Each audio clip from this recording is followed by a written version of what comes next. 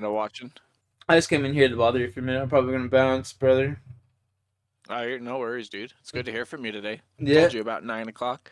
yeah. Well, dude, I was in bed. I was ready to fucking sleep, and then my fucking sister was just like, "Oh, wake up! Your foot's moving." Oh my god. What are you gonna do? Just escape for the night or what? Yeah, probably no. Like fuck. I'm pretty sure my I Borderlands dudes are supposed to pull through. That's why I was sitting in here. That's why I was surprised to see you. I'm like, that's my dog. yeah, fuck. That's my My dog. dog. Oh, can I pet that dog? But yeah, I'll talk to you later, man. Yeah, bro. Appreciate you, brother. Stay out of trouble, J-Ski. Love you. You Bye. too, brother. Peace, bro. He didn't say I love you back. That fucking asshole. The day you really couldn't ask for more. I would say Fragment's got sign me up every time. 3 key areas to hold. You're going to have, of course, the buildings amongst Fragment. We're going to be the initial pulls, but then everyone else is going to play either the Northern Ridge by Epicenter and then the Southern Hills that are moving up from Harvester and Geyser as well. Good areas to hold. Yo, Mitchell, what's up, dude? It's starting to pop off. A lot of individual knocks coming through, but we've yet to see official wipe of one squad at the moment. Bro, I just fell asleep playing this shit earlier, dude. I died at Zulrah. Not playing Newcastle, not playing Caustic, going for something a little bit different, something a little bit more aggressive here. Yeah, no I fell asleep at Zulrah earlier, boys. Like you say, with the Bangalore being picked, Five Fears will be eliminated, by the way. That's going to be our Red Bull first strike of the day. They'll be the first team out of the lobby. The Men of Culture at the moment are walking on hot coals, and I've heard apparently there's like something good about doing that, or maybe it's just one of those things that like people do to say they did it.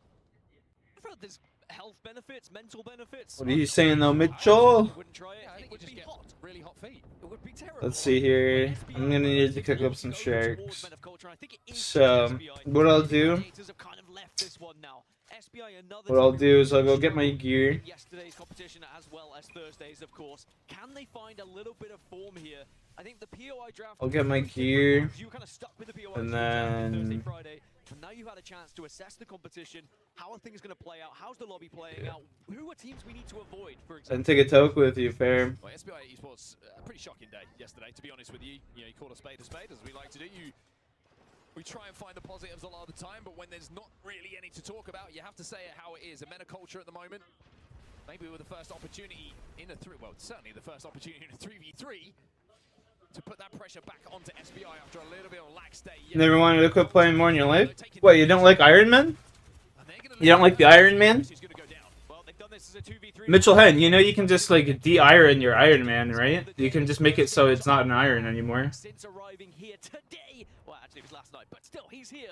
Now SBI have the advantage. Do you know, like... You know what you're doing on your Ironman? Like what you're trying to achieve and stuff? Or you need some help or something?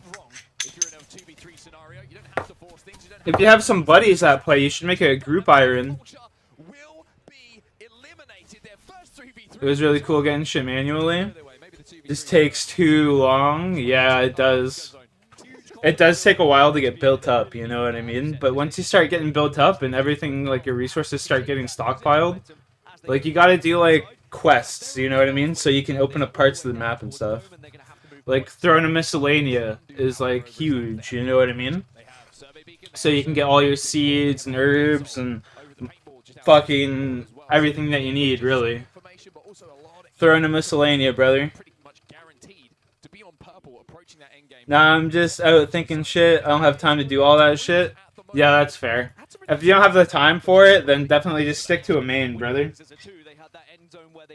Definitely just stick with the main. And you know what I would do? I would de-iron the one account. What I would do, brother? I would de-iron the one account and then just use that one account for farming, like, mining or something, you know what I mean? I'd use it to, like, farm mining or, like, make money on the side. That's what I would do. That's me personally, though, right? Like... Yo! Rashad! That's my boy.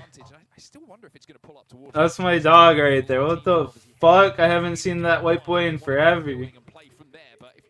of a risk move from that half. What's up, Bridget? Pretty good spot. How about this? This is a big fight. FaZe versus Crazy Thieves. I mean, that's two teams who have been arguably the favorites for Hello, son. now in terms of their POI draft positions. Anyway, Crazy Thieves going up Hello, towards son. Monetizer, and then FaZe up towards Skyhook. Now on their rotation, they have actually found each other, but it looks like FaZe are just going to hunker down, and CRT say we don't really need to be fighting this right now. Yeah, they had the Void Nexus down there, so they were just maybe just trying to see if they can pick onto FaZe, maybe just put a bit of pressure on. That's obviously a building that's going to be hotly contested. We see a lot of end zones just pulling out. Just here at home chilling. I feel it. That is held by FaZe, so just have a look, but making sure they had that fallback in place. So interestingly, VKG, the only team running Rampart right now, no Caustic, so that's with the hope that they can carry this composition through several games and hope that Caustic goes by first. But VKG has been a very disappointing tournament. QQ's down again, but they should be able to get it back up. But from mid-season playoff champions to now finding themselves in the elimination bracket, can they find any form here today? XD. I'll take that. It's not going to be a huge amount of Cheers. gathered, but it's giving enough to get them a little bit closer to purple. Also got the knock, which is just going to put some pressure on other teams elsewhere. But Cupid Esports, just top of this streamer building, could be a really good place if the zone does ping pong back to this side. I remember there were changes made to res farming as well, to how much you get from the Evo from each res in this kind of tournament build of Apex Legends that we are playing, so that you can't overachieve when it comes to just farming that Evo just from dying and resing. So most teams have now made their way in towards this zone. Elsewhere, we can see one team who's having a little bit of success. It's going to be Team Liquid. A couple of knocks coming in onto Alcazia. Zero from distance with the scout. Not going to be able to Cheers, dude. if that's going to be. Whew. That toke actually fucking cooked me right there. Whew. Thing to say. Jesus. Do better yesterday. A little bit disappointed to come down to the elimination bracket with a team which has so much history, has so many championships, has so many great moments amongst those players. I mean, you got to remember as well, a lot of talk about Sykes and a lot of talk about Zero on this lineup. Well, remember Funk almost won champs last year with Luminosity Gaming. He was in that top 3, in that top 2, and could have been an ALGS championship winner. And then what a journey He could have won with fucking Sweet last year. I forgot about that. Oh, dude, he could have won with Sweet last year. And finds himself on a roster that was, Forgot all about that. you know, are they going to be a team that competes with the biggest and the best? They haven't performed at that level thus far, but again, they are a team that is certainly capable of making a run through the elimination bracket here. It's going to be interesting to see this next zone pull, to be honest with you. Yeah. Information that we have, is it going to pull towards the Monument side or the Fragment side? Both still very much options for both teams. We've seen a lot of kills in the feed, or should I say a lot of knocks in the feed at the moment, but all from range, all 30-30s, all scouts, and maybe not so much the 30-30s, that was just a force of habit for me, but Triple Take certainly having an impact in those distance fights, but I go shave. into kills. And speaking of Liquid Alien West, shout out to our observing team for not just giving I gotta us shave, gentlemen. finding out where they found themselves at the moment. Mythicbing's going to spawn quite close to them, but with so many teams in the vicinity, that's going to be a tough one to pull up. And we're pulled all the way back to the respawn building. Fuck, man. Outside of Monument now. That's just a typical zone right there. I'm surprised no one's even playing that. Reignite's the only team playing that. Where those rocks are. Yep.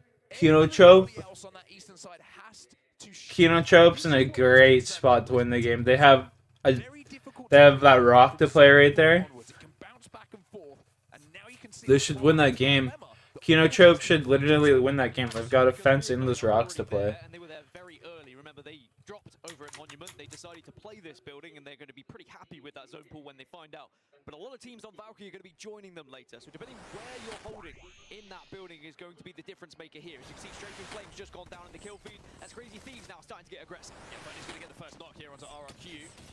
And now the swing is going to come in. Verhulst has gone down, and that's the Newcastle down, which makes it a little bit more awkward to get him back onto his feet. Jim Burton's going to get stunned here by that Newcastle wall, and is going to be forced to retreat and drag his teammate back to his feet. Pony's going to be doing. Am I gonna watch? Yeah. Jen's going to have the time here just to pop this battery, but with that building being free, they can slowly just kind of tease their way up. FaZe Clan at the moment are split across 3 buildings, by the way, on that northern side, so they should be able to bully their way back in here. Crazy Thieves, but good KP for them. Yeah, but then where do FaZe Clan go from there? That's the situation. You either try and bully away in the north, but there's so many teams in front of them, so you kind of have to be thinking about that Valkyrie Skyward dive as well. Now, now Sentinels are starting to get joined by a few more teams coming from that eastern side you were talking about. 38 seconds until this zone fully closes, which isn't going to be... I'm just going to be killing Zulrah or watching Apex. Which will close when we actually start to see these teams forced together. Everyone currently is within this zone that is closing. I think the only team who wasn't was SBI, but they are now. I mean, I'm being pedantic, I'll be honest with you. They were pretty much in zone. So we're going to have a little bit of a slow burner here on this next zone, unless a couple of teams try and take the opportunity to take to the skies, which we're also seeing with the Valkyrie ultimates coming in, the Skyward dives. Predator now having a look himself on the Crypto to see if he can find a bit of information on where they can play from. Crypto, Caustic, Bang as well. It's another very off-meta composition that we are seeing. No Caustic, no Newcastle. Again, comfort. You don't have Legends eliminated for at least the first 2 matches here. That zone is going to continue to trend towards the west, by the way. So reignite inside of that building will not be safe. No one's where that zone is going to be. And as we take a look at it, you can see now how valuable those rocks that we were talking about in the highlight become it, because that is not only your back being clear, but high ground, pretty much the only sustainable cover. So if you can make that move like Cupid Esports are doing right now, this could be a game-winning play. That's disaster for Kinatrope. Unless Kinatrope decide they want to take the fight, which with the composition they have, they don't have the ability to play as a Newcastle and just get a wall down and play late. So they're going to have to really push Cupid Esports off that position if they want to find themselves in the end game. Things are going to get nasty on this side of the map, though. That's one way of putting it. 44 seconds left until that zone closes, and everybody... Bro, I wasn't attacking him this whole time. Get the fuck out of here. Try and navigate this rotation and jump into the comms of Rock. Running at me, first floor. Crack them. I have a lot of barrels there. Hey. Are they playing second? Yeah, I'm No, don't die, Saucer. batting on the wall. Oh, I'm dead. Breaking our barrels.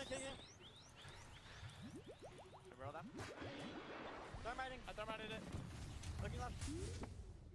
Turning. Playing close elevator. Yeah, I'm too. They have a height. I think so. Okay, we can't mark on them. Brother, this is such a scuffed fight right here. Holy shit. They're not. They're about team. I thought. They are. Okay. Yeah, they're about. Okay. Go. We need to go. Woo! Up top. Oh, you got the castle wall. I have all you too. Or last valve. Start it. Go. Yeah, start it. Well, as SBI Valcol, Rock Esports will do exactly the same. In the meantime, by the way, Team Liquid Alienware were eliminated from the lobby, and I think it was Crazy Thieves, if I'm not mistaken, who won that fight. I think we just saw 6 teams all Valcott exactly the same time, but there's not much playable space. This is where you need to really be relying on your IGL to actually commit to a call and be prepared to fight. Kinatrope are starting to get involved on Cupid here. Yeah, this is the one we were expecting to see. Kinatrope forced to make this play. They had to try and take the space away. Cupid Esports, though, will win that fight, and Kinatrope will not be able to force their way in. Johnny's going to have to try and stick this res, but GG have made the play now. They're wrapping behind them, and this could be the end of Cupid Esports. Took everything I had. Holy shit, that was so scuffed. What a win for Gaming Gladiators, now taking one of the best positions, I would say, as long as they can get back up to a healthy 3, and it looks like they will. Crazy Thieves again in the kill feed against FaZe. Synetic's just gone down, and you can see desperate people trying to stay alive at the moment, just behind anything that they can find to call cover. Yeah, Riddlord are trying to get anywhere near this zone. You can see how far they have to go. They're so aware that there's teams around them as well. Maybe just thinking KP is going to be their way to put points and placement on the board by killing players on this side of zone. FaZe Clan been eliminated. It was Crazy Thieves who were engaging with them, and we've got the majority of those KP as well. Massive for Crazy Thieves. It means they will have the majority of the North once they get through Aurora as their next target. Sentinels also being fired upon by Crazy Thieves. Riddlord finally do get wiped. That's brilliant from Sentinels because they did it without taking damage, but now Crazy Thieves pushing out here. Yeah, fantastic cover though coming in from Riley to keep his 2 teammates down on that low ground alive long enough to hold the push that was coming in from Crazy Thieves. They were desperate to third party that situation. Team Mango will be the next team to fall. And remember, technically, Crazy Thieves a chance to go back to back right now because they had 2 victories at the end of yesterday. Imagine if they could find another one at the start of the day here on Saturday in elimination bracket style. Crazy Thieves are pushing up onto Aurora now, though. Jabird's going to get that first knock, and he's going to follow it up with the caustic ult. The Nox gas goes in, a couple of barrels, things are getting extremely toxic inside of this building. Phony's got to be careful though, because he's getting chipped away by the gas from Xhako. He'll go down. Luckily for him, Verholz on the Newcastle still on his feet and able to drag his teammate and his IGL back. What a different team they look at the moment though with that confidence. We said that could happen. Fire will go down. Aurora have fallen, but can Crazy Thieves actually... Damn, Jim Burton's frying right now. Rock have gone down. Jim Burton's trying to stick this. Zone is closing behind them. He's going to have to give this one up. The zone will force Jim He's just gotta get top 5, dude. Honestly, that's all he's gotta do. Crazy Thieves up on top of the tracks, though. VKG have found themselves on the high ground with the castle wall down. Crazy Thieves... This team should win. Jim Burton could not make it work. It was Riley who got the last kill onto them for Sentinels. GG still in the power position at the moment, and they make it a living hell for VKG, who will go down. SPI start to press up on Sentinels now, and there's a couple of teams who really need to take advantage of the open space that's available at the moment. All of a sudden, though, these teams are taking care of each other. That's rough. To 4 squads. Every single squad is a full 3. Gaming Gladiators have those rocks we were talking about as a prime position to play from. They have the high ground overlooking everything that's in front of them. Only difference in terms of composition is SPI are running Mad, Maggie, and Bang. Everyone else is running the traditional Caustic, Newcastle, and Valkyrie here. So I'm very keen to see what SPI try and do here. If they had a Wrecking Ball, it could be a big game changer going into this last fight. And they do. They do. Skynades, usually pretty good as well. Looking for the big numbers to pop up. Not gonna happen, but now it does! The bombs fall from the heavens and will contribute to Reignite being wiped off the face of... Reignite, dude. They were the team I said that should have won it. They should have been up on the hill. Reignite should have been where this GG is, dude. I called that shit in the very beginning. They had that spot, too. That's crazy. One thing to point out about the Mad Maggie and the Wrecking Ball that you were talking about isn't as effective when you're having to fight uphill. If you're going downhill and you're throwing that thing, you can cause all sorts of problems.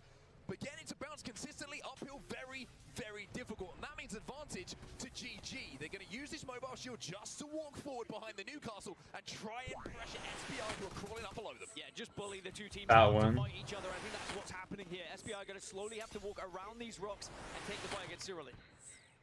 Much better game, though, from SPI in comparison to what we saw yesterday. It started off with a 3v3 win all the way over at Dome. And now they find themselves with an opportunity to maybe win game number 1 in our elimination bracket rounds. GG getting ready to poke. That riot drill's going to chip away. But not quite hitting the armors. The damage taken by Mike forces him to retreat, but they've got a couple of armor swaps down. The armor swaps are huge. It allows them to reset with having to push around. Otherwise, they would have been forced into that 3v3 engagement. All teams reluctant to be the first to fire here, because as soon as one bullet gets fired, everyone then changes their plan. Everyone then changes their position in hoping they get to be the third party to win this one. This young man we talked about has been a superstar in the making. Well, making your name on land is how you become the superstar. And Aku looking to put some kills on the board here to secure this game 1 victory for GG. SPI all trapped down on that low ground, but it's the experience of Blast, who not just takes down one, he hits a 124 into a second. He's taking both teams on himself. SPI trying to climb up. The Thermites are chipping away. And Blast ain't missing too many bullets with this spray at the moment. Blast now changes to the triple take, but now the gas is starting to chip away. Damn. Solale will be eliminated. SPI have made a game of this one. Lufka, he's down on his knees. It's a 2v1, I believe. It's a 2v0 as SPI Esports will be your champions at game number 1. I mean, we said what a confidence builder it could be, winning that initial fight against Men of Culture right at the start of the game at Dome. And they go on to win this first match. And how vital could that be for their chances moving forward in this elimination bracket? It's going to build confidence and also set a precedent here going into the next games that they have to be a team who should be respected going into this lobby. What a difference a day makes. What a difference a night's sleep makes. What a difference a little bit of VOD review and some different POIs, different maps makes, different lobby, whatever it is. All of the ingredients to this recipe. Made a delicious game number 1 here for SPI Esports. At the bottom of the leaderboards yesterday, struggling to win a 3v3. Today they come out on fire. And it feels like for GG, it's a good game, it's a great game. Maybe one that in that position they were hoping could have been a first place finish. I think GG will look back at that one and say, how did we not win it? They did everything right. They held the high ground. They were getting the engagements on the other two teams. In the end, they just couldn't hold, and they took so much damage from other ultimates. But I will say, in terms of compositions, it was the Bang, it was the Mad Maggie who came out on top. Didn't need a Caustic, didn't need a Newcastle, which is even more impressive, because it's so hard to hold some of these angles with a roster like that. Yeah, it's very, very impressive stuff from SPI Esports. I think the fact that there was felt like both teams down on the low ground recognized that GG were the team who were probably going to win the game, so kind of focused their attention onto GG, and then we're like, if we deal with that, we can deal with each other and see what happens. GG did a great job of holding, but had to hold off multiple waves of both teams' players flying towards that position. And GG at the end end up in second place with 7 KP, but it is SPI Esports who are on top here. 24-12 across the board, both the kill points and their placements. And then interestingly, Mirage Newcastle, the Sharks, legend that cool. is banned here after those tiebreakers. Kill So of course they will survive 114. another game. I don't know what my preference is. After we've seen it flip-flop on Thursday and Friday with Newcastle going first or Caustic going first, I think typically I'd rather see Caustic go and Newcastle stay because it creates for a very different element. You can create some new space, but at the same time, you have to be far more creative in your pushes when you don't have Newcastle, which I enjoy at the same time. I mean, we'll take a look at our top 3 finishes from that game as well. Some statistics to back up those performances. And you're looking across the kills, and just shout out to Egoist. I mean, he had a really good start to the game, remember, all the way over at Dome, contributing to some of those impactful kills that got the momentum going for them. He ends up with 5 blasts on the other side for Game and Gladiators. He had 5 himself. So Raleigh, a little bit of a quiet game when it comes to the KP, but we heard from Ian Aga. You know, that man knows his zone, and he needs a little bit of luck. Well, they got into a great position for the end game. The kills didn't really matter because they got the placement points to go alongside. If you can consistently find top 3, even without kills, you should be able to progress just about into the next stage. I mean, you might need a couple here or there, but you're still picking up great points purely through placement, and there will be games where those kills come towards you. That was a bit more of a different zone. You're going to struggle to find kills in certain places when you're kind of hiding in a building. You can only do poke damage. Instead, teams like SPI, who are out in the wild playing a more aggressive comp, they're more likely to get the kill. Yeah, as the opportunity just presents itself. It's something like a riot drill, it just creates an opportunity. It's almost free damage if you can angle it properly and really create that opportunity to put the pressure on. But game 1 is done and dusted. Able to wake up, as well as 9 Valkyries as well, before we go into 7 Cryptos. But then you get into the off-meta picks, 2 Watsons, 2 Wraiths, a Mad Maggie, a Catalyst, a Gibraltar, and a Seer. So there is plenty of legend selection here of people trying to do something a little bit different. Seeing a Wraith in here as well for Aurora. A little bit of an early pick for that by the looks of things. So that's always an interesting one. I always feel like when you look at World's Edge, Wraith is just such an effective lane. I mean, Wraith probably one of the most well-balanced legends, I'd say, the history, and the fact that it's one of the launch title legends that still has the impact that she does. Very, very interesting to see how they're going to be able to navigate and rotate using that portal, and of course, jumping into the void when required. Now, let's take a look at the zone down. Where are we going? The answer is Lava Fisher. We are going all the way west. Kinnestrope going to be very close. The answer is probably Lava Fisher. Algadzia over at Lava Fisher are going to learn that very quickly. They do have a ring console as well. Team Mango can move from Landslide, and Rock are actually already moving from staging. They did have a ring console. So yeah, Rock have that information. They're going to start to move very quickly.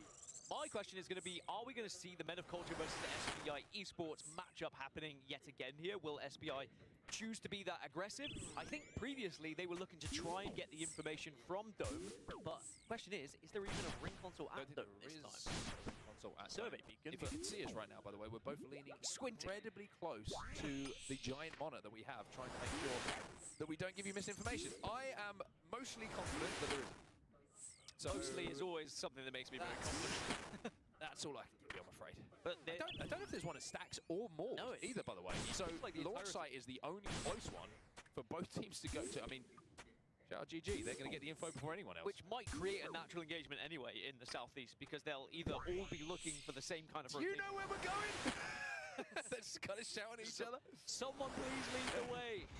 Well, Rock did move fast, but they have moved already into a little bit of danger by the looks of things. Algadzia, who did drop down here, just forced them away, and Rock maybe have to find a little bit of a different spot to play.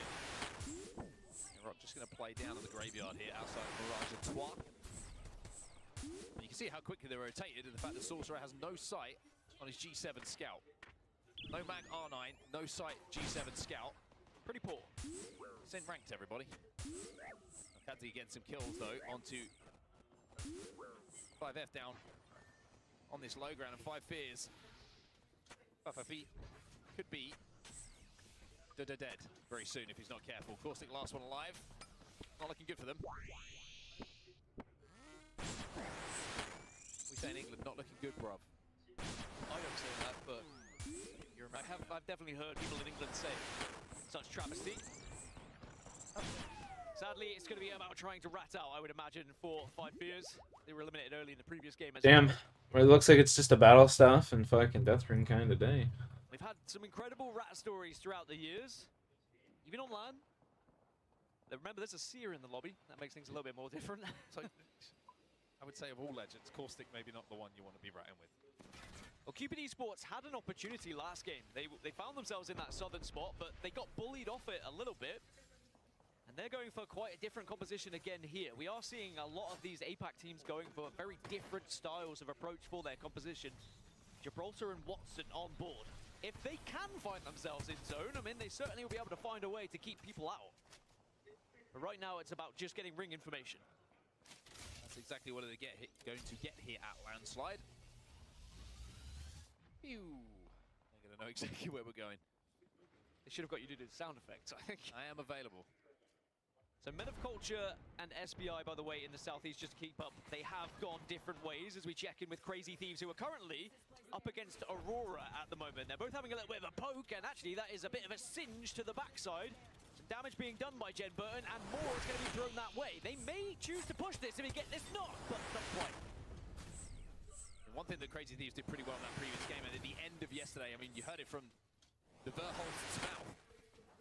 When everyone was saying, we kind of hit rock bottom, we were like, well, we can't go any lower. Let's pick up the aggression. Let's start swinging onto teams. Let's start taking the fights. Well, it seemed to be working pretty well for them in that first game, winning a couple of fights on that northern side of zone. It was just at the end game where the traffic became a little bit too much for them to navigate, where they eventually fell. But good KP from kill points. It's a confidence booster. I think if you're put yourself in their shoes and you're expecting to take maybe 3-4 fights per game, and if you're winning the majority of those in game number 1, but you just don't have a great spot for end zone, when you have a better rotate and a clearer rotate, you're probably thinking you can win those fights to then win the game. Riddle Order in a similar position that we just saw Aurora and Crazy Thieves. All of them probably trying to work out where do we go, because I think going west from Monument puts you in a very vulnerable position, trying to force your way through that choke point. You're very open to a lot of gunshots that are going to arrive from Lava Fisher's side. And maybe they want to try and go through Skyhook instead, or even down south through staging, depending on which team it is. Now, Men of Culture, I said earlier they had moved away from SBI Esports, and they might be rotating through Thermal to get even Ring 3 information from Thermal Station. Gaming Gladiators have just done a pretty similar journey through the southwest side of the map. Cupid are in trouble. Well, Johnny's down, Dan. Will Johnny be good? He's going to be back up on his feet. It looks like Cupid will have a chance to reset here, but again, you're in a position where you don't have anything really to play at the moment. This is one of my least favorite areas to actually try and get late game, because you struggle. You have to drop down low, and you're just vulnerable from too many angles. One way that you might be able to get up top, though, if you can find a place to place it, is with an evac tower. Phase playing on those rocks. A bit of a pause coming in, which gives us a chance to catch our breath. Good news for everyone, though. No big engagements going down, but when we are looking at zone, and we're looking at the traffic, a lot of people, like we imagined, Dan, when we first saw that zone pull, playing towards that Lava Fisher side. I do feel like this pause might be my fault. Only reason I was teasing Genome and Vicky earlier, well, yesterday, because they had a pause every game. We had none. I was like, oh, we had a flawless day. What are you guys doing? But, okay, maybe I've turned that off, so I apologize for that. Can't believe we've done this. But I am interested how this zone goes, because, well, again, oh no, we can talk about it, because our voice is going out. So it has moved a little bit further south, the zone. It isn't moving all the way west to Lava Fisher, so it is... Damn, dude, I seen the fucking green and I got excited. Early to that, who are going to be delighted. They won't know just yet. But that means there's going to be... I seen the green and I got super excited. I was like, oh, it's about time. 116 KC. Not to go through that western side of Monument, instead went up towards Skyhook. They're now going to have to not only go through northern side and go through Countdown, but then once they win those engagements, if they were to win, they still have to continue to go further, unless they Valkyrie. Yeah, one thing that to keep in mind, like you say, they have that Valkyrie in the composition. They also probably are just playing for the ring console that's over at Sky West at the moment. So if they're going to play for that, Liquid Alienware currently sit on it at the moment, but they don't really need to fight, to be honest with you. They can just allow each other to hit that console and then move from there. They're going to be able to probably overtake that traffic that's built up on that northern side. So Crazy Thieves and Liquid Alienware both in a good spot to maybe out-rotate and take over some of those teams who are currently at Lava Fisher. Crazy Thieves do look like a different team today, has to be said. I mean, they look like the team we saw in the final 2 games of yesterday. But I think we said this right at the start of yesterday, and even previously. If Crazy Thieves find momentum, if they start to actually believe in themselves, they will turn into a different team. As we look back at some of the highlights from the last 2 days of group stages, It was a very rough start for them, but now they start to look like the team that they should look like. At one point, they were in 37th position, 36th position. Should never happen when you have players like this on your roster. So I'm glad they've been able to wake up, and it isn't too late. That's the good thing. They've woken up enough. Be a quick kill, They can actually relatively. compete in the elimination round. I gotta Right respect here. as well, you know, Verhulst and what he said, I think, in the interview with Lace a little bit earlier on. It's like, what went wrong? Lace asked, and he was like, macro's bad. And you know what I mean? Like, it's like, we're not making excuses, our macro was bad. Like, it wasn't anything else outside of it. It's like, we just played badly. We were not getting into good spots. We were playing scared. And the way to remedy that is kind of just take the chains off a little bit. Get a little bit more busy. Get active on the map. Take some 3v3s if they're there. Some of the most talented players in the world. Land champions. All of them. They know how to win championships. But sometimes you need to remind yourself that you can do that. The pause is going to be over. We're going back into the game, and we're going to jump on board with Crazy Thieves here to see if that narrative continues from yesterday or if some of the problems continue to rear. Do Crazy Thieves know of Liquid Alienware would be my question. Liquid Alienware are very close. Well, now they do. I think they did spot one of them. So, yes, both teams should be aware of each other. Liquid Alienware at the moment hovering in and around the zone next to Trials. They might make a rotation around on the northwest and try and go through that that far corner and maybe try and catch like the likes of FaZe Clan off guard. We'll have to wait and see. As Five Fears, by the way, have been able to respawn. Remember, when we checked in with Five Fears originally, it was just a solo rat caustic and we didn't really know how it was going to go. But back alive, excellent work to keep this team on their feet. I'm not quite sure how he's got out of that position, to be completely honest with you. Just looking at where they were respawning as well, I'm like, fair play. You managed to make it work, and that is one stealthy caustic, just showing that it doesn't matter the size, it just matters how quiet you can be moving through the crowds down. Motion of the ocean. Now, FaZe Clan have seen Liquid Alienware just rotate on that northwestern side, and Crazy Thieves have actually opted to go through Countdown on the east. All of these teams Chaos Streams will take learn very shortly that it's not enough. You're going to have to keep moving a little bit further south. But this next zone is going to close in only SBI, Five Fears, Men of Culture outside of it right now. Men of Culture are approaching RRQ. Might have to take that fight. You can see already some gunfire happening there. Yeah, one difficult spot here. When you look at the map overhead, you're like, oh, Graveyard, that looks like a great place to play. But Graveyard early on is very difficult to hold. There's a lot of angles above you that surround you. Late game, fantastic, but you have to be able to take it late game. Playing it early, very, very difficult. And when you take Newcastle, for example, out of the composition, obviously being banned, makes it even more difficult to do so. Liquid Alienware, we mentioned how they've been rotating from this northern side, where they've worked their way into Lava Fissure, but they don't have zone information on where this next zone is going to be pulling. So that's going to be new information for not just them, but FaZe Clan as well. We're pretty much rubbing shoulders with them. Of course, FaZe Clan, who were dangerously close to getting into the winner's bracket yesterday, they only missed by a couple of points in the end, as well as Rock, as well as Crazy Thieves. So naturally, they become some of the favorites that are going to be in this lobby, but they might find themselves contested by the likes of Liquid Alienware and Cupid shortly. But a lot of teams just avoiding these gunfights at the moment. As I say that, I've just seen Rock have just lost 2 in the kill feed. Deeds and Sorcerer have just gone down. Yeah, they have indeed fallen. We'll have to see if they can escape. But not looking good for them at the moment, and there is Vaxelon, the last alive. Reignite, extending from that little compound of buildings below the ship of Mirage Etoile. It looks like Rock actually, I was going to say, well, could potentially, maybe, possibly, perhaps, Per maybe, be able to reset here. They certainly can't get Deeds back in right now. I wonder if Sorcerer's got himself a little Moby in the back pocket if they can get him back to his feet, though. Vaxelon certainly doesn't. He's going to stick this one on Crypto. There's a drone knocking about in front of him, which is very frustrating, as is consistently picking your teammate up for him to just to fall back to his knees. it's the worst feeling, by the way, when you're just that person that's getting knocked over and over again. Resme. Big moment here, Crazy Thieves versus VK Gaming. This is in and around Countdown at the moment. Both teams won't be safe when that next zone does close, but they are safe for now. QQ trying to get a cheeky angle here. Cass is going to try and back him up. Jen's having to take a little bit of time here to pop this med kit and get healthy. It's a little bit of damage. That's a really good couple of arc stars, though, that should force VK back a little bit. And now with a Q2 from Jet Burn. Both players have gone down on either side, but it looks like the advantage now is heavily in the favor of Jet Burn and Co. One player left alive here. It's a 1v2. Casa has to escape, and Casa will escape. And there's a lot of Crazy Thieves fans in the audience at the moment. You can hear hear it when they start to win these engagements, and they will be able to take the victory here, even if they don't wipe the entire team.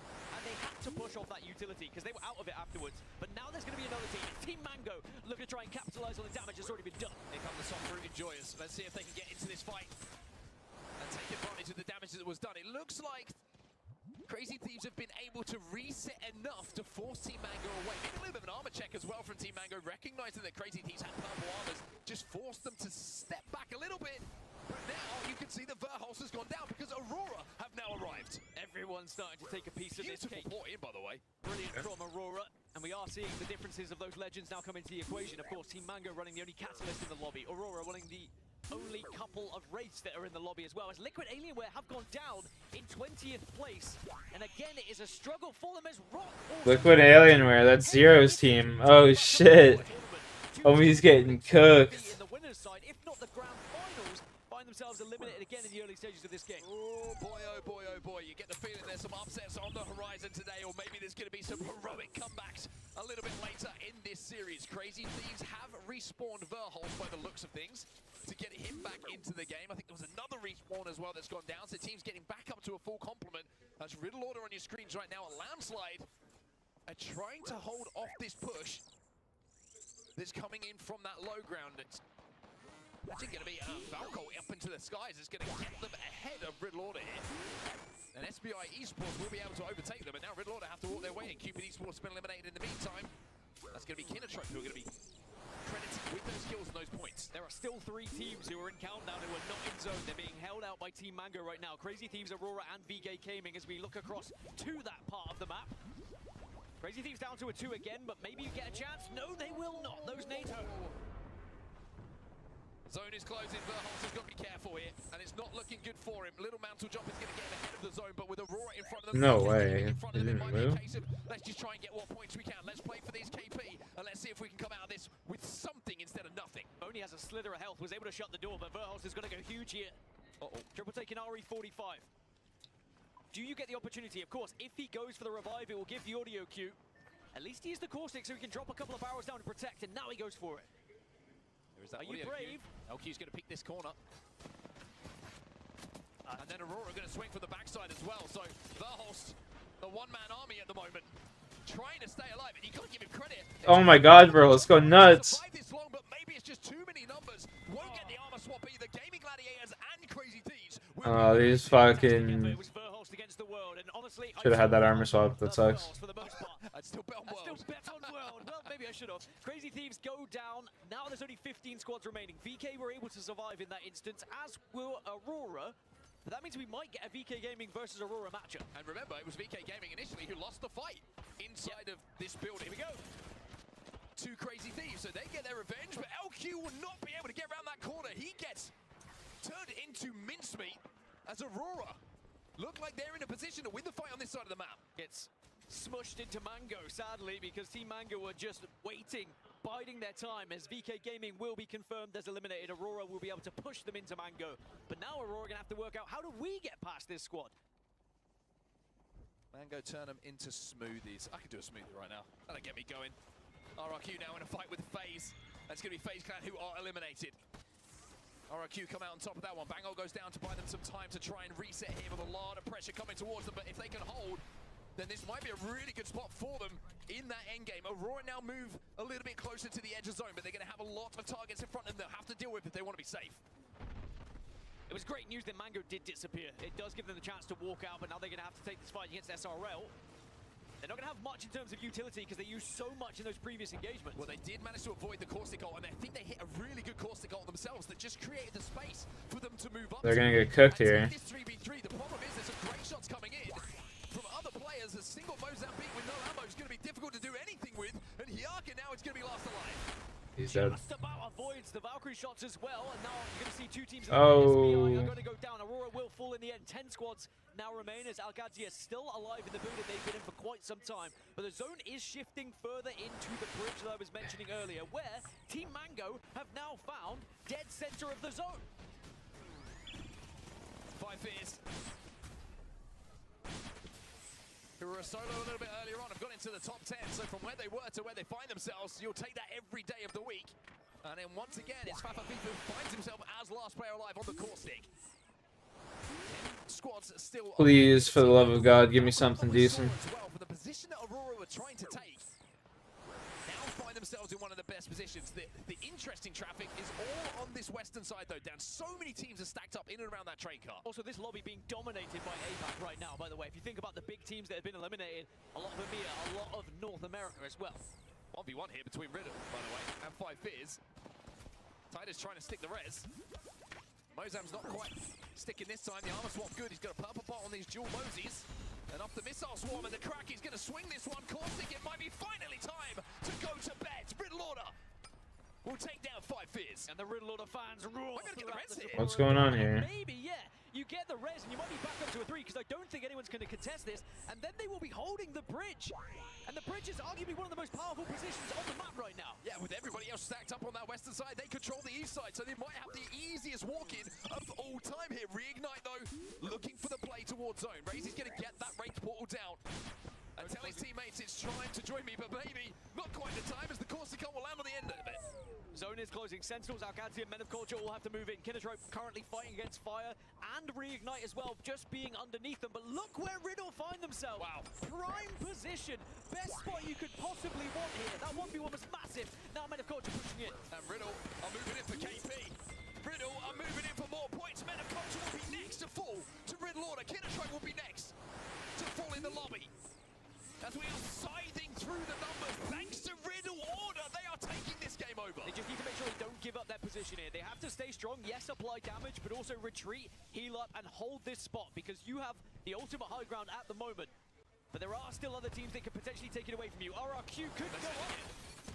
They are sending it down onto Sentinels, and I think that might have been a little bit of adrenaline that just made that play seem a little bit more valuable than it actually was. Riddle Order will be eliminated and Sentinels will survive. And now RRQ are going to pick up the pieces here and take prime position.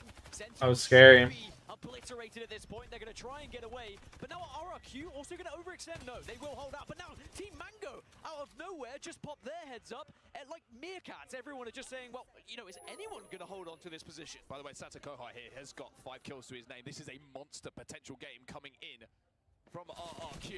12 kills at the moment. 12 kills as it stands, and still 4 squads remaining in this lobby. It could be a very memorable game, but Sentinels will be the next to fall as RRQ move forward and take the high ground from Mango. RRQ, Mango, Reignite. I told you it was a very different lobby that we're going to be seeing here today. But now that's the only Catwall, the only Dark Veil that was going to be available here, because only a single Catalyst in the lobby. It splits this entire zone, but it might force Mango and Reignite to just have a little scrap. But remember, it's a solo from Reignite that could change how this goes. 6 kills here for Mosudisu as well. So again, we're talking about the numbers. Everybody contributing. Thermites go in. Damage is done.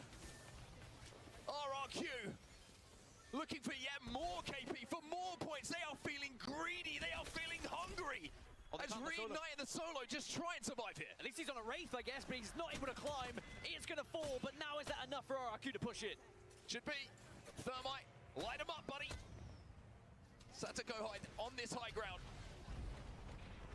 Just a case of hitting your shots at this point. Might be some desperation plays towards the end game here. From Team Mango down on the low ground, but Strafing Flame might be first victim. Not going to go down, though. And even though the damage is done, someone's got to push and make this decision here. There's one. There's 2. There's 3. It's a monster game for RRQ. They're the champions here of match number 2. 16 kills for RRQ, a 28-point game to put their best foot forward already for Elimination Bracket Round 2. 8 on the up. You get to the console as well. So this is an opportunity. Put a good game on the board here. You might be securing yourself into the next round of this elimination bracket. You have your life in your hands. Then on the flip side, Crazy Thieves, FaZe Clan, Liquid Alienware, all at the top of the map are going to have to move quite some way. Now, Crazy Thieves, a little bit less pressure on them because they have already found points in these first 2. But in particular, FaZe Clan and Liquid Alienware need to be picking up points sooner rather than later. You cannot rely on it just being one match to progress you through. Now, one match, if it's big enough, it can put you up there into the top 10. It's definitely doable. We've seen it happen in bracket stages before. But the further you get into this series, the more nervous you are going to be. I did see, for example, Liquid Alienware stepped away after that game, made sure they got a little bit of a break. They did seem a little bit dejected, but all it takes is one. All it takes is that one win, and it just changes your spirit completely. As I was mentioning, exactly what happened to Crazy Thieves yesterday. I mean, the crazy thing is, it's not. I think it's not just one game. We've talked about this a lot. It's one fight. One fight that you just roll a team, and you're like, oh, that was a good team that we just rolled. Confidence multiplies, and all of a sudden you feel unkillable. And then decisions, fights, how you interact with each other and bait and switch in those moments really does just, for some reason, become natural once again.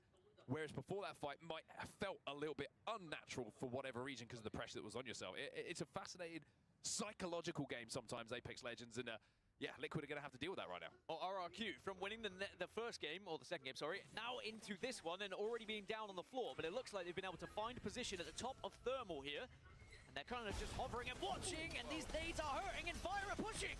Fire are pushing, and Desi doesn't really hit the shots that he needs to with Sheila. And now Satukohai is just scarpering away. Once again, just running on the coals. And that will be an opportunity squandered. Our Red Bull First Strike team eliminated is the winners of game number 2.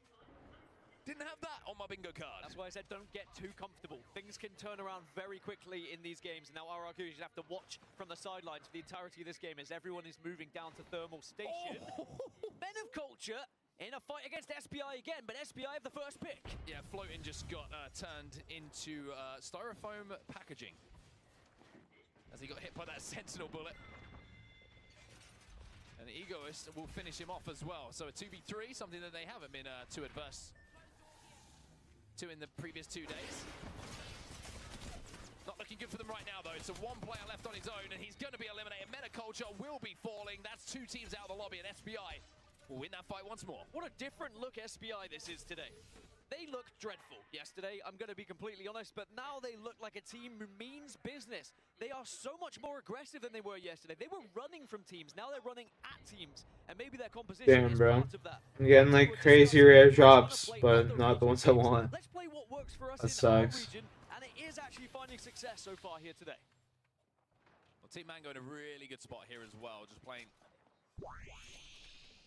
this building, which is kind of away from a lot of where teams will stack up in and around Thermal Station. They also have a really good composition for holding this. I mean, you've got Watson and Catalyst, by the way, in the composition. This building is going to be heavily fortified by reinforced doors. You're going to have those interception pylon down as well. You're going to have defenses on it. I mean, it's going to be difficult to get in there. You're going to have to certainly knock on the door and do some damage. Bangalore might be something that can change that, but Team Liquid Alienware, I do feel this is the kind of now or never game for them.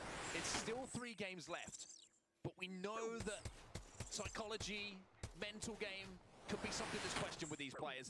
I feel like they need to produce something good now. I mean, you saw the frustration there from Zero when they didn't capitalize on potentially catching FaZe Clan rotating from Skyhook. There was a chance for a bit of KP there, because if they get that knock, they push it. But they're not going to just unnecessarily chase that way in shadow, because then you're not going to get the information and you set yourself up for an ambush. So now they have to change their plan completely, move over to the Monument side to get their information. And again, it's going to be a slow game. They're going to be late to zone. They don't have any points, any KP. And we may well look at Storm Point with a Liquid Alienware who don't have any points at this rate.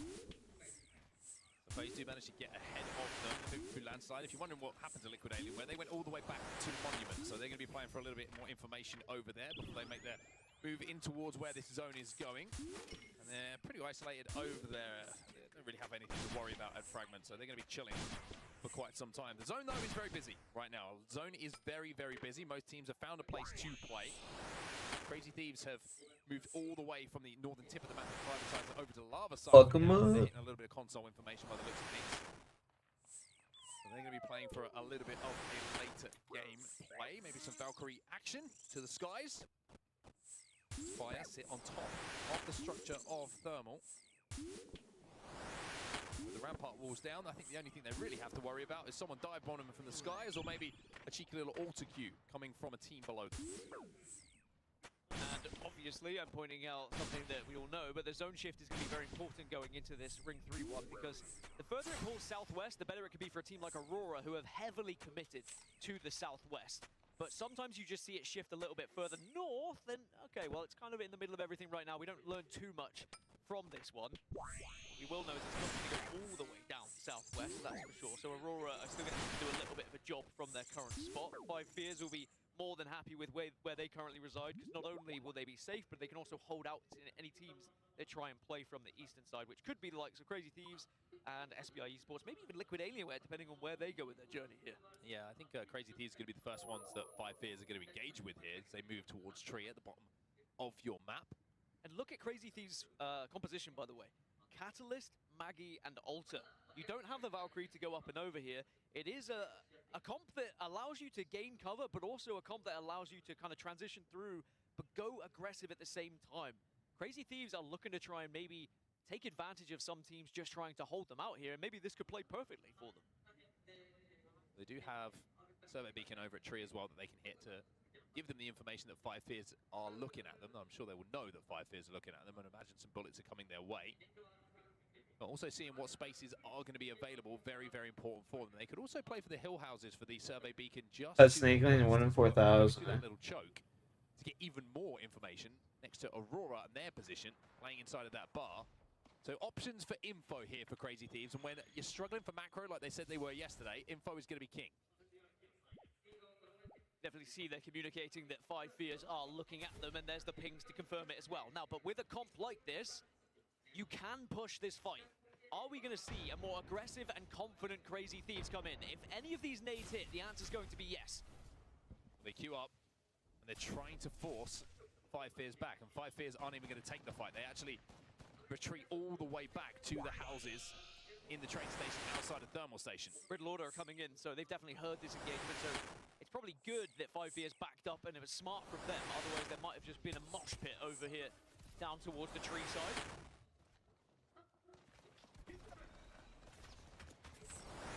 They're just trying to move through the tunnel here. The tunnel was always a little bit a risky spot. You're so easily focused by a lot of teams who are on the other side of it, but to be honest with them, I would say you've got as good a rotate as you could ask for from this position. Five Fears is the only team at the moment that could potentially hold them out. Checking in elsewhere on the northern side, Team Liquid Alienware again having pop shots over towards FaZe Clan. FaZe Clan up towards staging, Liquid Alienware just over in between staging and Harvester at the moment. But both their rotations are going to be probably held out by teams. Cupid Esports, for example, are holding the train tracks near Liquid Alienware, and the tunnel as well below it is being held by Rock. FaZe Clan arguably have an easier rotation, but a more vulnerable one from shots coming from teams at Thermal at the moment. Liquid Alienware maybe realizing they might actually have to bully this team through this tunnel. Cupid Esports are inside of the tunnel. Fox going to jump into the drone, maybe look for an EMP in this position. If he can get this off, then the fight becomes a lot easier. A couple of nades coming in now from Zero. Not sure if there's an Inception pylon down, which is going to eat these up. It doesn't look like there is, even though those Watson fences are going to be down. And you look at the armor differential between the team, the advantages seem to be with Liquid Alienware. They want to take this fight. Let's jump into a listen in as the Come on, baby. Liquid. This will be interesting. A little listening to Zero's team. Oh, they want to fight. Holy shit. Running backs. You guys have to look the other way. Look at this. Oh, the guy walking out here. I need the hill, bro. We're chilling, they're running back. We're chilling. He's one. I need the There's hill. another team here, new team here, okay guys? I'm fucking one right now. You're good. I'm just humming the team, bro. I know. I just have the bets. New team. They're fucking. They're drone. They're heated. I don't know if they're on crypto or not. Can you give me a flare, please? Yep. Take that. I need an ult cell, guys. If we can't. Yeah, I got one. I need an ult cell. There's one on the ground. One on the ground right here in the corner. Yeah, I need to grab that. I'm just right now for 5.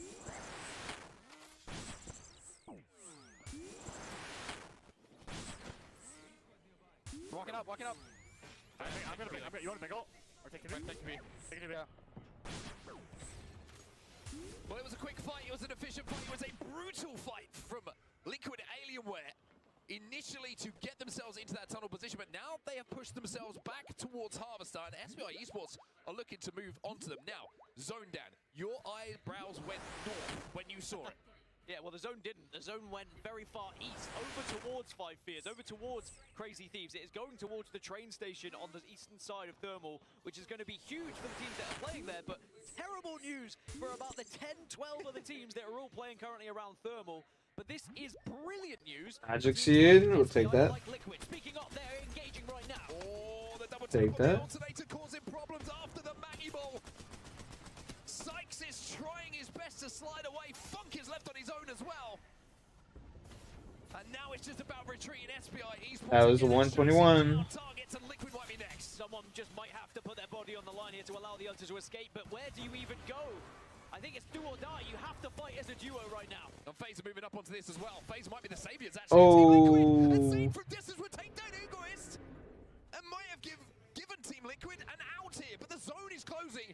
Everybody here is just going to cannibalize each other. Yeah, if you don't get killed by another team, you're probably getting killed by Zone. SBI just killing themselves at this point. Yeah. And FaZe Clan are going to be the winners of this entire engagement. I mean, Liquid will probably quite rightly think, what are you doing, SBI? Somehow they're still alive, by the way, Liquid, because FaZe are being forced back towards the zone. Sykes is the last hope. He's going to die as well. Liquid Alien, we're out. And another disappointing game for them. Reignite will also fall.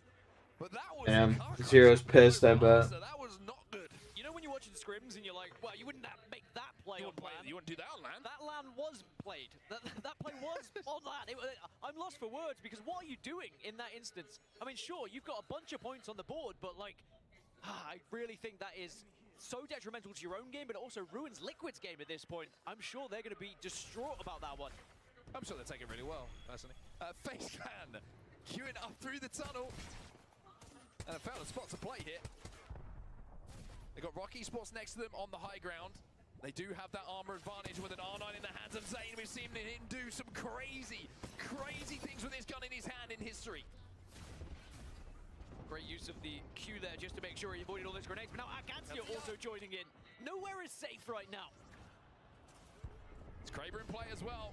So Raleigh have that in their hands, and Ray has managed to pick up one onto Five Fears. Give me a drop. But Akadzia moving up now with the thermites in the hands of Kimchi, trying to force Rock away. And Rock have fallen down to that low ground inside of the tunnel, and now it's just a 3v3 for FaZe, but they've got to be careful that Rock don't queue up on him. Yeah, Nags has just gone down as well, so now FaZe is just going to be a 2. Agancia are currently the winners of this engagement, absolutely. The other two might just trying to retreat a little bit. Agancia need to not allow them to escape because there's important KP they can pick up here. And actually, you want to wipe as many teams from this side of the zone so you can control it. But now Kindertrip also arriving to this one. Oh, Pricey. Oh, Pricey's going to tell everybody just where they are. Pricey somehow stays alive. Aurora cannot do that elsewhere.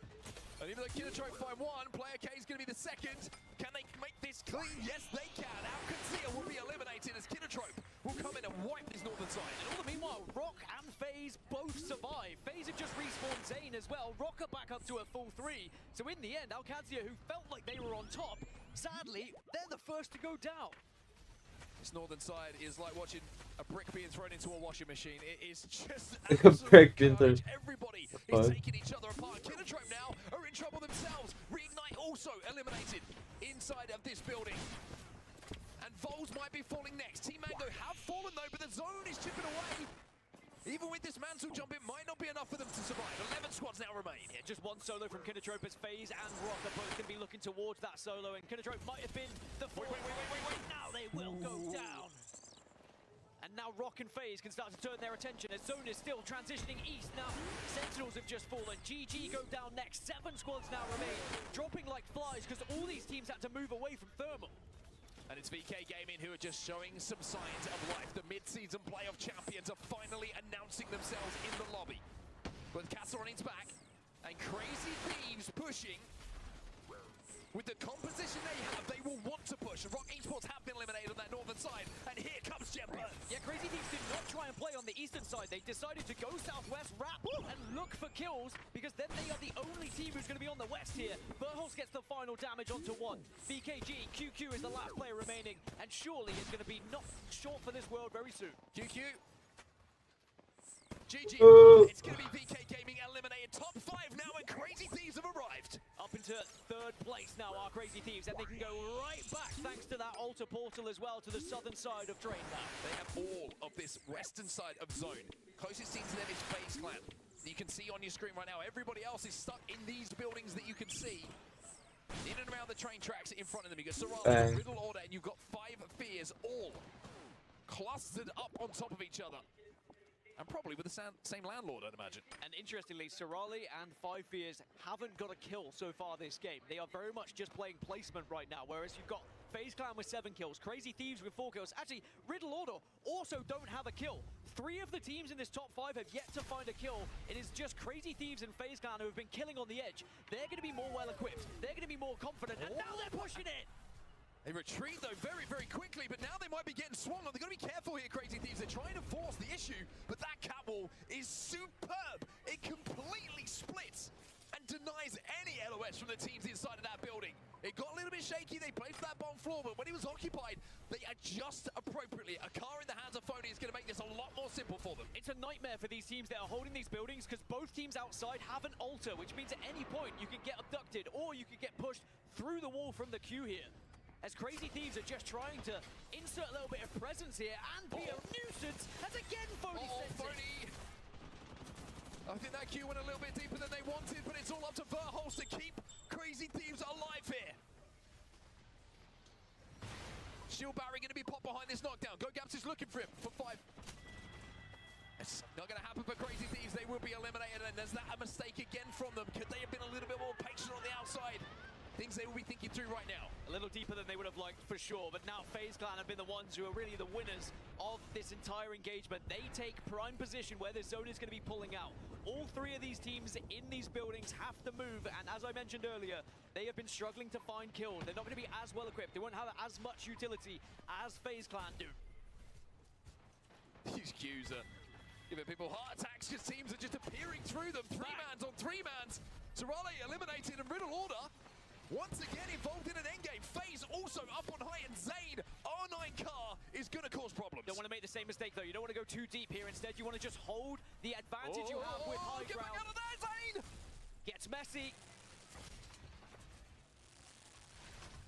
FaZe finally realized that there's a lot of space to play on this side of the map. They didn't have to kill everything immediately. 5 Fears have been eliminated, and FaZe Clan may now be in possession of the game-winning spot. The rest of Riddle Order are trapped inside of this building and have to leave. What do you do, though, if you're Riddle here? If you can play this wall and get Zane, you might have a chance, but that's great damage coming out from FaZe. Titus down. Balzera, even though he got an armor swap, might be next. Momon desperately trying to survive, trying to play for a battery to be popped, and even though they're bottomless, unfortunately for him, FaZe Clan are healthy, and it will be FaZe Clan who close out game number 3 here on World's Edge by calling themselves champions. All the way from Scott. He was cheating. And laughter in the crowd of seeing block. Hey, with the like, let's talk about the team that every right now. I mean, aside from FaZe having their pop-off opportunity, Liquid, I knew were struggling in scrims, but there's only so much I take away from scrims, right? Because it really matters when you're on the big stage. When you have that experience, you may not have those nerves that maybe other teams may have.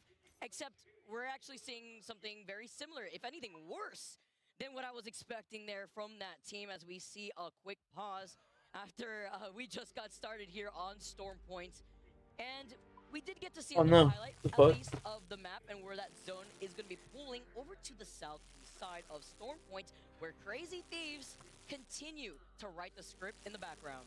Yeah, 25 points for them so far. Could be another little bit of help for them, especially, I mean, they're running the Catalyst this time. Perhaps you'd rather have the Rampart or the Watson. Look, why don't we just have a quick look at the POI draft, since we have just switched maps to get a sense, you know, dial you guys in a little bit further with how this one has played out. So if we're looking at teams that have prioritized Storm Point here, you can see that Rock Esports went for Lightning Rod in 3rd pick. An interesting one, I will say. I mean, often we'll see the first 3 picks go the way of World's Edge. You know, maybe a Skyhook West, a Climatizer. But this time, we actually see the 3rd pick go over there to Lightning Rod, a very strong POI, especially for Edge teams. Rock Esports, probably a little bit more hybrid, but interesting to see it goes that early. There we go. I'm sure you guys got the rest of the information. I only need to explain one. the Gigabrains out there were checking out the other 19 while I was yapping. And meanwhile, the admins were getting the game restarted, so we're straight back in. Let's get it going. I like how you highlighted just the composition, the POI drafts of Rock, because in this game specifically, of course, we won't be seeing Alter, Caustic, or Newcastle. Those are the 3 legends that were banned over on World's Edge. Instead, though, Deeds, Vax, and Saucer are rolling out with the Mad Maggie, Crypto, and Bangalore. And since they wanted to prioritize Lightning Rod, playing much more on the edge of this next zone, as they're going to be rotating over to that south side. But they still have to look behind them because Rex, the APAC North and South teams have been waking up when it matters, Genome, and now going to be able to try to capitalize off of that going into a new map. Whoa, just had some great info come through from the observers. It's hard to see right now with all their names over the POI, but in fact, the crazy... No, I reset my...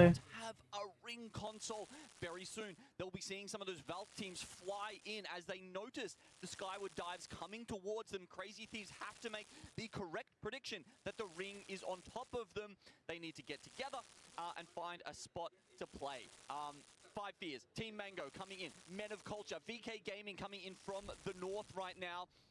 One of the risks of this, Vicky, is that if you don't have the ring console, you say, okay, let's, loot a little bit slower because we're going to have to go somewhere else to get the ring console anyway. All of a sudden, everyone's on your head. Maybe you'll be split when the Valks come in. And that's why when you see the survey beacon and you have a lot of teams congregated in one spot, you try to take that gamble if you don't have access to that information. We did see one of the members of Mego get taken out as Men of Culture are reunited as a 3.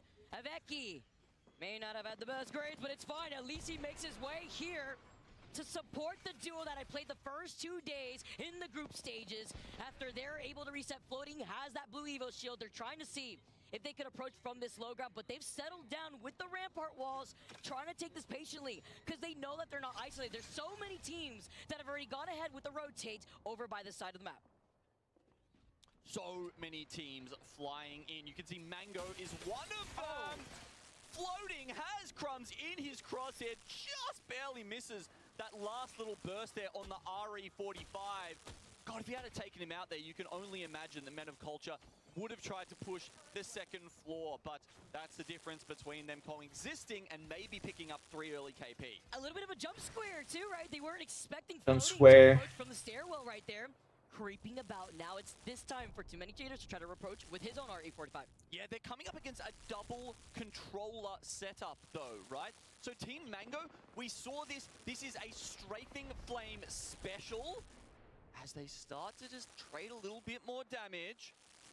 But Strafing Flame, I mean, he picked Landslide on World's Edge. They're playing Cat and Watson together. You don't really see anybody else do this. As I said, a Strafing Flame special. I'm a little bit more surprised to see it actually come out on Storm Point.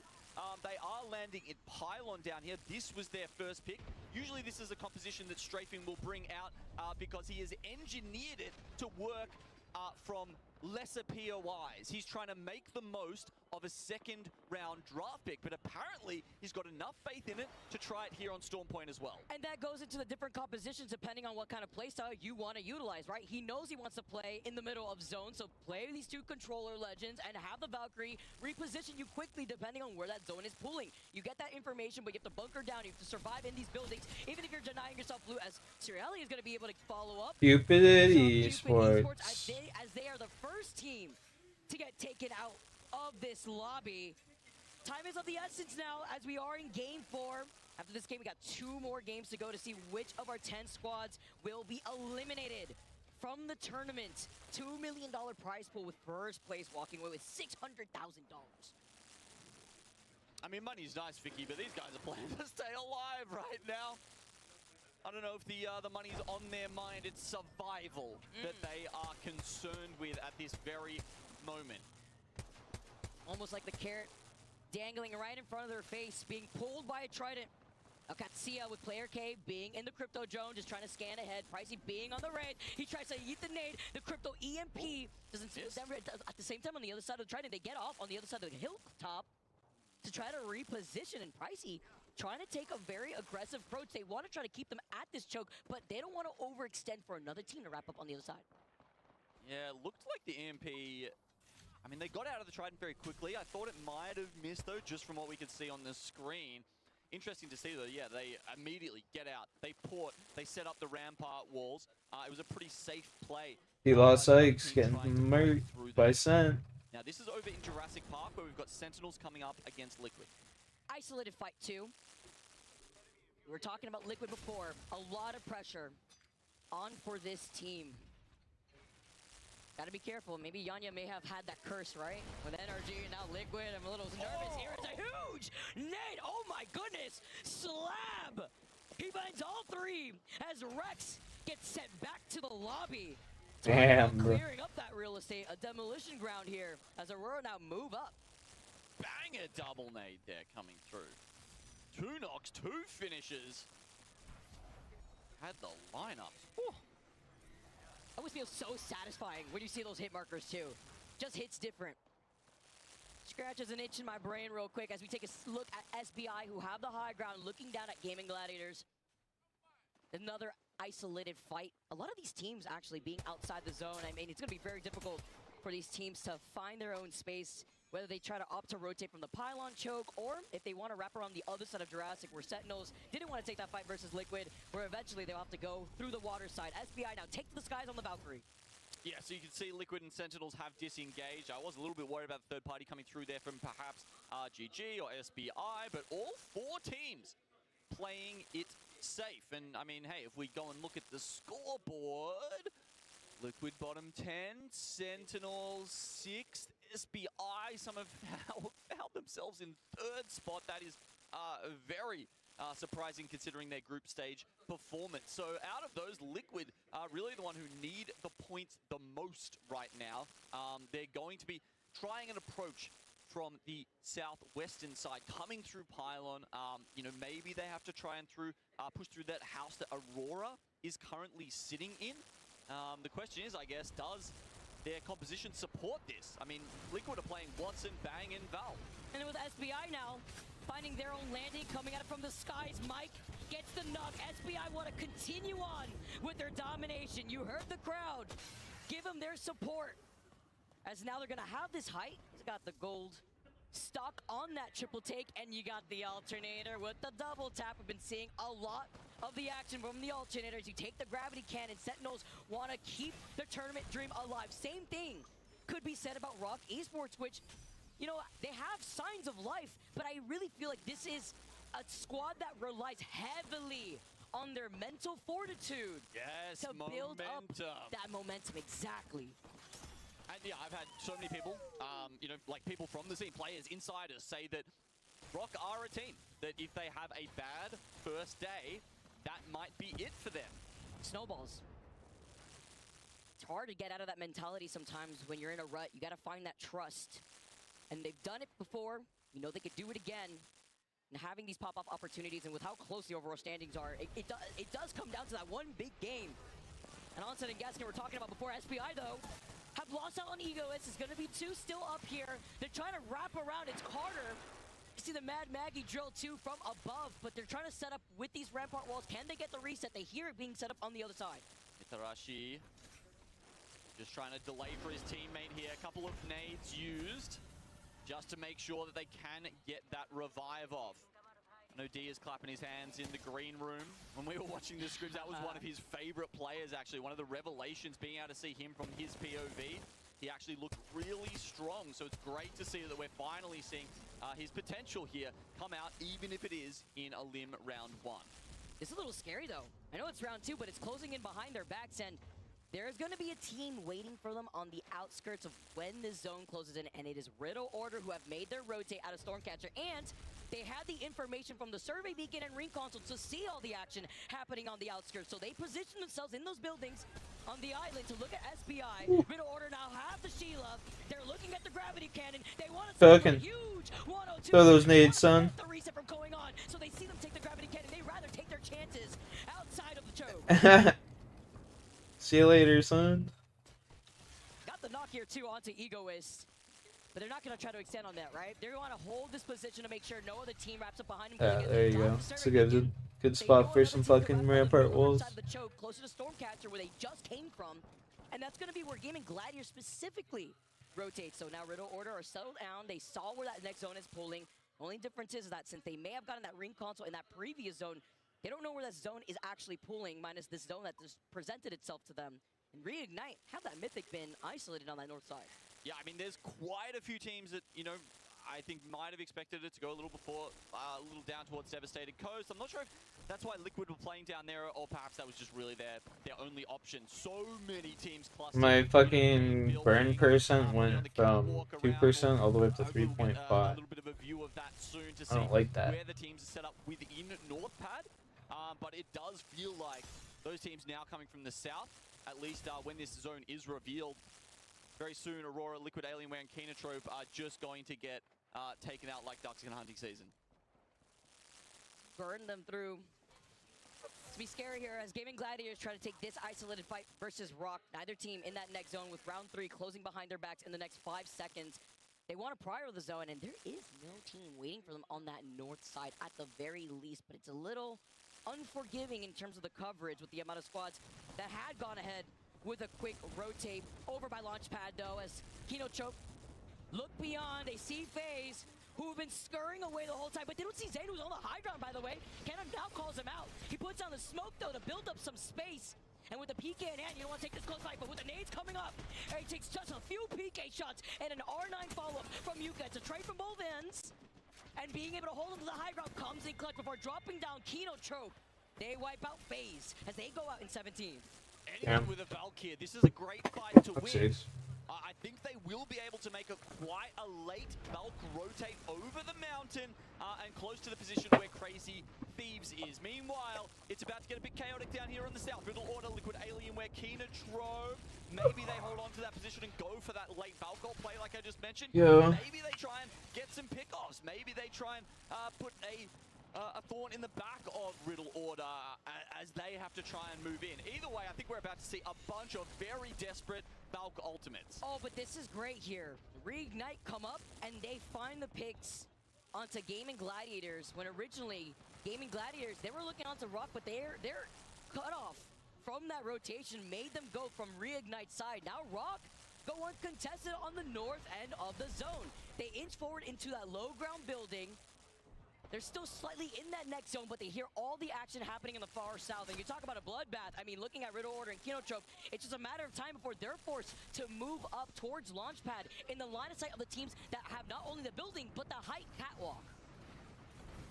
Okay, here is one of those Hail Mary skyward dives. Riddle Order pull the trigger. They're moving in. Tracers fly towards it from left and right. They're trying to dodge. Is that a Gibraltar ultimate? Do my eyes deceive me? Maybe a bang one. Gotta be a bang one. It's gotta be. Big boy Gibby takes a lot to take him out. Although there is no Newcastle, but there's a lot of Bangalores out here, and there is actually one Gibby. So Genome, your eyes may not have been deceiving you as 5F are rocking the Gibby. It's too small. It's too small for a Bangal. Yeah, 5 fears are actually running the Gibraltar. A late zone like this, though, I'd be a little nervous. We still haven't seen the Mad Maggies coming out. May not be as usual, though. Some of these squads have fallen. The Ramparts are another scary feat to deal with. Kenotrope do have the Mad Maggie at the very least. Imagine that, as well as Rock. As Aurora now settled down here on this low ground, they got the amp barriers up, as well as a Sheila ready to go. Reignite in uncontested once again once they were able to take out Gaming Gladiators. Might do a couple quests after this. But they have to inch forward. At least they'll have a Kraber, though, in their hand. Yeah, I mean, that's a pretty potent force coming in here from the west. We see 5 fears. The Gibraltar team are the ones holding it down on the catwalk right now. And with the way that this zone is pulling to the center, Vicky, that team is going to be in such a good position. Always get a little excited when you want to get in with a Kraber push, but don't fully take advantage because there's a team looking. 50% chance of 2 Chompy Bird. As Kenotrope are the next to fall. They were trying to desperately force their way into this building. Alright, down boostable. From the very beginning of the game, Genome, when you talk about the teams looking at their compositions, so bunker down, Aurora now have inched forward from the low ground of the tunnel side, here of Launchpad, and with the Rampart have now settled in. Mango's still on the high ground too. Yeah, Mango, they moved up from 2nd floor to the high ground. They're doing great. Correction, we do have a ring console in Launchpad. So Crazy Thieves most likely would have been able to predict this from the start, and that's why they played one of the best spots. The back building, very isolated, easy to hold until late game. So they have to start moving up, at least in the next 47 seconds. Reignite, painting the floor, rather the water, with these fences. Having to look behind him because the one team that could put a dent to the side is Rock when they eventually have to start moving in the next 35 seconds. But will they do that when Liquid Alienware is playing for their tournament lives? A team that has not been able to get any progress, 18th in the total series. Riddle Order, a different story as they're sitting in 9th and hugging the wall to their backs. They don't want to be in the line of sight of the team that has the catwalk.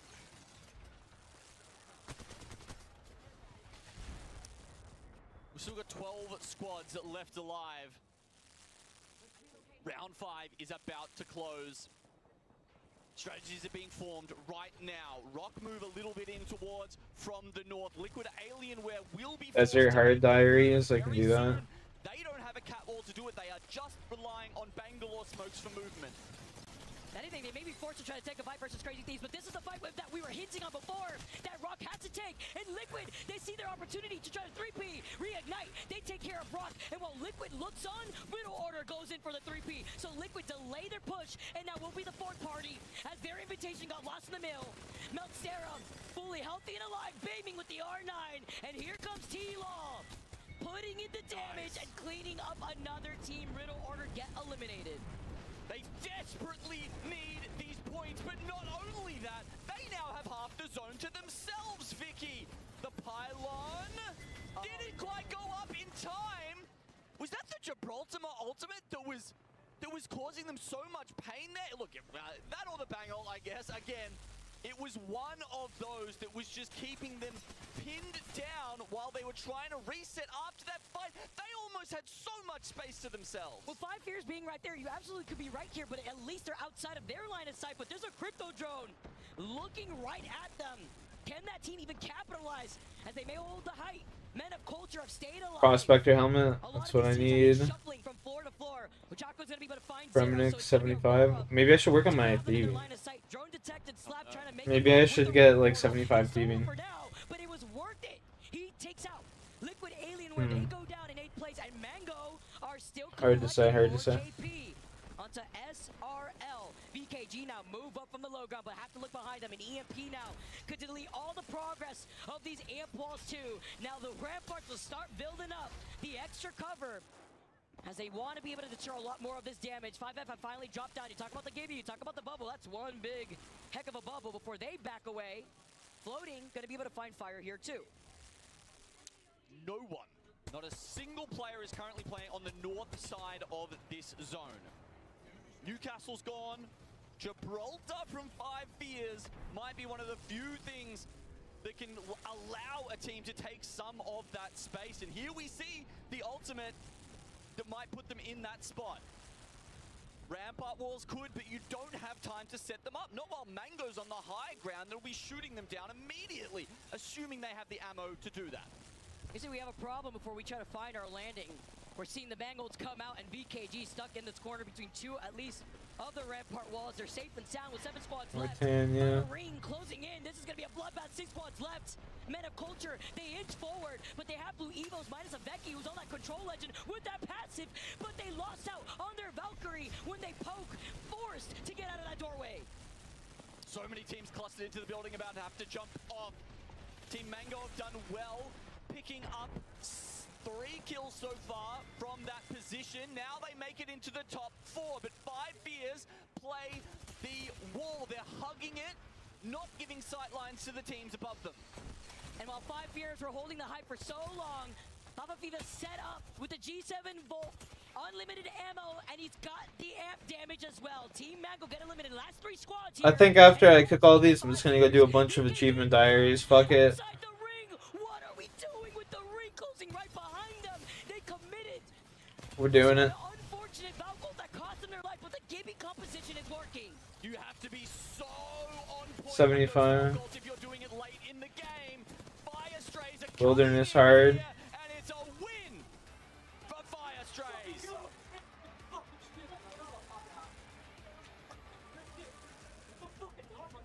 That'll move them up into first place. 11 kills they take out.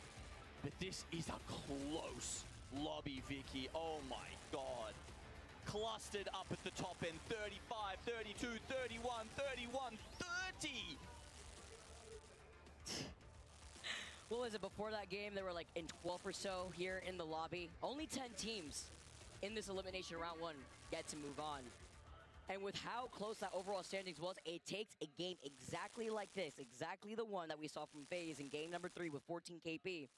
Even Rex to set them up in a much more comfier spot. You want that cushion behind you here when there's so much on the line, but Fire Strays, they're able to take it with 11 KP. I mean, I'm sorry, but like, what was VK Gaming taking that Valkyrie? I mean, I guess desperate times call for desperate measures in a case like that, but you know what's at stake. I mean, you know, it's the final ring, right? Like, where can they go, I guess, in a little bit of nerves? Yeah, I mean, it might have been a situation where literally if they just mantle up, they're instantly dead. So they're like, this is our best option.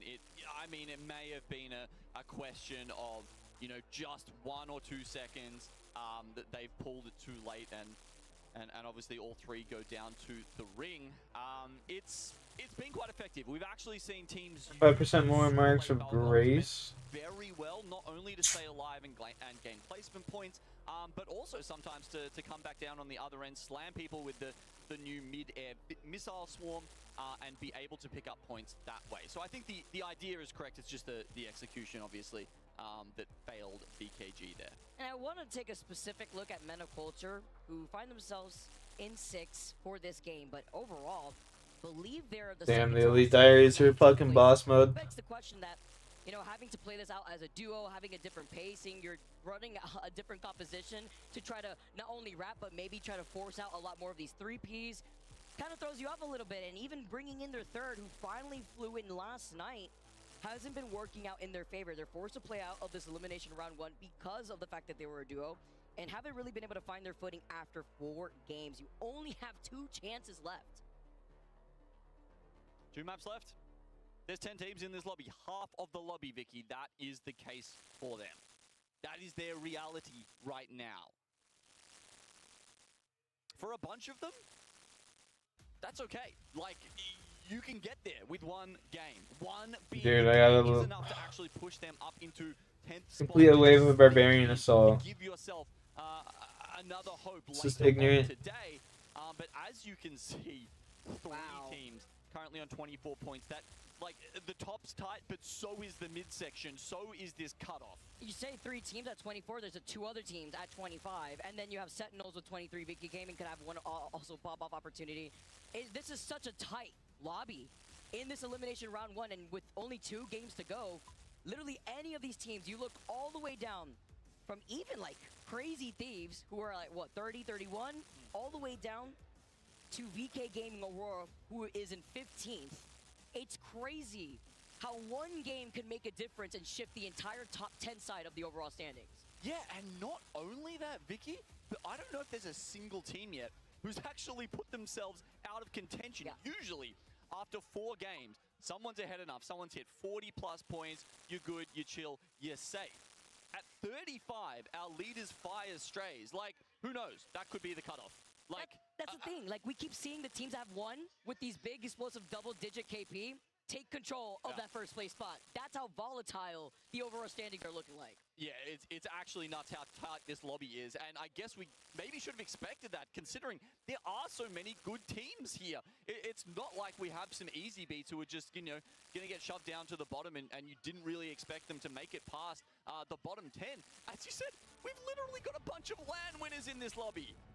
It's unbelievable, and I can't wait to see more of the action unfold on Storm Point. With 2 games to go, who will survive in the top 10? Let's find out next on the other side of this break.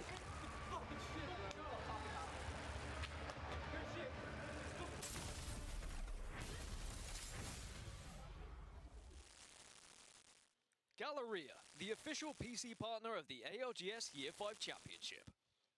Real, what is shit, POI.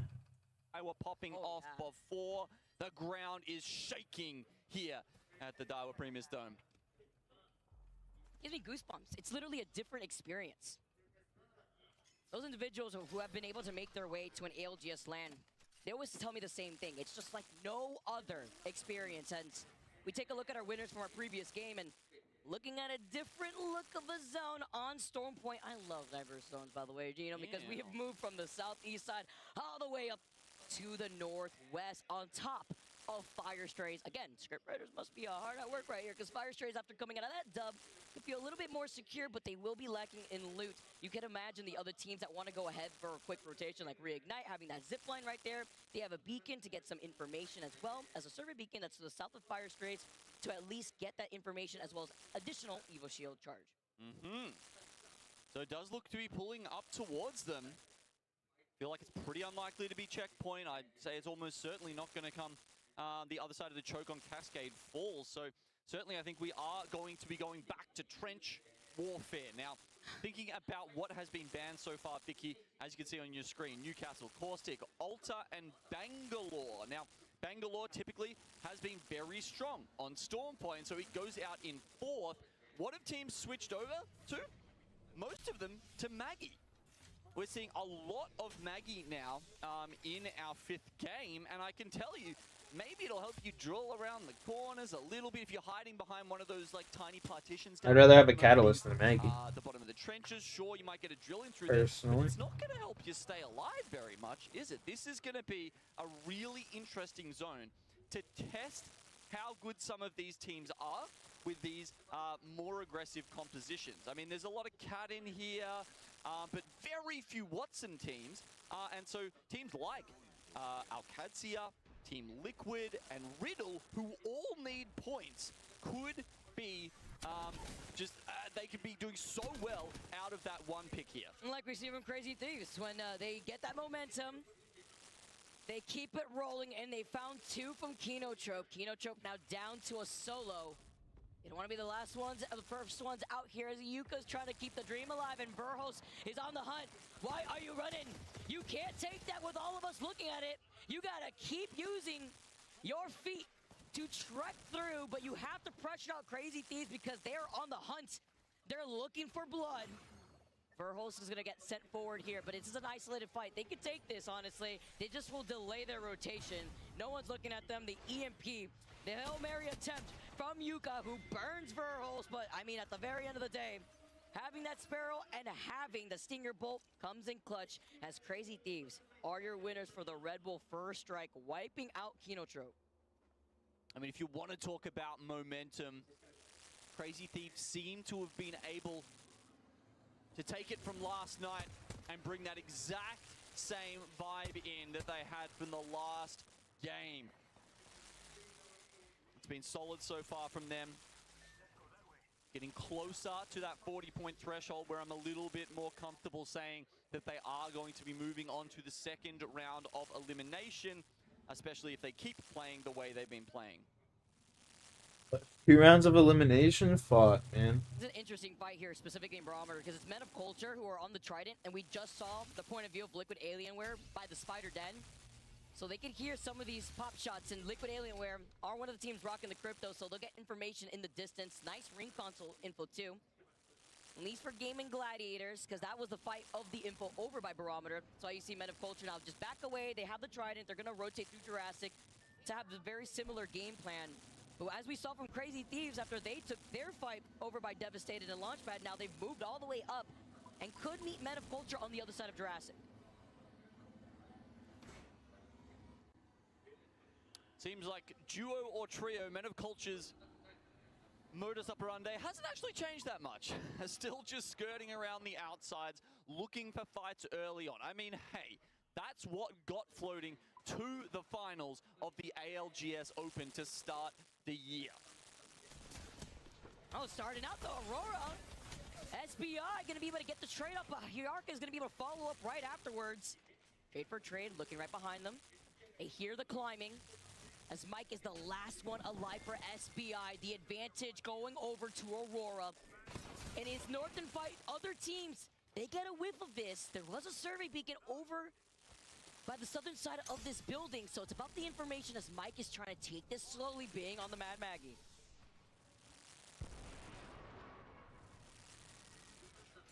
Got the res though.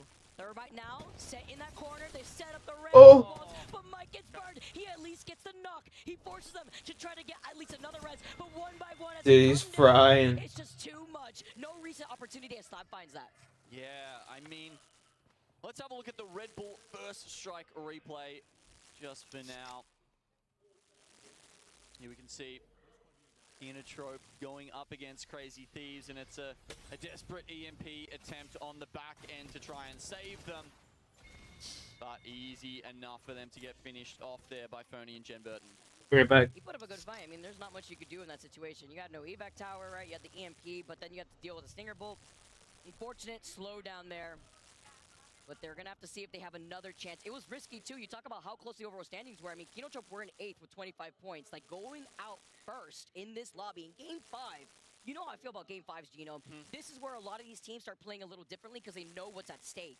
Except it's just so tight right now that a lot of these teams know that if they overextend, especially looking at a zone like this, there's a lot of open area. Honestly, where Sentinels is positioned on an island behind these rampart walls could keep them out of trouble, and we've even seen the zone continuously pull over to that north side by the water. Yeah, it could do. Yeah, the observers just gave us a lovely little panorama of that area as Sentinels play on the extreme north side of it, and if you can get on the other side of those rocks and just sort of bunker down there, keep, you know, one gun faced in each direction, it's very hard for people to surprise you, and you can survive there for quite some time. Of course, I also wouldn't be surprised if we saw a pullback into the trenches. Also very possible, and as we've talked about, there's just so little hard cover amongst the teams that we've got here that kind of no matter which way it goes, I think a lot of those teams are going to be in trouble, and they're going to have to play very aggressively to try and clear out sight lines because they've got nothing to hide behind. Rocking the Sparrow. Crazy Thieves looking at Rock Esports, who has that slight high ground. Nice G7 shots. A juiced up G7 in the hands of Phony. And while they do try to take these trades, Team Mango do hear this fight. They're looking to see if they have an opportunity. Do they have the time? With the ring closing in shortly, but now we're just gonna zoom in. Meltsera trying to stay alive. They're trying to destroy the Trident. It's on fire, but he's got another one, the back appliance. The 2-for-1 deal. Meltsera zooms away into safety, but they're still trying to catch him out. At least he managed to stay alive to see if he can try to get this reset. Is he friends with the guy at the car dealership? Must have been Labor Day weekend, honestly, as he has a replicator right there too, so they know what they want.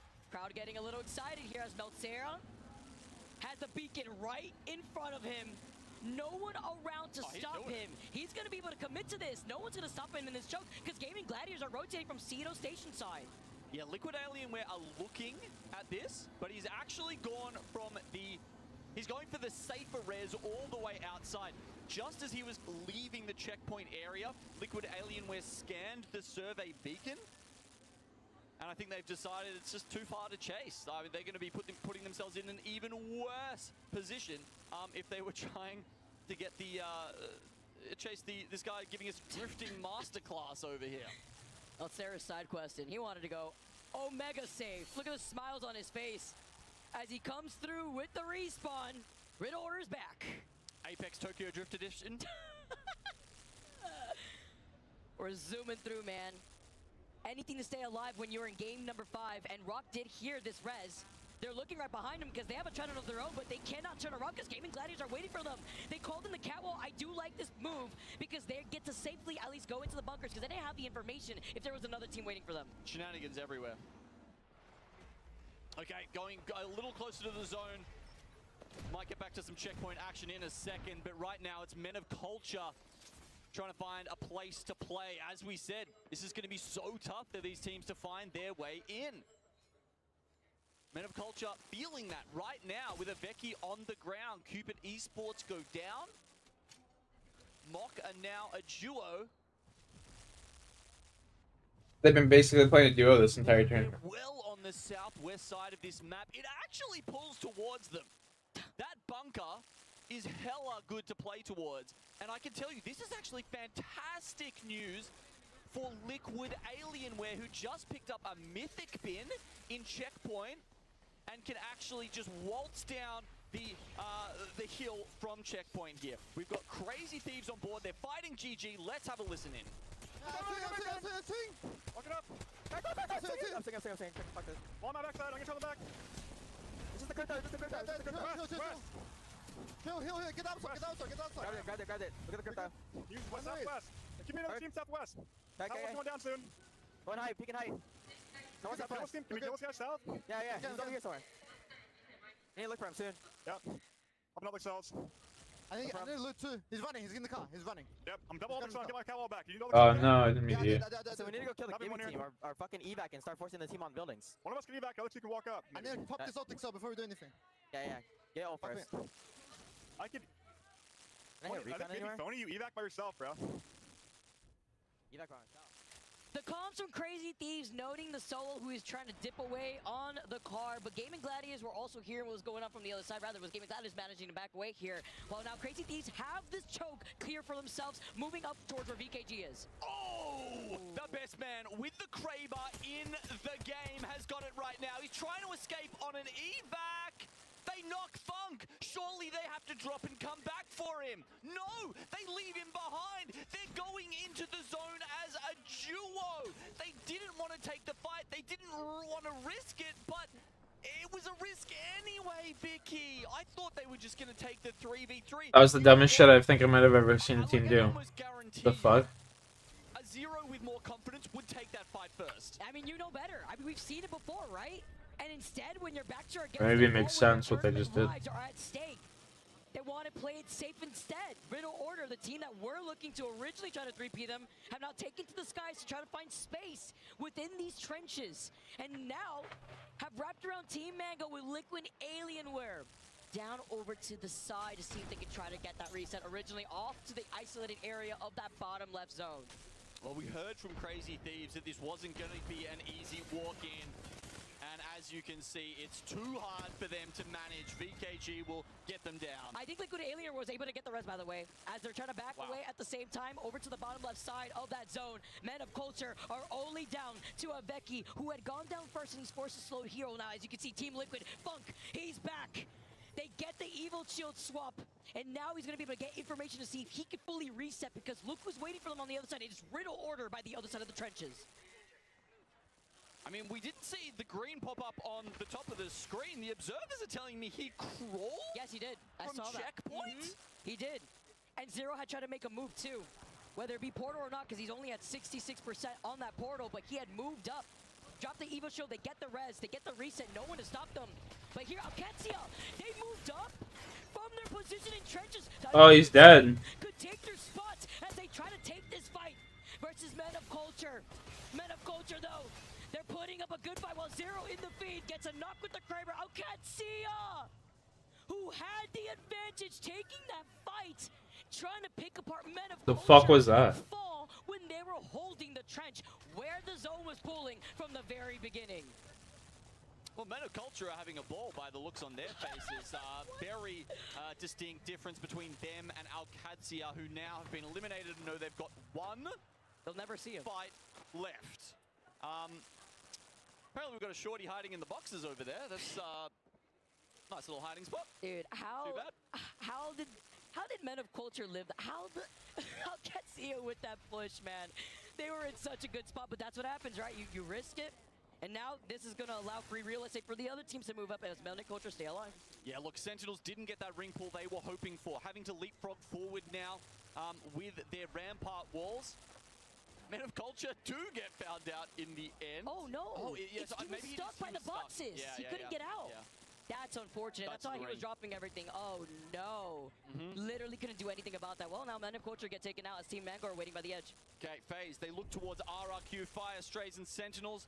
I don't know if they can get into the next ring. I mean, they've got a trench behind them. They should be able to walk into that, but first they're worried about teams jumping on their head. So they look for the kills first. RRQ already down. Now Rig and Sentinels coming together. FaZe are locked in. They find more knocks now.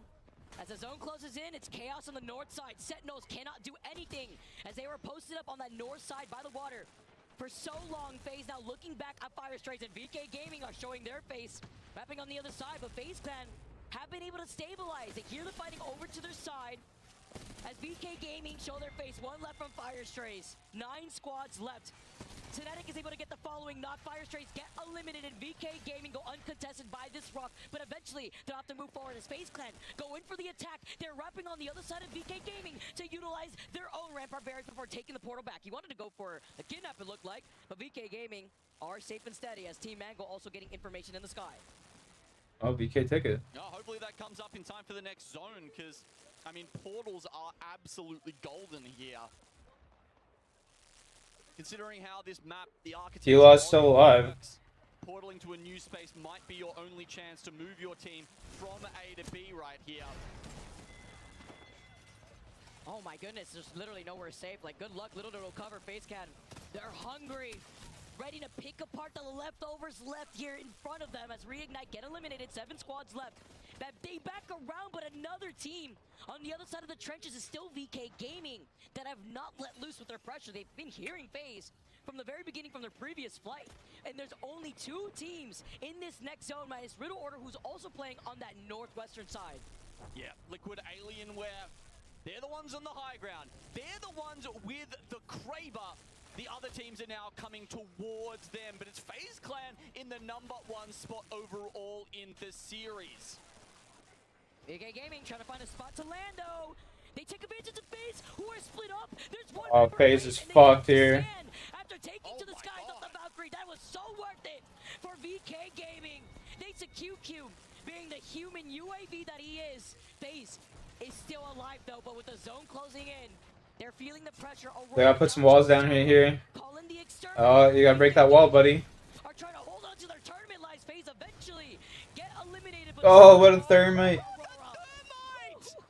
Perfectly placed, barbecuing them alive. They gotta put them in the smoker before the catwalk comes up. 0 up on the high ground. Liquid Alienware, could this be? Yup, come on. 0 wrapped in with the alternator. Kraber in hand, double tap on the ulti. As Sykes follows up, 5 years getting 0 win a game. left, and Liquid Alienware, they clear the west side of the zone. Oh shit. Nowhere to run and nowhere to hide. The catwall wasn't enough to hide them from the prying eyes of Team Liquid Alienware. I haven't seen a crawl as fortuitous as Funk's since they won in Raleigh. Have I watched all Resident Evils? I've never watched a singular Resident Evil. Crawling out in the open, that won them a trophy. This time it How'd that might not just be hit? enough to keep them alive in the tournament. 3 bullets left in the Kraber. You know, That's I checked crazy. the stats on this the other day, Vicky. Zero has, I think it's something like more than double the amount of Kraber kills of the 2nd best person in the ALGS with the Kraber. No one comes even close to him. I just sweat a little bit. I don't want to see more of these hipfire shots unless you're really right there. He aims down the barrel and he gets the knock. When it matters, onto Crumb. Oh my god! As he finishes the job, they don't hear the solo, and now Sykes wraps up behind him. Nice. That is Liquid. Funk better not die. Aurora's the solo, but Nice, Armin.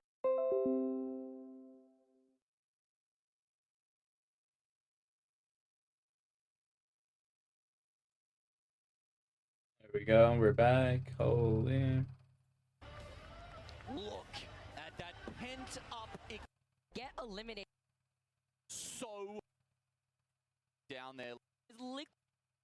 But they have to capitalize off of this. They cannot be one of the first teams down, obviously. Do you need so they to want go play outside? the way that they were. You need to go outside, Rocky.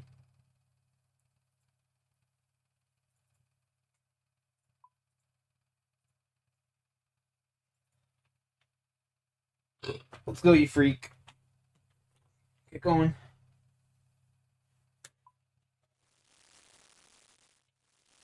Get going.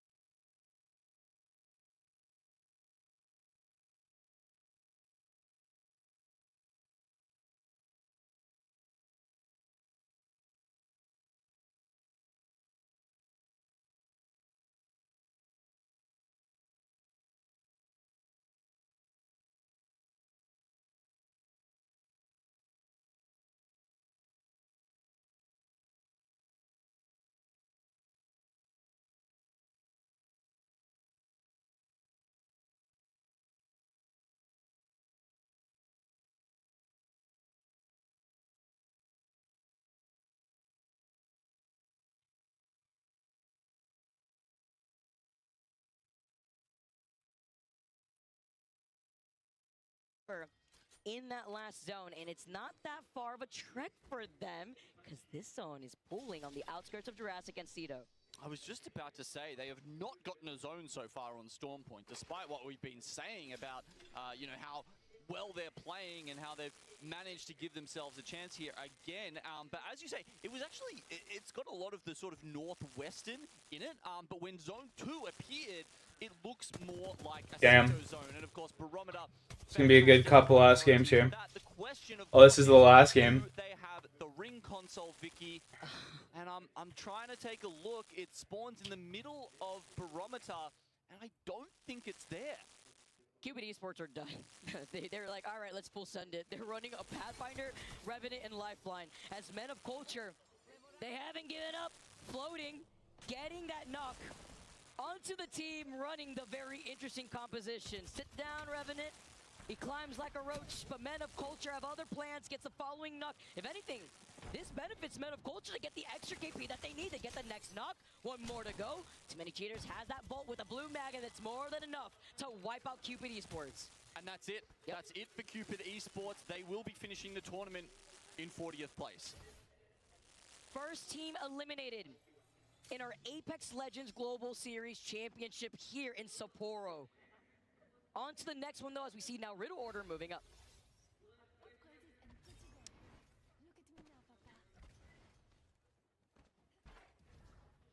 Be able to get that scan at least here before Meltsera drops down. See the big boy Gibby, by the way. 5F still sticking to the Gibby too, which has been interesting as we've been seeing a lot more of these different compositions. Gibby has started to creep in a little bit more. You're right. Riddle, as you can see, they're a little bit isolated over there. SBI sort of in the area. Looks like they're going towards checkpoint. Maybe hit that survey beacon and continue on. So yeah, Cupid Esports, as you can see, out in 40th. A little bit disappointing, honestly, Vicky. They added Gugu, who was one of the best players, one of the most exciting players in APAC South. We've seen massive highlights from him, both in the APAC South Pro League and occasionally at LAN as well. And it felt like it should have been an upgrade for this squad. So for them to come in and actually have worse results than they've had with the previous roster that was together for quite a long time is frankly a little bit sad to see. Makes you wonder, you know, what else needs to be changed, right? Their approach, the compositions here, how they want to approach the POI drafts. There's so many different influences in a lobby like this. Not only do you have to readapt around the legend bands and the swap over to the maps, as we've seen in the history of the ALGS, but it's more specifically playing out of these POI drafts, running with these compositions, and finding yourself in the best spot with Reignite. Having that high ground, they're trying to make their next move. They do know there is another team within the vicinity. We know that there's a survey beacon here. It is SBI Esports that are waiting in the vicinity to their south. And before they make their next move, other teams have moved into the southern side of the zone because there's only so much real estate you could play from in Cedo, and we've seen the zone shift even away from Cedo into the south side, closer to the water, where crazy thieves who have scanned the ring console over by Jurassic have been running the Sparrow. They have the information in case another team like Kinotrope, who's leaving Pylon, tries to get that same set of info, and they could gatekeep Kinotrope with no other team behind them, isolate this fight while still holding the best position in where this zone can be pulling.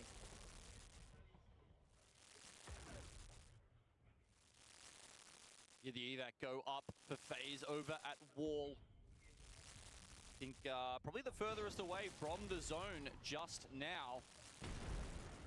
Meanwhile, Riddle Order going up against Rock Esports here.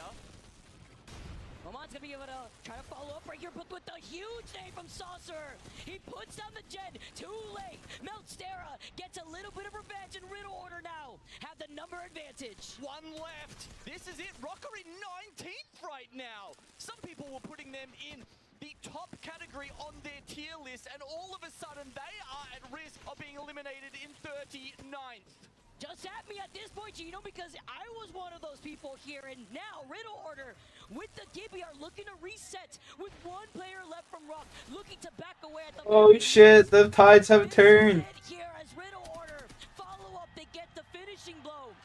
Onto Vax here, looking onto the other side. One member remains. It's just Deeds left. Oh shit. His way out to command center. Yo, what's up, Jackson? What are you saying, buddy? that he can get his teammates back on. I think the res might come in here. It doesn't look like Middle Order are in a hurry to chase him down. Man, I kind of want to go to the store and get some munchies right now. Fuck. They're not out. Deeds zipped away, by the way. Like, you blinked and you may have missed him. He was gone. That further highlights how desperate they want this. There was that replicator that was right there, too.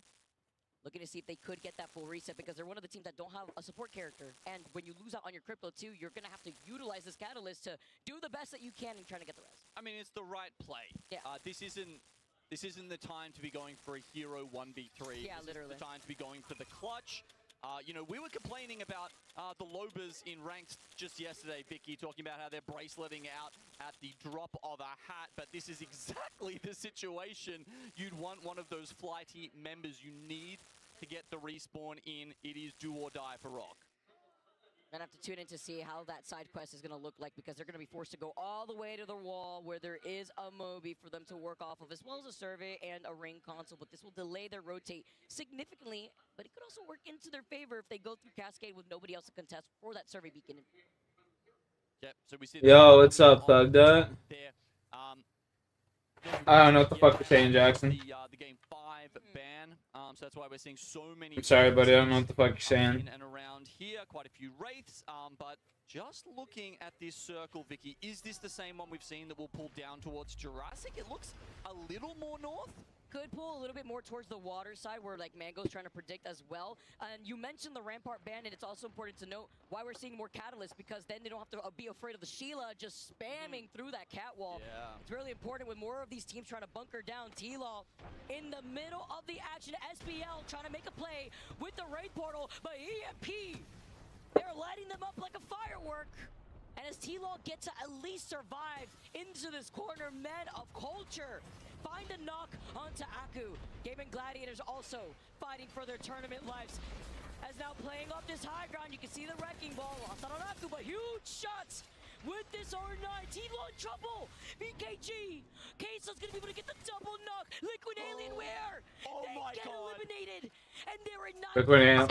31 points. That could very much be it for Womp Liquid. womp. We'll have to see for these other teams. That water jug? Yeah, that's a water jug full of cash. RRQ 30 points. Reignite 28 points. Sentinels 26. So many teams could overtake them with a mere 5 or 6 points. Oh, she's filled. Gaming Gladiators has been eliminated. They go down with 25 points and they are eliminated from the Year 5 championship. Love the slow approach to that fight from Men of Culture from the very Gaming Gal, Gladiators, peace. They saw the Wrecking Ball, but they lost out on Aku early. Men of Culture, they open up the doors, and they haven't given up, despite being, what, second to last or so in that previous game now. Moving up the ranks, though, as Rock still stay alive in 19th with 13 points. Riddle Order move up. And damn, I'm loaded, he says. I wish. 31 apiece, as Rex are also still alive in 11th place with 30 points. 8, 7, 2, 6, I would be out there hiring 8, hitmen right now. 8, 850, and Sentinels. We need some 860 bucks. If you are a Liquid fan, that is how hard it is going to be for them to qualify from this position. Cut the cords. Cut off the keyboard cords. Anything. 860 bucks. Take away the rollers. But with these teams now, still in this final game of Storm Point. Sarah's getting melted, by the way. Tida has to be careful. These triple take shots are lethal. As Middle Order are looking to their backs, it's FaZe Clan who have been harassing them from the other side of Cascade Falls. Oh, not the Gibby first. Follow up onto Meltera to find that first stock. And because I was onto the Gibby. Riddle Order's one of those teams. They cannot get another point. Even a single full kill in this could cause problems for Liquid Alienware. Oh, he doesn't have another fence right there. He can't block off and electrify that one door. He gets it at the very end right here, but this fight taking a little long has now opened the doors for Rex to have their chance. How'd the Gibby survive that, bro? Rock survived that too. That's nuts. Oh, FaZe is fucking double knock. They at least have a portal if they want to come back. There's 2 members of FaZe Clan on the ground right now. Gibby need... No. Rocket back into it. Riddle. Oh, Rock getting the KP that they need. Riddle Order. They get eliminated. And they got a point. They get the extra point at the very end. This pushes them up to 8th overall on top of SBI and Liquid. I mean, Riddle still might not be safe, but with SBI and I just got 85 cooking. moving above, Liquid Let's go. sit on the Huge. bubble at 10th place. Good karma comes out though for Rock because they lost out on Deeds and they're able to get that respawn.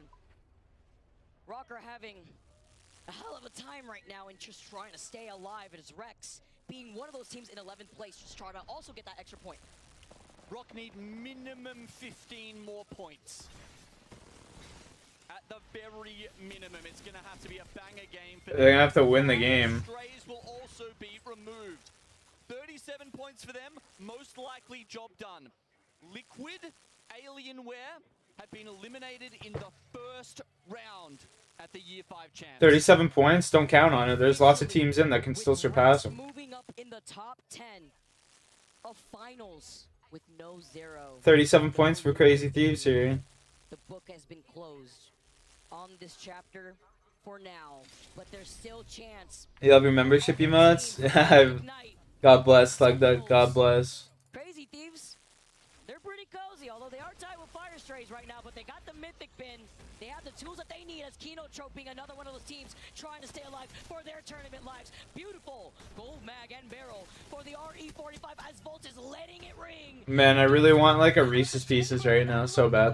That Kino Trope are playing up the crates. One shot onto Jendo. 429. Hiding up in the back lines with the bow check in hand. They wrap around Crazy Thieves. Show them where you're from. Kino Trope Gaming as they send Crazy Thieves back to the lobby. Crazy Thieves dies there.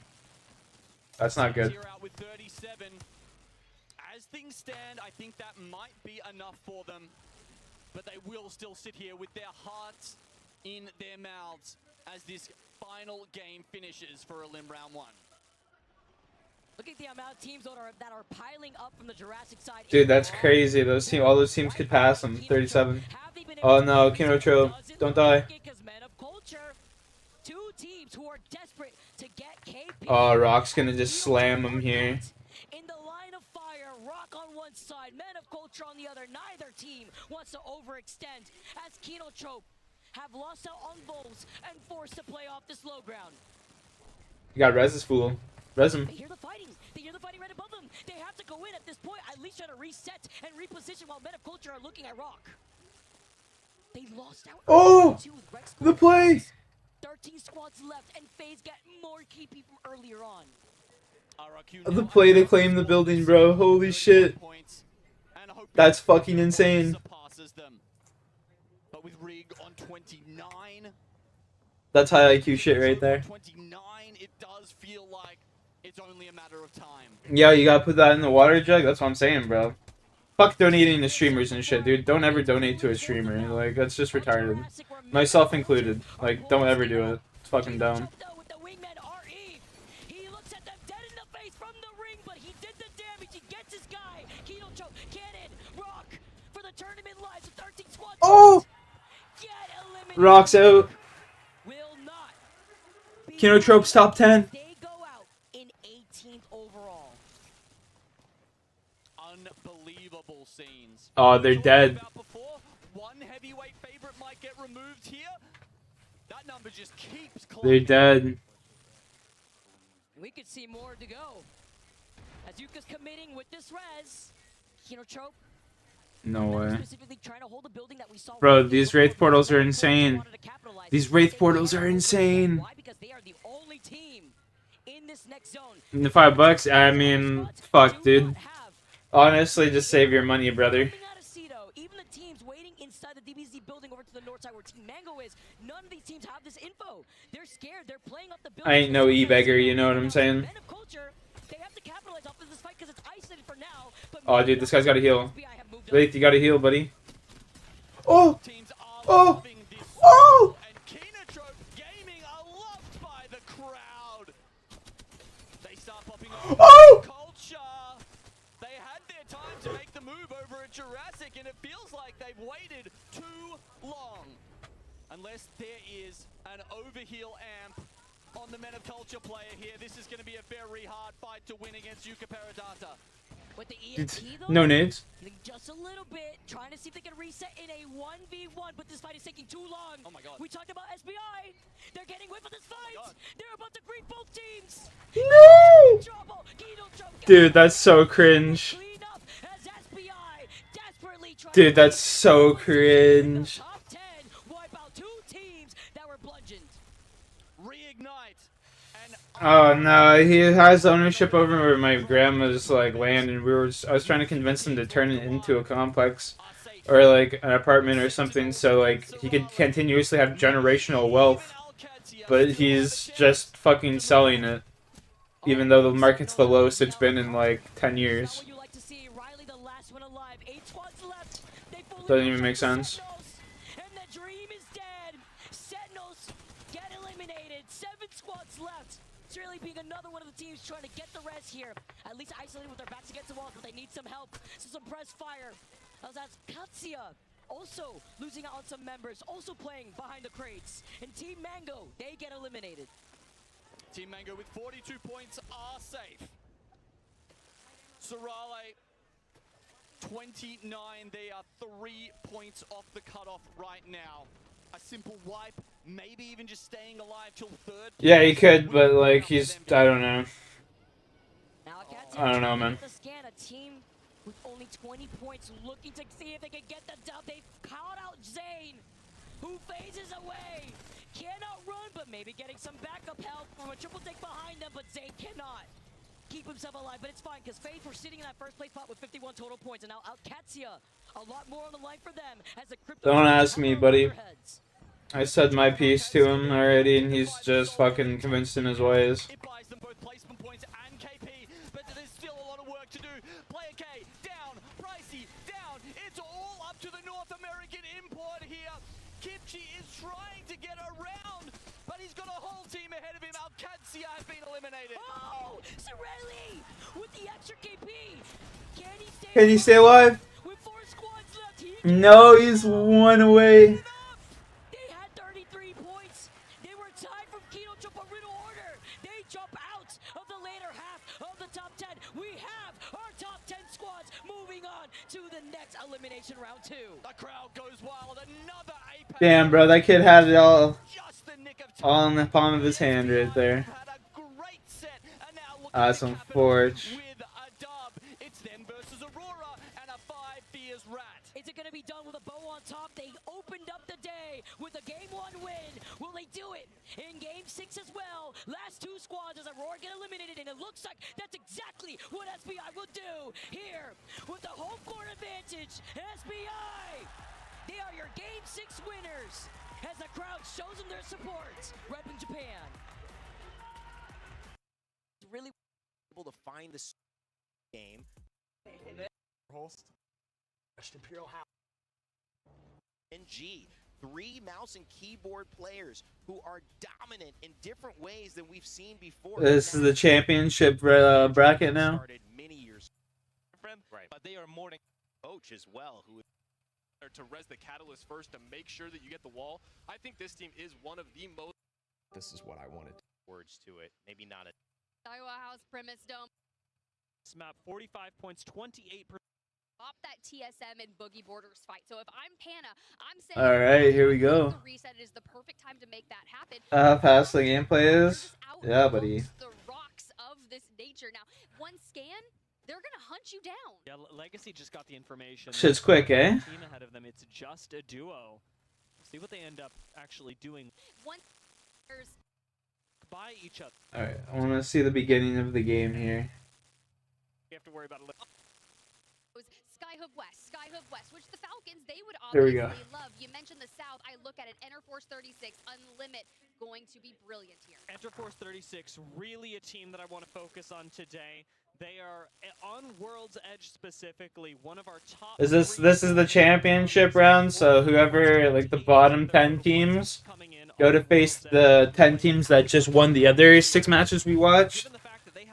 So whoever wins, the top 10 teams in this lobby here, goes on to the championship Sunday, and then the 10 teams that lose, they go on to the final losers elimination, if that makes sense.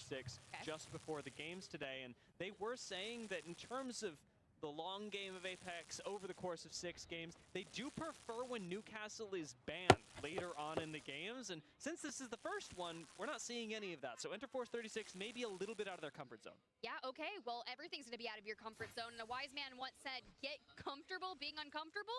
Is that how that saying went there, Dia? I've heard it many a time, and yes, indeed. So vital here. You're going to have to make sure. Now, with all of these teams that are looking... Get comfortable being uncomfortable design. Oblivion hit a nice rotation. You're going to see Fun, Monsoon... Designful. TSM and Boogie Borders over Classic. here likely can run into each other, but I wouldn't take this fight unless it is necessary, because you're sitting on triple white here for TSM. Yeah, not a whole lot of Evo collected for them just yet. TSM are a team of fighters, though, now having a retreat option available to them. I like the idea that they take a little bit of high ground that, especially here, can be so impactful. Boogie Borders would like to rotate past. I think the difficulty that both of these teams are going to have in stacks is that you can't really walk by each other. Really can't. Raki on the other side. 30-30. It's not been the favored gun of choice, but here for the mid-range, it hits hard. A Sky Nade across the way is going to miss, but I love that we're getting rid of those caustic barrels. We're diving on down a slow start, because you realize that the map number 1 here, especially in the winner's bracket, is going to be that litmus test. Everyone's kind of poking, they're feeling each other out, but then when push comes to shove, it just breaks out. We can almost get back to Zulrah killing. Round 1 with no entry damage. That, unfortunately, not going to go super well for the Boogie Borders, although it has earned them a spot on this roof. So maybe. Oh my fucking lord! Penny almost goes down. Thermite that, buddy. Raykai should have thermited that. Well, we are back and straight on up. I love the barrel going out to section off the zip, but now, if you are Pana, you have to make sure we get that med kit off. At least maybe a second or two left until that goes through. And Metro, thankfully, we have the Valve to really just kind of ebb and flow throughout here. But this is what's going to happen. The duration of this fight will take too long. Someone has to find that opening mark. Oh, he's gonna get fucked. Apex Legends isn't a horror game. I saw the fear in Pana's eyes right there. Gent reclaiming a little bit of area on the roof with the gas, but there's a lot of pressure being applied by Boogie Borders. A couple other teams in the area too. Wait, Gent is on TSM? And Citadel Gaming are coming through the tunnel that connects stacks to Lava Siphon. Knock, knock, who's there? And it's Yup. He has to get out of dodge, and now down to a 3v2 as Panic finds himself amongst the chaos of the stairs. The bull comes in, a shield swap. Seen that one coming. I told you we were looking for the opening, we get one, but as this time ticks on, more teams are going to be rotating onto that eastern side. Wake up, guys. I bet I see Legacy in the distance. A lot of patience coming through out of TSM there, and like you talked about, the duration of this fight is negatively impacted people. That's fucking rinsed, bro. Take from Boogie Borders, changing what would have otherwise been a 3v2. Legacy get back on their feet, but Boogie Borders are still not in a comfortable position. Legacy and TSM still sandwich them. Well, this is the part, right? Legacy's arrival is effectively going to stop that TSM and Boogie Borders fight. So if I'm Pana, I'm saying bye. I'm hitting the reset. It is the perfect time to make that happen. But where else do you go? You're just out amongst the rocks of this nature. Now, one scan, they're going to hunt you down. Yeah, Legacy just got the information that it's not a full team ahead of them. It's just a duo. See what they end up actually doing with this information. Especially since they also know TSM are in the area. Boogie Borders, bit out of options right now, would like to find a crafter, but unfortunately the nearest one is not in Dome, not in Geyser, and probably not accessible to them this game. What's scarier, Pana swinging 3 in a stairway, or Legacy hunting him down? I'm gonna say that swing into the stairway. Oh yeah, Anya, don't throw again. Regardless, here it is. You've got 3 hungry members of Legacy looking to send you back to the lobby. We're just looking to connect a couple caustic barrels inside the truck. He's got to throw a nade in there. Here, a moment of reprieve to hit the shield back. It amazes me how many of these motherfuckers just don't carry grenades on them. Looks like Unlimit are showing up in the kill feed as well. E36, who we said maybe a little bit uncomfortable. Starting to feel that way as Synap goes down.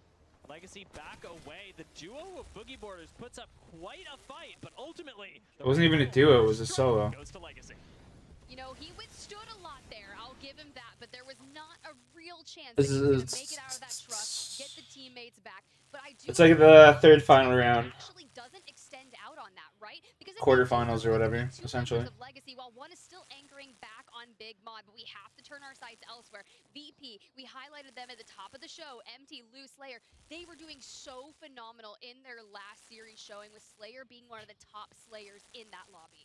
And as we've moved through that fight in stacks, the lobby has largely moved on. We're focusing in on even further south. None of Lava Siphon included in this next ring. Yeah, sweet new nectar collector. Nice, really bro, like Unlimited's nice. position, controlling the height inside of launch site, and SAUL don't have it too bad either. Hot Dog Mafia, however, in a little bit more of an Attaboy. position, and I'm noticing $40 handmade. It's pretty cool. and Go Next that are still going to show up. Ooh. It's pretty cool. Distance, Supernova. They got Kazakh on the ground. The res special. I love that we got to highlight this roster as well. I feel as if it's almost a curse for me to talk about Supernova, whether it was under different iterations of named teams, but now repped as Supernova. Of course, guys, that is 9 Impulse there. Metal tips, yeah, metal tips are the way to go. I need to get the lore behind Titanium tip. That's what you want, you know. Between a Rocket and Newcastle wall for them here down at Dome. This is a pretty safe place, despite how uncomfortable it sounds. I mean, I might not sleep there, but I'd certainly set up shop for a game of Apex, and that's what's working for them right now. Well, just heating glass in general, it will crack, right? If the circle keeps going there, they can eventually play the eggshells that are positioned right between Dome and launch site. Not a bad spot for them, but Legacy in a bit of an awkward position since they have so many teams like SAUL and Hot Dog Mafia positioned ahead of them and TSM behind them.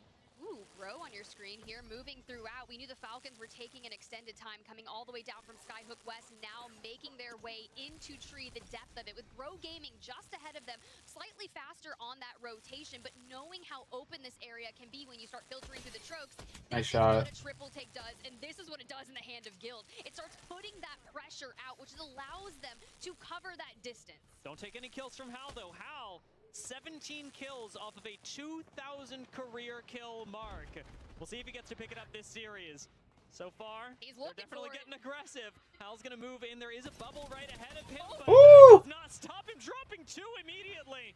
Okay, you said he's hunting. They're working together straight for it with knocked on. Bro just got fucking shit on. For the Falcons here as they pick up their first 3 points. Damn. So let's move that tally down. 15 kills now left for Hal in his journey to 2,000 career kills. We'll be tracking that throughout all this series. I want to say, if he hits his career average, which is 2.5-ish kills a game, he actually will be hitting the 2K mark on Match Point Sunday. But who knows? Maybe they pop off here. Look, it's a good day for greatness. It's a good day to break records. Good day to be great. It's a good day to be great. Back on over here, we got Go Next, Light, Kinda, and Henchman here on the other side of this eggshell. And we saw a nice opening knock from Panic onto Light, but the reset comes through, and Panic, well, that was just gorgeous. Can I see it again? Can we do it again? Dupe's like, let me try this time. Actually almost takes out Light with the Mozams, but TSM seem to have this fight in the bag. TSM's getting rinsed, what do you mean? Go Next and a third to fall. I almost predicted Go Next, and that's a tough way to fall in the first game. And now they've got to go next. Game number 2. This time we've got our kill leader of the lobby with 4 kills on your screen. A nice little reset before they have to dive on in. It's going to be an interesting one when we think of circle pulls, and I honestly haven't seen a dome ending in quite some time. It's not even a dome ending, though. Just outside of dome, over all of that lava, y'all should be very thankful that we still have Newcastle, and this wasn't like a map 3. You know, I really, really like Supernova's spot right now. SAUL, pretty good. Hot Dog Mafia, also pretty Supernova. good. I like Hot Dog Mafia's spot. Legacy is in the shit spot. The Storm's right there. Storm's right on their back. TSM's right there. Hot Dog Mafia actually is in a bad spot. This is going to be brutal. It truly is. And as I look towards launch site, teams that start there, Unlimit, they haven't had a chance to move. They inherited the Falcons is going to have a rough rotating. They're going to stay down here in the south. But think of their economy in terms of Shopify Rebellion's looking alright too. Legacy just flew in. Let's actually take a look at Damn. the loot at the position of Supernova right now. Positioned down in the south, you can see how difficult it is going to be to approach them. Right now they get to play conservatively, but as the map continues, That's actually a pretty good spot too. I didn't realize they had that much cover there. Well, the Newcastle wall helps. Genji and Alliance in a fight right now on their rotation in. It is looking tricky for Alliance, especially against the aggression of Genji. Well, here's the perfect part. They're the ones that have been running these off-meta compositions. They've got the Mad Maggie. The Riot Drill is going to be the perfect thing here to combat that caustic gas, because you can't necessarily full dive on in. They're going to keep replacing these canisters, and it's going to be difficult because you're stuck out here. And as more people rotate in, you're going to be effective. But an EMP comes in, and Asia and Dexter coupled with the 93 left. lighting up Alliance behind the wall. Down goes Ooh. Ooh. and Hack is the leader, last standing. That's Gen G, baby. Dexter does take a lot of damage. Alliance still have one left. Defensive Bangalore ultimate should keep Dexter? alive, but it's all about resetting after this fight. Oh. Then tries to finish. Dexter turns around and shuts that down. That was fucking dirty. Out. Gen G are resetting. But we have to move. The ring's at their back. I don't even know if they were able to get the people up. And TSM Was it round 3? Asia's crawling. Someone help Yeah. Asia. I don't think we're getting out. And Citadel Gaming wants to get involved. No Maggie Ball, no EMP. No Gen G, Flash. GG. Now, no 15 teams, round 4. for Gen G. TSM's dead. Go out in 16th place. Yikes. Alliance not feeling so good about that one because not only are they out, but Gen G cost as well for TSM. Last we saw them, Panic was taking a nice fight alongside the team, and now we're a solo just trying to void on. Oh my god. And fun on the other side. Oh my god. Wait a second. He's fucking shitting right now, dude. He is in flow state. A moment of silence for the chaos that's about to happen. Picking up Okay, a it's grenade over. here as well. We do this, right?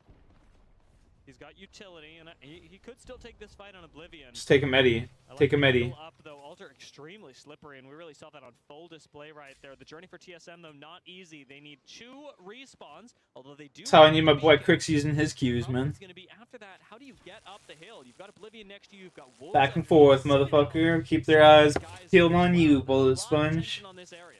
This rotation is going to be one of the most difficult things, and we haven't even mentioned Hot Dog Mafia in the last 2 minutes, and they are sitting in such a prized position that they have been able to obtain, which is crazy. They land landslide. You have to get out and run. Yeah, I mean, taking a look at the map right now, Hot Dog Mafia in a really good spot. We talked about Supernovas earlier, but a counterpull to the north has completely reversed the fortunes of this lobby. And remember, with Newcastle still in this game, the high ground that Hot Dog Mafia hold becomes all the more oppressive. We are going to see some teams try and solve that right now as Fnatic, Valve ult in, taking the spot that Supernova could have inherited.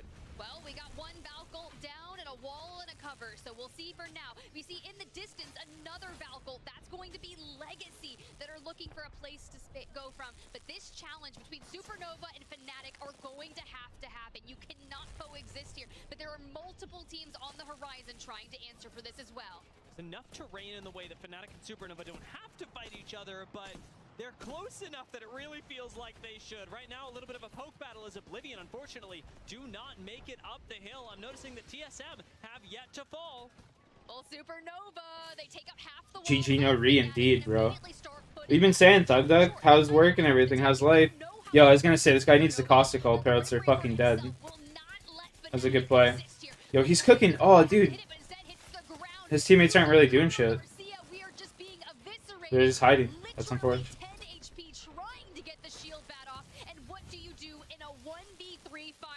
Run. Unfortunately, as Fnatic, nobody can help you. Nobody else has sightlines on Supernova. Hide down low, yeah. Right here. For now, ultimately, he will go down to the lava. World's Edge is a dangerous place, Tiff. I'm not feeling safe about this one. It's Taking things one day at a time. towards the lava, and I am an agent of chaos. Yeah, I hear you, man. At home, but this is not how I would have I need to get me a job. winners bracket match number 1 for Interforce 36. I actually gotta look at a in the groups. resume that I handed out. They ended up around 4th place overall, so a great seeding for them. And now we're into that nice mid game for them with 11 teams left. Interforce 36 likely going to be forced to Valcult here. There's a possibility that they find another rotate, but having just recently expanded the castle wall, things are tough. Things are tough over here for Legacy as well, fighting SAUL as they will go down. Inheriting that fight, however, are the Falcons who come up to challenge a very, very nicely healthy SAUL. What can they do? Well, they got a couple kills off that one. Hal looking for more. Mind you, he was chasing Fingers crossed. Says it's still in progress. Just saving money. Yeah. That's what I want to do, bro. I want to get some fucking... Oh, Falcons is killing it. I want to, start saving up for my own plays. The only team left on the inside of Dome as Hot Dog Mafia are struggling to retain their spot. Isn't toxic? Hey, man, that's all that matters. Right on the edge of the next. It's literally all that matters. Well, Ninjas and Pajamas are out. Unlimit out. making it out of launch site, and they That is literally all that matters, Mr. Duck. and immediately get that wall up. Wolves, though, just in front of them will make things difficult, especially with VP at your back. A nearby Valve Gold will remain difficult, but this is where the nades come in clutch. You keep investing them, but we're currently out. Break out the R9 and let it sing. Oh, what a thermite. Oh, no. Enter Force 36 take way too much damage from that, and they get wiped off the map. So many people focus them. That's what happens when 5 you teams win left. amongst multiple teams, and the Falcons, who challenge Legacy for their position, walk into a powerful spot. But we have to contend with VP. You gotta swing that, bro. You gotta double punch that wall and throw a nade in there. Hot dogs are still in it. Whatever they've got, and hey, not much, but I really like where we got Alb. Falcons. I like this angle for Alb. Not a whole lot of ammo, which actually could be a pretty big problem for Hot Dog Mafia. The same's gonna be true of this bow check. Limited ammo, no pickups unless Rambo's getting kills with it. So Hot Dog Mafia, if they want to win this game, are gonna have to find some kills pretty quickly. Falcons have rotated in just below them. And while this siege is good, it's really not finding any purchase, not putting any additional pressure onto the Falcons. Wait a second. Is he going to invest the wall to jump to where Alb has already found himself? Because if that's the late game play, I keep my eyes on that. For Wolves, they get a full reset back to 3. Supernova are still across the way, directly in front of Hot Dog Mafia. But here we go. Crazy Kong Donut coming back on in and inherited the spot. And the sorry stereotypes are true. Hey man, I don't know what to see. I just did it. Not even thinking. Hey man, I don't. God damn it. Yeah, dude. I don't know what to tell you. They're true. They are true. Guilty as charged. But you do have to be careful. Using the mobile shield can provide the perfect angle for Thermites to find purchase on you. Wolves will have to move soon. Guilty as charged. Team Falcons, those are the favorites right now. Well, so many people have used a ton of the lethals that they've held on to that we're going into this endgame with minimal. So much damage has been taken between the teams, between the lava, and now Falcons getting more kills onto Wolves. Supernova still in a lot of danger. Hot Dog Mafia, as they run lower and lower on ammunition, need to make something happen, need to get a reset, but with only 4 squads left. All right, Dia, hear me out. The last time we were in this area with Skittle Cakes on a Caustic, it was one of the nastiest end games that I've ever witnessed in my entire life. You know what clip I'm talking about at home. We could potentially see greatness here. But he's only got 10% on the ult. No Caustic ult for Skittle Cakes makes a big difference for Hot Dog Mafia. It's about who really has the Caustic ult in these close quarters. All right, Al back on height to heal up. For now, it's going to be VP, Hardeki, and Falcons. Spider-Man memeing straight out to each other. The final 3 have emerged here, and match number 1. And Skittle Cakes keeps on diving down those canisters to keep the pressure onto those teams. At Falcons dead? Oh, they're alive still. We're just playing for the win for them. Well, Hot Dog Mafia is still alive. Somebody. I really like Abralele's position, though, just making sure that Falcons cannot step up, trying to force Falcons into VP, applying pressure from above. Yup, nice. Taking down Hal. Oh, dude, you should have queued. Still gonna lose one, but they've got Skittle Cakes on high ground. 52% on the ult. No Caustic ult for him. It'll have to be the barrels or nothing. He drops down into the mess of it. And Mage Oh shit! for Hot Dog Mafia. Hot Dog Mafia, Rambo, Alb, Skittle Cakes. Did we not Damn. see Skittle Cakes on a Caustic in the lava on World's Edge gets crazy. You knew it, Tiff. You called it out as soon as you saw him on the high ground, and man, does he deliver. This man has been playing That was dirty. for longer than some of these competitors' entire careers. Oh my gosh. It's also good to see Knock back there as well, coaching the boys. Damn, Rambo got so fat. Holy shit, that guy used to be so skinny. Have I been to Quebec City? Yeah, bro. Some of them are French if they're from Quebec and Montreal. Bonjour, monsieur. That's all I gotta say to them. Bonjour, monsieur.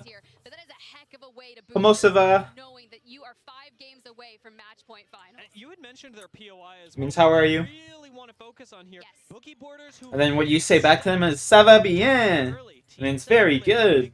went out pretty early. Unlimit had a decent game, but when you think about it, Hot Dog There you go. landslide should never have had. And then if they ask you anything past that, French is hard? Nah, it's super easy, dude. It's basically just like Spanish. Virtus Pro, though, I will give them a lot of love. 9 placement points, 3 kills, 12. Falcons, they battled from Skyhook West. and took Mr. Thug Duck, we have 122 Zulrah kills, okay? 122 Zulrah kills. That, I'm pretty sure that's a 1 in 128 for me to get a rare item. So I got 6 kills for me to get a rare item, and then I'm dry. So, not looking good. Not looking good for me. Saw Supernova on the other side. Maybe not.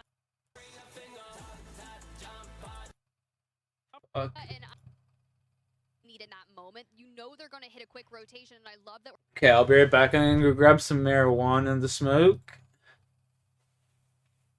You're a smart guy, Mr. Duck. You would learn it real quick.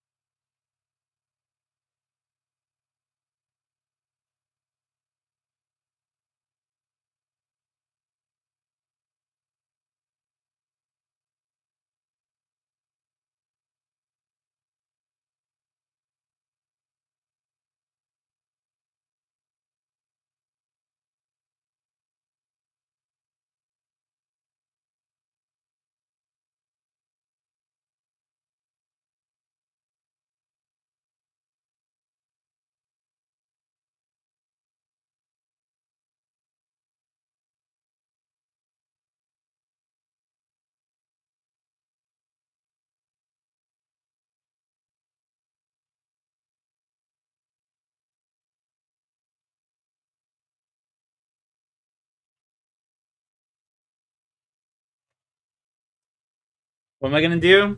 I'm gonna smoke some marijuana.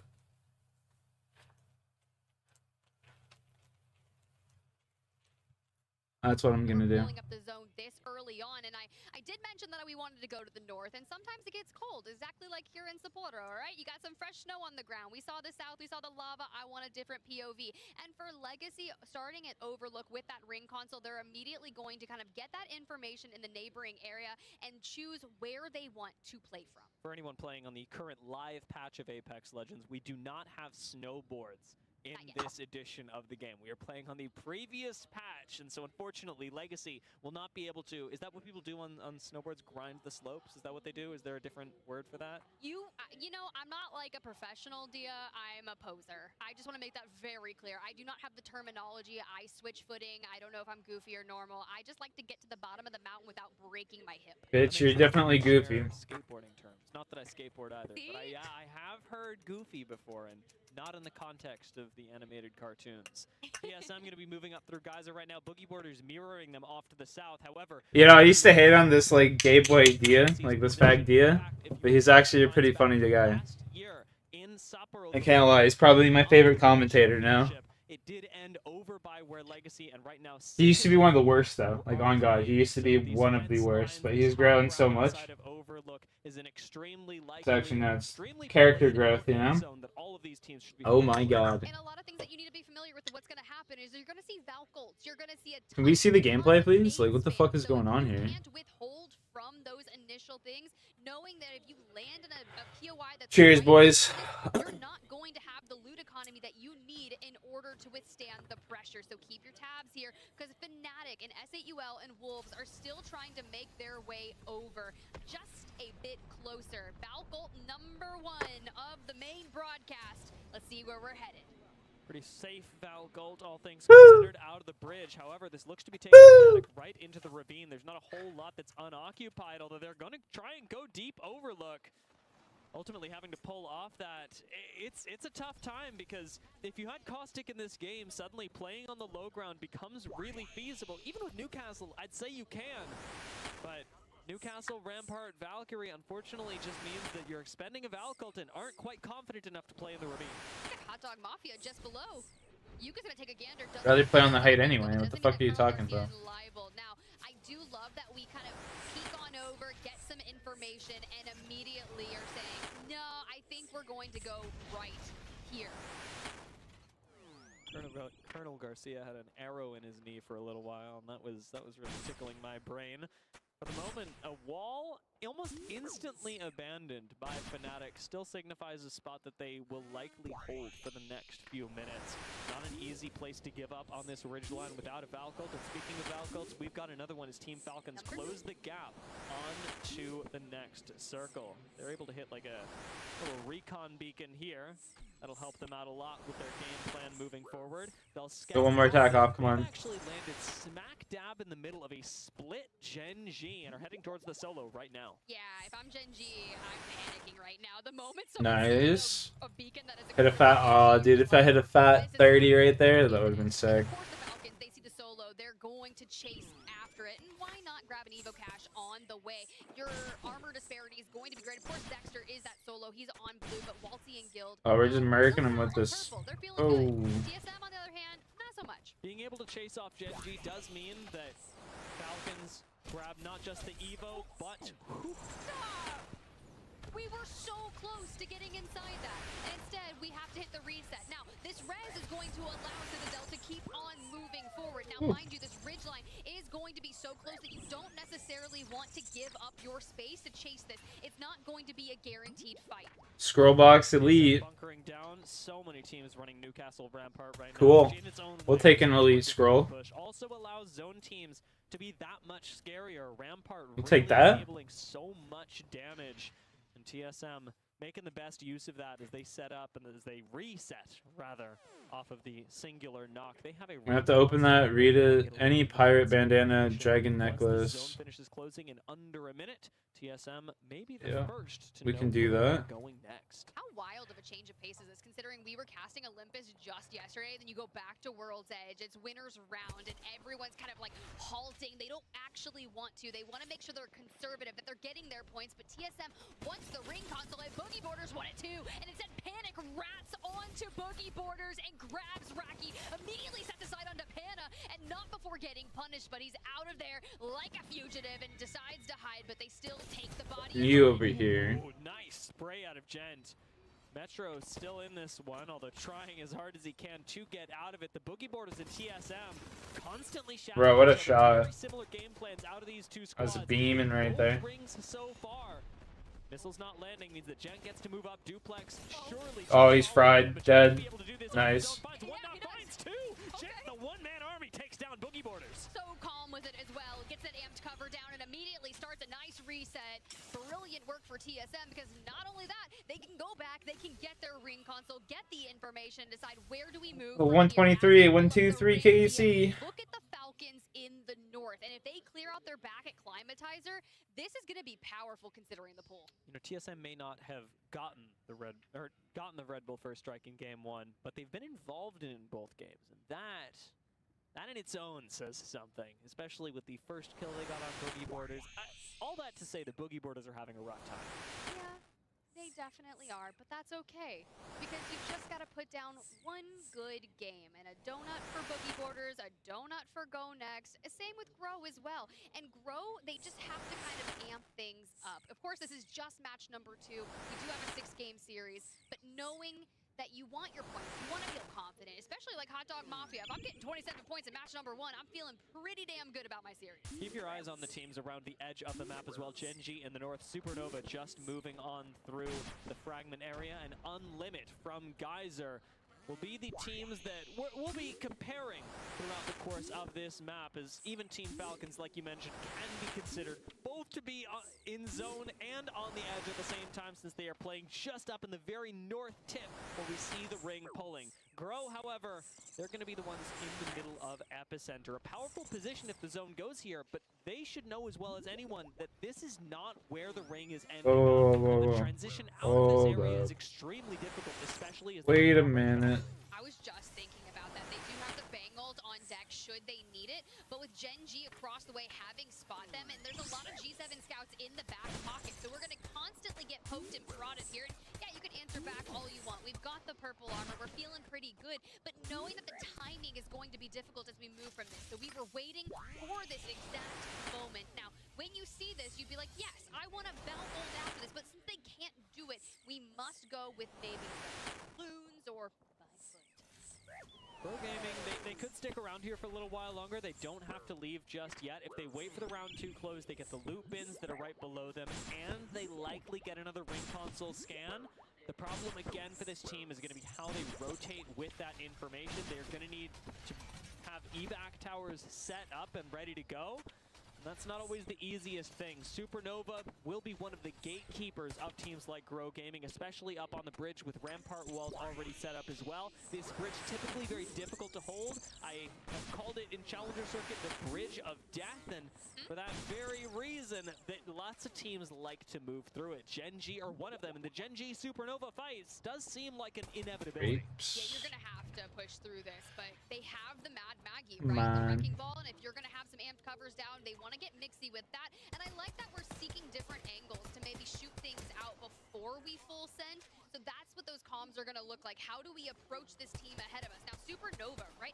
They got the majority of their points in the group stages from placement, not kills, which is very interesting considering we know how aggressive that roster can be. Right now, their actual physical position on the map. Hey, I'm noticing Hal getting a knock. See that finished? Tick one off the little Hal to 2K counter. For the moment, it's been going pretty well for both Supernova, Gen G, and of course the Falcons, who are able to lay down pressure from Climatizer. It's going even better for Unlimit, who have just rolled themselves a mythic crate. We'll see if they manage to pick up a Kraber out of that. Kraber, I know everybody's picking up. Car, it's, you know, 50-50. Some people do it, some people don't. P2020s as well, actually a pretty popular choice, and it seems like P2020s are what Unlimit are going to get out of it. Okay. Right into the lava. He immediately just had to dive down and hit the reset back on into the building. He thought he was being quite stealth, but immediately is found out. Now Gen G, yet again, still inching ever so closer towards Supernova, who are looking triple scary here at the end of the line with their amped covers. They have the natural cover inside the bridge, and I can't imagine that the Grim Reaper shall let you pass onto the other side. He's dragging you down into the abyss. The Alarmman positioned right at the edge of zone. A terrifying player, second in kills overall through the course of the tournament, second in knocks. He's third in damage differential. He does, on average, more damage than he takes, and he's done 6,000 more damage than he has taken through the course of this tournament. Second, of course, in damage dealt with 19K, right behind the crowd favorite, Imperial Hal, our CEO. And he is actually, as a record to keep track of, tied with effect for the most kills in a single game at 14. We'll see how that changes as TSM look for some kills themselves. With Citadel kind of moving in, we knew that they had been coexisting over here on the side of the circle for a long time, but TSM is now looking to make a move. We've gone down like the trolls under a bridge through the building, and with Alter, we hit a kidnap! He goes back. Oh my god, he tried to get him. They didn't finish it. I was so scared. It was really it was close. Though. It was close. Do it again. I need more of that. More of that, please. And Gen G finally moves into Supernova. And Gen G. There's one big ass dragon. Yeah, they call it the money snake. Motherfucker just prints money. What we didn't know was that Grow Gaming were going to be so quick on the third party. Even though Supernova didn't lose anybody, they have lost the position on the bridge. As Grow have moved up for it. This is exactly what we're talking about, Tiff. The Bridge of Death is claiming more victims. Hardeki goes extremely low. Gen G are going to go down. Supernova. The money snake. Them on out as they take out Asia. But Hardeki still down here trying to place a wall. Needs to play defense for the entire team. Off-screen, Fnatic has fallen and back on over to the TSM Citadel Gaming fight. And it is in shambles. I'm gonna go. Need a Dragon Pyro. That'd be lit. Pressure onto them, and they are just getting dangerous. Here we go again. Drops come to them, and There's like the one Harry Potter movie. I don't know which one it is, but they give them like little dragons. Another one, but right up into the Sheila. That is not where you want to be. Oh, like this bag or whatever. This is cool. It moves on down. Something like that. A little pet dragon that fits in the palm of your hand. That'd be crazy. Citadel have fallen, and TSM now have this whole building, and a very well-earned one at that. Can we just talk about the two fights that TSM has been involved with here in match number 2? It starts with Panic ratting Boogie Borders over by the ring console. He's just kind of lurking there, kind of setting stakes, and they immediately, Gent follows up and takes the remainder. Then they move underneath the house. They use the altar for kidnaps, and they destroy them. What's Falcons next, have started TSM? moving in from the north. We talked about this north side earlier, about how important it is to be where Legacy set up early, to be where Falcons are currently setting up. This bridge, it continues to claim lives. A nice finish from Unlimit. Who's next on the bridge of death? Legacy from the skies, dropping down, and we get picked apart. This is the second Valbolt from Legacy that this has happened. And yet, Go Next do not finish this. I think they would learn. Other teams moving in on them as well. Shopify Rebellion gonna join as Legacy seem like they're almost finished without the help of Legacy. 1,000 flags, just give them to me. Trying to stabilize back here. Don't have a whole lot of pressure on them, but Go Next need to move up. Oh, Zap, and he's rolling straight into light. And S8UL, Go Next fall, Oblivion to follow, Hot Dog Mafia gone as well. Jesus, everybody's just dying. Carnage because Unlimited, they may survive the bridge, but they don't get further than that. A rough way to go is all of a sudden you saw Zap start the energy for the lobby. He revs us up and starts a cascade of kills that ultimately ends with Wolves taking this high ground. Really nicely done. I will note that Legacy have stabilized, albeit as a duo, on top of this rock. Shopify Rebellion can still look at them. That's okay though, because I like the positioning in the next zone. That is going to be great for them. If they can maintain it as a duo. Elsewhere, the Falcons have moved in second place overall on the series, and I mean, yeah, Rampart's head's a little big between the cracks of that wall there.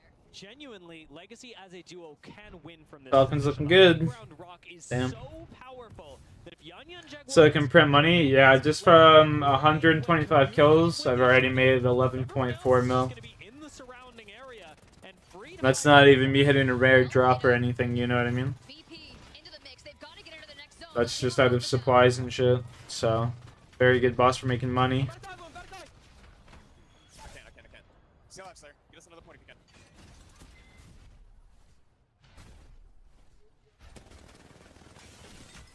Play my back, just chill. Hey, ask you to go back. Play my back. Came in, you left back on it, I think. No, they didn't. Nade on you. Okay, you're good. We're messing, we're good. Chill. Good try, boys. Nice try. Good game, guys, good game. It's still 4 points. I thought he was going to be able to clutch that up, but then Effect pops on out and says, VP, get out of here. Alliance are trying to make up from that disastrous match number 1 and turn their winners round somewhere great. For Team Falcons, he's still chasing. Legacy and TSM both fall, and they move straight into the northernmost side. Couple of nades tossed out as TSM go down. Hal's not finding purchase with any of these, and that's a lot of utility expended onto Shopify Rebellion. It's bought enough time for Falcons to move up. Going. We know what Zap does with that Sheila. He's going to make use of that, but we're going to open it up with the Thermites, try to connect, let the burn happen. What does this look like for us? Because if Zap hits a swing with the Sheila, times are changing. But Rampart kills one too. Destroy the wall. Move. Can help take down these walls, but you really want to avoid swinging into Zap. Oh my god. Takes him in the back, and Zap goes down. Down goes Sheila, and Guild still crawling forward through the amped covers, through the galore, and it's Walsey from the other side. We just need the finishing touch, and Shopify Rebellion have fallen. Team Falcons with a bit of stabilization.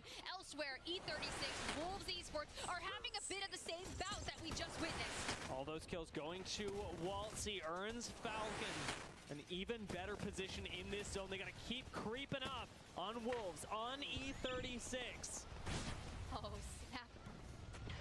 They're going for it. Alliance, they're moving on in. A ton of kills for the game from them. They want to win this, get those 12 placement points. And just like this, a Kraber as well. The amped covers, instead of barrel crawls, we're amped covering forward. Nice dip out of Hawk is just recognizing that, yeah, swinging into two people, that's not going to work. But look, Falcons have moved up. I've seen this before. And now the Arc Star's down, and Crazy Kong adds to the tally of a lifelong chase for 2K.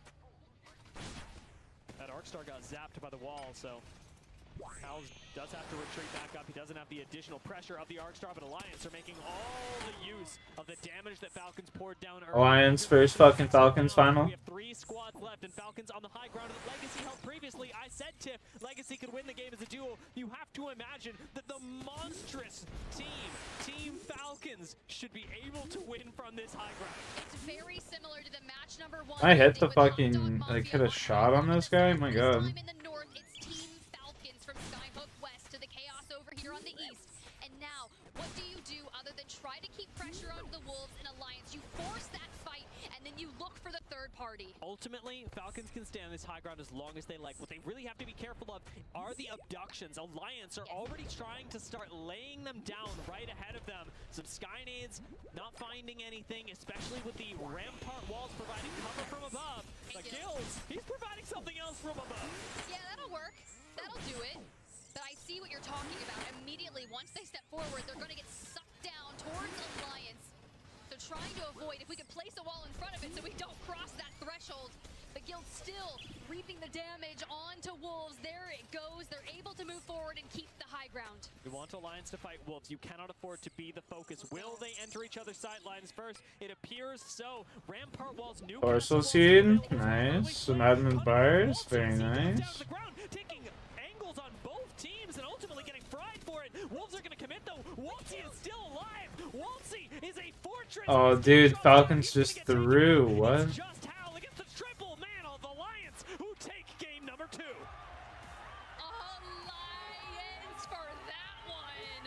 As much as the Falcons would have loved to keep the high ground, there is no space. They keep trying to push the Wolves into Alliance, but Alliance maintains the fortitude, and Alliance gets the win.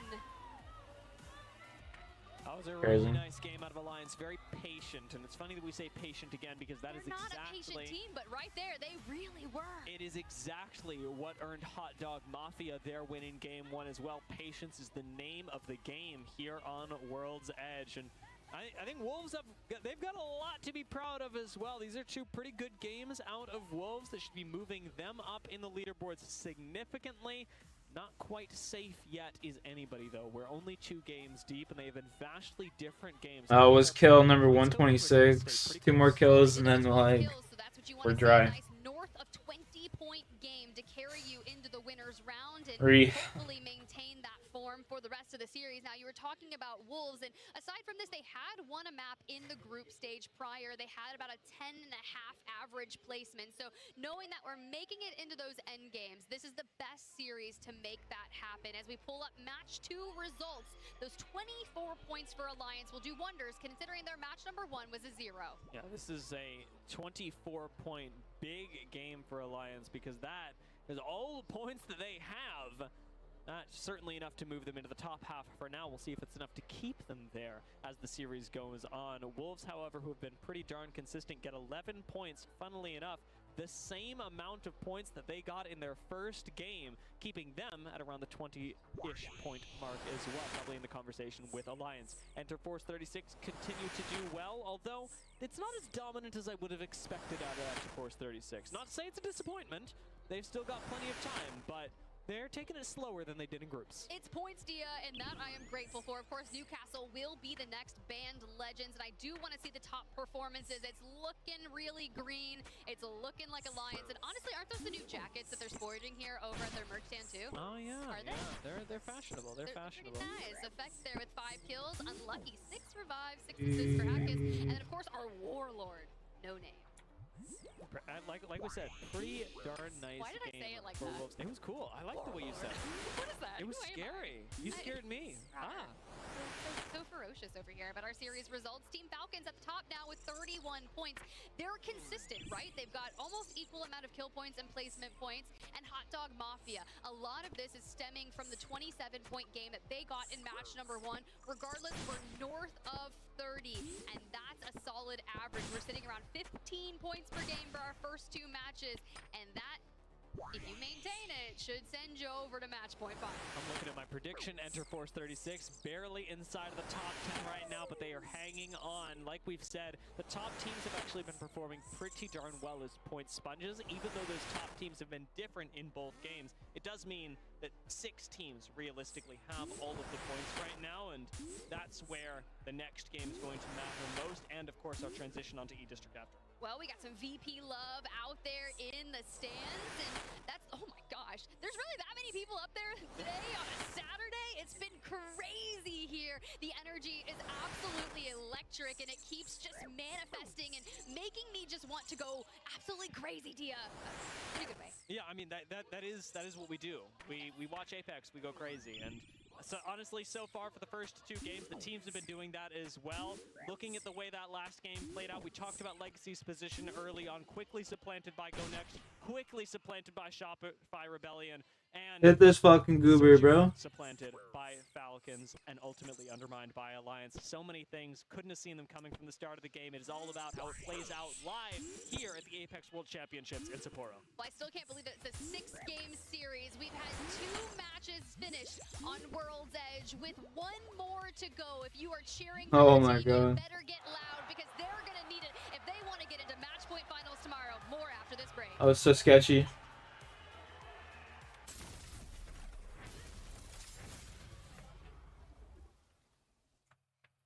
Red Bull is giving wings to the ALGS and the Apex community.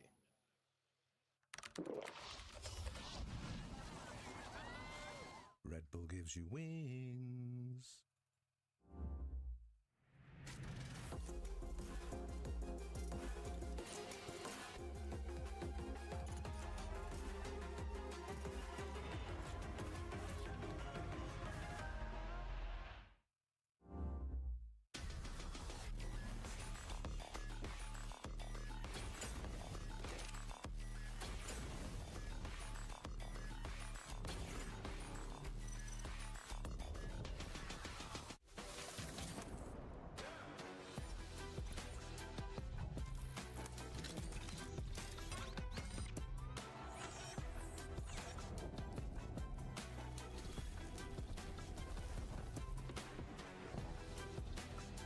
Get bored in this anymore?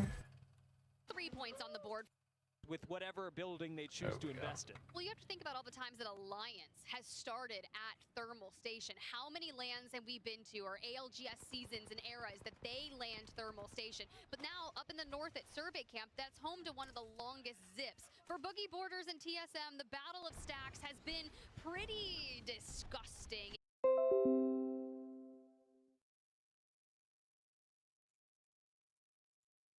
Out Unlimit are right on top of the fight. Boogie Borders and TSM, you know, two's a dance, I think is what they say, but three's a crowd. Nobody says two's a dance. Virtus Pro, however, they dancing with Fnatic. Fnatic, who start in staging, note that they need to get into Thermal as soon as possible and immediately rotate in, but Virtus Pro halts them in the track, and with Fnatic taking an early exit in 20th. Really does look like this is what Lou was put on this earth to do. That was that was a really, really nice fight. Quickly taking out Fnatic, one of the tournament favorites, of course, and of course one of the regional favorites as well. SAUL, bit of a rough start to this game. Haven't found a safe spot just yet, and when you have that low health, you're likely not going to find one. The Hot Dog Mafia will take them down. We don't have a Red Bull second strike, but if we did, that would be it. Well, the Hot Dog Mafia, they've claimed that center spire here down in Thermal, and the Wolves, who were in that end game in match number 2, look to take the low ground if they can. Shopify Rebellion have moved in as well, but we turn our sights just a bit north over towards Fragment. Remix Zuni and Kaisha are over there towards train station. Ninjas in pajamas are neighboring this area, and it looks like they're on the prowl. Keep that drone up to give you the info. Citadel definitely a team to watch, like we said, for their success on World's Edge in the group stage, of course, but especially for their ability to find kills, specifically on Zuni. Zuni has been playing out of his mind this tournament.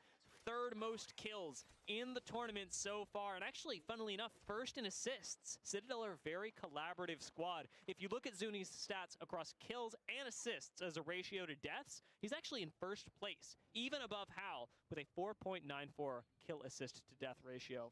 Hal sitting at 4.8, so it's close, but there's room. There's room.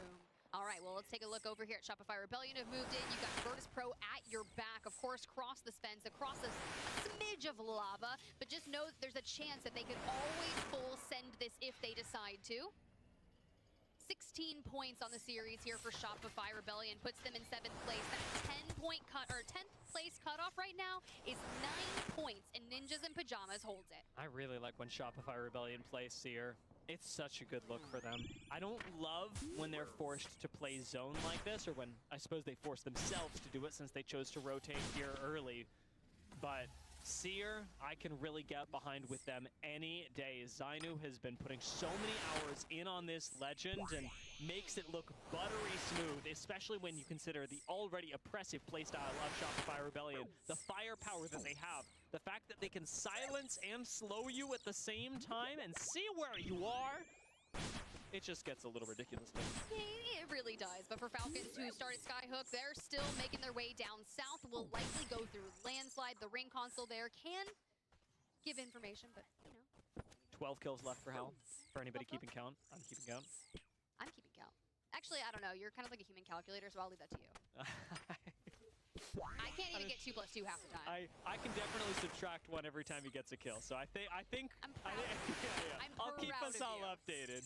My first grade math teacher, she would be proud. I'm not sure who else, but I know she'd be fine. The entire crowd, everyone watching at home is like, yeah, go idea. That's probably not what they're saying, but we're going to pretend that anyways. Through Mirage, Artois, we keep moving, and the Boogie Borders TSM fight has become personal at this point. They were trash talking in the pregame lobby, and seems like both TSM and Boogie Borders have taken this, not just professionally, but personally. Unfortunately, as before, 3 is a crowd, and Go Next are right next door to the engagement, looking for their first bit of success in this series. They haven't really found too much just yet, sitting at 14th place, only 5 points. It's not the Go Next that you'd think would show up in the winner's bracket, but they got time. 3 more games after this, and maybe, this one turns out in their favor. Oh, but I mean, they gave away the information. They lobbed a grenade straight on over, and here we go through the void, looking for some angles. It's not going to find Purchase, and Pana top towards the right, Metro to the left, and it's still Light looking for the initial swing. You've got a bit of high ground here that allows you the nice opening. Light. Little bit more damage to make it happen, and we just need 1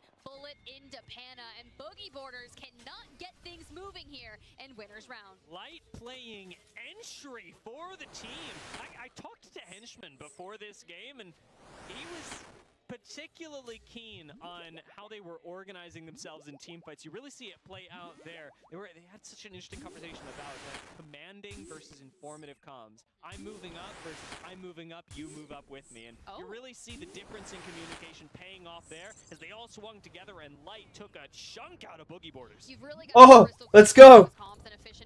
Finally! Yo, huge! Oh my god! Let's go! Yes! Yes, huge! Oh! Let's fucking go, baby!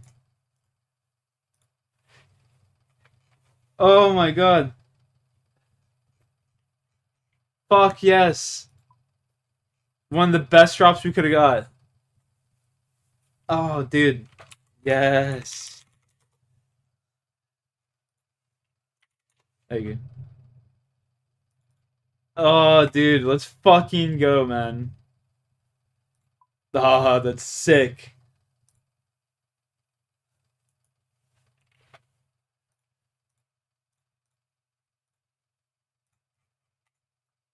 Now we gotta go for the back-to-back, boys. We gotta go for the back-to-back here. Holy shit, let's go. Yo!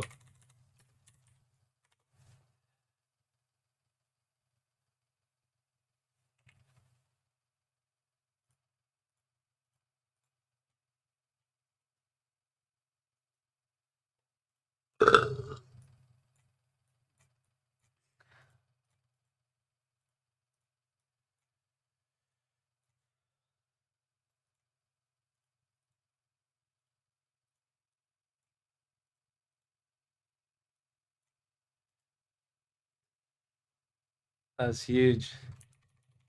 Huge.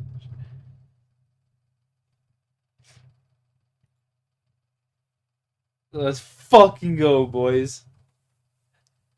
Oh, man. That's massive. Just fucking doubled our wave 2 is crazy.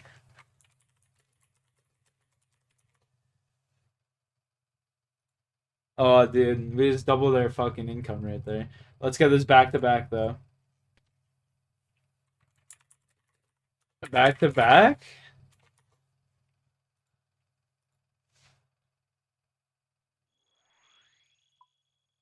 Oh, dude, that's so sick.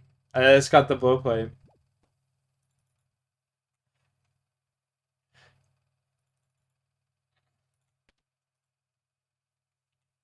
How much is it worth? Like 10 mil.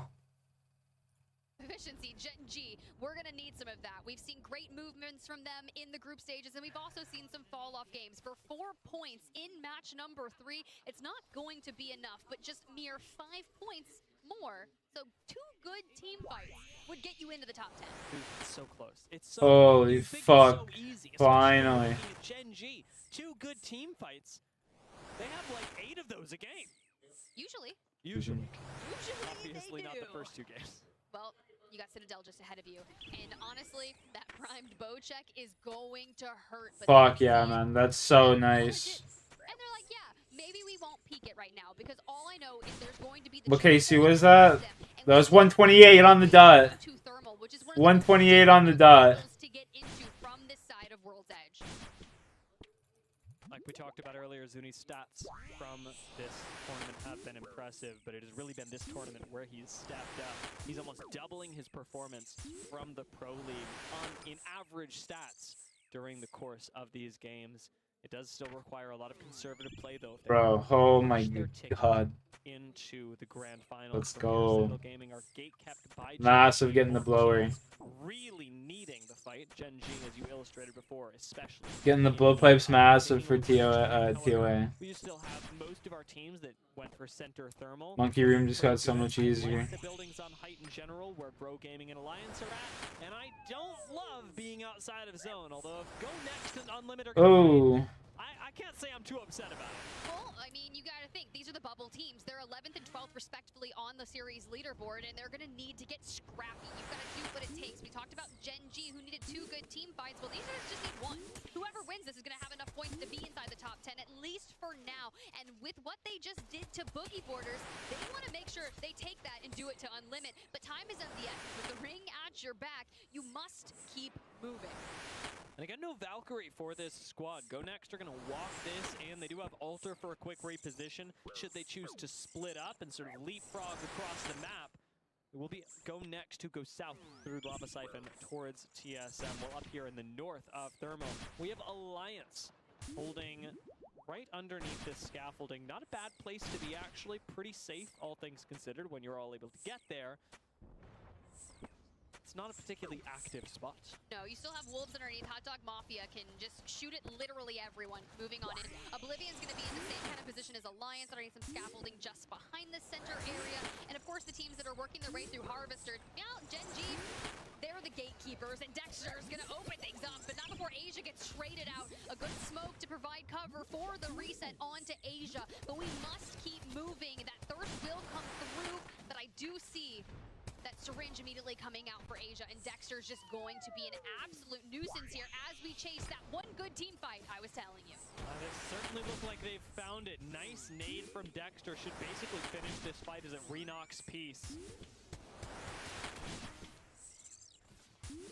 This ring hurts, though.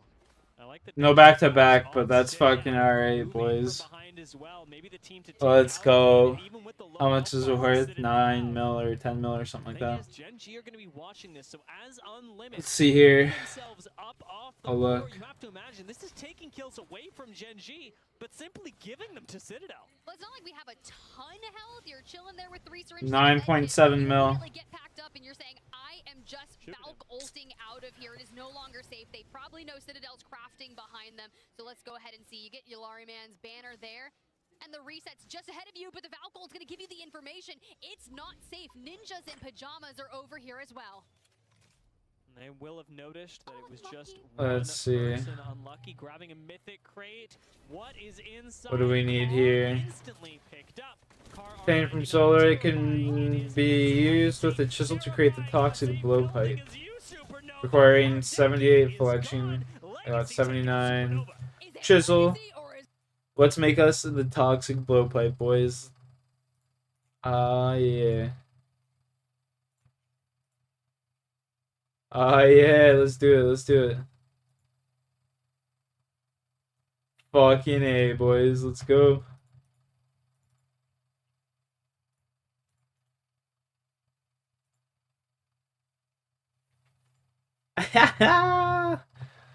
Let's go, dude. That's sick.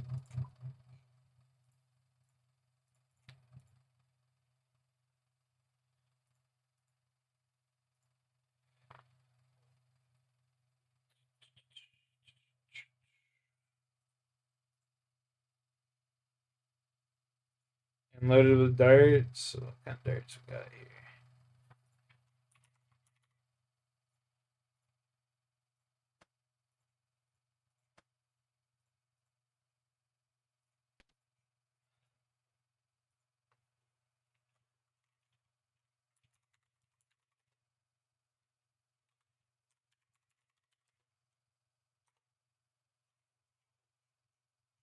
Blowpipe acquired.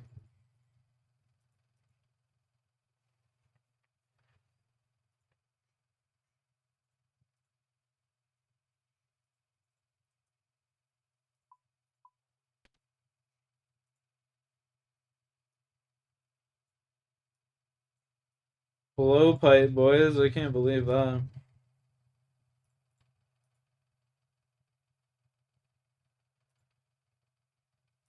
That's fucking just sick, man.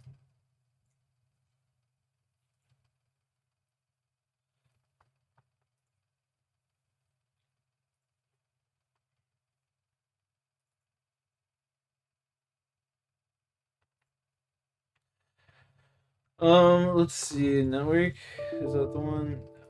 That's not the one.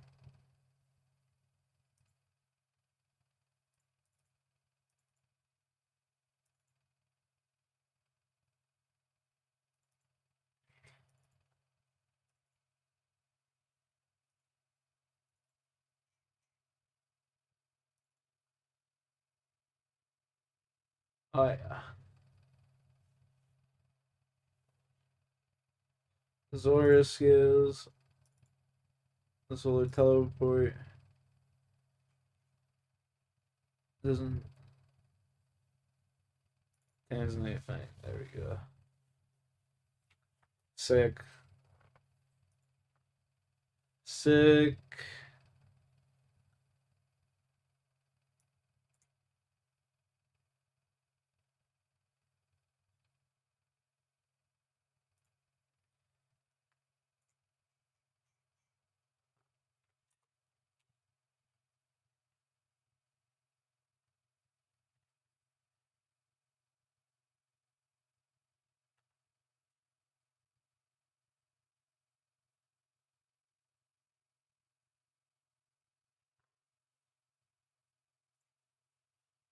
Oh man, that feels fucking good.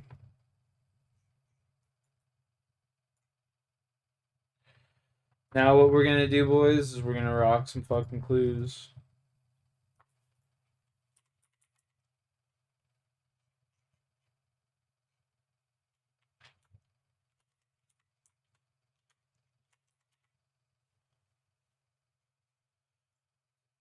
Take those.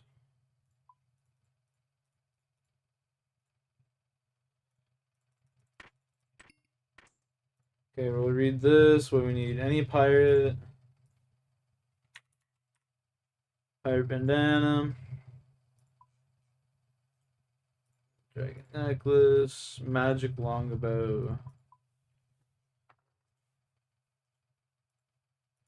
And where is this? The fight arena.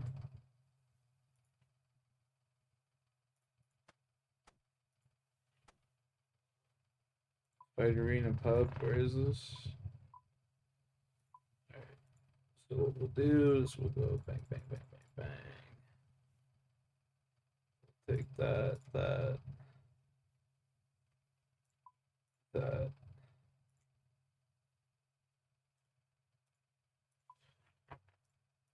Is it Yanya? There was a lot of damage out from that team, and Yanya picks up all three. They claim the southern side of that most recent zone. Now, of course, they are going to have to rotate off of this, but those 3 points will do nicely on their score. Go next approach from the south is gonna have Toxic blowpipe is a huge ranged upgrade, man. Like fucking A. Netting zeros for Boogie Boarders. Really tough game for them. but Go Next, maybe they're the answer to TSM. Maybe. Maybe, but we got Falcons, we got EMPs, and this is a scary fight here for Gen G. The Falcons and all the explosions are coming through, and keep your eyes on those health bars because Team Falcons, they are healthy. Citadel coming in behind this as well. Oh, This Citadel reappears. wiped out behind this. Moving right on through the Thermite and through the zone. Gen G take a lot of direct damage over time. Zicky's able to survive for now, but Gen G seem to be on their last legs, as it was in fact Go Next who were the answer to TSM. Oh, Go Next. Damn, They I fucked now move up. into a nice position down there on the south side where it's still chaos there in the north, and Unlimit have shown up. Azufi down and Guild stays that healthy. We dive into the void and we're looking for peace, but you're not gonna find him here, but you do! And down goes Unlimit, and Falcons add another one to the tally. 10 more kills for Hal. Unlikely to hit it this game, but just 10, that's not too much. Gen G have gone down, and Falcons have another fight ahead of them. Let's take a listen in with Falcons, see what they're thinking. Still droning. Come on. They're still trying to look for us. Still trying to look for us. Drone's on. I backed up and batting. I'm healing. I need to bat too. I need to bat too. Look at that. Look at that. Look at that. Just chill. These guys are still droning us. I'm getting a drone. Back the drone. I'm trying to play up. I'm walking up. I'm playing up. They TP back. They TP back. They TP back. They TP back. We're looking for optic cells. Platform behind us is. There's a team platform behind us, by the way. I'm looking for optic cells. Yeah. There's two flags below. They're ulti team behind us. I'm dropping. I'm gonna drop in the power ramp here. I'm dropping the power ramp. Grab the power ramp, ulti. Yes. Crypto ulti team, look for them, please. Yeah, I'm looking. I'm batting. We can let them queue up on us. 52 on one. Almost cracked one. You guys double stare. I'm ulti selling. I'm the fuck out of it, bro. I'm multi selling. I need EMP. We cannot let them play underneath us, okay? We have to kill these motherfuckers. Okay? We have an ulti TP in zone. The corner. They might start looking for it. I have EMP. Falcons know what they have to do. They have the ring right next door to them. It is a fantastic position. But they gotta kill some folks, and that means that Go Next are in trouble. Right to the south of them, Go Next's best position is the same one that Falcons want. They're gonna try to get it. They're gonna try to open it up, but they're gonna take an EMP Oh, straight if only to they had the nades. Nemesis charging up there for a moment, but they've sent out their warning shots. They're letting them know, I dare you to try to come up on this, but they don't have a ton of options. They have to hug that mountainside and try to prevent any angles from the Falcons, and they don't want to give up their high ground either, so we will see. Firepower of 6 directed towards Legacy, who Valcoed up towards the north. Shopify Rebellion have got to think about their exit from this building as well. Not going to be easy, especially with the ninjas in pajamas around. The Falcons are fighting, and they're fighting Legacy, that team that has attracted so much attention up towards the north. Well, Hal has already taken down one. He's immediately holding space here, but it's Go Next. They go to the high ground. He turns around, starts putting the pressure towards them, and they've dived back on down. VP actually take out Legacy, and ninjas in pajamas fall as well. Guild frag strafing there as he gets hit by Go Next, almost taken down but manages to survive. Enter Force 36 will not be so lucky as Falcons still in roads. This still determines so much of the game. Rogue Gaming are moving in onto VP.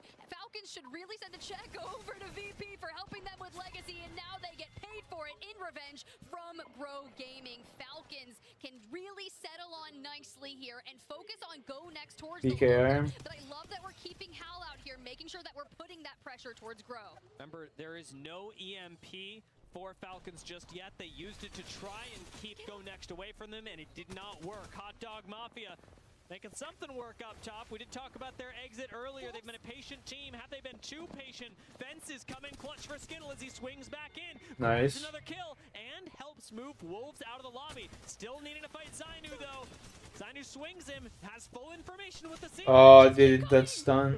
They just keep going towards the center area, and it's a high ground. Of course, they will not be able to play here for long, but we will keep on moving. We've acquired a couple of kills, and you've also acquired the attention of Alliance, who are banking off the back of the momentum, but we move forward. Now, we look for a position to play, and you get this open area. North's still looking good, right? I like this. I mean, it's tough. Falcons are in a rough position, but Alliance, they don't look like it's too easy either. It's been a 1-for-1 trade so far. But Hackett has to swing this to deny the res. Alliance don't have the luxury of sitting back and watching this happen. P2020 is in hand. We'll see what they do as Grow get pushed by Falcons. Guild goes down. Well, Hal Prowl on the low ground here, just kind of situated by the lava. It's a solo play for now, and Go Next sets their sight onto Grow Gaming. Now, Grow Gaming did not have a ton of points from the first 2 matches that are Sal setting their sights onto the top 10. For the south side, though, it's a fact, it's a car, and he takes down Shopify Rebellion. Beck's going to be spotted, though. Falcons have reset on the low ground, and it will be Falcons and Alliance that have to fight. Still having access to the high ground with Alter. Grow Gaming are the ones that are backing away. Alliance go down as Falcons escort them out. 3 squads left. Go Next, Grow, and Falcons from the low ground. And Go Next and Grow Gaming are getting scrappy up here. The timing of when Falcons move in on this is going to be imperative, but for now, Light being that entry, Dia. Go Next have got to stay coordinated. They've got to let Kinda enable the squad right now. Light ends up pushing forward, does a lot of damage, takes out Grow Gaming, and that leaves just 1 squad left. 1 squad, Falcons! And it's the Falcons, and they're on the prowl. Hal takes a ton of damage. Oh no. It's Waltzy, it's Gil. No, they're gonna throw. Are getting messy, diving through the death boxes of doom, and they are playing to perfection. They didn't even get the KP. They didn't even get the KP. That kid's so shit. That is exactly what fans at home, fans in the arena expect from the Falcons. They expect them to be at the top. Dude, what? On World's Edge, they managed to achieve that. Yo, what's up, Zombie? Yo, Zombie, I just got a nice rare drop, bro. I just got a nice little rare drop, brother. You don't say. You don't say. That's a pretty great start here on the day for a team. Nice little rare drop. About time, that's what I'm saying, dude. Really wasn't easy. Of course, you get that high ground there towards the end, and it's Go Next immediately wanting a piece of that. A couple of Alter kidnaps trying to go through. They push towards the high ground. Legacy with the Valcolt. They sandwich the Falcons alongside them, but it's Grow Gaming who really turned the tide towards that end game by focusing Legacy for the Falcons while they heal on up. And, you know, that was a pretty great endgame. Yeah, I really want to praise Go Next as well for, even though they did not win that game, the way that they managed to perform sitting right underneath the Falcons, not taking too much damage, playing small when they needed to, threatening Falcons, and making this not an easy space to coexist in was ultimately what got them the high ground that they wanted and let them Back steps, 3 steps are done. Second place in this game, 20 points for them, a very comfortable place. Hopefully another one. Yeah, dude, hopefully we get that Serp Helm next. If I could get the Serp Helm next, dude, like, honestly, I don't really need to do Zulrah again. Alter, we'll see you later. For Falcons, after that 22-point game, Go Next. You praise them, they get a nice 20, and Grow Gaming do get some points on the board there with 10. Alliance, after their win, they grab another 11, but it's Shopify Rebellion, who, sure, may not have gotten the most placement points, but after kind of the full sends that they did down in Thermal Station proper, they walk away with the most kills of the lobby. It'd be sick. That's really, really impressive. I mean, Shopify Rebellion did play quite well. I like the way that they were third-partying. Like we said, it's always an awkward game for Shopify when they're forced to play zone, and they made it work. However, it is Falcons Go Next and Grow that top the lobby. Falcons and Go Next really highlighted in my mind during this game. Active teams, proactive teams in the best way, and really cognizant of when they needed to use their ults, their utility, and all to find the win. Grow Gaming, of course, the right macro moves, the right time, but not quite the right amount of kills to make them feel safe. That's very true. Yeah, I mean, 3 kills, look, but I will take that all day to get into the 3rd place and grab some placement points. Anything above, I feel like 8 to 10 points per game should be enough in theory to keep you inside that top 10 to advance on to What we're gonna do here real quick. The Falcons' first half of the series performance, a 3rd in match number 1, a 2nd in match number, a little 3-2-1 action. Okay, go. It's kind of cinematic. The question is, where do they go from here? We're gonna do here real quick is do a little farm run. Or is this a bounce back? Is it 3-2-1, 1-2-3? Do we just keep going with the ones? That's the mystery. Because we're here. That's why I watch. Ones in there. Let's keep winning there. Let's keep winning. I know Waltzy would like to do that, and Waltzy, he's been really impressive with those EMPs. Yeah, the coordination out of Falcons has really been fantastic. They felt very confident, and in fact, when I I keep saying when I spoke to people yesterday, but it's You not, speak we're to a talking lot of people, to a Dia. lot of You people. really We're do. very social. When I spoke to Falcons yesterday, they were talking about how it was weird for them how in group stage they started off with so many points in their first stage that they kind of felt like they took their foot off the gas, and subconsciously at that, just feeling like, you know, we're already in winners. We don't have to work that hard, but you really see that when Falcons feel the pressure, when they apply themselves once again, pressure is what brings this squad together. And if I may, you know, be a little hyperbolic, pressure is really making diamonds here in Sapporo, as Falcons have, I'm not going to do it, but it's a little under a 20-point lead on the rest of the lobby. Yeah, 17 points. That's great. You're probably going to Sunday, but you see there in that 10th place situation, it's going to be TSM holding that with 15 points, Dia. That means that 10th place to advance onto match point finals after 3 games is a 5-point average per game. If you literally just chill and get some placement points, you could advance onto match point finals after a couple of, no, what is that, 1 team fight and some placement points per game? Yeah, it's really not much. And Storm Point is the best place to find team fights especially. I've been a big fan of Storm Point for a very long time. We got a lot to look forward to on that map. But to break down World's Edge and give us a bit of a teaser as to what we can expect on Storm Point, I would love to hear from our friends at the analyst desk. Thank you so much, Tiff and Dia. Welcome back to the desk here in Sapporo. I'm your host, Rain Day. I'm joined by Glitter Explosion, Graceful, and a new member who seems to be taking everything. He took the trophy, and now he's taking Snipe Down's job. It's Timmy. Welcome back to the desk. Welcome to the desk, my friend. How you doing? I'm doing great. Thank you guys for having me, and hopefully I can be some sort of use on the desk here. There's no doubt about it. I'm sure people enjoying just seeing your face here again. Obviously, this is your year of retirement, but we've still seen you everywhere in Apex, which is, I think, a pleasure for fans. And also, for you, I'm sure it feels fun to be able to connect with the community. But, you know, you have a different lens now because you're not competing and you get to relax a little bit. Yeah, I mean, I still got that, like, competitive mindset, even though I'm, like, you know, not competing anymore. But it is a lot of fun, you know, just being able to kind of not stress about, you know, watching this and like analyzing like, oh, how's the zones moving and stuff like that. I can just straight up just watch, see some good fights, and just enjoy it and make some, you know, good content and laughs about it. Well, it's fun, man. I can't wait to see where we go with the trophy thing. I hope it shows up on Sunday, by the way.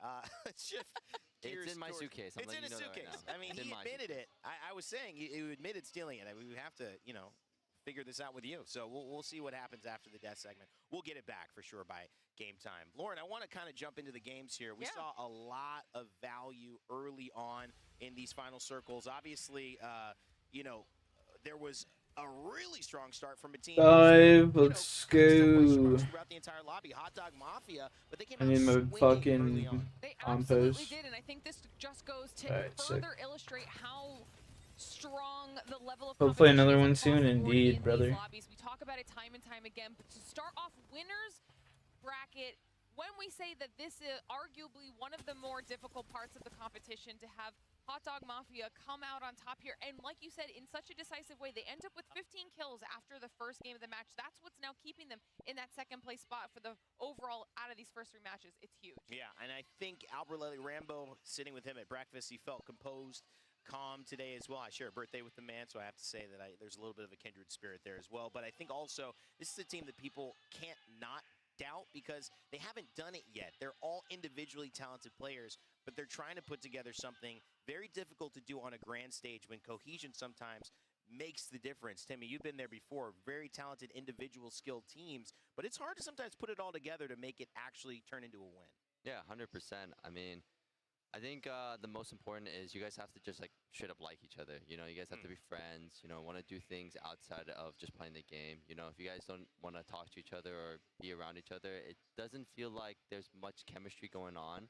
And yeah, I think that becomes like a big part of competing, you know, just being able to like be able to joke around, be a little like loose. Light shot at design for you there. Walk in those like intense situations whenever you're on stage. Yeah, I mean, you know, competitive sports oftentimes it gets overlooked how dissimilar this is in ways because you have guys learning to play the game at the highest level, but really at the highest level, everyone's almost good enough to do the same things. You know how to shoot, you know how to move, you know how the characters work. So it is about the little things that make it better. Hot Dog Mafia have done the little things right. We have actually some stats on them to showcase how well they've done things right. Second overall in kills with 20 points. 23 knocks as well, getting aggressive, 36 points, second overall and fourth in damage. They're just taking over the game, and I love to see the way that Skittlecakes, Alb, and Rambo are synergizing right now. Will it last, though, is the question. A team, Graceful, that I kind of want to segue into that we know has what it takes to get wins at this major stage and is still doing it is Alliance, who seem like they're starting to perk up here, especially after Game 2's win. Yeah, I mean, the first thing that I did as well was to ask them, really, are you guys, you know, you had a rough second half. The first half was really strong. The second half was really bad. How are you guys feeling? And then Haki just said, nah, don't worry about it. That's the first thing I saw. He said, nah, don't worry about it. And then I met Effect before they walked up the stage, hugged him. He's like, yeah, we're good. And then we saw them pop off in that game, in the second game as well. And, you know, I was super happy to see that as well because we know that they can do all of this, but actually doing it now, I think now that they pretty much secure themselves into the final round, they're more than comfortable. All right. Well, I mean, this is still a lot to try to dissect with only 3 games gone, 3 games to go. I think when you look at the series overall, it's clearly the story of Falcons, who have been just getting better and better and better. You know, Timmy, you've played with these guys in different iterations of your life, from duo tournaments with Hal to with Gildersons as well. What's your experience just looking at Falcons and how they're playing in these big moments? Obviously, the big 91-point game day in day 1, and now here leading the lobby after 3 by 20 points. Yeah, I mean, after playing all 3, I actually kind of low-key forgot about that. Yeah. Yeah, no, I mean, I played with Guild probably the most on 2 different teams, and I think he's just a phenomenal player. He just plays every situation really smart. He does his job. He always frags out, and I feel like someone like Guild is somebody you can trust that will clutch up in every single situation. You know, playing with Hal and having him, you know, IGL during the Rebel Legends in was really fun. I got to feel that experience, you know, because you're always a little curious when watching it through like VOD reviews and stuff like that. But like being able to play with him, like, okay, I feel like we got something going here. There's a direction, you know what I mean? And playing with Waltzy too when we were on Moist and playing through the EWC, you know, like he was the IGL during that time, so it's a little bit of a different like view now that he's on like the crypto and, you know, playing the side character. Right. But yeah, I mean, they seem like they have a really good mesh with each other, and they're just looking so strong. It's actually kind of scary. Like, they're playing situations so slow, so perfectly. I'm like, wow, this is really calculated. They look dialed in. Yeah. It is absolutely scary. You heard it from Timmy himself. Absolutely got the best experience. First, a team who... It looks like they're going to be able... 3 games left as we head over to Storm Point now after we've seen things kick off on World's Edge. And surprise, surprise, the top of the pile is the cream of the crop at the moment. It's going to be Team Falcons looking dominant at the moment, Dan. Yes, moving over to Storm Point, we can safely say Falcons will be in your match point finals. At 53 points, there is no chance they are dropping down into the bottom 10, but it will be about securing first place for that POI draft as we move on to Championship Sunday. But it's going to be more about who can get into that top 10, because right now the barrier is only 15 points. That is a very low amount right now as it stands, which, you know, if we try and do some simple math, maybe the cutoff's going to be around 30 or 28 around there. So we can look at the POI draft at the moment. Got to look at Unlimit, dropping it Lightning Rod, a fantastic chance for them to put points on the board and try and catch up some of these lobby leaders. Yeah, I mean, Unlimit sat there at Lightning Rod, like you say, but Team Falcons feeling all sorts of confident there at Zoo Station, so they're just to the north of them, and they've got to be careful any of these northern zones that they will have to potentially fight Falcons on their way towards zone. Well, here we go then, 3 more games. And after they are done, we will know our first 10 teams who will be sitting pretty, waiting for the rest of the games to take place today. They will be in your match point finals for the bottom 10. Another grueling lobby to go through. And that's going to be a challenge in itself. And Team Falcons really have met expectations at this event. I know that there's been a lot of trials and tribulations for this roster. The ARGS Open, when that happened, of course, with the previous Falcons team, yes, they finally got there and met those expectations, but this has been one of the most dominant rosters we've seen of an iteration of Falcons. I'm very excited to see how they progress going into those match point finals. Now, a team that hasn't necessarily found much points, actually found 0 points thus far, is the Boogie Boarders. But again, with the cutoff only being 15 points right now, it can change around very quickly, and look at that composition. Yes, yes, yes. Panna was saying this yesterday. He was like, do you know what? This is what worked for us in the LCQ to get here, and they are running a Pathfinder Rev, and they will be jumping on your head, your chest, your body, your knees, wherever they can land. They will be taking it. Speaking of zone, by the way, we're going to the north side of Storm Point here. We are going to the eggs between North Pad and the wall. Speaking of the zone, though, let's focus on what we've got in front of us. It's Boogie Boarders. Let's jump into the comps. I think, yeah, here's main scan now. Okay, go for it. Fighting. One dead. Nice. One full. Grappling over to you. I'm coming. One up here. Jumping down, bottom Jumping right. on me. I'm here. Almost cracked him. I'm here. Cracked. I'm running at him. Like 50 flash on the back left. On me, Rocky. On me, 1 HP. Over here. Kill 2. Dead. 1v1. Kill, right, res him. He's over here. He was like 30 HP. He's pushing from the right side. He's maybe top middle. I'm healing. We got landed on. Run back. Got landed on. Get up. I'm running. Go Barra. We can res Barra. Nice. Well, Ninjas in Pajamas will be the first victims, and Boogie Boarders get the majority of the KP, but it's actually Go Next who arrived down on the southern side here over at Echo HQ to finish off those final remaining members. So now Boogie Boarders are going to boogie on out of there. Go Next will not be chasing them. They will just be looking to reset and look to get back into this game. Yeah, it wasn't the cleanest fight in the world. In fact, I was actually pretty impressed with how NIP were able to hold that one to really frustrate the Boogie Boarders and delay that fight and allow Go Next to even get into this position. But you say they're not going to chase. At the moment, they do seem to be hunting them down a little bit. They don't really want to allow the Boogie Boarders to get away. So the Boogies need to get a boogie on. Now elsewhere, you're going to see Hot Dog Mafia against Oblivion here. Hot Dog Mafia. It's going to be Emden, so this fight is very important for that exact reason. Albrelele, barely any health to play with. The Gen is down inside of the egg though, so the interception pylon and the fences are going to make this a little bit more defendable here for Hot Dog. Come on, give me something good here with this chest. Huge armor advantage. They have to be careful though, because Legacy Samurai page 4. next to them, and if they see downs on either side, they've got a big opportunity to third party. Well, Oblivion do get the first one. Nothing good. Also going to force them back down the stairs here. We'll just be able to hold off to get the res. Albrale's back up on his feet, so now Skittlecakes just has to hold for him. He gets the push. Tries to hold. Skill, though, is going to be the last alive. And even though the sprays are pretty good, it might be a little bit overwhelming with the amount of bodies flying at him. Hot Dog Mafia eliminated. And Oblivion will put them into the lobby once more. Now, do Legacy look to push this? It looks like they're going to be able to reset pretty comfortably here, Oblivion. Yeah, that was such a big push for Oblivion, though. These are not fair buildings to really hold together. It's just an uncomfortable experience for both parties. And considering the amount of points Oblivion are on, it was a must-win for them. Otherwise, they would have been going into the last 2 matches needing, 20-plus points. And at least now they get to play the game. They get to be in the end game as well. So a really good chance for Oblivion to put some points on the board here. Looking across southern compositions at the moment, and some of the teams that are moving from that southern side. Boogie Boarders look like they are going to be able to reset over at Barometer. Go Next, moving through Pylon, and Genji eastwards on the Trident.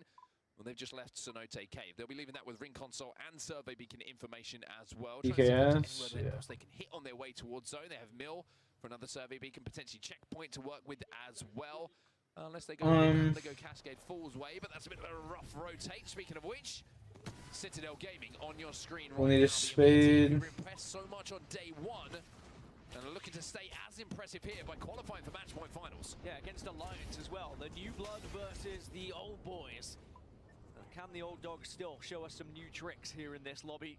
Alliance certainly looking to try and make up for a disappointing day yesterday, but they've already showed a victory. It's got them right back on this board and looking better than ever. Also, I'm going to give you a chance. Who do you think's banned here? Without looking at the legends, without looking at the screens, if you had to take any guess.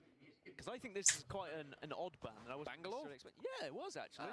There you go. There's a man who knows his meta. And I didn't look. That's a man You were looking at me the whole time. Meta, excellent. Yes, Bangalore is going to be banned. 13 of them in the lobby. Everyone opting to having a little bit of smoke coverage. 11 Ramparts, 10 Valkyries as well. So we are going to see a little bit of Skyward diving come the end of the game, but yeah, I was surprised about that Bangalore ban. I think the fact that we're on Storm Point as well probably lends to some of those open areas and the smokes being more effective. And the Force 36 getting the most vertical of aerial views you could possibly ask for here with this drone.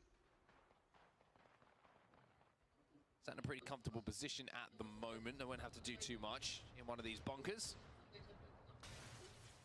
Elsewhere, look at the teams that have to make moves. Teams Falcon is going to be one of those teams. The winners of our previous game and our first place team in the overalls. They're wrapping through wall at the moment. You can see that on the right-hand side of the screen. The zone continues to trend to where we believed it would, potentially moving out towards the backside of the kind of little islands and the watery area as well, where VP are set up. But wall could be an interesting thing to look at right now, because you've got Alliance in the room between where this end game is and wall. You've got Citadel Gaming here at the backside of it, TSM right at the very top as well, kind of on the beachhead, and then Team Falcons, who are going to have to rotate through or maybe even over the aforementioned team. So a lot of action potentially could take place here. I actually quite like the position from TSM, because they can avoid a lot of the gunfire, a lot of the conflict that's going to happen at wall, be able to move north, and then potentially find a place on those small islands you were talking about, maybe go unnoticed when all the gunfire is being focused towards those nut buildings, and might just be able to scarper through and get into a really good spot, maybe contesting Virtus Pro a little bit. But VP, certainly the winners of that zone shift at the moment, and of course we've already seen this week just how good Virtus Pro can be. And I'm sure they'd love to find themselves in those match point finals. Currently in 7th place on 22 points. Yeah, we were talking about VP yesterday. It feels like a bunch of players who have been dropped from teams for being the weak link. Yeah. But now have come together, and all of a sudden that chemistry just feels really, really good for them. It's just something that's clicked. I mean, Slayer's stats yesterday, I think he was #1 in kills yesterday, if I'm not mistaken.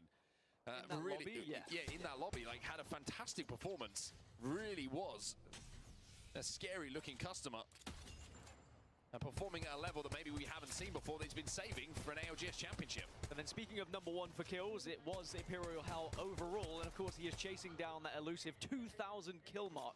He'll be the first player to reach 2,000 career kills in ALGS history. Only 9 away coming into this game, and he may well reach it in this series. If not, definitely would reach it in those match point finals. It will be quite something, but who else but the CEO to be the first to actually get there?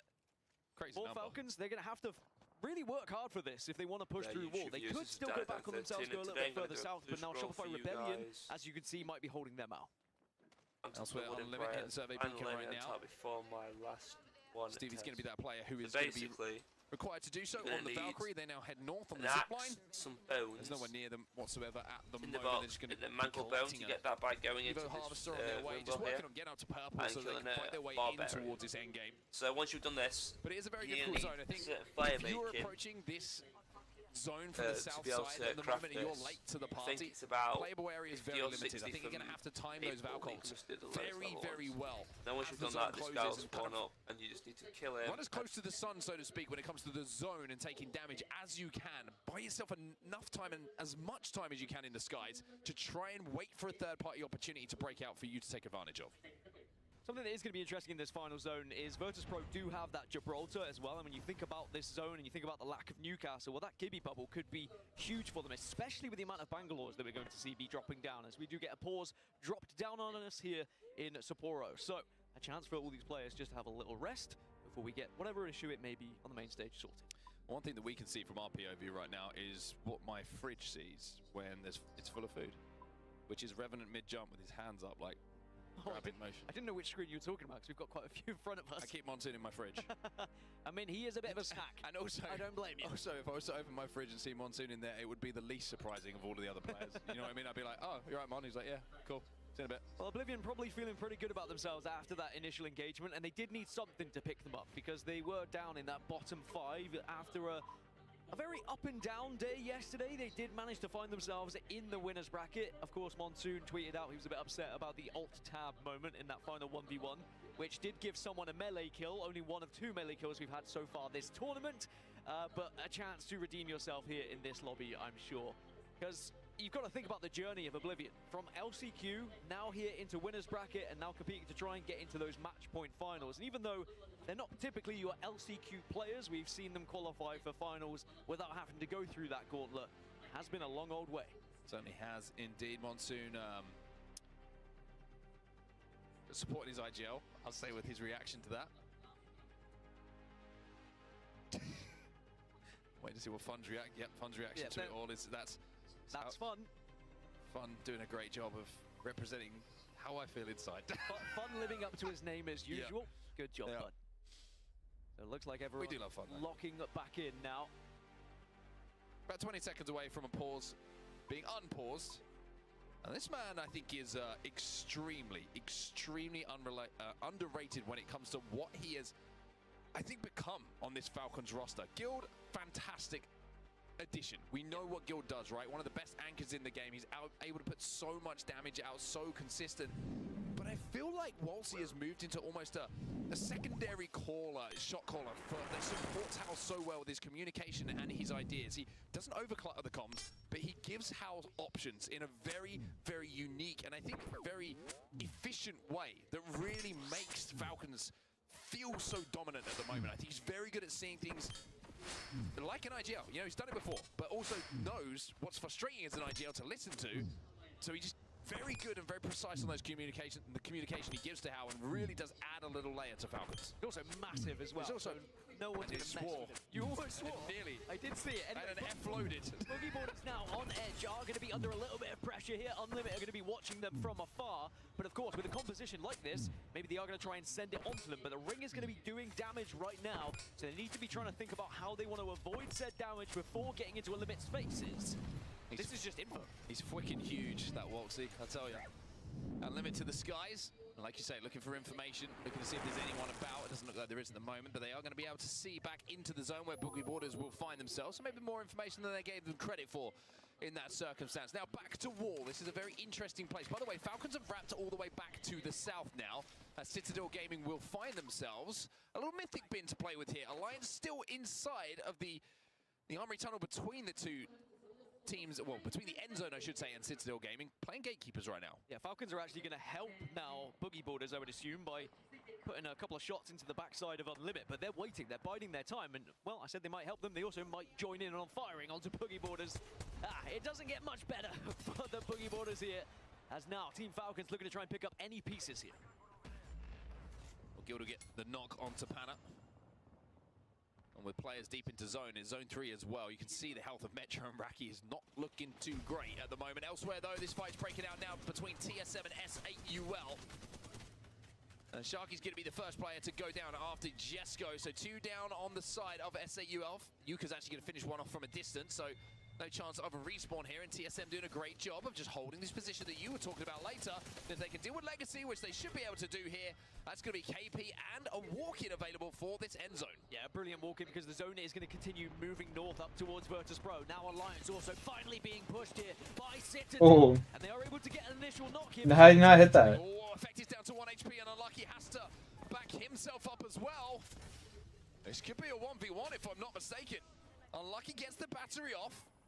Zuni hasn't managed to do so as yet, and Unlucky with the spray. Fails also on his feet, so it's a 1v2 for Unlucky.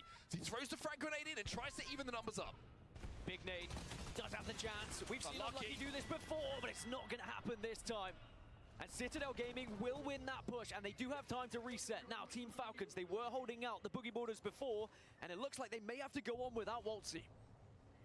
Maybe able to respawn him a little bit later on, but the fact that you've lost the crypto makes it a bit more difficult to do. Don't have that drone to collect the banner, don't have that drone to hit that respawn beacon a little bit more comfortably. Raki's going to be last alive here for Boogie Boarders, so Falcons will rotate in as a duo. Might be able to get to zone here, but waiting on the other side of where they have to move in is all of this action in front of you right now. What the fuck is going on? To influence this fight, and Shopify Rebellion will be fighting against Wolves inside the building. Falcons did lose 1 to the ring, but now Unlimit looking to try and take down Shopify Rebellion here, but they also don't want to overcommit. Worried of the third party, there's the confirmation, Falcons just got eliminated.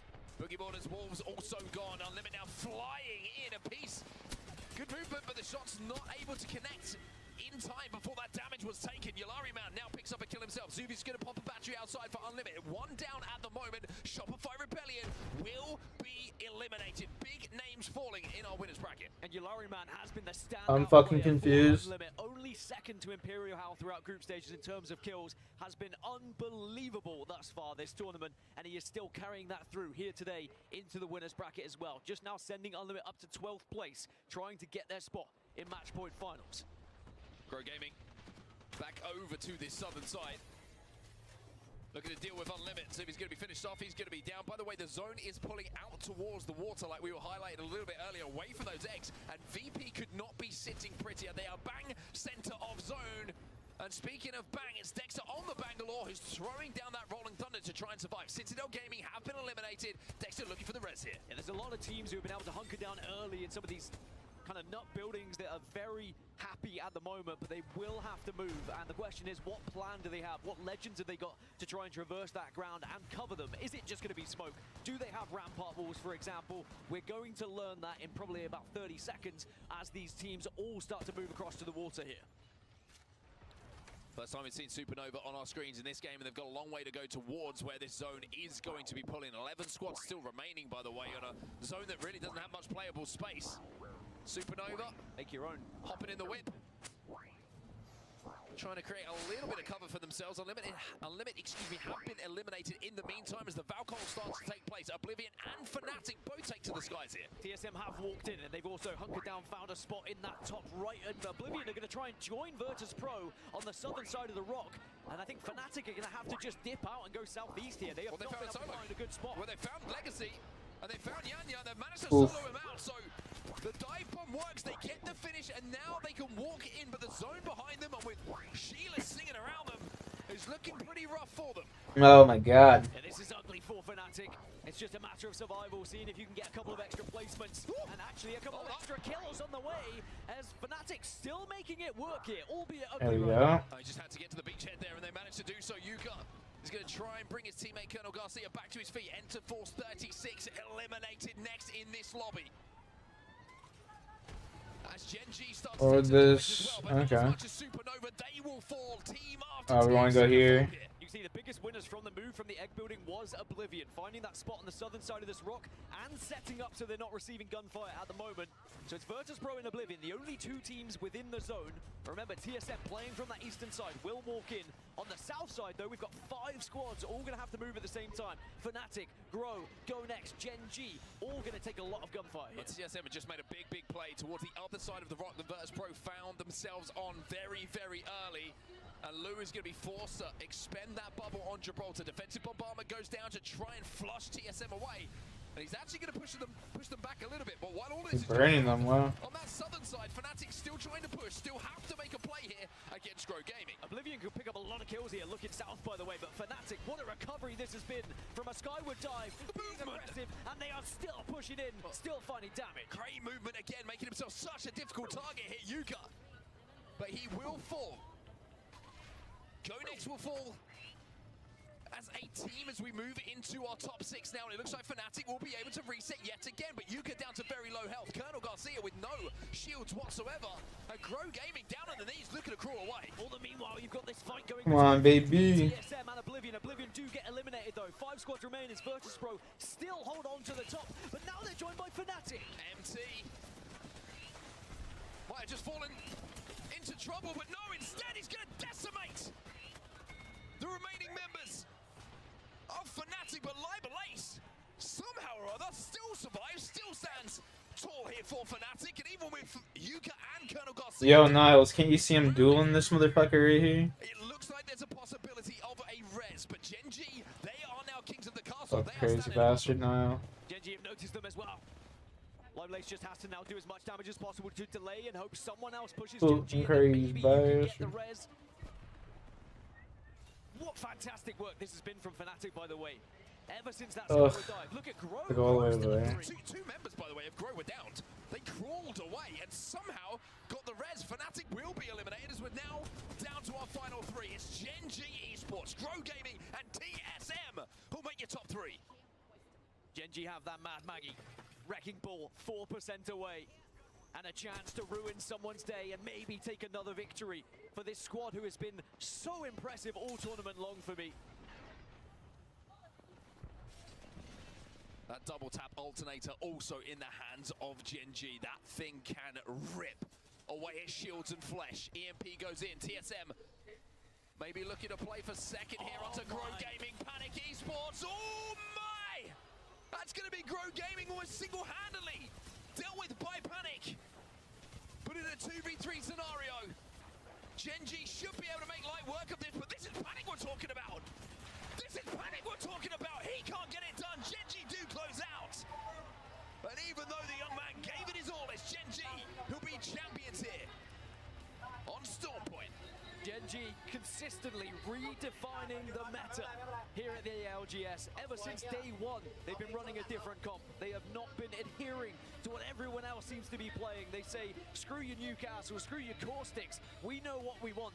Sadly, they will be losing their Bangalore going into this next game, but I'm sure they won't mind too much putting a victory like that on the board. Only the Talk to my boy was a very Hans. difficult game to try and secure kills because there was just such a messy final circle when you're trying to traverse that open water, trying to find a spot. It's just about survival at that point. I will say Fnatic also very impressively made a bad situation work well. I think maybe VP will look back and say, could we have done a little bit more? But they were joined by the likes of TSM, the likes of Oblivion. I do want to highlight that one play from Panic, though. Just like a Trojan horse, using Wraith, getting behind enemy lines right in those rampart walls, and then obliterating them from behind. Yeah, very, very impressive stuff from Panic, and almost made the impossible feel possible for a second there for TSM fans. Managed to find one, almost found two, and then if you can find an armor swap, you never know what's going to happen with all the pressure flipping over to Gen.G to not throw that fight. But it's going to be Gen.G who end up on top. Like you say, only the 4 kill points, but 16 points overall. The same as Grow Gaming, down in 3rd place, thanks to those 9 kills that they put on the board. TSM with 17, 8 KP adding to that. And I think you're right, Virtus Pro, placement points, pretty good, but just 0 KP to go alongside it. They never really had a chance to actually get some kills, though, because they were there for so long, and they were in a position where they couldn't really capitalize on other people's positions. But a team that did capitalize on some damage and some kills was TSM. Remember, when we pointed them out on that northern side for quite some time, they had planned it early. They won their fight to keep that spot. They walked in and they made it. What was a huge game for TSM. We've completed 12 beginner clues. Things to take away from it. It feels like kind of a little bit all or nothing so far in this series for TSM. It's either a great game or it's a little bit of a quiet one where they're going out early. One of those games, even though they went out early, some still have managed to pick up a couple of KP, which certainly does contribute to a little bit. Go to the party room for a draw party? Nah, I can't pick up anything anyway, dude. I'm an Ironman. On 32 points. Falcons still leading the way, though, with 55. And you might be wondering, you know, what is that cutoff number going to be? Gen.G currently sitting in 10th place on 24 points. That's the strange thing. They just won a game, and they are still in the danger zone. They could very easily drop out of there. So now they just need to keep this, get that momentum, and put more points on the board. It's about being consistent from this point. It's not relying on one huge game to try and save you. Instead, it's about getting to those end games to give you the chance of getting that KP and putting numbers on the board. I mean, look at the crowd. We keep talking about it, but it really is impressive. Every time we walk out from backstage, and you can kind of take it all in. This is what we see every single time that we come up to cast. It really is a special sight. The energy inside of here is amazing. People queuing up from 5:30 in the morning.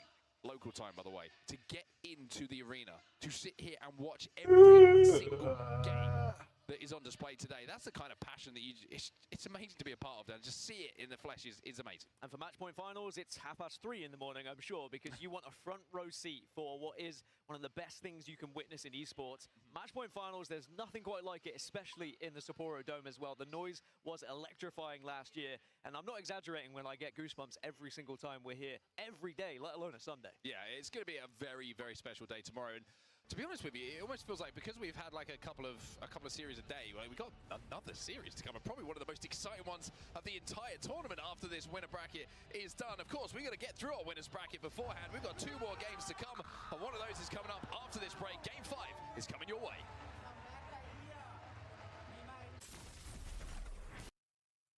Dan, we've been enjoying the food, we've been enjoying the culture, we've been what did I have to to those Match Point Finals, but here we go, it's Match 5, back on Storm Point once more. Will we see Team Falcons continue to reign supreme, but will someone else maybe step up to the plate here in the Sapporo Dome and just find their destiny and find their way into Match Point Finals?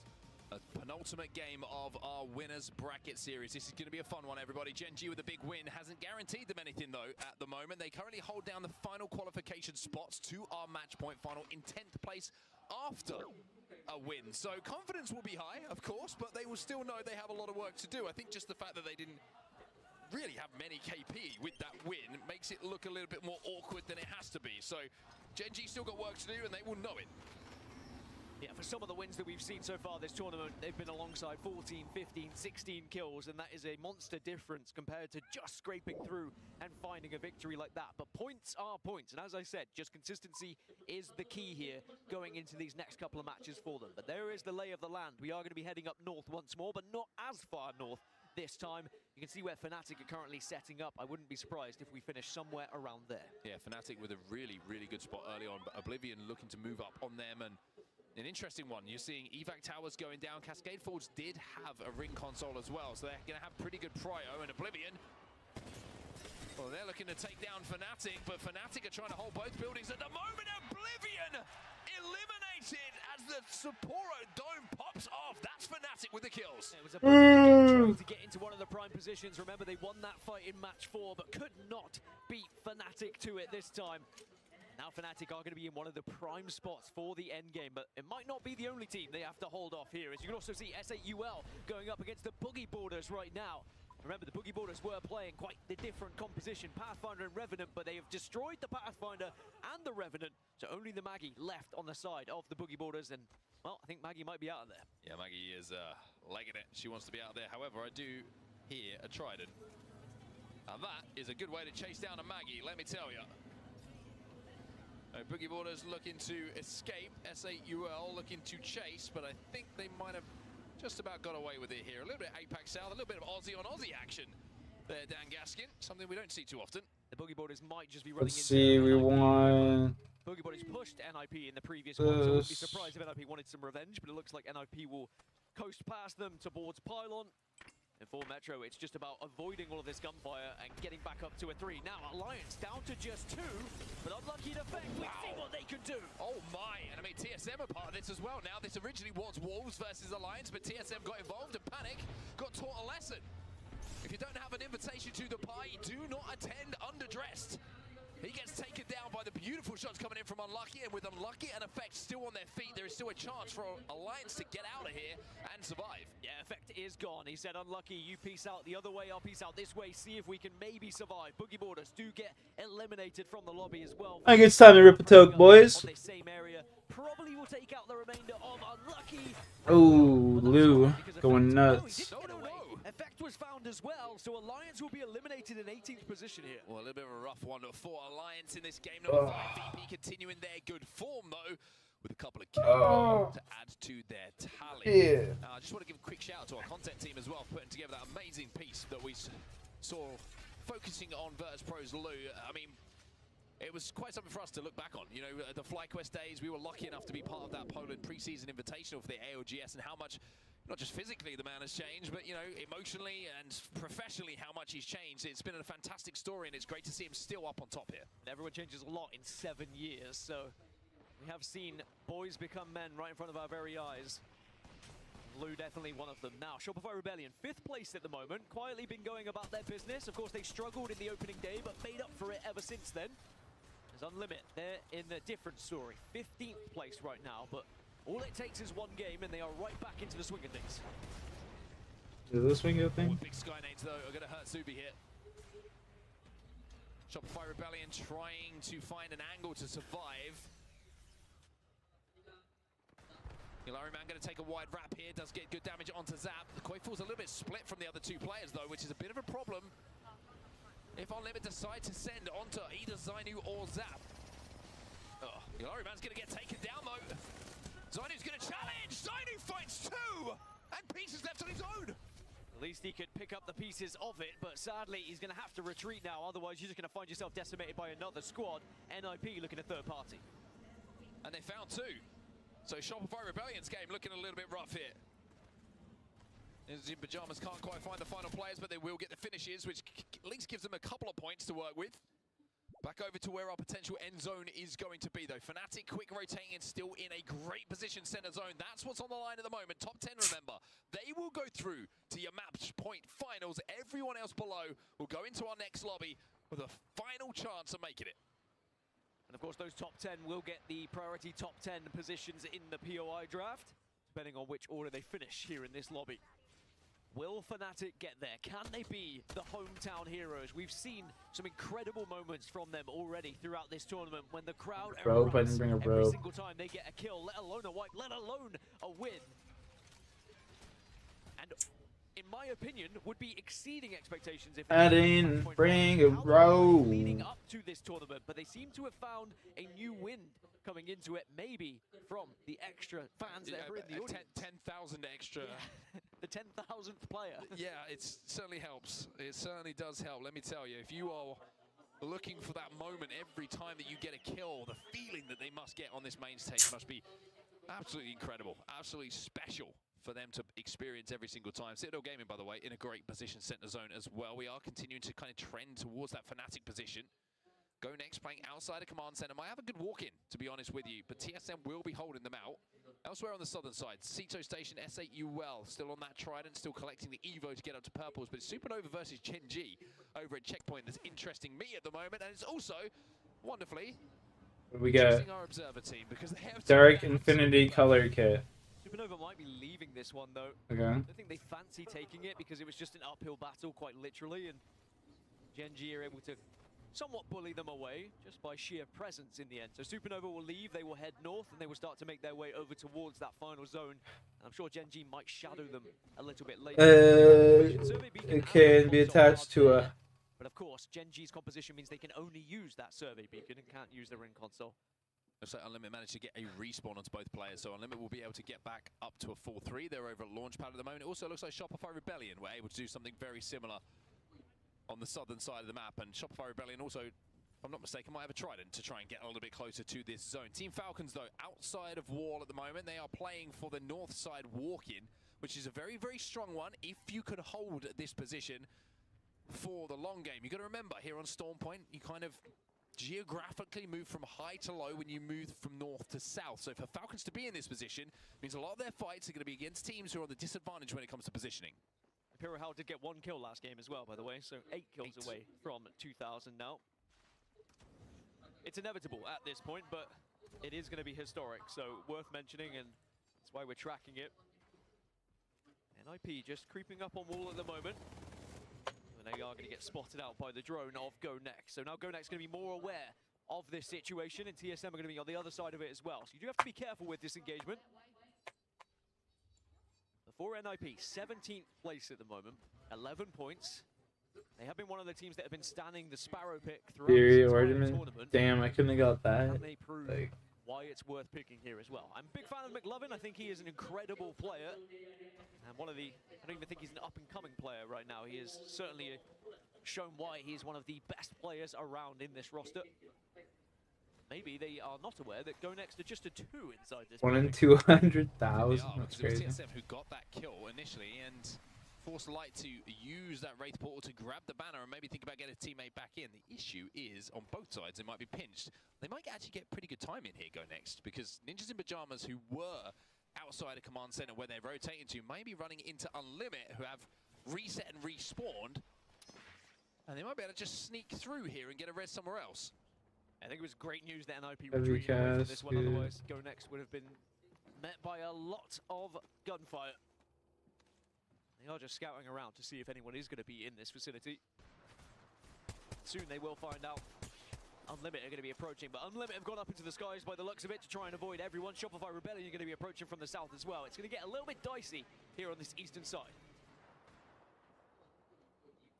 So I need 3 Gonna hit the Valcol. of these. Yeah, I need 3 of them. Land on top of Cascade Falls. Always a little bit of a risky spot to land. That's kinda dumb. The LOS is available on the height surrounding these buildings, but looks like it's worked for them for now. So they'll be able to reset here. They'll be safe inside of that next zone. A long way to go for them, of course, when they have to move a little bit further north later on. But for this zone, all good. And that's the issue, though. They have to move north. By committing south, you are now putting yourself at a disadvantage. You've got to go uphill. So you're really going to be relying on that Skyward Dive to try and reposition a little bit later, as Go Next will get the respawn onto Kinda as well. The lobby been very quiet for the last few minutes. Everyone focusing on moving rather than fighting at the moment. No one's forced into engagements. But that might change soon, because I've just seen Hot Dog Mafia. Hot Dog Mafia? Team Falcons were previously there. Mythic Bin was in the area. And maybe Hot Dog Mafia have done enough to try Mafia. and win this one. Falcons think it's not worth fighting over. Well, Santa left under the tree here for Hot Dog Mafia.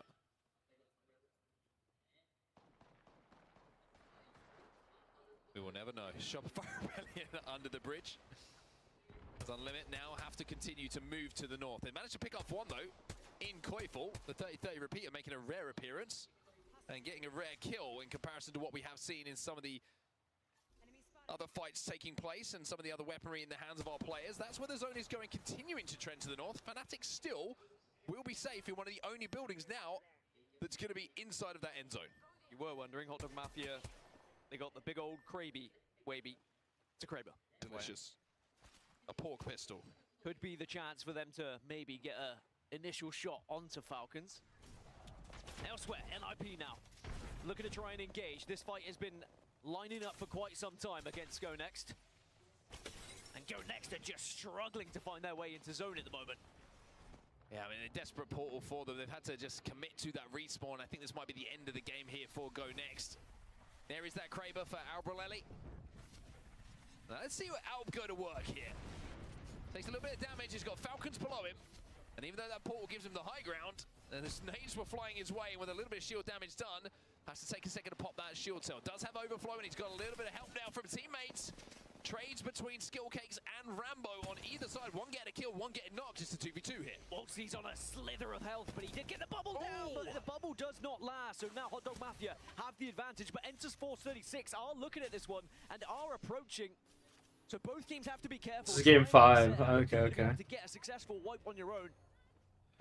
To do a farm run. Falcons here. Guild is going to be the last remaining player, and he has taken a lot of damage. Supernova down. Shopify Rebellion also go. Rambo still down, but not finished. Imperial How down, but not finished. Unlimited been eliminated as well. Ender Force 36 just looking to climb up and finish off this fight that's happening on the southern side. VP also go down, as well as Go Next. The lobby is thinning here, as Guild is the last remaining member of this Falcons team, but he's going to go as well. Albrelelli finds Guild with that Kraber as he comes through that portal. Hot Dog Mafia desperately trying to reset, but Synap goes into the portal, which will give a small window here for Hot Dog Mafia to get that res. There is still a chance, especially with a Kraber, but out misses. Where's my... There it is. Albrelelli lining him up, can't quite connect with Wraith though. That's 2 shots. 0 connections, and E36 is sending this one by the looks of things, and it's because Genji Esports are wrapping behind them. The no-scope from Albrelelli though onto Juzna has given them the advantage, and Alb is going a little bit nutty with the big gun. Hot Dog Mafia successfully survived, but now it's about round 2 here, because Gen G are going to start to push up. Single member from Enter Force 36 has escaped. Also, TSM now wrapping from the east. Have a little look at this one. Hot Dog Mafia are going to be sandwiched between quite a few teams. This is going to be so difficult for them to stay alive. Wrecking Ball comes in. Alb's forced into the void. SAUL eliminated in the meantime. Asia.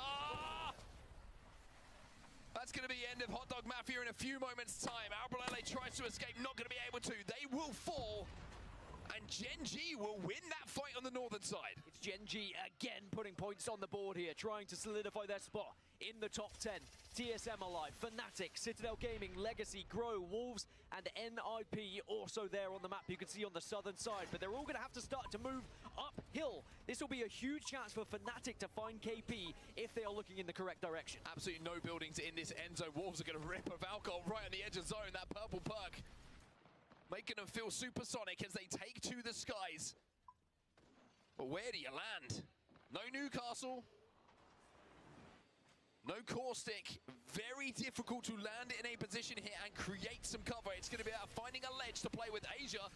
He's got 2 bullets with a Kraber, but he's using It was like shooting through the floor right there. What the fuck? Engaging, but sadly they landed below Gen G here, and arguably the worst team you'd want to land on, because we've seen how aggressive this team can be, and Gen G have already found one. I don't know about you, Dan, but I'm feeling a little back-to-back here for Gen G. They are cooking at the moment, and that is another clean team wipe for the Wolves Esports, the next victims, as Asia tries to put his reticle on his next victim. Riot Drill going to be presented. A little bit more tick damage for the team inside of the building to deal with in Asia. Guess we plant this, one of those as well. This down. How they're lining things up, that they're just feeling themselves. Enter Force 36 just got a respawn on both their players as well, so they will be a 3 when they get out of that dropship, but they're in a little bit of no man's land between Gen G and TSM. Speaking of TSM, Panic was having a little look towards Legacy, maybe seeing if he'd do another Trojan horse play like we saw in the previous. As we check back in with Fnatic, they've been here since the start of the game. Remember, they fought off Oblivion right in the beginning, but now they might have to fight off NIP, who are approaching below them. Been here a long time, but not been able to put out enough damage to get up to purple shields. That might be a little bit of a worry here for Fnatic in this position. In comparison to some of the teams that are surrounding them, you've got NIP, all purple, you've got Citadel Gaming on the outside. Yes, they're taking damage. They have some good shields as well. Now, on the eastern side, you still have TSM, and you have Noct doing his best impression of some foliage. Also, look at the southeast side of the map. Legacy. They've been a little bit quiet so far in this lobby, but it would be very Legacy of them to find a win in matches 5 or 6 to find their way into those match point finals. Citadel Gaming did manage to reset, and they've managed to find 2 kills onto NIP as well. Wrecking Ball goes in. As Yuka recognizes maybe this is the time for Fnatic to strike and clear this side of the zone. Ninjas in Pajamas will be eliminated, and Grow Gaming, the solo of Noct, will fall to Asia. And now Fnatic do need to move out, and Citadel Bro, really shit the bed this fucking this session. They're playing so good yesterday. I guess they're still in 7th, but they're playing so much better yesterday. Well, Fnatic do survive. Fnatic do get the kills onto Citadel Gaming, and Fnatic will be a part, potentially, of this top 5 endgame. TSM looking to create a little bit of carnage with that portal, as Fnatic will creep up and just use this crevice off the tracks to try and survive. One good thing for them, Colonel Garcia is still alive on the rampart. There's something to play with as Gen G will not go back to back. They will fall next. Sadly, the rampart has fallen, though. And I don't think there's going to be long living for Fnatic. They'll be eliminated down to just 3 squads now. TSM, Legacy, and enter Force 36. Remember, they would... Welcome back, Monsieur Duck. Mr. Duck, we got a super good rare drop, buddy. Only problem is there's only 2 of them to hold this space. We got a really good drop. For 9.7 mil, Tanzanite Fang. And pick off the pieces. Yanya's going to swing. Juna is holding that minigun they call Sheila proudly in his hands, trying to force away anyone who's trying to peek. We got a good drop, brother. So much more for E36 or Legacy, who are currently in 11th and 12th, as Synap is getting respawned again. Enter Force 36 will not go down, will not die. It seems to be happening every single time we see them in this tournament. They just survive, survive, survive. Couple of boxes for NF Force 36 to play with, and Synap is going to be able to grab a few attachments, which is certainly going to help him, especially that blue light bag that he finds to output damage onto these heavily shielded players surrounding him. There goes Panic. Panic gets the ball down, but Panic will fall. He will go down as TSM now engaged with Legacy, and that could open the door here for E36 to step in and walk straight through, Dan. This is exactly what E36 want, and look, they can play the other side of the rock. Legacy are still a full 3 though. TSM have not been able to reset, but now Duplex could change everything if he goes round the western side. Duplex is down though. Synap with that 30-30 is going to make sure that he is not a problem. It's a 3v3v1. TSM as the 1, TSM as the none. Eliminated now, it's a 3v3 to win this game. A chance to put yourself further up in this leaderboard. It could be the defining moment of... Who the fuck was that? Yanya. Yanya, what are you doing, buddy? To their collection, Ender Force 36 just need to find 1.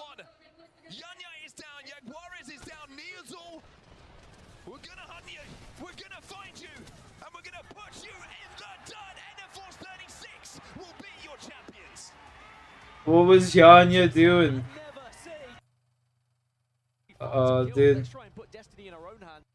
Find that spot in match point finals. I think for Dude, no, Yanya threw the shit out of that game. They're at the top of the leaderboard. They Oh want the no. first pick in that draft. They want to go into match point finals, telling everybody we are the team to beat. It's one thing to say it.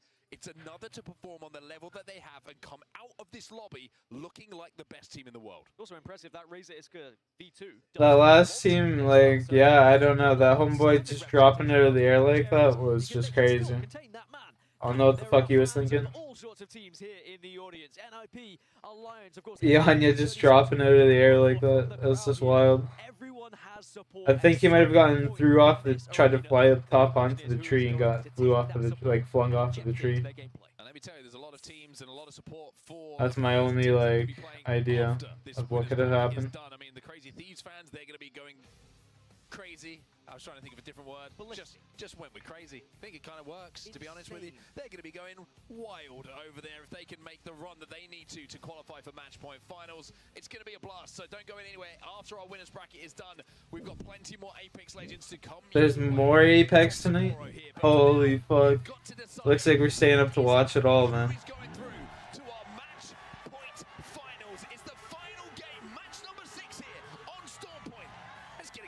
Fuck me. Every single second of Apex action on their screen so far today. Like I said, there's plenty more to come. That one Canadian. Woo! Here in the Sapporo Dome. But are we Ow. going to see any early fights? Is anyone going to try and go for that initial fight to try and get the ideal place like we saw between Fnatic and Oblivion in that previous game? Speed to final zone has proved imperative for some of these matches. I'll be keeping my eyes on the likes of Grow Gaming, Shopify Rebellion. Wait, holding on a little bit when it comes to qualification. They are safe for now, but will they be safe in around 15 minutes time when we see that final Champions banner pop up on our screens for the final game of this lobby? It's been a really fun lobby, this one. I've actually really enjoyed the pace of what it's been played at and some of the Apex that we've seen. I mean, as you mentioned, someone keeping their eye on that kill feed will certainly earn their team's keep. Just being able to say, all right, well, this team's gone, that's one less team we have to worry about, or that's maybe a chance for us to try and overtake some of these teams that are going to be in the top 10. Did Enter Force 36 do enough with that win? Will 35 points get them to the match point finals? Not really a question they probably want to find out. Instead, they want to teeter towards that 40. Legacy, dude. They were so close. If they won that game, they would have been in the match point finals for sure, for sure. I think they were just panicking. Oh, this is going to be an amazing final zone. We are heading northwest, up to the trenches. I love a trench. I know you do, and that weirds me out because I hate this zone. I think it is a tough one, to say the least. When you look at playable spots, buildings, whatever it is, like you say, it's almost symbolic, right? The fact that you have to go into the trenches in more than one way to qualify for our match point finals. It's going to be Northpad. It's going to be in and around those trenches, and boy, oh boy, are we in for some carnage. One team who's going to be smiling, though, is Legacy. 11th place overall. They need to overtake teams in front of them, but with the zone pulling their way, with the fact that I'm pretty sure they had a ring console as well at Northpad, they are going to be in one building, on one complex of buildings, that can stay there for quite some time. And they are one of the few teams who can just play for placement. And if they can get into the top 3, in my opinion, it probably would be enough, just off of placement points alone, to creep into that top 10. One of the few teams in the bottom 10 who can play this way. The zone's coming right to them. And if you do get into the top 3, usually you will have a couple of kills alongside it. Now, a team who has to do a little bit more, Fnatic and Oblivion. If either of these teams were to die right here, right now, they would be sent down into that elimination bracket. Like I say, no one getting sent home from this series. But a lot of teams are going to have a lot of work to do. And fatigue might be something we're looking at tomorrow if match point final starts to go on a little bit long, like we know it has historically previously. You'd rather get the job done here and not have to play 6 more games of Apex in some of the toughest mental conditions I think that you can possibly imagine on this main stage. 31 points, the current cutoff. 31 Legacy points. Virtus Pro can smell it. Fnatic in touching distance as we get a little pause to make sure everything's okay on the main stage here. But boy, you can imagine the nerves surrounding this arena right now, Mark. You can feel it in here. Like, genuinely, you can feel it. It became a little bit quiet as soon as that game started. Usually everyone gets very excited at the start of the game, and then there's like a little bit of continual kind of murmuring and noise. It almost went silent in here for a second. And that's because of the pressure. That's because everybody who's Love me some Snapdragons. I'll take those all day. single moment and it's feeling and living every single moment. You can only imagine what it's like for the players up there. And then you move into the elimination. We're almost, what, That is amplified double-fold. 85? Match point finals. 5 times, 10 times. Ancient Brews and Extended Stamina Potion. All of those players who will be in those match point finals. And I'm sure it'll be a very tense moment throughout this arena for the fans as we go into Anti-Venom. the late hours of tonight, trying to find out who will be those final 10 teams in match Can't point wait for finals. that. The other 10 teams who will be going. So close, but yet so far. For now, there is still a safety blanket for all of these teams in this lobby. As an unpause is coming. 25 seconds and we will get things back underway, so a chance for players to rehydrate, have a little chat. If there's anything they had to plan out, they've got an extra little bit of time to do so. And it's certainly going to be a very scary time for those teams that did commit to those buildings on that eastern side of Northpad. Can they hold them when all the other teams start to join? Time to get back into this one. We're back into the game, and we're in the POV. And Zuni did not want to see that. He gets ripped apart. I mean, that pause must have been absolute hell for him. I wonder if he got back through the pole, though. He did go back through. But he would have known that whole pause that he was about to come out in that portal to 3 guns.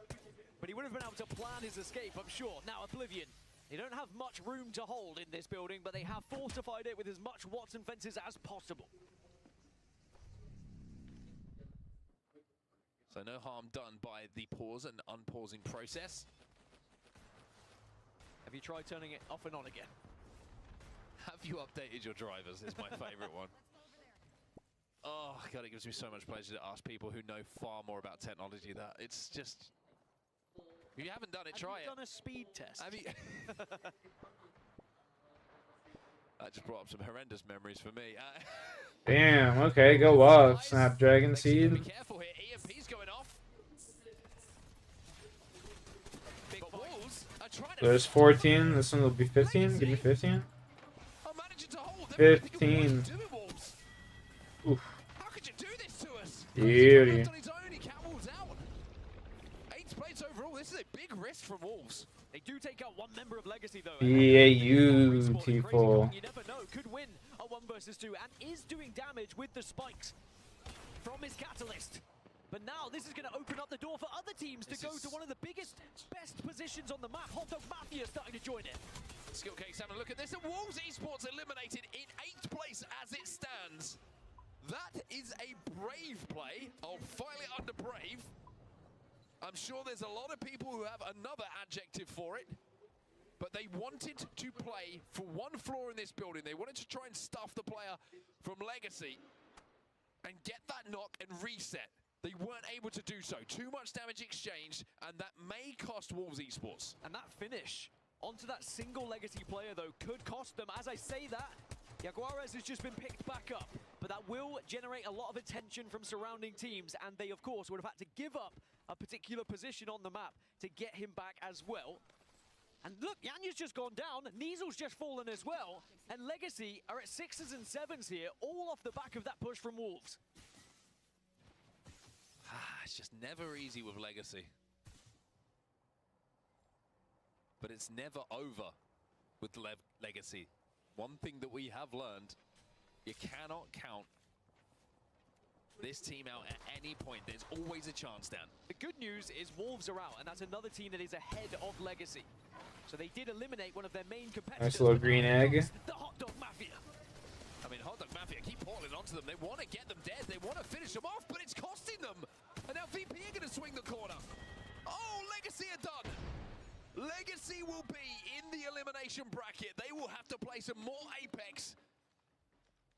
And they might want a conversation with Wolves Esports before they get there. And if Wolves Esports do fall into the elimination bracket as well, we might see Legacy perhaps go out trying to draft near Wolves Esports to get a little bit of revenge in that elimination bracket. Zone is going to continue to trend up towards those trenches as we expected, as all the teams would have as well. As everything slows down a little bit, because after the initial scuffle, most teams have now found a place to play and eliminated a few of the cobwebs from those buildings. So for Wolves Esports, they're on 34 points. Virtus.pro are 4 away from them. Fnatic are 11 away from them. That is a huge difference. And remember, Go Next and Grow are both still behind Wolves as well. There is still a chance Wolves could hold on to this top 10, depending on what happens elsewhere. Shopify Rebellion taking their time from Lightning Rod. Wrapping through zone at the moment. Boogie Boards are actually moving towards them, or should I say moving towards the top of a zip building, which is going to give them access to an Evo Harvester. Over at Checkpoint, though, we've got Ninjas in Pajamas. 18th place for them. And the crafting level bank, 88. Okay. Later on today. Stinger Bolt is ready to be fired to slow down this push, but go next. But they got a little bit of a jump on him here. Good nades going in. Stinger Bolt's going to be destroyed. Interception pylon's going to go down, and now they can play around this one. Go next can't really afford to go down here either. It's another must-win fight in 9th position. They would be so vulnerable, and they've lost 2. Down to Henchman. Does have the Watson fences to keep alive, and there is going to be help from elsewhere. NIP eliminated, and they will be competing in the elimination bracket later on today. And that puts them from 9th to 7th to go next. That's how much they jump from just winning 1 fight. So those points on the board make all of the difference. NIP will go down to the elimination bracket. That's going to be the end of the road for them as far as immediate qualification for match point finals. But that's what can happen. You know, go next. All of a sudden, feel pretty secure about things. Their job is pretty simple. Especially seeing Wolves Esports eliminated earlier as well. They overtake them. And now it's Wolves Esports and Grow Gaming, the 2 most vulnerable teams in the top 10 right now. And Shopify Rebellion still vulnerable as well at 35, but of course they are still alive, and they are still moving their way up towards Unlimit, who are on the other side of this. But is there a little bit of an ambush? No. They've been spotted. Also in the kill feed, Citadel Gaming against Oblivion is going down elsewhere too. And that's the same buildings we saw Oblivion fighting in earlier. All those teams are on the eastern side of those trenches, just kind of having pop shots toward each other. Shopify just dipping back into zone at the moment. Boogie Boarders are holding them. And then we'll be able to get a little bit of information if they choose to hit the ring console. They're actually going to rotate down to the south at Shopify Rebellion. Back over to where that action was taking place, though. You can see Libel Ace has taken to the sky. As Hot Dog Mafia and VP will have a look at each other, and Falcons will have a look at Hot Dog Mafia, respectively. Another portal going to be going down. Fnatic now in this fight. Yuka's trying to peek, but he might be over-peeking, but a little bit of that movement once again keeps him alive. Oblivion, eliminated, Fnatic with the fight. Fnatic are finding points. They are keeping their hopes alive as they diminish others. But he's getting rinsed. Because now Citadel are looking to try and push up on that position that Oblivion were unable to hold. Boogie Boarders also will be going out. So that's 2 more teams confirmed in the elimination bracket round 2. Oblivion and Boogie Boarders. We'll see them later on today. Going to give a huge amount of credit to Libel Ace. I thought he was going to get caught out, separated from his team, but on the Valkyrie, you know, the speed of those jets now very different to what it used to be. You can be a real nuisance and difficult target to try and take down. He gets back to the support of his teammates, and now Citadel Gaming will retreat over to the IMC Armory. That's where they started things off, and that's where they're going to have to retreat to. E36. Have a look at VP down that low ground, who I think might be down to a 2. They were a 2. They've just respawned their 3rd. They are going to be back up to a full 3. MT was very much in his crypto drone. Hot Dog Mafia just crafting with Lunar. So they're going to be absolutely fine. We will still see them in the match point finals. But look how tight it's getting. Virtus Pro starting to catch up Wolves Esports, who have been eliminated from this lobby. Can they hold on, or will someone take that coveted place in the top 10? By the way, Rambo might have a little surprise for everyone tomorrow on that main stage. He was telling us that he might have a uniform. So I'm saying, tune in tomorrow. Hot Dog Mafia will be there on our main stage. The VP do escape as a 3, but they're going to have to try and reposition. You can see they're kind of scattered at the moment, just trying to find a place to play in these trenches, because it is going to continue to pull in the middle of the trenches. It's not going to pull away up to TSM, for example. And it's such a difficult place to hold, especially no Newcastle, no Caustic either, no Rampart available for these teams. Instead, Watson is about the most coverage you can get in terms of protecting yourselves here.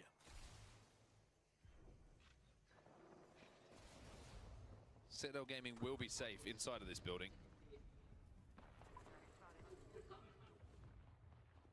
Might as well start working on some crafting, you know?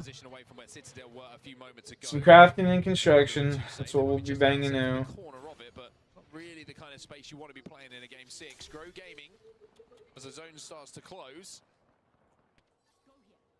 start to output pressure through damage. Nox is going to have some responsibility with that riot drill to do exactly that. And everyone is within this zone, but there might be a scuffle between Citadel and Unlimit, the 2 closest teams at the moment. Alliance are also having a couple of pop shots over towards Shopify Rebellion. But the zone is just forced maybe 2 or 3 teams a little bit closer together. Elsewhere, everyone else has found a spot. Now here is what I was talking about. Unlimit surrounding Citadel, who are inside. Keep your eyes on Shopify Rebellion here. They are in a horrible pinch as well. The kill feed will tell you everything you need to know about that, and they will be eliminated. Back to Unlimit, though, on your screens. Still trying to get that first knock. Still trying to get that damage down. Unlimit, of course, in 16th position at the moment. They need this, and they need it bad. Holding at the moment. Not allowing anyone to press up those stairs and just avoiding any utility that will arrive from Citadel Gaming. And the winner of this fight will have the southeast side, but then you've got to fight through Go Next when you arrive into the zone. But a fight that's a big win for both teams. Big swing coming in from Citadel Gaming, but it doesn't pay off for them. Fixes it down. Citadel might fall here. Oh, how does he die there? Out of nowhere, absolutely nowhere. Genji wants some of this. Citadel are eliminated, and Unlimit might be next. Peace, last survivor. He's down as well. Genji will win the battle of the building. Peace out. And we will see Citadel Gaming and Unlimit in the elimination bracket round 2 as they fall out of this lobby. Just to go back to a previous elimination, Shopify Rebellion, 36 points out of the lobby, but will they be safe? There is only 4 teams left in the bottom 10 to potentially overtake them. As we see them drop, maybe Shopify Rebellion have done enough at 36. It is Wolves Esports, the most vulnerable at 34.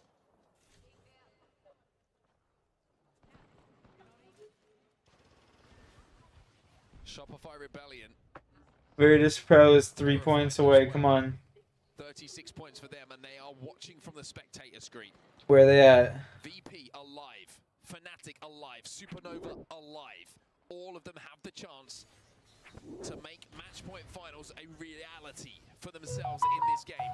But a lot of work still to do. And of course, 36, they're a little bit more comfortable here on 37 points in 6th place. But a few KP will certainly make them feel even more comfortable here. All Shopify Rebellion need to see is 2 more teams in that bottom 10 eliminated, and then they would be safe and into match point finals. TSM taking a fight, TSM eliminated, but they were on 47 points. But the good news is Fnatic still alive and still putting points on the board into the top 10 now. P20 is in the hands of Yuka as well. Only a couple of cells to play with. They need to find some sort of shields from death boxes surrounding them. And of course, 36 exit with Force in the lobby as well. They will be good by the looks of things for match point finals. Falcons now being pressurized in towards zone. Imperial, how is the last alive, has to play behind this knockdown. And will just about manage to do so. It's a 1v1 actually between How and Nox in this position. Genji have just been eliminated. They should be good for match point finals. But everybody else still being alive, it feels like if you win this game, you might give yourself a chance, Dan. It is still keen eyes on both Virtus Pro, Fnatic, and Supernova, with an outside chance, a very big outside chance of SAUL. Grow Gaming just eliminated. They're on 36 points. Again, they'll be biting their nails, but that puts Virtus Pro up into 10th place. Wolves Esports down into the elimination bracket round 2. They will not survive. That push was not worth it in the end. Fnatic in 12th. 5 points behind Grow Gaming, who are out of the lobby, remember. VP still in.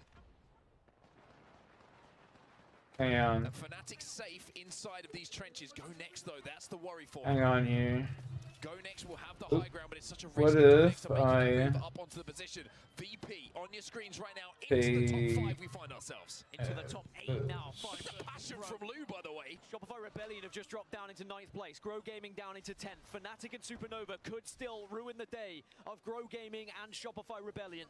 And still, I'm gonna say it, SAUL are still alive, but they would need to get every single kill left in this lobby. Looking unlikely for them, but it's the hometown heroes of Fnatic.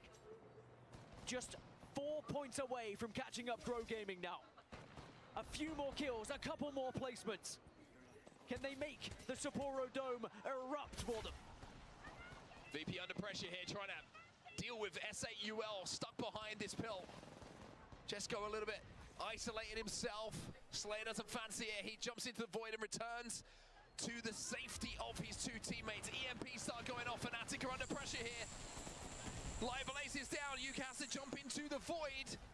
Will be safe. Go Next might not be. He's on his own. The P20s are singing, but Fnatic are eliminated. Damn. They will be in the elimination bracket. They will not make it directly to match point finals. It is now just down to Supernova to try and send themselves into the match point finals. They need to win here. Supernova drinking champagne at the end of this one. Luke gets absolutely ripped. Hardeki goes down into 2v2. And now it's a 1v2. MT the last hope. Supernova from 11th to match point finals. They make it happen in the last game here. Damn. Wow, that's crazy.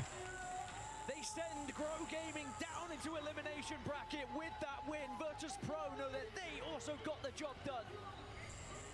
It was so close in the end. The cutoff, 36 points. 11th place, 36 points. Grow Gaming and Shopify Rebellion merely separated by a tiebreaker. And it just means more Apex for any of these teams in that bottom 10. But look what it means to Supernova as another wry smile is cracked by Hardeki. The cheeky devil himself finds himself in yet another match point finals.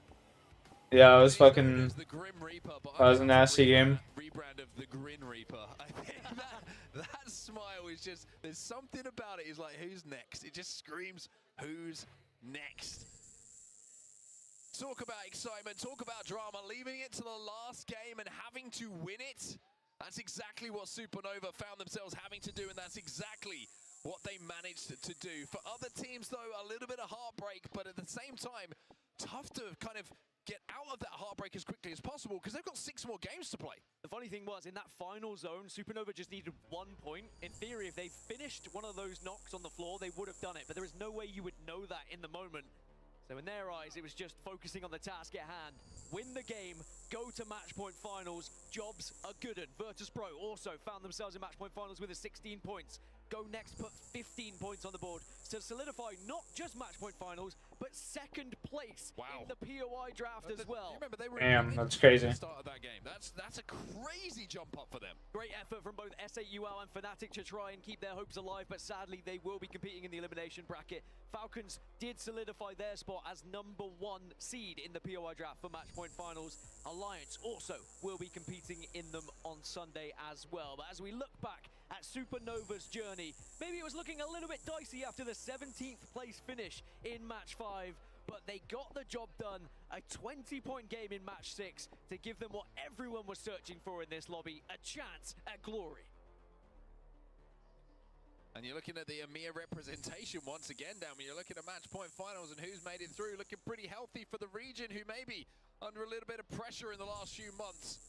Those 3 gentlemen certainly will be enjoying the opportunity tomorrow to make it through and have a chance at winning the whole damn thing. This is the series results, your top 10 on the left-hand side of your screen. They will be here tomorrow. They will be on that main stage.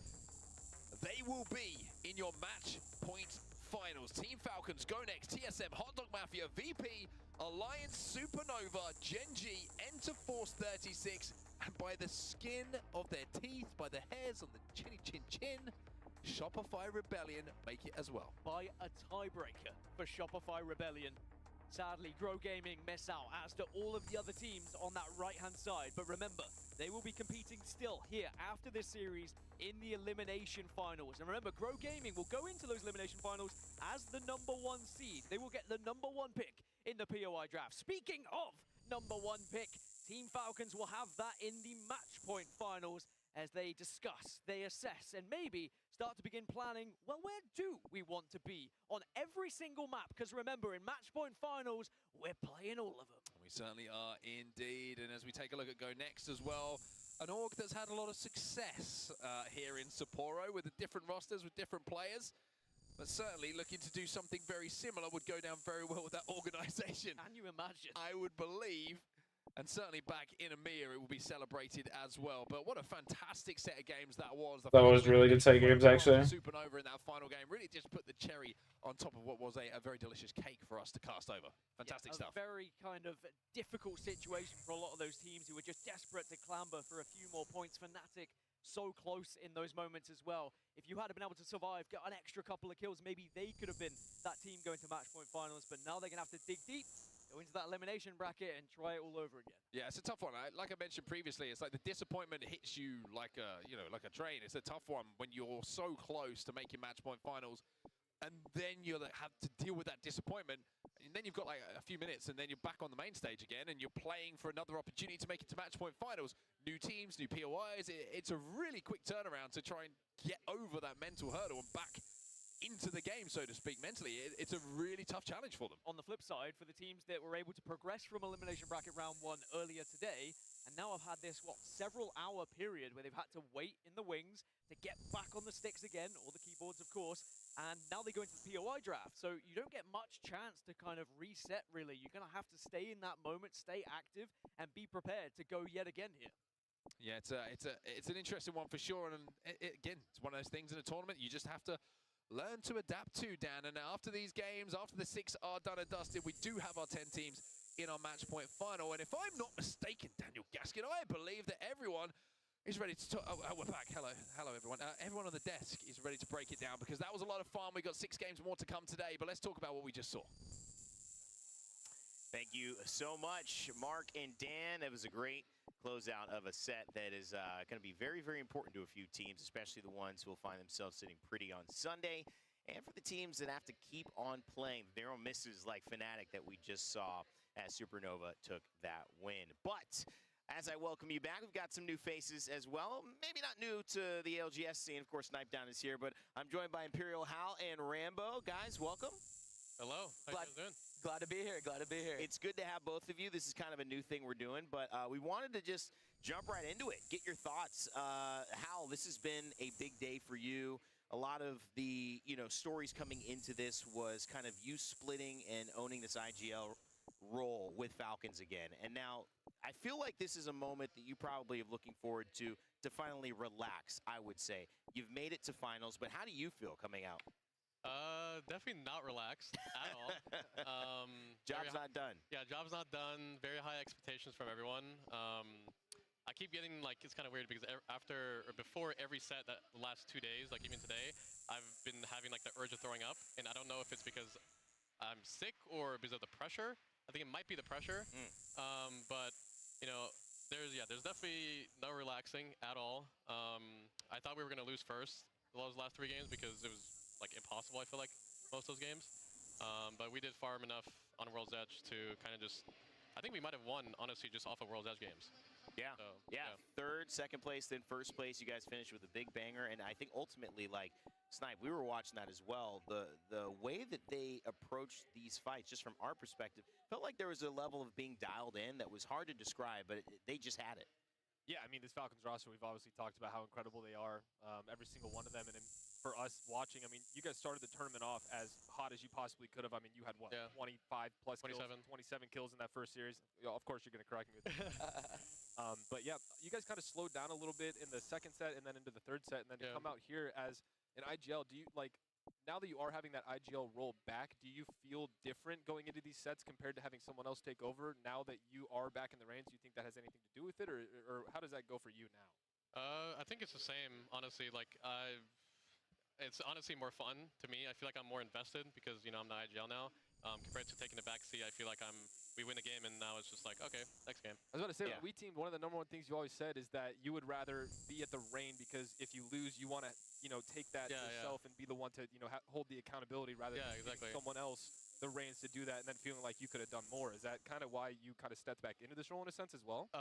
Yeah, it's just, well, it was, I don't know, like the situation with Zero, it was like, it wasn't working out, and I don't really trust anyone else except Zero to IGL. So I was like, okay, if he's leaving or whoever's leaving, I'm going to have to IGL again, right? So, yeah, that's basically it.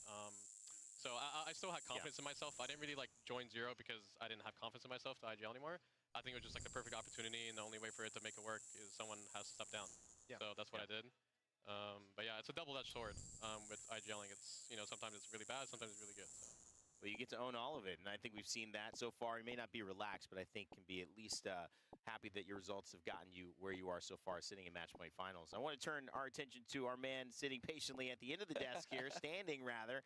Rambo, what a journey this has been. I remember seeing you guys make a run in the Open earlier on this year, thinking, is this going to be the resurgence of Rambo? Didn't quite work out in New Orleans. But now that we're here in Sapporo, things have more than worked out. You guys have clicked in a way that I think people keep going, can they do it again? Can they do it again? And yes, you guys can. What's working so well for you? And just what's the impact of knowing you're top 10, you're in winners, you're in match point finals tomorrow? Yeah, I'm gonna be honest with you. I mean, this has been like an absolute journey for me. You know, this is my first land finals in, golly, I think 3 years. Yeah. You know, so, you know, I always have confidence in myself, but, you know, you get to a certain point where you wonder, man, can I still, like, do this, you know? Yeah. So, it's definitely a little emotional for me to get back there, but to answer your question about clicking, I really don't know, honestly. Like, we were not playing very good in scrims at all. I think Hal will tell you. We were definitely a troll team for a little bit. Hot dogging a little bit. Yeah. We were the meme team in scrims. So, yeah, I don't know. I think all of us, we don't really feel any pressure at LAN. Yeah.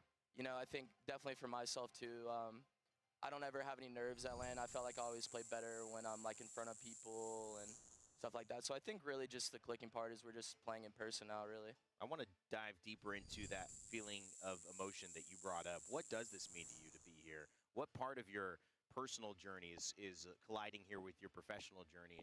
And put a few words on that for us. Yeah, I mean, absolutely. I mean, you know, I think part of the emotion part is, you know, not to get like too, you know, sad or anything, but, you know, my dad passed away, you know, last year. And he was the one that, you know, bought me my, you know, PC to able to, you know, go pro in Apex and compete at the highest level. And I always wanted to get back to like a LAN finals, you know, for him, like, and so to finally be there, you know, I feel like I got like a guardian angel watching over me in a sense. So yeah, it's very emotional. I'm very excited. You know, like Hal said, job's not done though. You know, I'm not just, you know, here to just make finals. You know, I wanna do well. So you know, to be the best, you got to take out the best right here. That's so, right. Yeah, so yeah, I'm just overall super excited, super happy, and yeah, see everybody tomorrow. That's an exciting feeling. Thank you both for sharing kind of what's on the minds here. I know the fans at home watching, we're excited to hear a little bit behind the scenes as well. Let's take a look at our standings and bring up where we stand after today's series results in our winners lobby. Falcons lead the group with 60 points. It was an early 3-2-1 finish in the first 3 games. It kind of was clear who was going to take the top spot then. But some late runners from Go Next to bump into second place. Not the Go Next who won last year, but Hireka and Kinda, Hinchman, and Light doing a lot in those last few games. Maybe the biggest story, though, was Supernova having 20 points that they got in that final game, winning another Game 6, which they did yesterday to make it into 7th place, snipe down. And, of course, TSM, a very quiet but very effective game. Panic Apex having a couple of... Panic literally put Apex on his fucking back. Just really meshing at the right time. Yeah, I think that TSM roster specifically is incredibly fun to watch. If you guys haven't taken time, anytime the screen shows Panic's screen, him on Alter, him on Wraith, he's one of the most active players and aggressive players. You know, he's always looking for the kidnaps. He got a double kidnap at one point to get them a bunch of kills. Yeah. And his Wraith plays, he doesn't use his Q defensively. He will use it to get into the fight, get behind a team, and then one-clip 1 or 2 people, and he just opens up the door for the rest of his team. And then Dupe's passion, everything about that team. You have Gent as the calm one, which is hilarious. The dynamic on that team is all over the place. But honestly, for them, it seems like they're picking up their stride right now. And overall, I mean, they've had a very successful weekend so far. They certainly have. All right, before we get into what's coming up next, because we do have another set on the horizon, I want to get a few final words just from Hal and Rambo, what they're looking forward to. In terms of tomorrow, you get to sit back and relax. Anything you normally, you know, you oh, no, you didn't do that. Fuck. In match point finals before, so you usually have this night off. Rambo, you're getting back to the first time. What's the plan? Just going to watch the games, relax? I'll start with you, Hal. What's the expectation? Tonight, definitely going to watch the games, but, you know, more so probably like trying to plan for the draft. I think that's very important since we have first pick.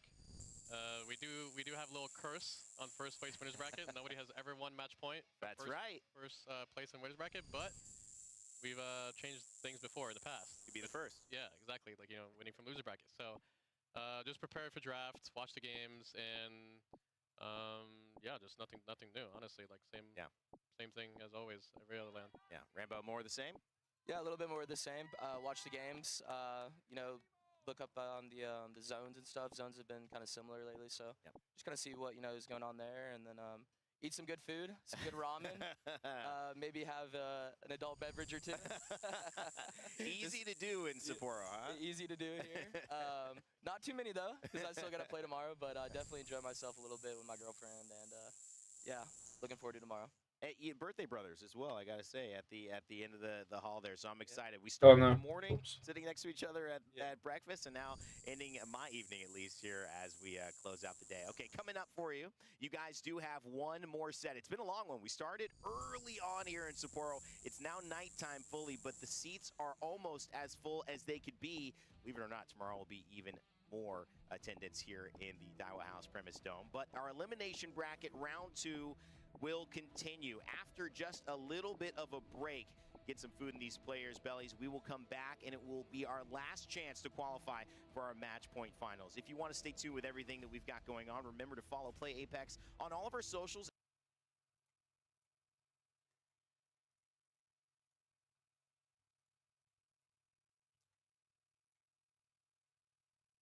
Event, so go download it, check out the QR code, and get stemmed up tonight. All right, guys, thank you so much. I'm gonna for be right watching back, us. boys. It's been rain day here on the desk with a multitude of talented people joining me by my side. We're going to close it out here, but in just a moment, I'll be right back. Elimination Round 2 is coming up. So remember to never give up, never stop gaming, and we will see you all right after this.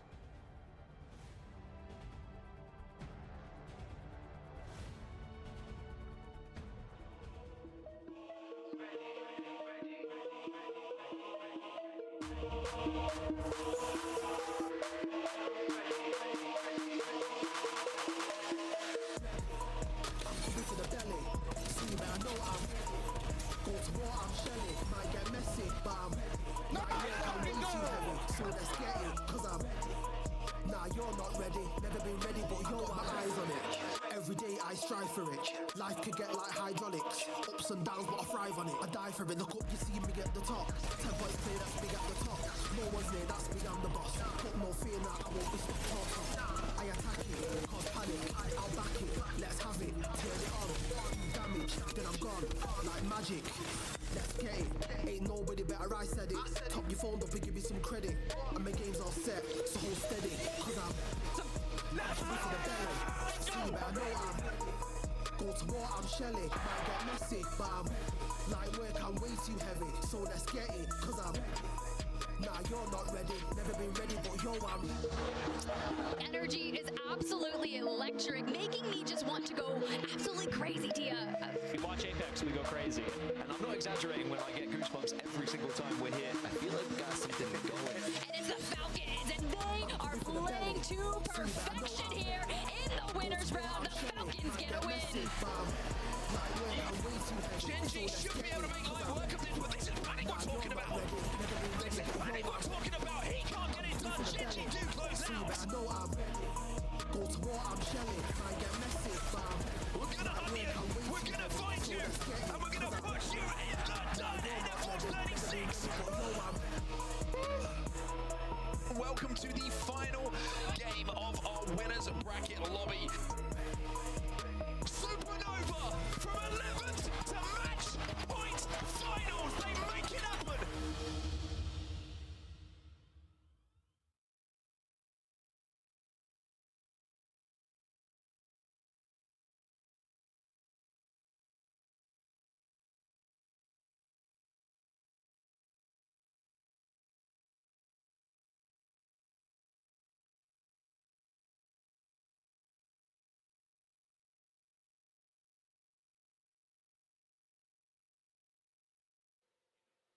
Sony InZone, the official monitor and audio partner of the Apex Legends Global Series.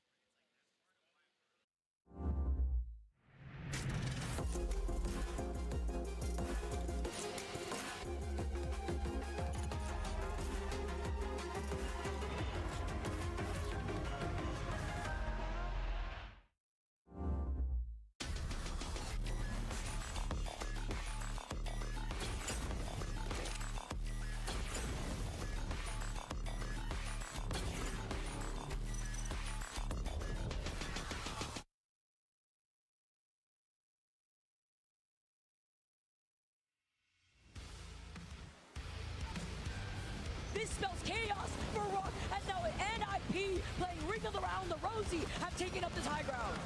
Genji now left with Ziki. The slide down from 2 members. Try to finish him off. Genji, it's Saucer on the low ground here. It's an all-out brawl. Now moving up though, Saucer as a solo looking down at curve. NIP get eliminated as it's the 1v1. Saucer with Rock take game number 2. 这个打肉，打电吧。最后一个打肉的。Go in. Back one. Flash on one. Walk it up. On me. Take kills. Yep. Banning. Go in. Cut the roof. He's gonna drop. Yep. He's gonna drop. You miss? One baddie. Go on. Yep. On me. Dead. Shield. Only one. Last one. Chill. You have shield regen. Yeah, it's fine. Chill. Only one. He goes roof. He went inside. Batting. He's inside. Go, come in. Yep. Batting, to me. I can't. You have to walk in. Give me a knock. Shoot me. Chill. Swing out. Nice. Going forward. Alter weak. One out. Give it. 2. Pick them up. Get the one. Dead. Nice. Last one. Hey, all the shot. You're gonna kill it. Nice. Really strong position extremely early on. Okay. You do have to be careful with the altars in play. You can see Unlimit trying to go for that spleef. Will not be able to abduct anyone off of Shopify Rebellion, but here comes another one. And I love this. They were scouting it out with the crypto the whole time. 你可以拍大招。给雷，塞雷。一把。走。进来！头上有个机器人。我知道。一把，走！第二，不，三有，超越了！上！牛逼！必须是 PK！ 来，这是 PK！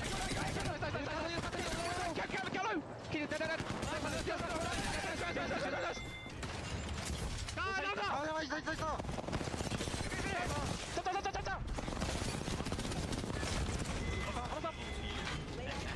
이 새끼 벽을 활용해. 하나, 둘, 셋. 앞에 와, 너. 빨리. 야, 오나. 나 베리. 나 세 번매. 내 공이야. 아, 씨발 껐어.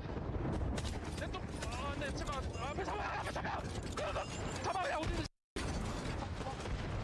앞에. 나도. 성장한테.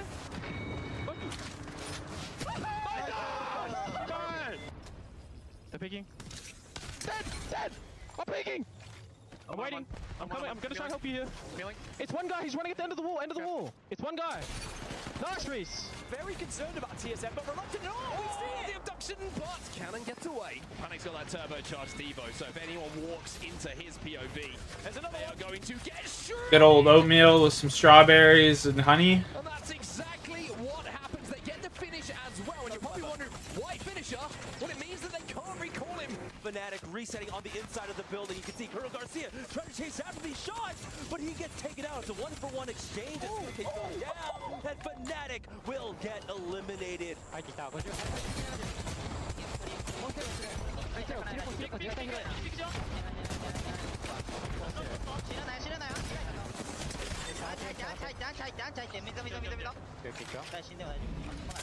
Care right side, on the thing. Track one. Yeah, I'm trying to push it. Yeah, all the way left. Can you ult him? Yeah. No, kill him, I like it. Ulted him. Sign on. He's going down. 80. Dead. Nice. One more here. Careful building. Yep. All dead. Did they kill the other team? Nope. No, don't heal. I'm playing on roof. Yeah, I'm going roof. No. All yes. Dead. Nice. You ran up. No. I can watch the swing. Yep. Maybe you can grab. I go up. Yep. They're gonna play. Nice. He's gonna have to drop. Hold him right. Bat him. Dropping. Good. One guy's going west. Bet. You can rest. Call me. I'm down. I'm gonna die. If you don't rest. I'm gonna die if you don't rest. Okay. They nade on you. I knocked one. Keep in mind, I knocked one. Yep. He's gobbling in. Kill him! Helm stop. He's weak. One guy. I'm killing him. Spaz weak. Okay. He's popping back there. Give me a knock. Dummy. Nice! Go! Wall down there from their own catalyst will slow them down just a bit, allowing Alliance to go for the reset. We've seen the 2v3s out from Alliance, but this time around, they don't have the eyes in the sky for themselves. VK Gaming taking things a little bit too slow. There's the first knock, not quite yet from Effect. Effects with the 9 KP, almost 2200 already. and he is beaming right now with the R9. Gold extended mag here. He gets the next knock. He is jumping around. The Ash Dash is in the air, but it's a Newcastle that he's put up against. As a Kraber shot is more than enough to finish off that knock. No playing around these knockdown shields, but he's looking to get aggressive. Oh my god, QQ! What are you doing? He's come down to 1v1. That mobile shield making it extremely difficult, but Effect is jumping it around like a spider monkey. Why is he just trying to go offensive with the Kraber?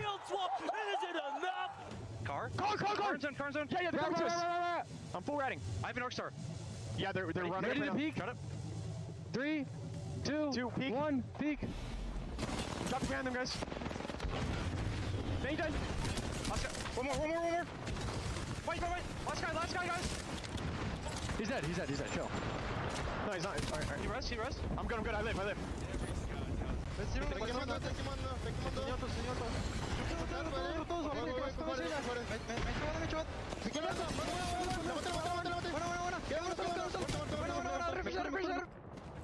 Están acá afuera.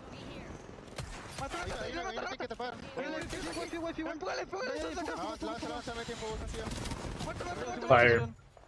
Hay uno acá abajo. Agarra, lo maté. Fue lento.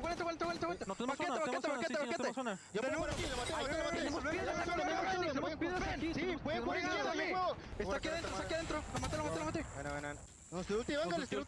Hay que tanquearla. Van a pelear. Avanza. Voy con el techo. Ya se tradearon. Agarra el techo. Está. No, subieron. Me echó, la vaquilla, literal. Me echó, si puedes aguantar. Una vaca me echa. Sí. Fío roto. Literal. 100 Thieves started off the day with a huge win. Wow. Boney playing all 10 games. Can he bookend this series with another win here on Broken Moon? Not unless rivals have anything to say about it. Try to put a stop to them right now. A lot of utility thrown out onto 100 Thieves, and they've got Sheila ready to go for this. Boney tries to go for the kidnap. It's not going to quite work. No, it's successful. He gets off of this. Oh no! Trying to close the distance of blue Evo shields here too. Everybody eats here for 100 Thieves.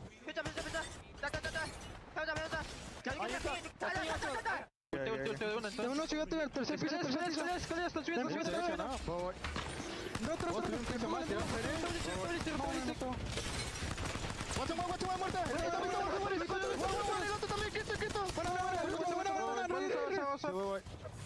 位置好吧？过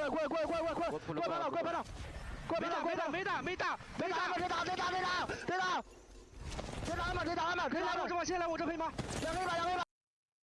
？34 minutes, bro. That's how long that shit's gonna take. 34 minutes. I don't know about all that. I don't know if I'm waiting 34 fucking minutes, buddy. Put on a TV show in the meantime.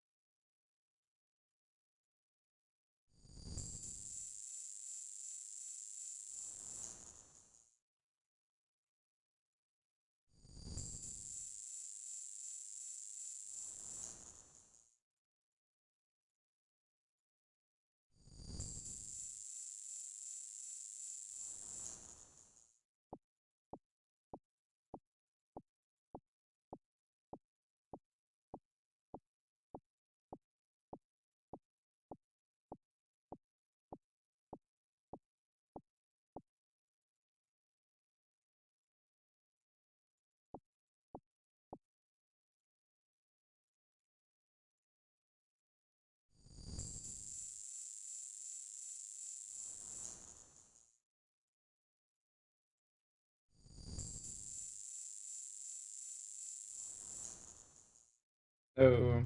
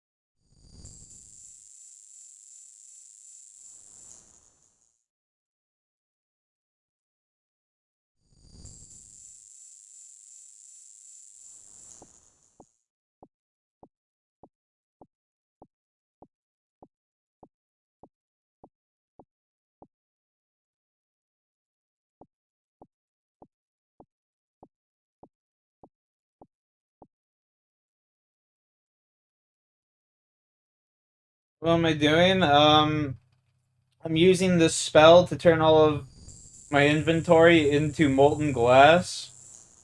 And from that molten glass, I will make a bunch of... It's basically me just training crafting. This is how I train crafting, basically.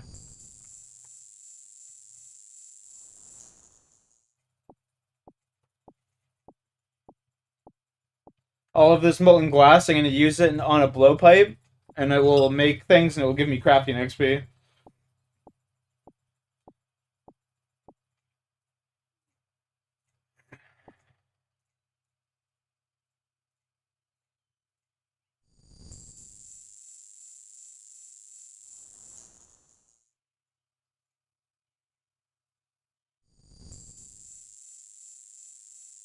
Yeah, I'm just gonna use it on a blowpipe, and it basically just trains crafting for me.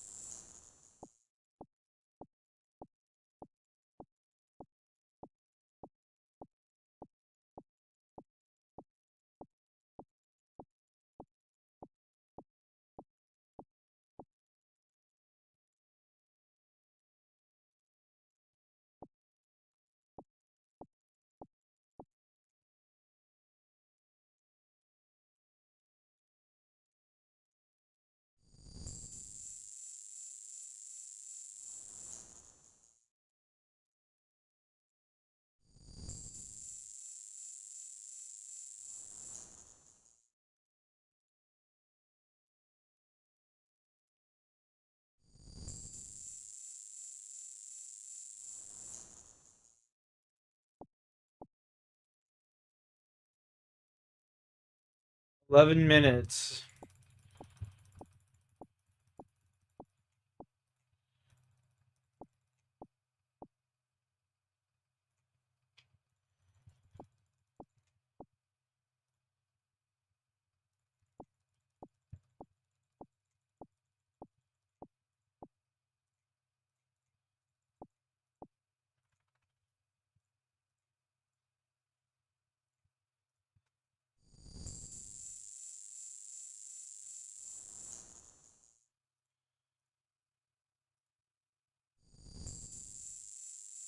Time.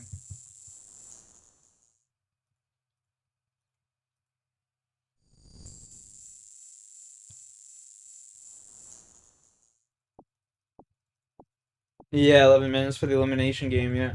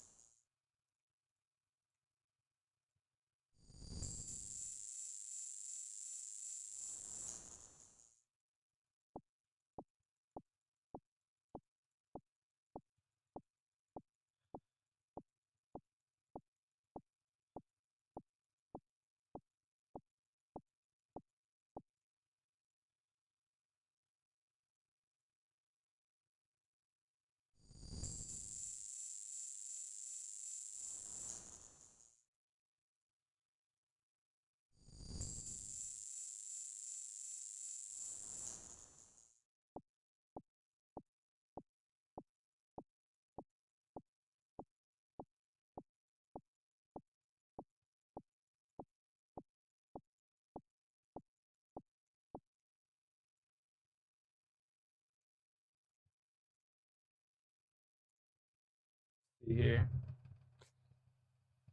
Close to level 25k. Jewelry, what will I get for 88? 88. We close to being able to cut Zenite and shit. Do you need to go outside? I gotta go take my dog outside real quick, boys. I'll be right back. Let's go. Come on. Hey, come on.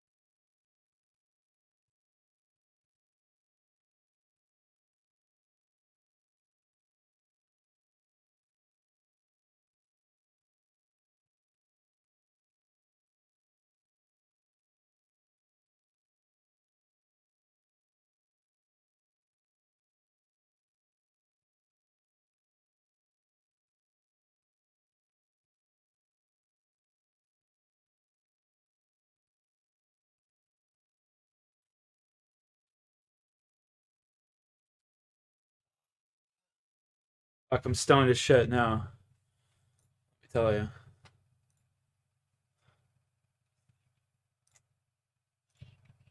Three minutes.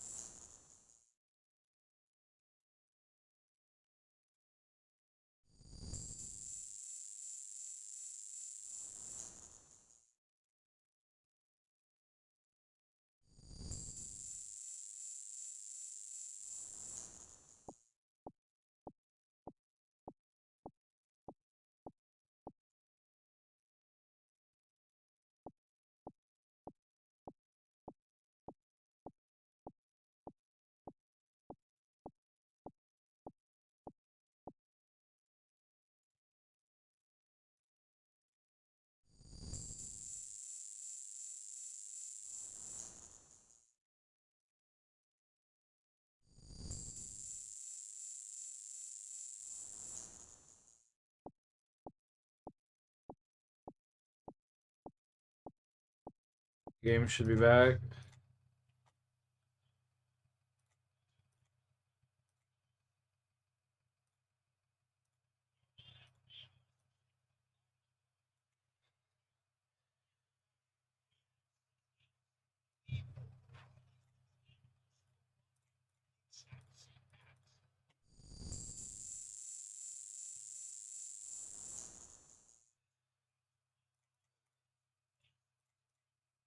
ED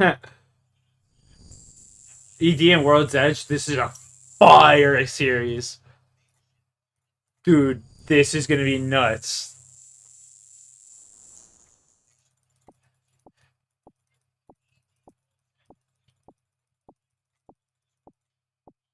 Point and World's Edge.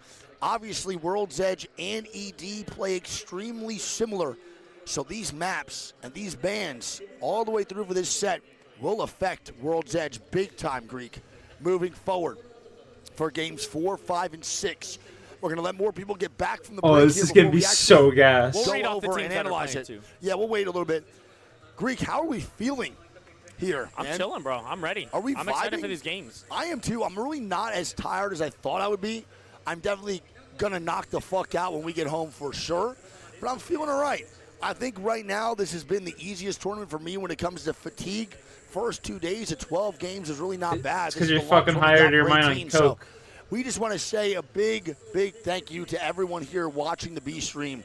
We have been at the top of the fucking directory all goddamn tournament long, man. Hell yeah. All tournament long. That's it has love. been nothing but the B stream here at the top of this fucking Twitch page. So from the bottom of my heart, man, not only from me, but also Greek, thank you guys, dude. Of Seriously. course, dude. Thank you guys so much, chat. You guys are real ones, dude. Yeah, we really, really appreciate it. It's pretty crazy that every time I just fucking load up during an ALGS, man, it's just our names up there, and I'm just so fucking thankful. So thank you guys again from the bottom of my heart for supporting not only me, but also my best friend Greek. We really try to put our best foot forward every time for these tournaments, and I don't know about you, man. I'm actually having a great time this year. Hell yeah, dude. I mean, dude, this is what we do it for. Yeah. You know what I mean? All the days of waking up early and watching the scrims, it all leads up to this moment. You know what I mean? Without a doubt. And dude, the games have been good. As of right now, this has been a very entertaining couple of days for this LAN. And, you know, we have great LANs through and through, but almost every single set so far, at all the sets that we watched, has had like a really cool play or a very big, really big moment. Every set has provided some form of content and entertainment in viewership. And I definitely could say at other LANs, there have been times in sets where I'm a little bit like not bored, but I'm kind of waiting for something to happen. I'm waiting for a big moment to come through, and it never does. And sometimes it's an average set of 6. But this one here, I can say, has been something truly special when it comes to upsets, comebacks, underdogs. He says this every stories, LAN. Teams winning out some 1v2s, 1v3s, or some crazy shit.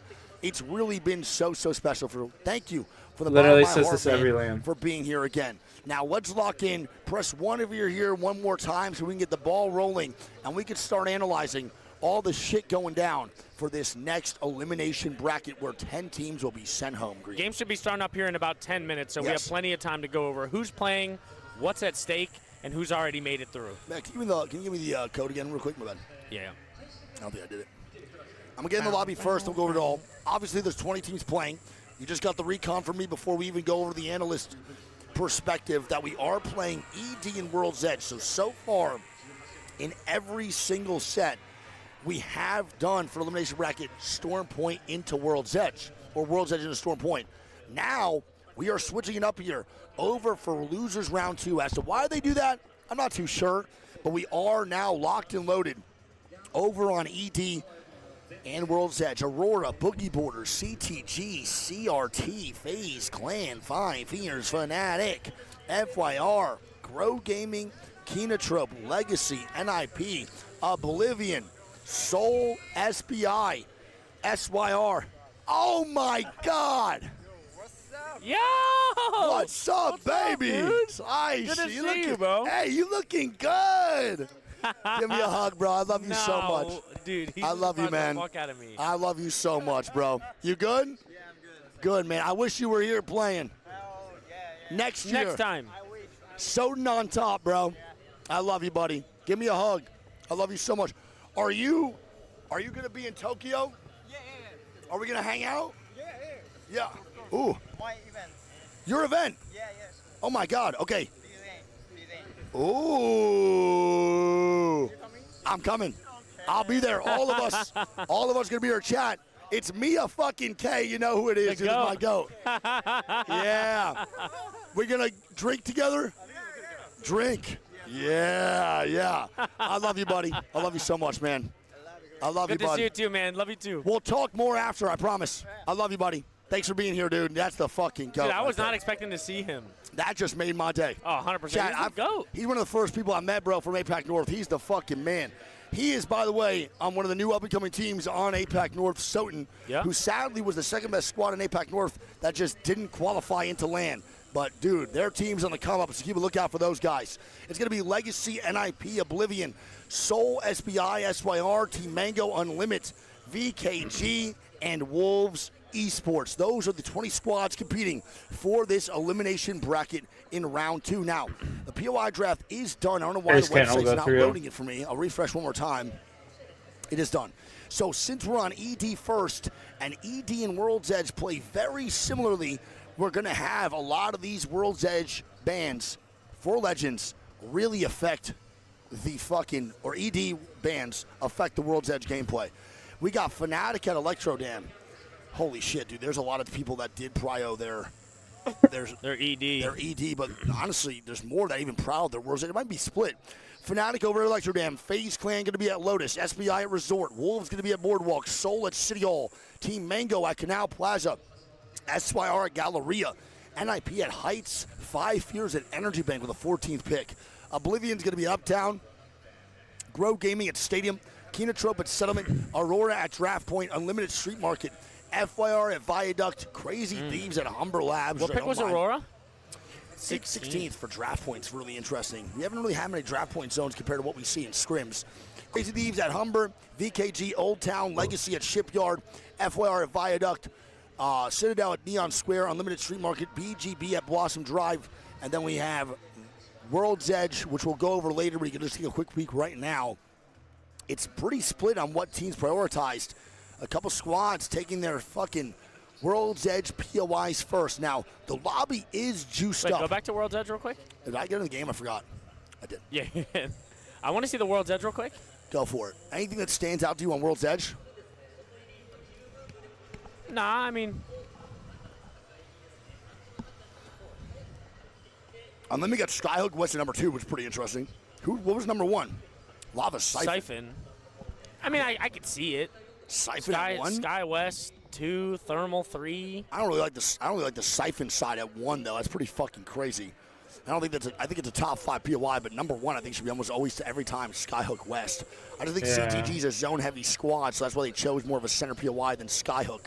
Unlimited with Skyhook and Trials loot though is going to be pretty impressive to fight. I think like the picks on World's Edge don't look as insane. I feel like the E District ones, some of them. I think Heights at 9 is very interesting. I think Heights is a very good POI because of all the zones that pull there, but you're only doing Heights if the zones go to that side. I feel like City Hall at number 6 is kind of. That's I think crazy. City Hall at number 6 is fucking wicked. That's crazy. It's another zone-heavy squad. Boardwalk at number 4 is nuts. Or City Hall POI. I don't really know if Seoul can really rotate comfortably out of City Hall that consistently. 11 Lotus? 11 Lotus is also weird. I would say the ED ones are definitely more interesting.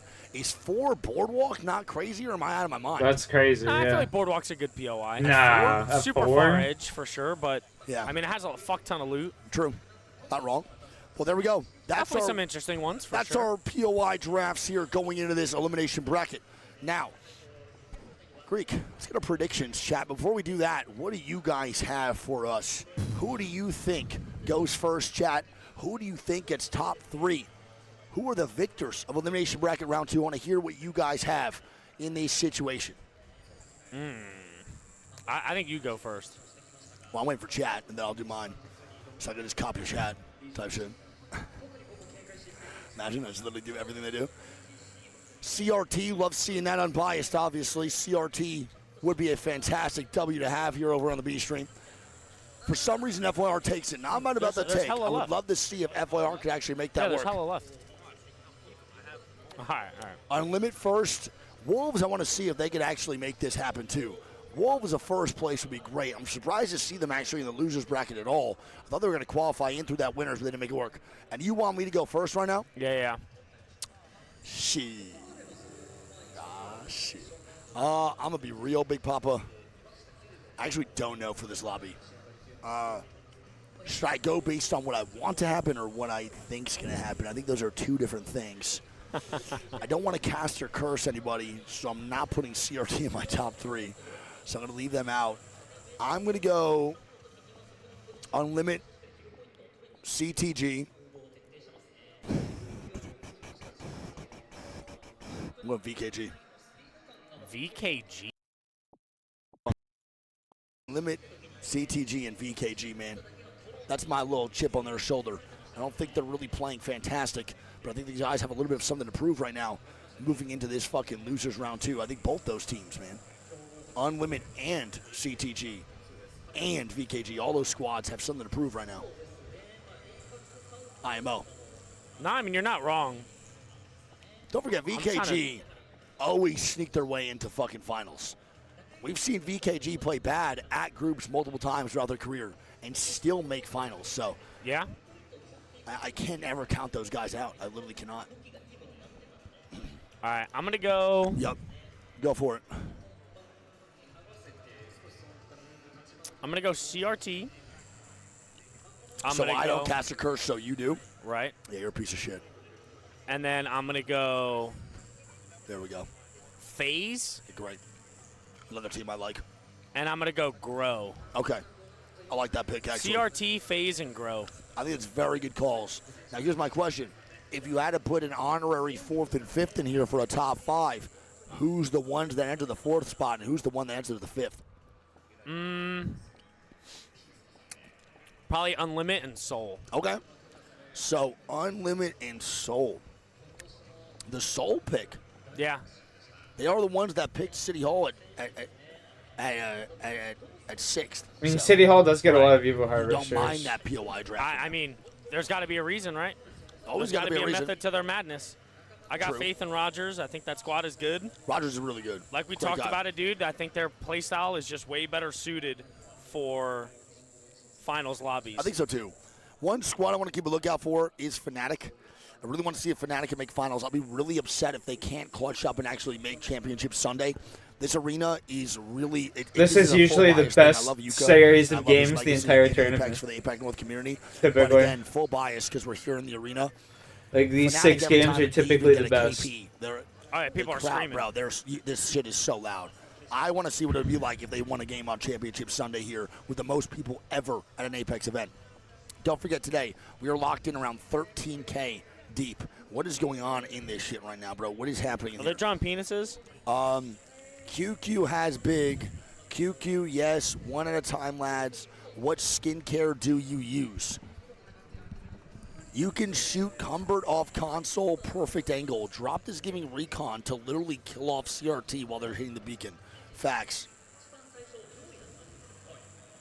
If I was 10 and you were 10 and how, which way would you go, Phony said. Dude, he loves that question. He loves that question too much, man. He Way asks too everyone much. that fucking question. He likes it too much. I'm going to spark this conversation. Yo, guys, how we feeling today? Tonight, I'll say. Let's say. Backwards is always the answer. Phony's very confident in who he is. Sleep schedule is so chalked. Kason, God bless. Your shit is actually just cooked, my guy. Yo, Niamoka, you're the go-to. Shout out everyone in this chat. Yo, Wig, do a backflip. I cannot achieve that. That's never going to happen in my I lifetime. am feeling thank you. I am feeling thank you. Hell of an answer. Fuck yeah, baby. Hey, listen, man. I don't believe English is his first language, so if you're putting the effort like that, I respect the shit of it. You told me to speak English properly for 30 minutes, and I definitely fuck up 1,000 fucking times. It's my first language. Feeling extra creamy right now, Greek. So the Max Creamers are feeling it. I have not seen anything. And the Monsoon with the I've got lotion on my shit. I'm going to be real. I really don't know how the ops team has yet to take away this chat from us. Nah, that's what we're here for. This is pretty crazy. I can't lie. I thought after maybe 4 years of us just seeing heinous shit in this chat, my balls and cock are hydrated from Monsoon, that maybe the devs would probably not allow for us to show this screen, but it seems like they enjoy the banter themselves because it just gets worse and worse every LAN, every single time. Dude, Monsoon is actually diabolical in this. Yeah. Would you, dude? Phony is actually the dumbest person I know, bro. I can't even. He's ridiculous. Dude, I know he's just smiling right now. And the best part of all this, his feet aren't even touching the floor, man. Oh, 100%, Zach. It's insane. They intentionally leave it on because they just know. That's what I'm saying. They literally can turn the chat off. I really never brought this up on stream because I just can't believe they haven't done it, but please don't if they're watching the stream. I also want to say something crazy that it's no shade to anyone. I just literally cannot believe it. We are on the – dude, this is like the craziest shit to me. And this is just a pride thing. We are on every monitor in this facility, in every break room, in every lounge. It's pretty the nuts. B stream playing on every single TV and monitor. everywhere. Where the is pretty devs crazy. are eating, where the fucking workers are eating, they're just watching the B stream. To me, that is something so special. I actually can't believe that's real life. Estimated time, we did have Legacy a little out of here, and now they're full 3-man back in, so that makes me happy to see We're that. supposed to start a minute ago. We were supposed to start a minute ago, not that big of a deal. It's not a major delay. We've seen definitely way worse in our time throughout ALGS. Yeah, it's pretty insane, dude. Pretty cool. Crazy Big Z, crazy. Double tiebreaker GG's, true. They did lose the That is tiebreaker. tough. Yeah, man, I mean, Grow Gaming, losing a tiebreaker is tough. Keon got to carry the boats. Who's going to carry? Huh? Keon is a very good crypto. I want to give a shout out to Keon again for Better this than I reason. expected, to Bro, be honest. way better. I mean, he's a ranked grinder on literally fucking Horizon. And he has now transformed from that as a full-blown feed face to someone who plays a methodical crypto, a very good crypto. That is actually And on impressive. And on roller, which is a very small percentage of players that can convert from a roller feed face to someone who is a very strategic crypto player. 100%. I mean, we see with a lot of players that we try out crypto, they're immediately off it after game 2. They're like, dude, I can't fucking do this. You're bored as shit, but that boy does settle down, and here we go. The good luck, have funs do come out, and the V comes out. Here we go, baby. Let's rock it. Good luck. All right, let's get it, baby. Game number 1. And again, in this set, Bro, I remember the cannot one time. stress enough. I remember the one time, fucking, they were playing in like the finals tournament, and Nicewig started talking shit in the in-game chat because he thought no one could see it, but everyone in the fucking lobby could see what he was saying, and he was just shit sitting there talking shit. It was so funny. Times. And he got in so much Wherever trouble you're for at, it. You got a little bit Because like the main broadcast was seeing it and shit, and he's like, "Yo, fuck you, phone, you suck," and he's like talking all sorts of shit. Henny. Take a shot for me and that boy Greek in game. And it's like I on the wanna main see broadcast that. and shit Yeah. like that. Oh, dude, it was so Appreciate y'all for funny. being here in game. Thank you so much. It was so fucking funny, dude. That's the no. All right, let's see what goes home. What's this looking at now, man? What'd you say? Let's see what goes on comp-wise. I mean, obviously Valk is going to be one of the main things here with Caustic and Newcastle. Gotta be Caustic. Hopefully it is a Caustic ban. Game number 1. Hopefully, please. We do not That's want horrible sticky funny. people Oh, it was around so longer funny, dude. than It's one so funny. game. He's not fun to watch. It looks like maybe it might be Newcastle, bro. 8,000 fucking molten glass so I'm gonna far. be real. I feel like I saw more Newcastle. than 8,000 Caustic, molten which glass is a so code far, red and I just have situation so many here. more to make. Over on the B stream. Greek, give me some recon here, Big Daddy. Cheers, buddy. You're the one that's good at 17 caustic. math. Okay, that's a pretty good number, but I think that might be more Newcastle. Holy fuck. It might be 17-17 again. And we are paused immediately. Can we give some scripts in the chat? It is. It's 17-17 for Caustic Newcastle. It is a tie. Y'all need to start throwing some prayers up here because we are now tied in the pick rate department for Stink, Newcastle and dude, Caustic. might be in game 2. Yeah, and this is going to be interesting, dude, for sure. CTG is flying on in, and we got a low-key, a sick-ass visual here. Can we get some scrims in the chat? This looks badass. Scrim. Now, a pause to start off is not the best situation. You know, we're starting ourselves off with some delays. I believe we have to be out of the Sapporo Dome by 10 p.m. tonight. So I'm surprised we started this late into the night in general for this Can't third be a set. zipline bug. Can't be zipline this time, Georgie Pie. That's not a thing. I don't call you call him that. I don't call Georgie Pie. I just call Georgie. I was just calling it right. Yeah, this is not a great start. Hopefully it's a quick one. Zipline bugs have been the easiest fix so far, but... Huh? Uh-oh. Is that what that is? So George right now just gave us recon that if he reaches out to the ops team and they give him no response, it's low-key a code red. So there we go. No response? He just got no response from League Ops, and George is Himothy. So if you're not responding to George, something more important is on your plate. It could just 2 be ending the seconds. whole tournament. Makes me think I'm about trying to PC or see- something. Yeah, I'm trying to see if I see anybody like in someone's booth. I don't see anyone right now on the referees on this side. Maybe down farther, but I really can't tell. I'm not too sure. On the right side, I don't think it's anyone here. Yeah. Top is all good, too, so no one on this side at all. It could be someone on the left, which would be VKG, Boogie Borders, Mango, Oblivion, 5 Fears, SPI, Soul, NIP grow and legacy. But also don't forget, sometimes they do pause things for the broadcast side if observers crash or something else. I'm not sure. We'll see. It could be something to go on behind the scenes because I do not see any referees scurrying around and no one really standing up. It's probably fun. Don't say that, dude. Don't say that. Fun. If it's Grow Gaming or Fun FPS, they have actually the worst luck in ALGS history. I think Fun takes the cake, though. Yeah. By far. I will say that Fun. Of the most issues at a LAN PC-wise. Most issues at a LAN PC-wise, sure. But is the most devastating the one for Optic there over in Cenote Cave? Cenote Cave. Or dropped, crashed, or Fun. Who was it? Was it dropped or knocked? It was dropped. Can't remember. No, I'm pretty sure it was Drop's PC that froze. Yep. It was dropped. They made him play it out and got his own. Yeah. Yeah. Yeah. That might have been the one for sure. He might have the worst. Dude, I remember that. That's immediately what I think of every time they pause the game. It's Now, do you that think this is fucking gonna be a instant restart? right there. Because he would have won champs if it With didn't how freeze. long this has been and how fast it was in the game, yeah, I think it is. This is feeling You like think a it restart. is a restart? I think so too. Yeah, you don't? My thing is, like, nothing has happened yet, so what is there to restart Yeah. unless someone literally can't get in the game? That's what I'm wondering. Maybe this didn't connect in the first place. But We they don't- would be out. It's still it's 60. Well, it says NIP's not in the game, and it says Egoist is dead. Am I wrong on that? NIP is grayed out, which I think I've ever seen before, and Egoist is green, which means he has a respawn banner on. But Right. that can't be possible. It also says CRTs like that too, so I think it's just a bug visually. I don't think that's literally a thing. If I look on the map right now, yeah, everyone's in. So Oblivion does have 3. Everyone is in, so it's 60 players in the game, so it can't even be that.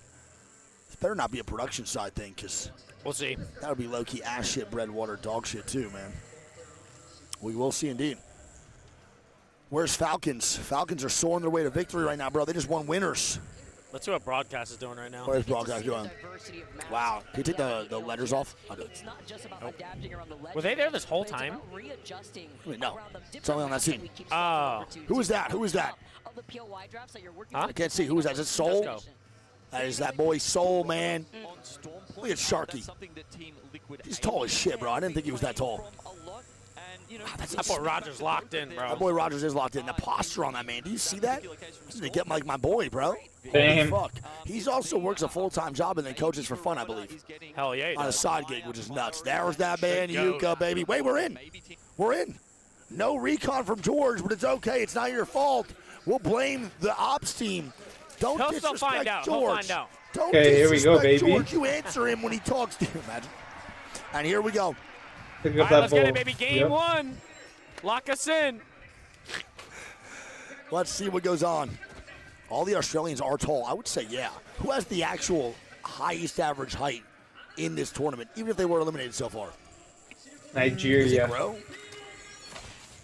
Yeah. It has to be Grow. Noct and Keon Noct are and like Keon. 7'5" together. I thought you meant country. Yeah, I would say Actually, probably just not. 7'30". It's like some Keon's country a in big Africa for motherfucker, sure. man. I keep forgetting how tall Noct is, too. I walked on that motherfucker. I was like, damn.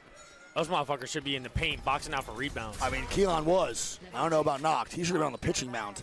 He's got that Randy Johnson build. Low key. He could probably throw at least over 80. That's that pseudo. What's the Wudo fastest you ever threw? That's pseudo voodoo. I've never measured that metric before. You've never played just thrown a sports with my baseball? feet. Okay, fair.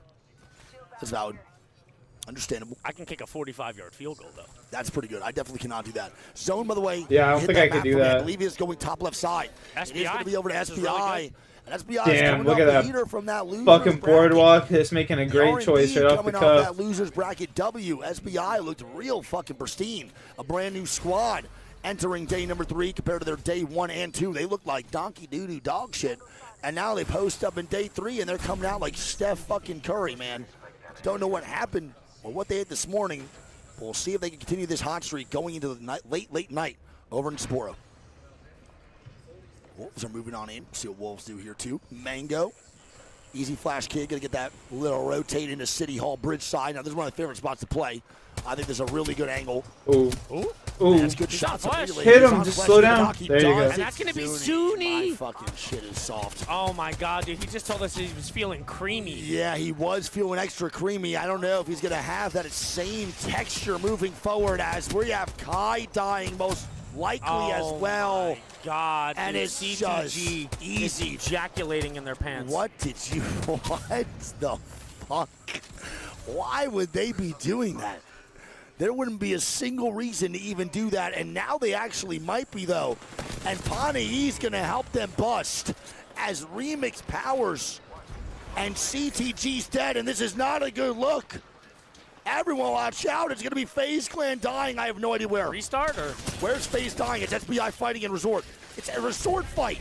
What the fuck is going on here? It is SBI. It is indeed. This is a Bro, very what is early going fight. on? This is a game of ranked right here, dude. This is a big fight for FaZe, though. This sets the tone. This will set the tone for the rest of the games. Come on. SBI, again, is very confident. Mike does have that They gotta get purple that armor. Newcastle. With that altar, he's going to look to swing. It is a blue versus a purple-white. Luckily enough, the two shooters of FaZe are alive. Boogie Boarders are now gone. And here we go, the swing. Nag's got to help Zane, man. He's got to help. Mike gets the knock. Zane now last one up. Shoot him. Oh And my now God, FaZe FaZe is out. eliminated. Dude, wow. Both my picks just went out with 0 points. Oh my God. Fuck. Wowee. Good golly gosh. We are off to an interesting start as APAC North takes down the MEA in game number 1. It is only game 1, so you got to keep the mental strong. I will say I might have cast or cursed FaZe a little bit because I did dap up Zane before this game. That one's on me, my guy. My bad. The FYR is second going to move on in. CTG died, I wanted to turn around, but I feel like Zuni would have been staring at me or something. In that, yeah, for sure. In that situation, I low-key think Nags need to move up a little bit faster. I didn't like how he took so much time to help out Zane right there. I think the swing had to be a little bit more aggressive and kind of take some power back away from SBI. But that purple armor from Mike just had him playing so confident, man. Low key. And, yeah. So confident. Yeah. CRT now going to move on in. Crazy Thieves going to be next to Oblivion and SRL. Oblivion, again, chip on their shoulder. And I keep saying it every time, but it is genuinely the truth. You guys got to remember that Blink and Fun just had bad lands this year. And they add Monsoon in the mix, and they have a chance right now to qualify in the match point finals, which would be an immediate turnaround from almost last place in a match point. That's huge. Yeah, and Monsoon is just one of those that it just feels good seeing them on a final stage. You know? Yeah, I think this whole team is very lovable people. I think that's very easy players to root for. Blinkster is relatable, as in he's dead all the time. He's a great player that likes to feed. I feel like a lot of people have get that in their ranked solo queue. It's just Blinkster does it at a much higher level than the majority of others. And they get landed on. It's FIR. What is going on? Teams are I don't know. just This is crazy. feeding. This is crazy. I mean, I don't think Oblivion's going to be mad about it. They're probably more dumbfounded. Knowing Monsoon in front of them, they're probably laughing at the situation as enemy's dead. FYR did get two men out. Yeah, Cook and Cersei still up. They're going to have to retreat now and go get enemy back in. They That had... was interesting. That just came out of nowhere. It wasn't a Valkyrie. It was an evac tower. They had no recon. Someone was on the inside. So again, without Valk in these situations, when you do these fly-ins, there's certain parts in certain areas of the map, you have no idea where anyone's at, Creek. It's just how it goes. Absolutely. And FYR will dip on out. They do get the banner grab, courtesy of that altar, a little extension out in their passive. One of the most broken parts of altar is really never discussed. I really believe it is that little kind of I wonder if far Unlimited away are kind of box sliding leaving. down for Legacy here. I'll fuck myself, no worries. Unlimited's going to move on in. All good? I just thought it was another fight breaking out. I didn't want to miss it because we missed the first one. That's all. Just following you, man. Piece of fucking garbage. All right, Unlimited's not going to look for Legacy. Subi is on that red armor, by the way. I don't know how the fuck they already got purple on him. I mean, Peace is looking to cut off the angle. Peace is looking to cut him off. Legacy is just hoofing it, though. I don't know if I like this call so early from Unlimited here. I'm not just saying that because it's Legacy. They're taking an evac at him. It's not like they have an advantage in this fight if they land just right on top. They now He jump jumps off the balloon. off. And what the fuck was that? How was that? Yolari man just accidentally pulled his jets, and he oobs on the Legacy. Oh my God. And he's trying to stay alive. He's dead. Yolari man just fucked Why up did he Major. just solo try to 1v3? He didn't mean to. He hit the top of the building and his jet pulled, and he sent it from the heavens. Unlimited just gives a free KP to Yanya. Vamos, baby, vamos. I mean, bro, they could counter Valko right back on him now. They should, and they're gonna fucking do that exact thing. Unlimited just made a major mistake, as now Legacy does not give a fuck. You want to fuck with the Presidente, you're going to get the bodyguards as well. Can they hold strong here in this 2v3, or will Unlimited crumble? And they're eating it, yeah. He's good. Peace got a bounce, brother. Nice. Good bait there from Yanya. Great job. How did they not get that knock? They get him. Nice. And Peace will be dead. And that is Suvi now gone. He's trying to go invis on the drone. He's going to immediately res Yulari Man because he'll most likely die. He probably can't get out. So he sticks the res, and he'll probably EMP Legacy here so Yulari Man can keep on running and maybe land safely. I think Suvi gets out and Yulari dies. Either way, it's going to work regardless. Yes, that's definitely the case. 100%. I did not think this res was that close, but Legacy's about to get another KP. Hey, we now just got sacrificing the life of the Yulari Man to most likely stay alive in this situation. Holy fuck, dude. Brother's literally just being used, and oh my god! It's the Newcastle slam. With the slam, they're making a statement Legacy's finisher. not fucking around. Dude. They are not fucking around. They just got 3 free KP off of Unlimited. All right. Bro, that is 3 KP from one squad. And Yanya is taking the balloon to find the solo. Oh, they fucked up, bro. I mean, they know that he has to go here to craft. They fucked up big time. I think Unlimited is dead here. They are. This is insanity, Greek. We are watching just a complete 180 in events. Oh, man. A team with all the pressure, and they rezzed again. They're rezzed again. They're giving him free KP unless they turn this around. Jaguares with another Holy knock. Fuck, dude. I have never seen a team get farm This res is like this ranked. in my life. This and is Yulari ranked. have survived. It's trades. Peace now by himself. Bro. And Unlimited dead. 6 KP. I am not Unlimited saying just this gave to Legacy. just to say it. I am being so serious. I have never seen 6 KP given to a squad by one team before a round is closed. I mean, if you just bet That's so the over deflating on to Legacy, morale. you might be hitting the shoulder lean in your chair. That is insanity. I have never witnessed that. This lane has really bought some unbelievable special events. Things that are not tracked. Things that are not in the analytics and the data. That is insane. But the stuff that you have to really be here to witness that you can't believe is real. Oh, no. Fuck. That is just insane, happened. 6 KP, bro. 6 KP. Oh my fucking god. I've never seen that. What? Dude, this tournament's crazy. VKG now flying on in. Will they land safely? They do have the Valk ulti for recon. They get pretty much no scans, and they're going to be good to go here to land on it. It's not 5 KP, it was 6. 2-2-2 for all those members. See the zone? Legacy spreads the love, and the zone does pull on Greek screen here. Back down to City really Hall. good for Mango. Really good for 5 fears. Not great for VKG, who just overextended out into Resort on that rotate. All right. Crazy. They got a nice little spot. Love you guys. Love you. Love you so much. Be good, y'all. Love you. VKG does fly on in.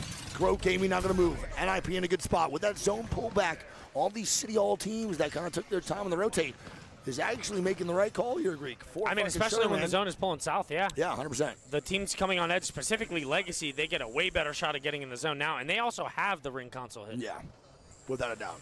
It's going to be Sorali in their way, though. Yeah, it will be Sorali in their way. So Legacy, I think we got to stay on board with these guys right now. I mean, most KP in the lobby, obviously.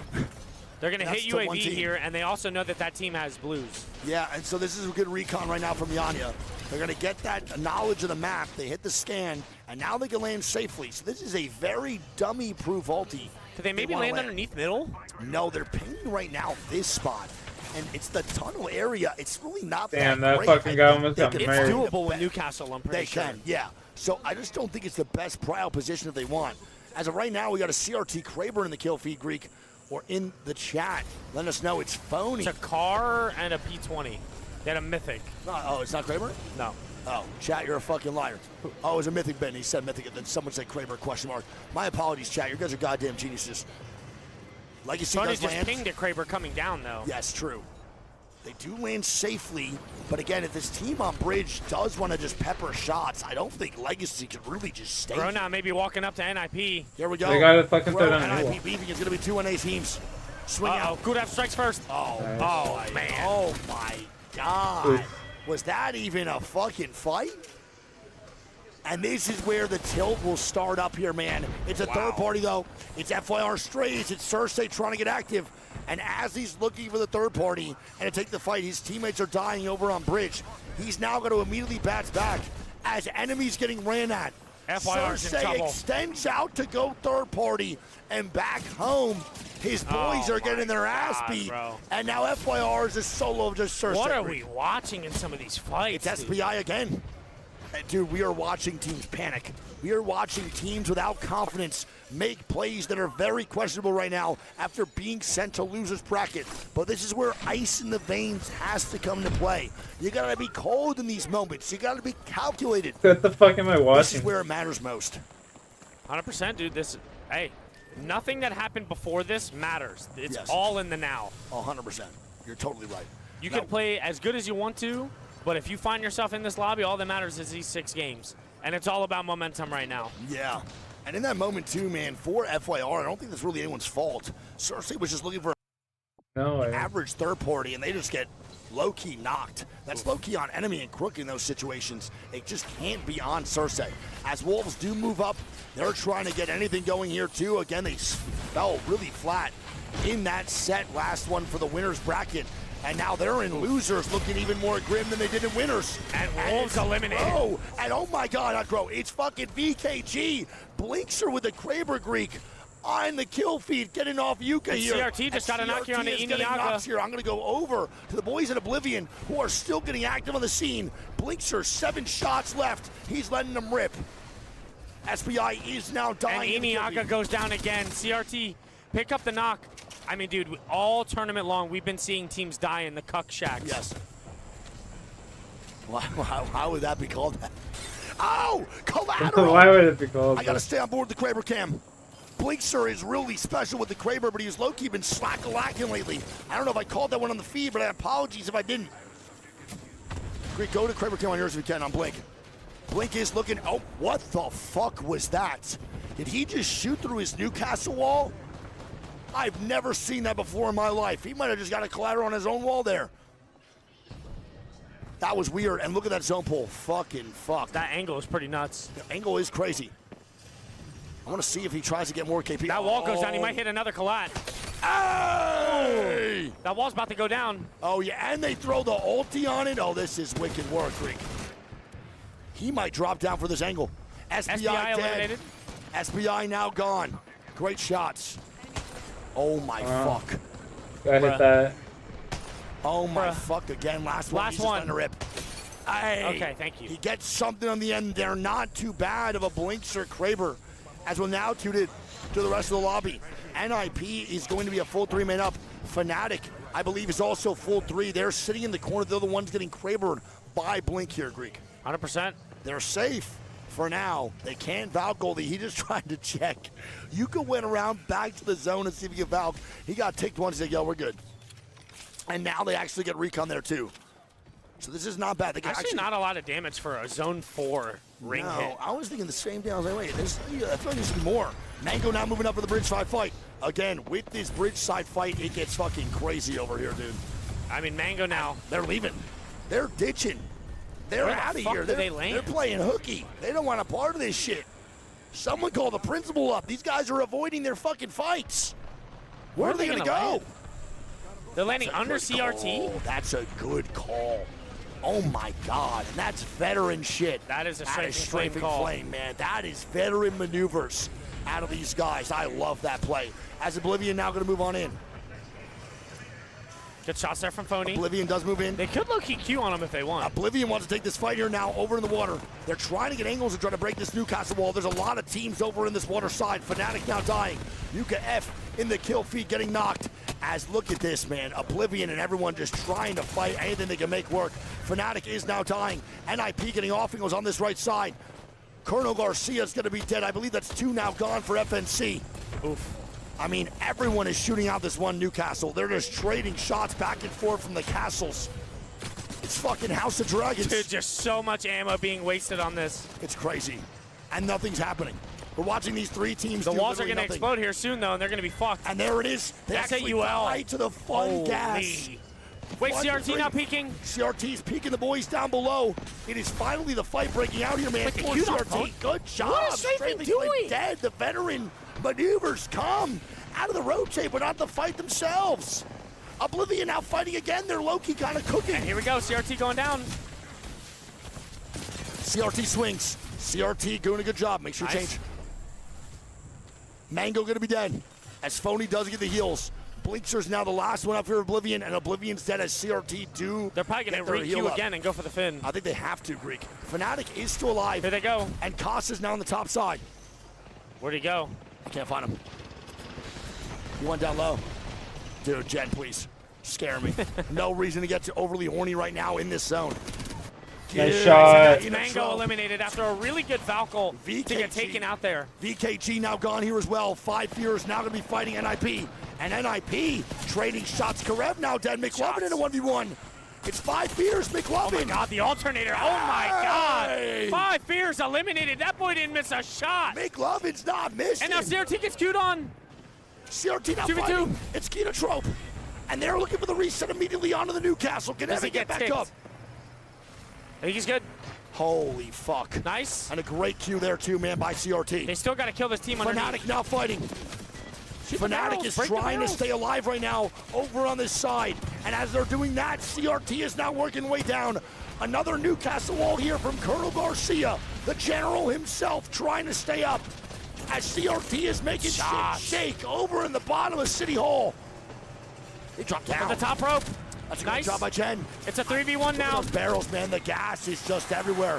You're getting crop dusted. Fnatic is fighting NIP. Fnatic is now fighting NIP. CRT should win this. 100T should be able to third this and take game 1. CRT looking good.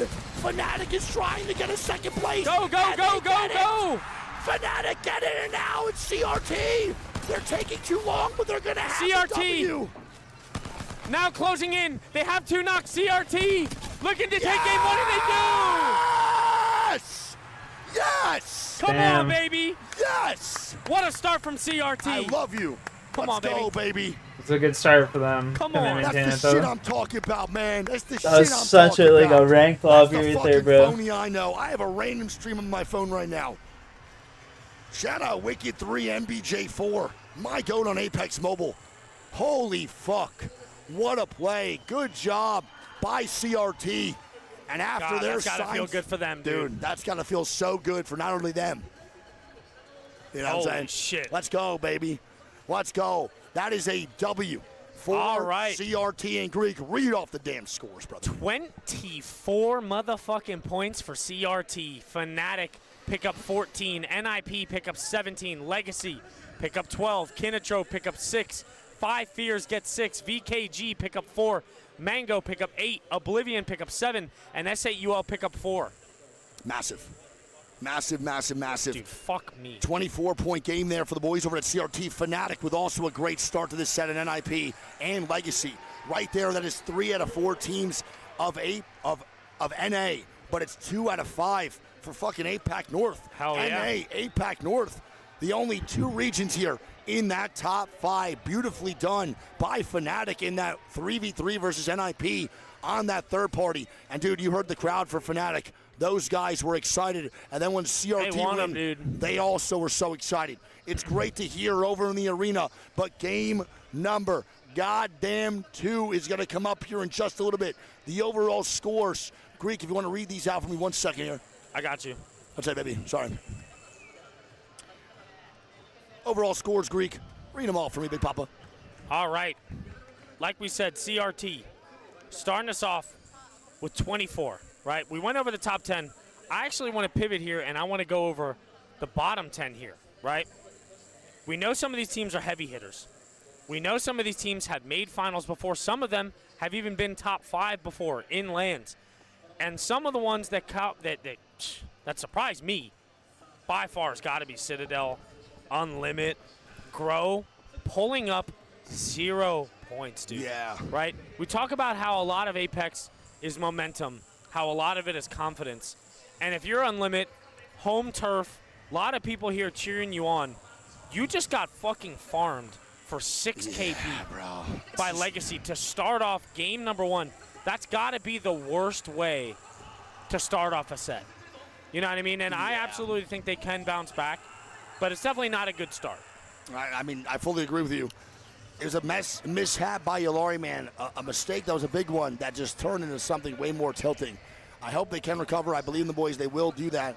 But right now, that bottom 5 is pretty interesting to me with Grow Gaming, Unlimited, and CTG, all with 0 points. That's what I'm saying, dude. Wow. 3 that I was not expecting to not have a lot of points. No, for sure. I couldn't agree more. Now, we go over to the Legend Band here. It's not done yet.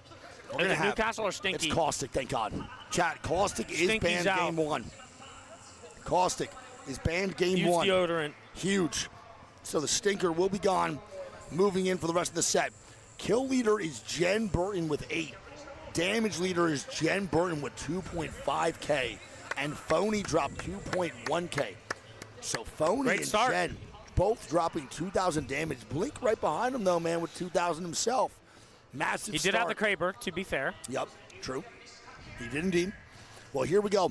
Game 1 over. Game 2 here in just a little bit over at the Sapporo Dome. Chat, thank you guys. I know it's late as fuck for a lot of y'all, man. We appreciate the love. We appreciate the support. Get some rest, but also stay the fuck up. We got some banger games coming through. If anything happens that just happened like game 1, we are in for an entertaining set. 6 KP, bro. So what? Out of my top 3, 2 of them got 0, but the other one won. Bro, 6 KP. He was their deadliest agent. And what happened?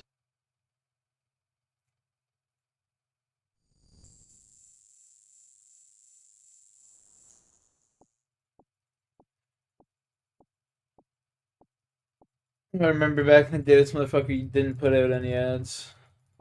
Bring those days back, man.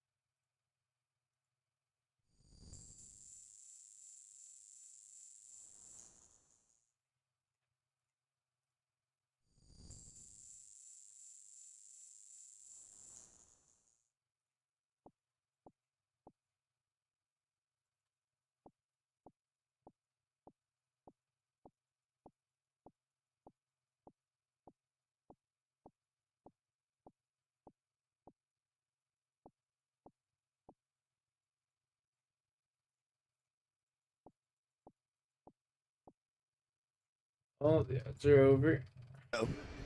Right? Like, it's not amazing. I mean, That's what it is. Yeah, 10 p.m. It'll probably be over by like 2. 2. So I think it is Saturday for you guys as well. So it's not that big of a deal. You guys can stay up later. Hopefully, a lot of y'all have off. Alrighty.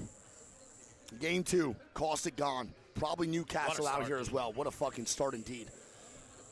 That was a lot of interesting plays. We have just been having so many spectacular moments here in Sapporo for this year 5 at Champs. I am just geeked.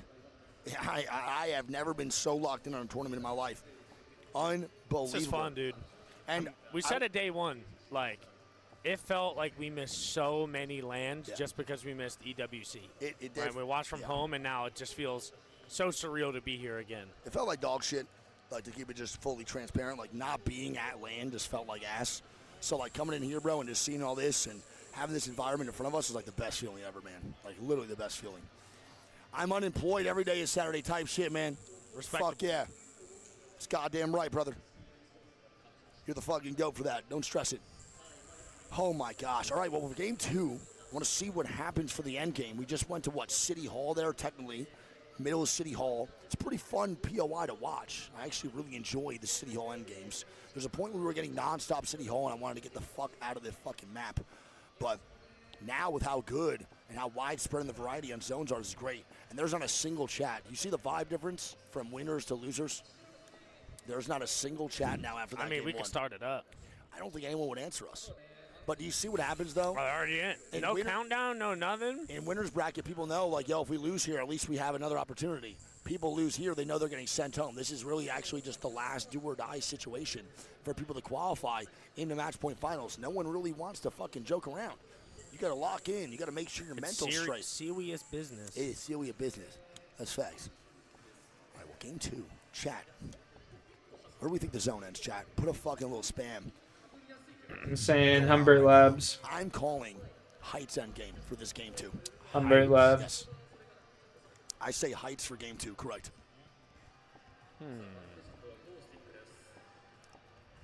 I'm going E-Bank. I feel like it's been a minute. I like E-Bank. It's definitely been a little bit of a minute since we tuned over to the fucking Chase Bank. I like the zones, too. EB's fun. Yulari Man's going back on the Maggie, so I think their game plan's still staying active to just keep fucking fighting, which I do like a lot. I don't want Unlimited just to get shook up from one situation of one game. You gotta remember how many squads they wiped themselves. It's just one situation where they just didn't play that great. And they fucked up a little bit, but it is what it is. 16 Newcastle now. 16 So Newcastle. we have one less. Okay. And then how many on something else? What even would it be? Rampart, maybe? I don't think it's even close. I think it's Newcastle banner was guaranteed. Right? Because I think every Newcastle team has a Rampart. I got to recount that because I'm pretty sure I just counted 16 Rampart. No, there's no way. Because every Rampart team has a Newcastle. There's not a single team without it. It is 16. 16 Rampart? Yeah. Holy it's a tie. Fuck, man. No way. We might have 3 games in Newcastle. No, it'll be a Newcastle BAM, though. Because Newcastle the overall pick rate. Overall pick rate. So Newcastle will be gone in game 2. I keep forgetting that's the new rule they added on in. It's a good rule. I usually fuck with that rule pretty heavily. We'll see what zone looks like. Am I right? Hell no, I'm not. It might be EB, though, baby. Greek. Let's see. Is Greek correct on the EB zone? Bada bing, bada boom. Mr. Worldwide as he steps in the room. I'm a hustler. It's getting late out here, man. Give me a fucking break. We're going to EB now for this game number 2. Lock on in. I'm running out of shit to say at this point, man. Better start doing karaoke. Where's Wham Bam at? Would you sing Wham Bam with me? I don't know the lyrics. You're a fucking piece of garbage. Mango working their way in. Sorali's in here. Oblivion's in here. 5 Fears. Kinotrope. I mean, EB, one of those zones that, again, if you land on EB, this is your POI that you drafted, and where you're landing to start off the game, it is so hard to actually get a good position for yourself. It is one of the only things, or only POIs in all of these maps, where you really don't get to loot everything fully if it's ending on your 100%. fucking POI. It's the thermal of ED. It is the thermal of ED, and there might only be thermal as the other map for this. It's so hard to loot all of this, and then you don't even get prio on the zone. Skywest is maybe the same. I feel like Skywest is spread out enough. Just depends how fast you do trials. You know what I mean? Soul gonna move on in. But yeah, if you land EB, man, you gotta just loot as fast as possible. And the main thing here is, too, if you go EB and then you don't have console, you gotta look around immediately to see if teams are flying on in. 100%. Or you could get caught off guard. Valk is being played. One good Q on an ulti, and you're fucked out of luck. All right, here we go. Soul moving in. They are landing safely. Again, they do have that Valk ulti for the dummy proof. They're even gonna hit the recon. Now let's see where they choose. They kind of got good pickings right now. There's only about 5 teams posted up in EB, but even saying that as round 3 is at 3 minutes, 30 seconds closing is crazy. 5 teams in the middle of the zone already. Nutty. I mean, there's plenty more on the way. Crazy. FaZe now maybe running into Fnatic. Fnatic hits the insta U-turn. They do hit the insta. FaZe Clan is interested right now in maybe fighting a little bit more in this game, or just rotating. I can't tell yet by their way they're posturing themselves. They are coming out of Lotus, so they do have decent loot and great armor. I mean, Nags right now has that purple courtesy of the Rampart passive, or the Control class passive, so their loot is pretty juiced up compared to a lot of other teams. And we're seeing tons of Alternator, man. I don't know what went on, and what was the discussion about the scene. I don't know if people saw the Alari Man clips and just wanted to play it themselves, but right. Alternator just has an insanely high pick rate in this day 3 compared to what it was day 2. I was going to say, it seems like it's just kept going up. Here we go, FaZe. Wow, that's, dude, Valk ulti's insane. So high. Valk ult is so stupid sometimes, bro. I swear to God. And let's see where FaZe How lands. are they going to go? They don't really have any options. You could slam 1-4 to the double stack buildings or the 4 stacks, but they're going to look to find their own little apartment to set. Never mind. They're going for support bin, that's why. Support bin, and then on the way back, he hits the points. Yeah, I guess the Evo Cash as well. Support bin is just insanity too, brother. They really just have those things juiced up to the maximum. Evo Cash going to come out. Support bin going to come out. That's going to be great farmage for FaZe, who kind of set themselves up in a pretty decent position. Late game, they'll probably have to move around toward this right side near Galleria again on EB. But as of right now, they will be safe for the time being. Wolves now moving into Neon Square, SPI into City Hall. Late rotates into EB are still very doable. Again, the amount of spots inside Energy Bank due to how big the fucking POI is, you could just get there with 20 squads up round fucking 3 closing. You can definitely come in late, for sure. And there's the thing about Energy Bank is that obviously the 4 corners, there's so many different zones that it could swing to. Yep. So that it is 100% possible to over-rotate in an Energy Bank zone. True. It's nice to actually have a end game where you just know you're good no matter what happens. And look at this.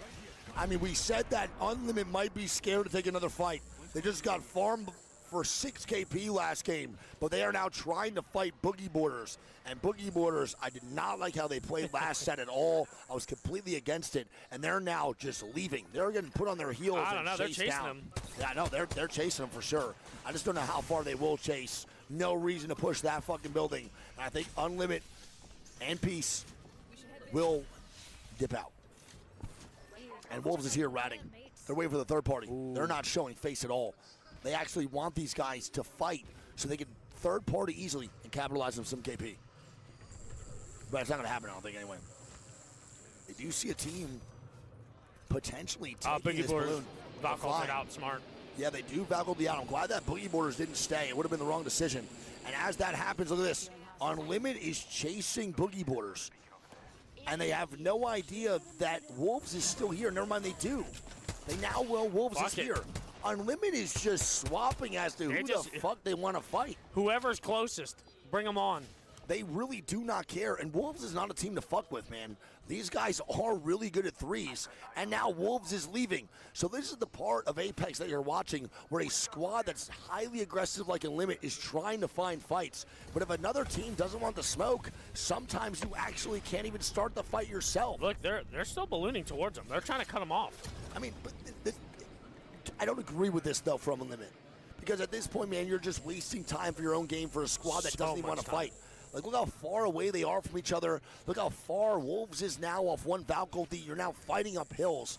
To me, this seems desperate from Unlimited, and they're not even in a desperation spot.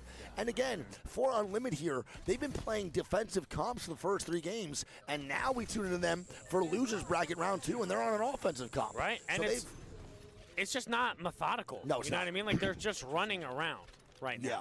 It seems like they're very frustrated from their last set. Like, dude, we didn't get enough kills. We weren't aggressive enough. Let's ditch our game plan because it didn't work one set and go back to what was failing us in groups to begin with. I disagree with what they're doing right now. For sure. We'll see if they make up for it at some point. But again, 20 squads of 60. And you are witnessing, as I say every single time, the beauty of ED.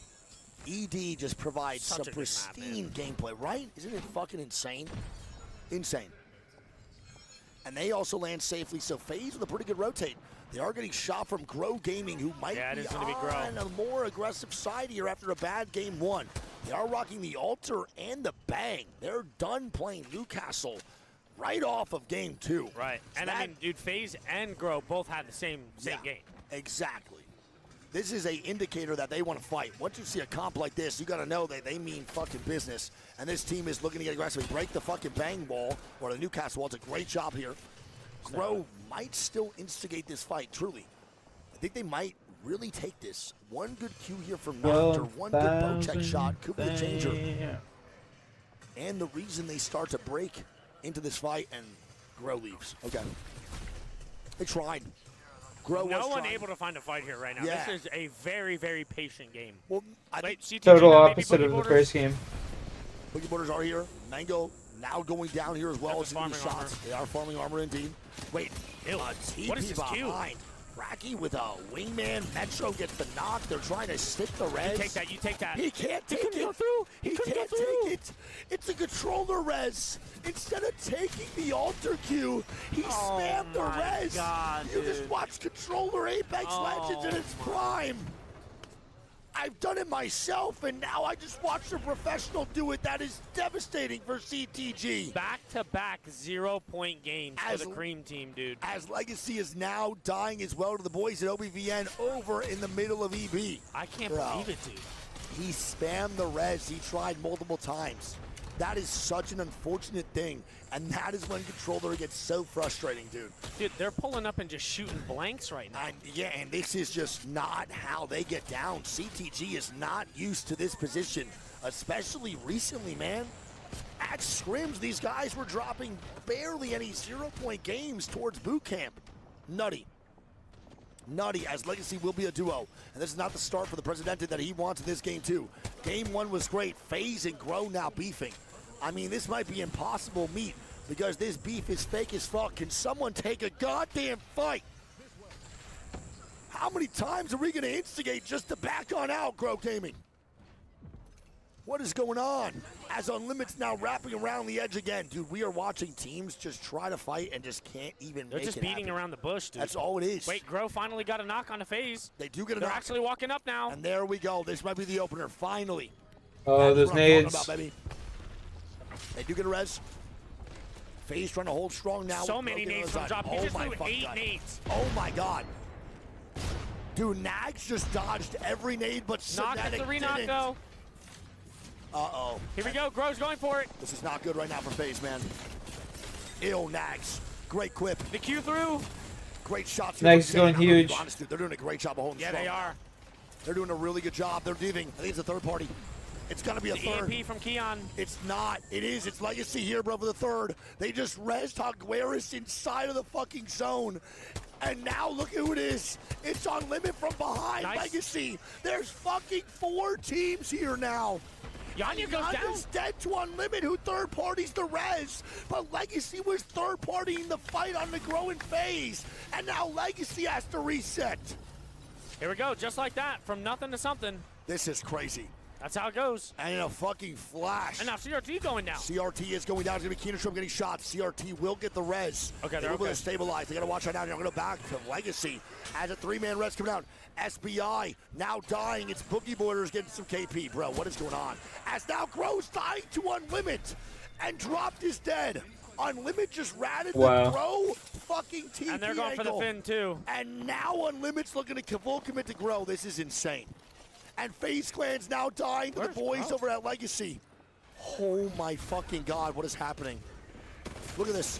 FaZe Clan gets swung. Zane's now a solo yet again. It's just absolute mayhem. Grow is actually going for the reset, too. The Moby is down. They put a portal in this room, so right out of the airship, he should be able to take the portal. Dude, there's still 19 teams alive. Round 4 closing. Unreal. We have so many squads posted up on this side of the map as another res comes out from Grow. And they go down below, and it's now Zane a solo and Unlimited still here. Unlimited has the power position, though. They're going to be able to hold all these people out and get these kills. Yes. Legacy, Grow, and FaZe now have to fight. And FaZe eliminated again. That is back-to-back 0-pointers for FaZe. This is not the start that FaZe wants. Legacy Yanya now dying to Wow. Unlimited. EMEA's in trouble. EMEA right now is not looking good. Legacy going into Yanya these dead. matches. They have 2 of their big dogs in these losers brackets, and both of them are underperforming. This is not a great way to start as Peace gets mopped up. Holy fuck, that's Mango. And look at this, it's Grow now up. They're trying to take a Q. Where are they gonna go? Who is this? Is this Legacy? Oh my Sheila. I think it is. And they now leave immediately. He went back so fast. It's only a duo of Legacy. They're stuck in that corner. That's a great fucking mobile shift from Azul, and they stick the res on Ianya. They're now back in the game. They're a full 3-man up. And now Grow is getting shot from fucking Yalori Man He's from the just top side. reaping. This is one of the craziest starts to a fucking set for a loser's bracket I've ever seen. The amount of commitment and uncommitment, bro. That's This looks like your fucking Tinder dates. This is unreal. What? My apologies. Yalori Man sees it. It's a Q on height. I believe that's going to be Grow. It has to be. It is. They take you through. Yeah, Grow they take you the through. height right now, man, up on top of Unlimited spot. Nice. We'll see what happens. Oh, the nades. Dude, all they have to do is avoid the nades. there is literally nothing right now that they could really fuck up on other than just getting air fragged and giving an opener for the boys over at Unlimit. Don't forget, Unlimit do not play Alter or Valk in this situation. All they have to do is swing from one side, and that's all they have to preoccupy themselves with. And now we go NIP, VKG, Costa now going down. Dude, it's these rotations through the chokes, man. Yeah, I mean, it's 18 squads still up, though, Greek. This is nutty. This is nuts. I mean, there's still a lot of teams outside of the zone here. Tons of squads still outside. Grove Gaming does get in. Unlimit now going to fly, and they just fucked up their evac, man. They just hit an oop. CRT are walking up here maybe for a fight. They somehow got a res here on Jen Burton at the same time. And we have a fight right now breaking out. Unlimit will finally maybe full commit. Will this be the one? And the other team leaves. And the other team's dead. It's VKG. They just got exploded. FYR dead. VKG dead. We're down to 16 squads now. 16, Greek. 16 for a circle like this. Look at everything we're watching. No, CRT now dying. And CRT will be dead at 16th. Not much for the Thieves to do. A bad position, but it is what it is. Crazy Thieves Grow dead. picks up 2. Grow is now fighting. It's going to be Ein by himself, I believe, in a 1v3. He gets one on the Keon, so it is a 1v2 now. Can he win this? Dude, there's so much shit going on here, they couldn't even see him. And he's going to be dead now. Grove Gaming sticking a res. The fact that Grove Gaming has not only made it out of the situation that they were in before, the predicament, but they're actually getting KP, not third party. They have 4. Beautiful. They are doing such a good job. And speaking of that, it's Legacy. Legacy's now back in the middle of EB where they started. You can and Unlimited dead. Unlimited he got sniffed out. It was Boogie Borders. Great job by Boogie Borders. Picking up some extra KP around the map, sniffing out the rats. Soul now going to be here too. Legacy Aguirre's now dying to the Monsoon or Fun Sheila. Dude, the Sheilas have been so devastating. And SBI's now gone to Legacy. Great KP. And they're now looking for their next victim. Who is it? I don't know if that's a victim or it's going to be the aggressor. They gotta watch the fuck out. Oh my fucking god, that's a whole family. Legacy. Who else would it be playing with the fucking the fire of 1,000 suns? Legacy get 3 more KP. Are you kidding me? And now Kinichov. I don't know who this is they're fighting. I don't know who it is either. It's Fnatic. It is Fnatic. It's Fnatic underneath here, Greek. APAC North versus APAC North. It will be indeed, as Fnatic is not looking good right now, though, bro. Their health is low, but so is Kenotropes. So a reset is potentially going on, as Fnatic is trying to hold strong with round 5 closing. This is not looking good. Uh-oh. 11 squads, a 32 for a round 5.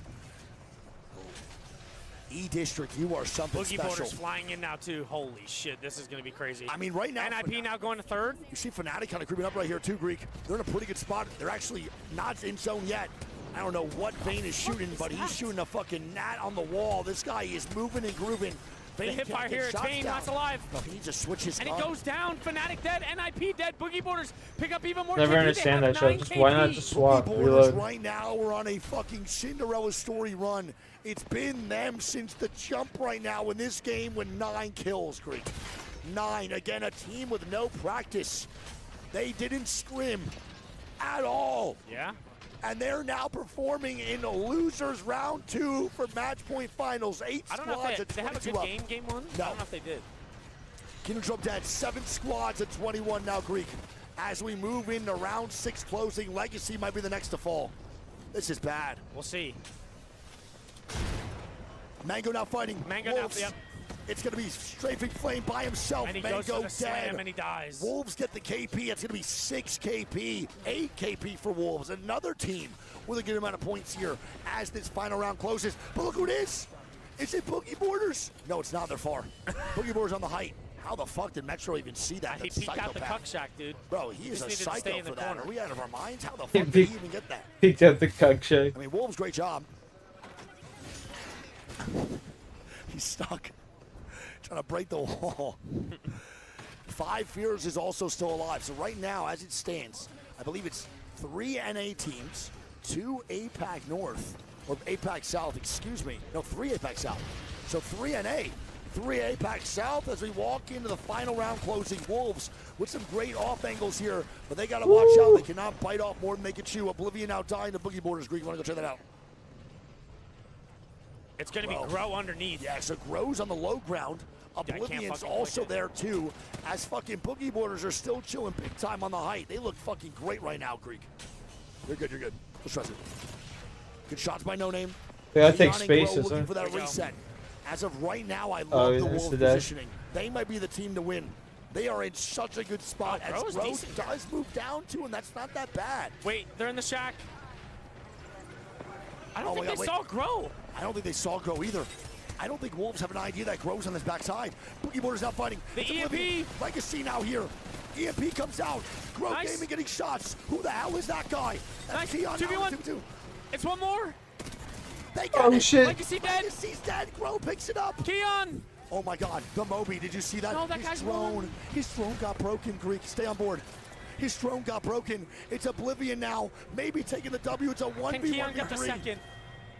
If he goes in his drone to get rest, no. What a chance, what a try. Damn. Fun take. What a game. Years, baby. And 5 What a fucking years game. take the win. Wow. Bro. Dude, I feel like Keon could have just killed the solo there. Dude. I don't know if he didn't know maybe it was one, but that guy was cracked. Knock cracked him before he died, and Keon was full shield. I feel like he could have got that kill and got the second. Did you see how unfortunate that drone break was, though? Holy, 100%. The reaction time for Keon to immediately dip, put the Moby down, and then bring out the drone as he's falling was unreal. Damn, the drone that's was not tough. even meant to broken. He threw it out, and before it even left his hand, it was gone. That Yeah, is it's so unfortunate. tough. If he gets that drone out, he goes invis and most likely secures the res. 100%. But here we go. It's 5 fears with a, quiet game there with 7 kills, but it's still 19 points. 19 regardless. points is massive, dude. Totally. We've seen now both these sets today. It has been in between that, 32 to 37, something like Around that? there, yeah. I would say if you're like at the 35, 36 marker, you should be in a Right. decent spot. So to be able to get half the points to qualify in one game is still massive. Oh, totally. But 19 for 5 Fears. Oblivion pick up 14. Grow pick up 15. Wolves pick up 13. Legacy get 12. Boogie Borders get 12. Mango gets 6. Kindertrope gets 4. Aurora 2. And NIP gets 5. Wow, what a start, bro. Another 0-point game for FaZe, another 0-point game for CTG. Right now, dude, EMEA is really not looking too hot going into this lobby. This is tough. Yeah, I want to see the overall leaderboard, and I want to see who's still at 0 or 2 points. I believe it's only 3 squads at 0 points right now, if I'm not mistaken. I think I'm right. We'll go double check here real quick. The overall leaderboard is going to be here. What the fuck? Oh, how are you over here? How are you What's up, over Baba? here? Bro, get your ass back to Did that he just tail whip front. this at you? Wait, your PC bricked and they didn't restart? Yeah, my frame FPS was all tanking. My screen was tearing nonstop, and they didn't want to pause it. It was literally at the beginning of the game, too. No way. I was like, can you guys pause it? Can we do something? They were like, no. Holy What? fuck, man. Your screen was tearing and they Is it didn't all right pause. now? Yeah, right now. And they were like, oh, we're just going to restart the game. And I was like, well, can I get a pause and test it again? They're like, we'll sit here, we'll watch it, we'll determine it. I was like, all right, we'll determine it. If it does it again, they need to pause. Bro, that is insane, man. I love you, buddy. Bro, that's crazy. So Frony said his PC literally got nuked, and his frames went to like fucking 10, and it was screen tearing, and he asked for a pause, and they just didn't do it. It's unfortunate, I guess. Is what it is. We move on to game 3. Crazy These in first, tied with 5 Fears at 25 points. Legacy in third with 24. That's going to be the boys at NIP in fourth with 22. Oblivion going to be in fifth with 21. Crow Gaming 6th, Fnatic 7th, Wolves 8th, Mango 9th, and then it goes Boogie Borders in 10th. So FaZe Clan does get 1 KP, or 1 point. Look at that, though, man. Unlimited with 3 points in 2 games. And I think we're both disagreeing with how they're playing majority of this lobby, if I had to guess. I do not like how they're playing the early games at all. SRL with 2. FYR has 1. FYR, FaZe, Citadel. That is crazy. VKG even at 4? That is pretty fucking nuts. Citadel at 0 kills, 0 placement points in 2 games on ED. I don't remember, did they prioritize their ED pick? I'm not 100% positive. Who? It is going to be a Newcastle ban in game 2, so Caustic and Newcastle are now gone. Rampart might be the next to go. Kill leader is Jem Burton still with 9 KP. Damage leader is now Fun with 3.6K. Yeah. That boy Funjamin getting active right now for the 3.6. Not too shabby for the MNK player. We're now going to load on in here to game number 3. It's the last one on ED, and then we go over to World's Edge. I wanted to, right? If now, because remember, we had a tie with Rampart. But I wonder if more people just go altar now. Now that Newcastle is gone. True. I think altar might actually be the play. I don't think it's a bad call. You can't really play center zone what we're going to be watching here. It's going to be a little bit more tough. Holy moly, though, bro. I mean, we were watching some really interesting plays from some squads. I don't know if it's out of fear, it's out of anxiety, or it's out of like, just pure confidence, but it's been really, really crazy to see in some of these fucking games, man. Absolutely. The amount of, like, back and forth we just witnessed over in fucking that one spot where Grow was at is wicked. All the way in Galleria. It was just back and forth with Legacy, Grow, Unlimit, Phase, just nonstop fighting, but no full commitment. Well, the issue of why that happened is because all of those teams were playing altar. They could queue through, peek, go back through. If they got knocked, they'd take a portal all the way back. Like, altar leads to so much fuckery, especially on E-District. Oh, yeah. Altar does lead to a lot of bullshit. It's not a bad thing sometimes, though. A lot of the altar plays that we do watch are pretty impressive. The queues really can be a game changer for your opening fight. So all that matters is if your altar player has those queues lined up and is experienced playing that character is the main thing. Who was the team who hit third in Canal? Legacy, right? Oh, I don't know. It was Legacy and it was Unlimited.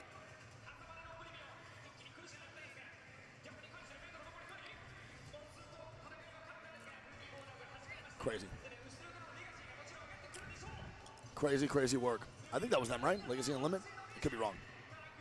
But I think it was a Legacy with a third party, then Unlimited came behind, so it was like a fourth party. Why would you Valko into bottom Galleria? I don't remember who that was. Was it Unlimited? I thought it was. Actual drugs is crazy. I mean, What I are know. these comms? I know that it was Unlimit, Phase, Grow, and Legacy. Those were the four, so it had to have been one of them. The W rotate spam coming out from Big E. Chat, how are we feeling, man? After those first two games, what does it feel like for this set? What's the vibes right now? Give me some recon in this chat. Aurora, I forgot Aurora's in here, bro. What are they placing right now? They have 5 points, I think. Okay, so Aurora's not doing too hot. I mean, those boys, again, are very vetted in the ALGS scene. They know how to fucking play the game. We talked about it earlier. I feel like Uchako and Hyarka are always in finals 90% of the time. So I wouldn't be surprised if they somehow squeeze their way on in here and actually make it a match point finals. W3AM shit show. Oh, boy, that guy's fucking bathroom's a mess. My prediction, CRT finishes top 4. I'll fuck with you, bro. If you were here, I'd dap you up, I swear. It was a big game for OVN's mental. Oh, for sure. I mean, OVN's had some tragic games, but that is definitely a pick-me-up big time for Monsoon and company. Those guys are always high vibes, but again, if Blinks are in fun, make finals, they will be so happy. It has been a rough year of ALGS for the guys, and they've looked really, really good individually, but can never perform as a squad on the main stage. If they can qualify with Monsoon, they got to be one of the most lovable teams in ALGS sport tomorrow. Let's lock on in. Baby. Last game, E-District. This is the last game on ED. Do not forget that we go to World's Edge for 4, 5, and 6. This is different than what we just watched the two prior sets. As to why, I don't know. But for the first two sets, it was Storm Point and World's Edge. This one's ED in the World's Edge. And, I mean, I don't mind it. ED is fun. I really low-key kind of missed it. I also miss nighttime ED. That'd be a hot take. I think it's a hot take. It's a fair take. I miss it. Like, I don't think daytime's bad, but we always just see daytime on every other map. I felt like this was the one map we kind of had. Felt like you were in the nightclub. Yeah, a somewhat of a aesthetic switch up here for this ALGS, man. 100%, bro. Here's what it is, though. We'll see how this goes. Game number 3, Newcastle, Caustic gone. And squads are now switching it up. And, dude, this is what I don't understand. Why would Unlimit get off the Mad Maggie now? They're on Alter Bang and fucking Valk. They go 2 rotational characters instead of playing Mad Maggie? Why? Yeah, I don't know. I am disagreeing entirely with how Unlimited is playing this set. If they don't qualify, this is a failure from the legends and the characters they're picking. I mean, I hope they prove me wrong, but I think that is a terrible comp. Do you like that comp? No. Not really. I don't like it at all. I mean, they get the console beacon out of Alter. They get the recon out of Valk, right? And then on Bang, it's just Bang. But the Mad Maggie with the Newcastle gone would be so good right now. I just don't really think they need the Bang. Phony? Maybe. Might be a little phony situation. Let's see. It is phony. Phony's monitor is again tearing. It is phony. Yep. Phony's PC is tanking. While they're doing that, yep. Let's go through some of these character picks here. There was 12 altar. Can we get some scripts in the chat? I get 12 altar. We Okay. go 1, 2, 3, 4, 5, 6, 7, 8, 9. Only 9 Rampart. Okay. So the pick rate of Rampart went down significantly. Yeah. Yeah, so the pick of Rampart does go down. I mean, it makes sense, but still, without the Newcastle, Maggie is just better. So I'm really confused as to why you play 2 movement characters, even if you do get the ring console. So what is Altar Man for this game 3? 9 bang. That's pretty crazy. Trying to see if it's like something crazy here. It's all good, chat. We lock in, bro. I mean, this is why I think they should have took that fucking PC tear a little bit more serious in that last game, but might be a little biased as a co-owner here. Kind of making my blood boil a little bit, but we're going to just vibe on out and let it lock. Hopefully, Phony and them do get a PC situation figured out where he doesn't have a screen tear for a whole fucking game. It's insane. 10 crypto. So, yeah, it's still looking like Altar. All right, so Altar will probably be gone in game number 3, which is not a Yeah, I bad think thing. so. If Altar's gone, I guess you just, I don't know what you do at this point. You just kind of just rock with the Valk, or you just do the bang in general. You know? Koala Cola, what the fuck? I've never seen that in my life, dude. Is that a koala? Why is the koala low-key posted like that? Bro's looking, what is bro doing with the hands? I would drink Koala Cola. That's some Aussie shit. Hell yeah. Isn't it like a fact that koalas are just like always just baked because they just eat eucalyptus all the time? They're what? Like always just baked? Oh, I don't know. I'm pretty sure like koalas are just infinitely high. They're just fried? I think so, dude. Doesn't eucalyptus give you like some sensation that's similar to like THC, I think? That I don't know. I don't know either. I'm definitely not no fucking gynecologist. I don't really know animals that well. Is what it is. They just sleep. Yes, true. That's crazy. Living life on fucking just that shit has to flash before their eyes, bro. They must not remember shit all the time. No? Yeah, dude, fuck. Boys might have a horrible memory. Can someone look up the memory span of a fucking koala? And the attention span? What? Nothing. I'm trying to get some recon right now. For koalas, it looks like it's specifically. fixed. It is unpaused. Phony's PC's fixed, chat. Scrap the koala talk. Lock the fuck on in. We got Apex to watch. What are we talking about, man? Jesus Christ, guys. Lock in. All right, so Unlimit, again, with the comp that I don't really like. Greek, let's help get a fucking immediate send-off for this zone and where it's going here for this next round. I'm going to go Electro Dam. Okay. What about you? Quick before the zone I'm going to shows. say Heights. Fuck me, I just want Heights so bad. God damn it. Lotus? It's probably Lotus, which is great for FaZe. They do have the console as well. If it is a Lotus zone, dude, are you fucking cheating? Bro, you're up. Wait, you took it off, dumbass. Tight. You might actually be a cheater. I think the devs might be listening. You Back to call back? EB last one, and you call fucking ED this one. That's pretty crazy. We haven't really done that in a while, I feel like. We've been wrong a lot today, just on the guesses. Obviously, it's just all RNG, but it is what it is. Good job. You're the man, dude. You're fucking sick. Thanks, bro. That means a lot. No worries. You're dope as hell, dude. Dirtball. Shut the hell up, D-bag. Oblivion now with the media rotate. They do have the console, too. Bro, they're immediately moving in. So this is actually going towards Fnatic, who need a decently good game. I think Fnatic right now is in 7th place. They're teeter-tottering outside that top 10. They don't have console. They don't have they're console. They're gonna have to notice Oblivion rotating in early. I think they do. And already. Mango, who are already evacing towards them, and that should be the telltale sign. And they got the recon scan. So this should immediately just boom, boom, boom. You know where to go. You don't leave the height as of right now. It's obviously a little bit scary to just play the height because it might probably not end close, but at least it's an ED. And if it does end here, you have one Valkyrie on the height, and you can land anywhere you want.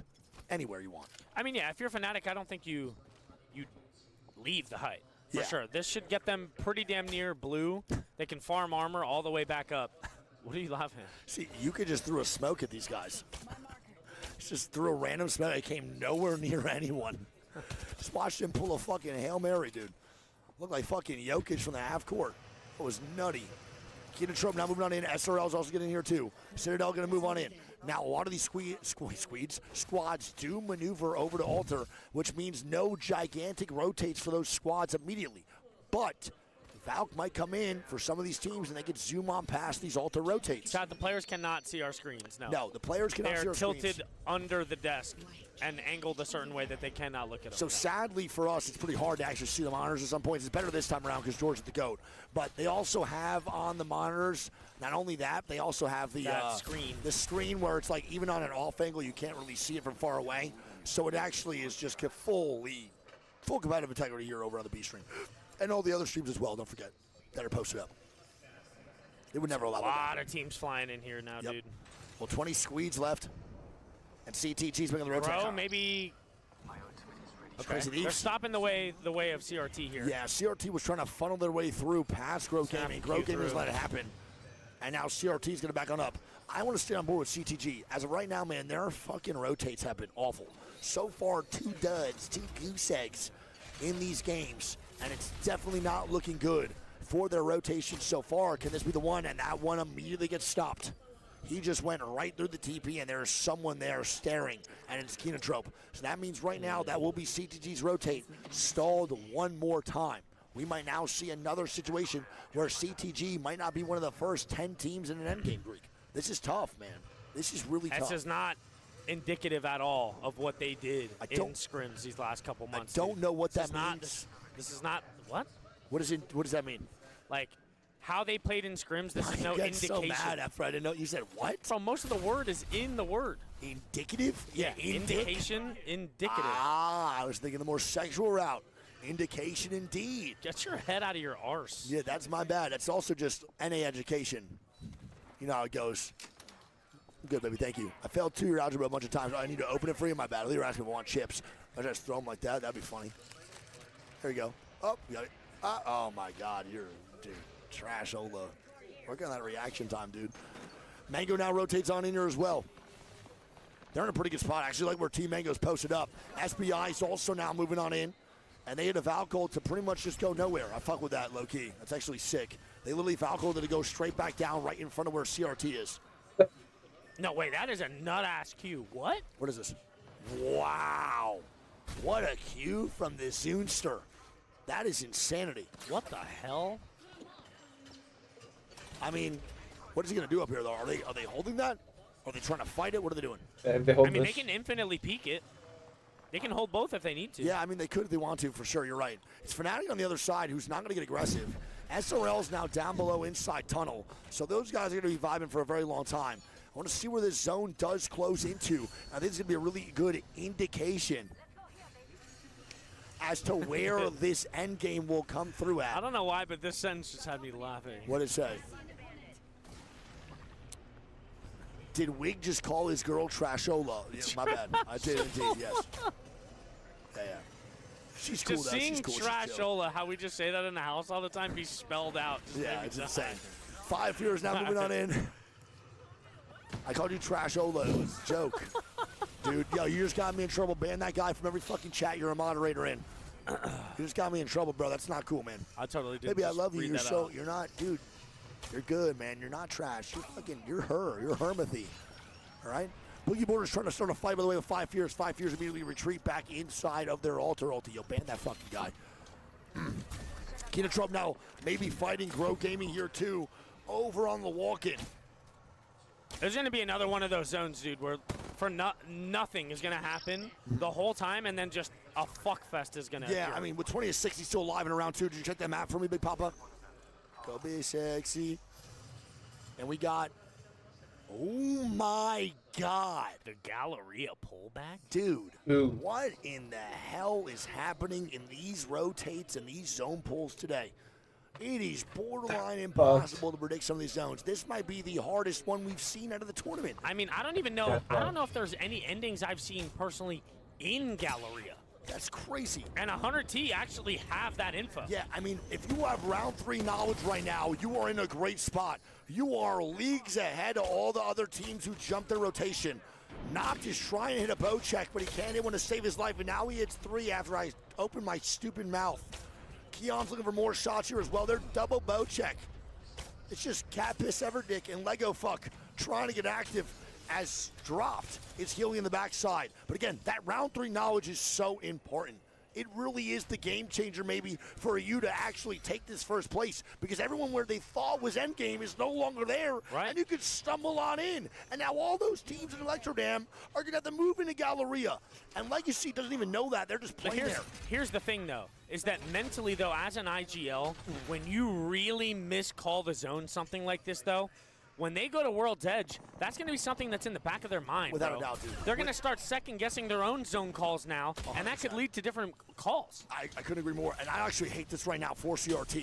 They're getting peppered by Legacy, and I don't think there's a reason to even fight this. Phony going to get cracked. EMP going to come out. They're going to take all the TP back down. There's no reason to start fights. They don't have to do anything. I'm not really sure as to why CRT wants to beat in the first place with a squad like Legacy who wants to fight. Well, here's the thing. Is still sitting above them, by the way. Is that CRT know the zone is ending here? Legacy do not. So Legacy right now think that they're going to be on edge, which is why they're looking to fight. That's a good point. They don't know. 100%. When you lack that knowledge and you think you're on edge, you're playing it differently than the team. But I think right there for that situation, they should honestly see that CRT's opting to not fight, and they should be like, okay, well, there might be a reason as to why that's happening. FaZe Clan getting shots down now. It's going to be that boy Zane with a knock onto Wolves. Wolves will go down. That's one more KP and one more point for FaZe, who need it. They need this bad. FaZe Clan right now, I believe, has 2 points, and one of them just came from this game. Absolutely. Tough. Like we said, you know, there are plenty of teams here that absolutely can just drop a banger game out of nowhere. Yes, that's without a doubt true. Easier said than done. Yeah, I mean, without a doubt. It is easier said than done. This is now game 3. So again, we are moving into the second half of the set almost immediately. Once this game is done, you gotta just really take a hard look at the leaderboard if you're on the bottom 10 and think what you could change moving forward.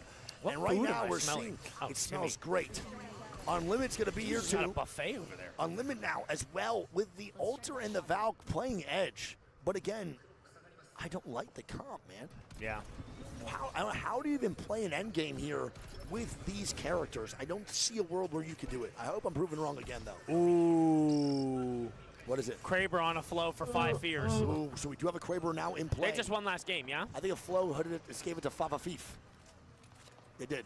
He did. Yes. Fafa Fif is the Kraber player for 5 fears. Do you know off the top of your head? Wait, FYR fighting Cannon, maybe? It is FYR now fighting on the Cannon side here, Greek. It's going to be top side. It's going to be the boys at Fnatic here, too, beefing a little bit with FaZe Clan. Esra not moving on in. You're good. You're coming. Oh, they're CRT now fighting. Because FYR. Legacy's starting it, that's Legacy is a third party right now on this fight. And Trope is dead. There still is Nox here, though. That's going to be FYR that's still knocked. Yep, FYR might also now go down to Legacy. It's a 2-man up. And this is not, wait, Legacy's dying. It's Blinkster. Blinkster just knocked one. Bro. And now they're dancing. Cat and mouse game. Oh my God. He just says, fuck it, I'm slut. Bro. You gotta be quicker than that. And he doesn't even know where he is. What am I fucking watching? Whoa. Is that Reggie Bush in Apex Legends? Did that guy actually just maneuver the way he did? He just absolutely left Yanya hornswoggle. Yeah, I mean, he just took his ankles. Jamal Crawford just entered the chat here. That is a ridiculous play out of FYR. It's Cersei, the 16-year-old or 17-year-old. Who else would it be moving with the swiftness like that? Boogie Border's dead. Boogie Borders would be dead. Legacy now sending Cersei, and they get their lick back there, bro. So even though Cersei is shifty, he's not quick enough. Yanya and Legacy do find that KP. They do get the res, though, onto Enemy, who lands on the other side of the wall, and now he just landed in another full fucking team, bro. I'm on you. He's kind of free well, right now. There's also just CRT on that side. Wait, SPI moving up now. And Legacy, dude, they are not letting anybody taking their space.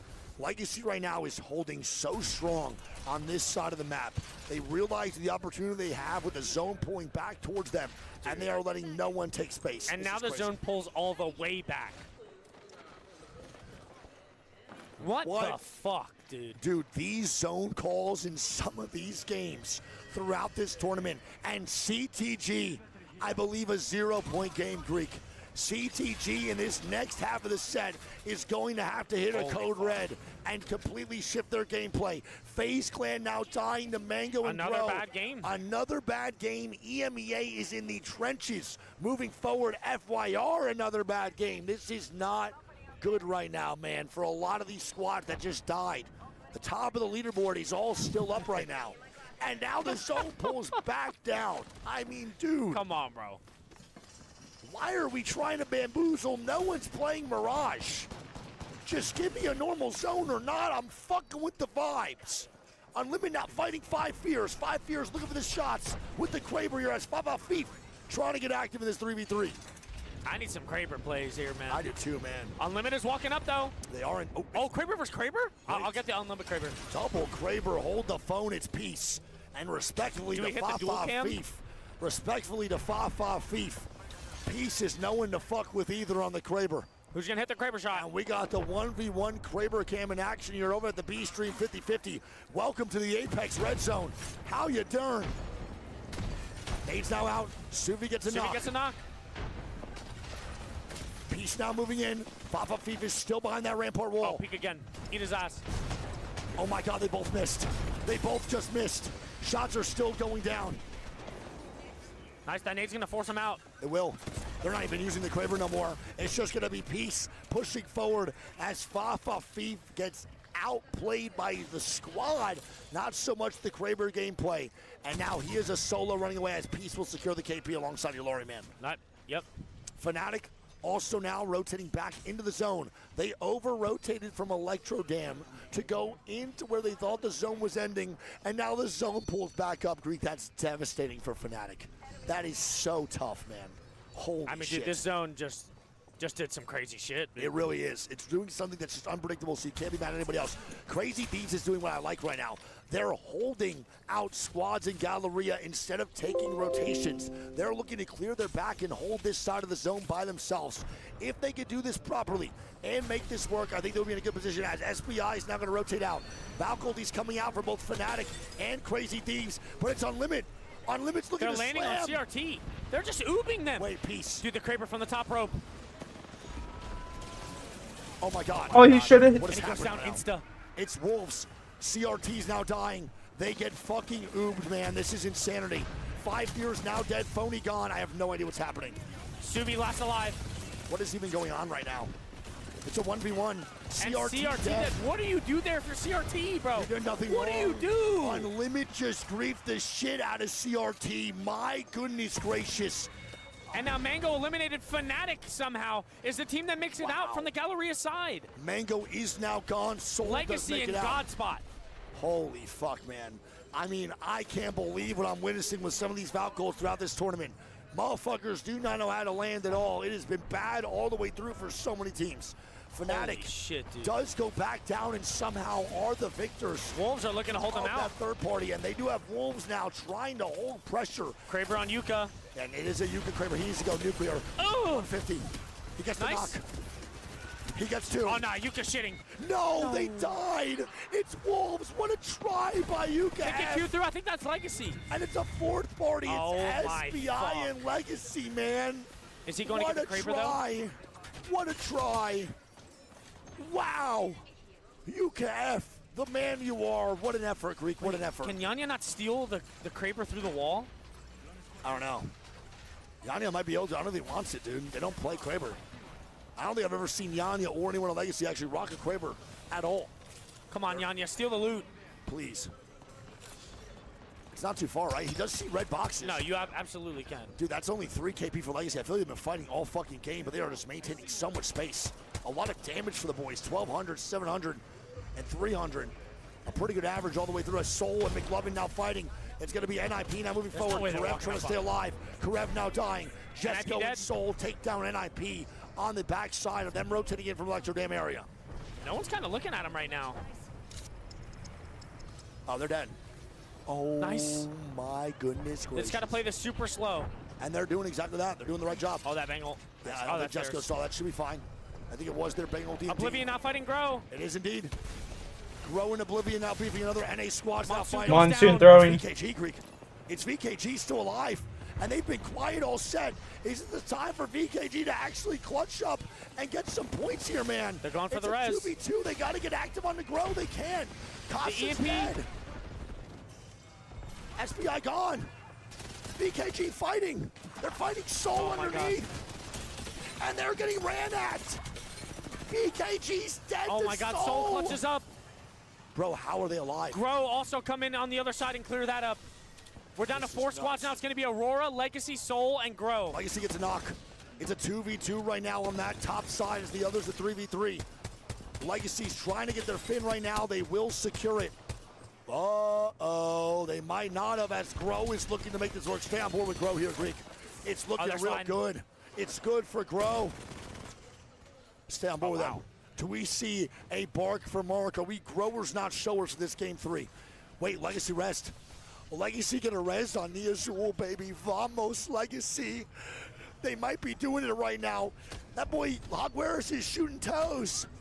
Oh my God, he didn't get it. Fuck me. So now Legacy will be a 3-man backup. It's a 3v3v3. Every squad, or 3v3v3v3. Every squad is full 3 back up here. 100%. And here we go. I mean, Grow right now, I'm pretty sure are closest to the zone. The teams across are going to be the ones that have to go out in the open. I think Aurora dies first here because Yanya and Legacy have angles just like you see right now on dropped screen. They also have angles too here as well. This is a pretty good spot for majority of squads. Yanya's trying to make this work and trying to hold up Aurora. They get Krabered. Uchako has a Kraber, and that's Yanya taking it to the face. I don't know if Aurora can push off that though. Looks like they're gonna just chill. Get the resets here. Wait, he got kidnapped to the wall. And he can't get back in. No. Uchako. And now they're going down. This is insane. Grow pick up the knock there on the Hyarka. Hyarka is now gone. Aurora is just getting siphoned out as now it's gonna be Legacy swinging. And I don't think it's enough firepower as Slab's now running downwards trying to stay alive in Blue Bin's green. And at the same time, Grow, they slide down onto S8. S8's dying. Rob's is dying first every game. But I think it might be Legacy on top here, Greek. They are a full 3-man. They are active. Nox has a good angle here. Wait, they know he's there. And that's a knock on a knocked. Wait, who is that? It's Slab. Slab just griefed Legacy. Wait, Keon solo. Keon is solo. They get a knock. Slab it's a 1v2. It's a 1v2. Oh, he takes so much damage. Wait, it's not over yet. And they get it. Legacy! Almost, baby! Legacy! It's the boys from Mexico with a W in game number 3, man. Let's go! Vamos, baby, vamos! The Presidente! Dude, taking the W, what a man. crazy fucking game from them, dude. Holy shit. Bro, I love seeing them boys do good, man. The zone pulled every which way 4 times, ended up pulling towards Legacy's side. They get Krabered, they reset, and then that's a duo, right? Yeah, they got the reset of the duo as well. I mean, unbelievable, Holy man. shit, bro, you can't draw it up anymore. What a any more fucking crazy than that, storyline, bro. dude. They get dropped from Liquid. They go to LAN, and now they are potentially making finals while Liquid are out in round 1 of losers. What a storyline. And that's not to shit on Liquid. That is more so to show the fucking fight that these guys have and the passion they have for Apex. They're not only proving Liquid wrong, they're proving us wrong. We put them in the 100%. struggle tier list for us in these fucking games. 100%. Greek, read these scores off for game 3, man. All right, so Legacy pick up 24. Grow pick up 15. Aurora pick up 8. S8UL pick up 14. VKG pick up 4. Oblivion 7. SBI 7. NIP gets 4. Wolves 5. And Fnatic 3, dude. Holy shit. What a game to watch. That first 3 was unreal. I know that 100 Thieves is probably molding. CRT is probably not happy about that unlimited feed face. It is what it is, though, bro. That's the name of the game in these situations. Sometimes you just get done dirty, and that's how it goes overall. We're now going to be going into this game 4, 5, and 6 on World's Edge, different from the first sets here. And the overall leaderboard, Greek, looks like this moving in to the rest of the games. At halftime, we have, look who it is, man. Does that not bring a smile to your face? It's Legacy in first with 48 points. They have an 18-point lead to second. It is now safe to say they are the first team Love to see it. in this lobby fully qualified for match point finals. Yanya and Legacy are the first ones here to make it and qualify into Championship Sunday from elimination bracket round 2. I mean, round of a fucking applause, man. Dude, this guy, the guy that you guys are hearing, dude, we hear him every LAN. He's so fun. He's always screaming. He's the best GOAT, bro. energy, bro. He's the GOAT.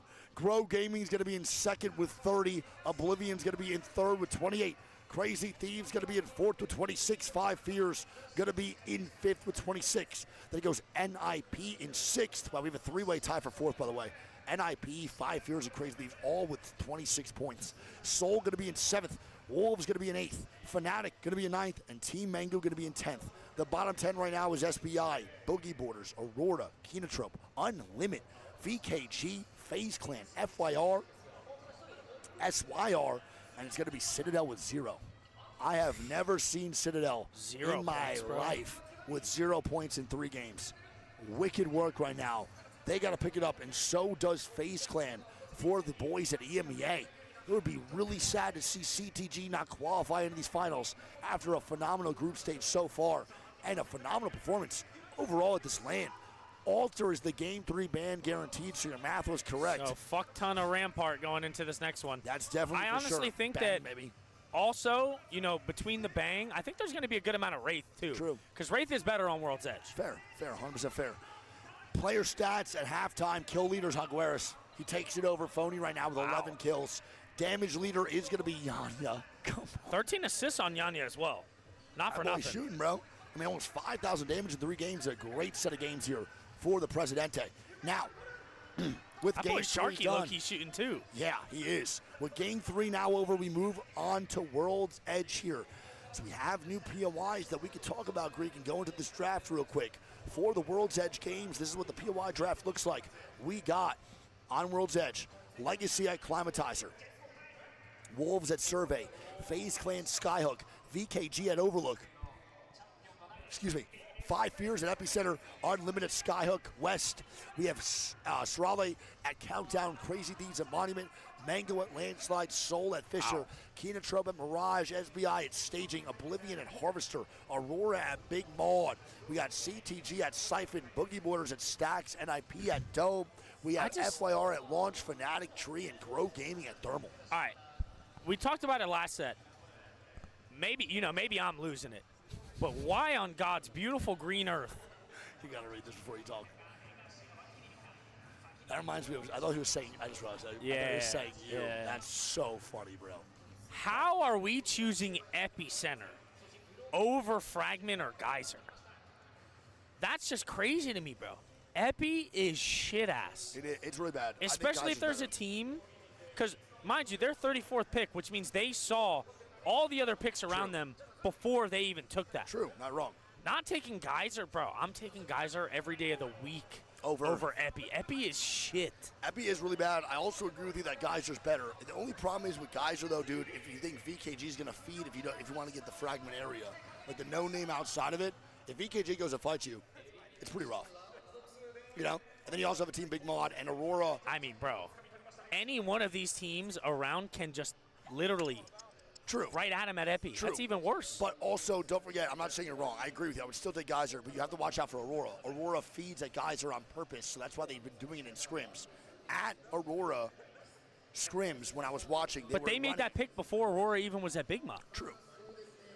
But I think they knew Aurora was going to be after their pick, but they could have went anywhere. True. They could have even maybe taken Big Mod away from Aurora. So actually, yeah, why didn't they just take Big Mod over fucking... They could have done that too. They should have done that, dude. Maybe they're scared of Boogie Boards at Stacks. Who knows, man? It is what it is. All right, well, game number 4, 5, and 6 on the way. Greek, give me that code real quick, Big Sexy. Sorry. We got 3 games left on World's Edge. Lock on in and let's get active, chat. We appreciate y'all again for being here, man. We're at the halftime break for the pee-pee-poo-poos. If you guys need to go piss, shit, get some caffeine, or even just get some water or make some popcorn, it's now the best time to do so. Lock on in. Popcorn. 18 game day, almost 12-hour stream it's going to be, bro. It's been 10 hours, 40 minutes already. God bless, bro. Lock the fuck on in. Let's do this shit, man. Let me get this code. I'm going to go piss my pants, too, real fast. He was their deadliest agent.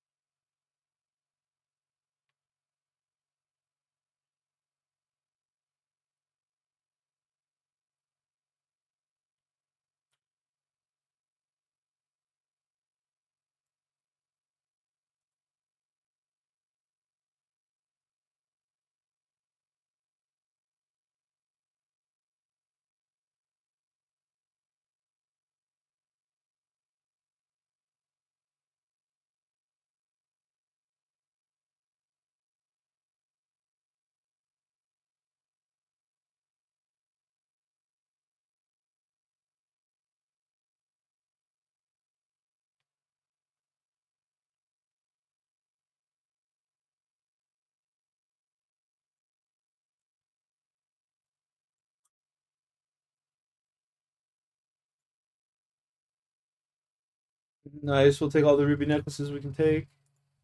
That we can get.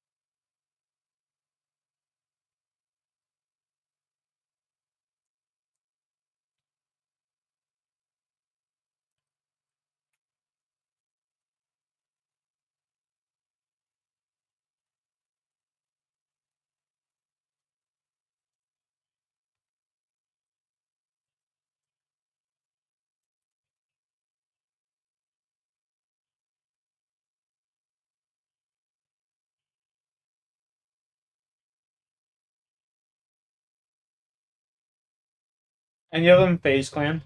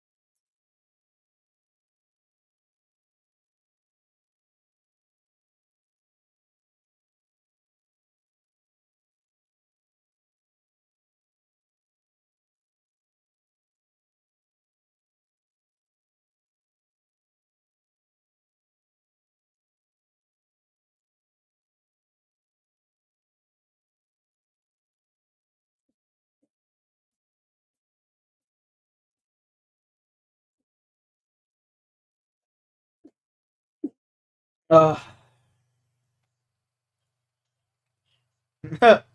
we the people.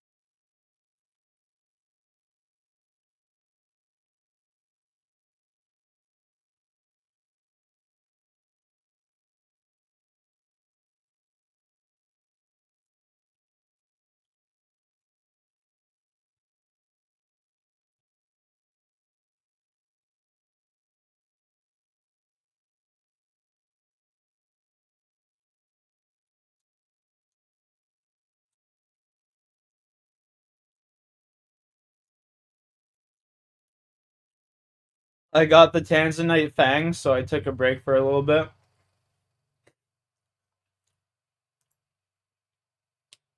I got the Tanzanite Fang, took a break. I'm gonna do a couple fucking get some skill requirements for a hard diary so I can get 50% more blood runes from Barros.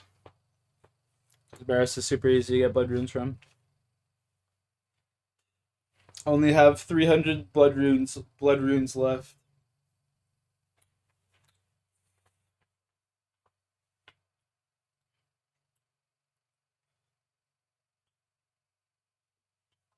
So, yeah.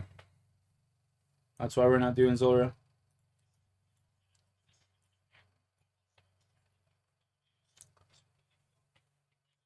Good observation, though.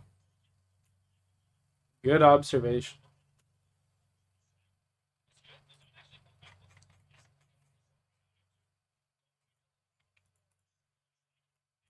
See? Tanzanite Fang.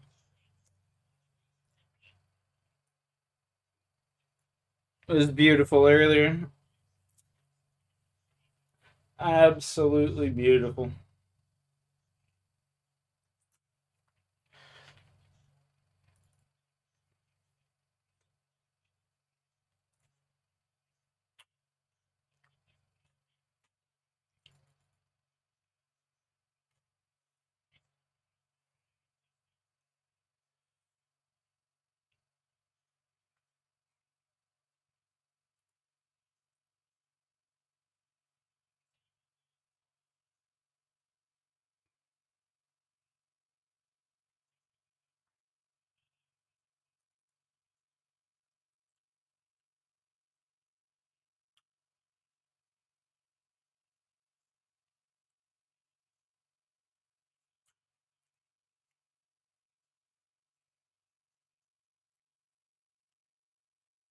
You can't fly up that? That's retarded. I sneeze so bad. Oh god.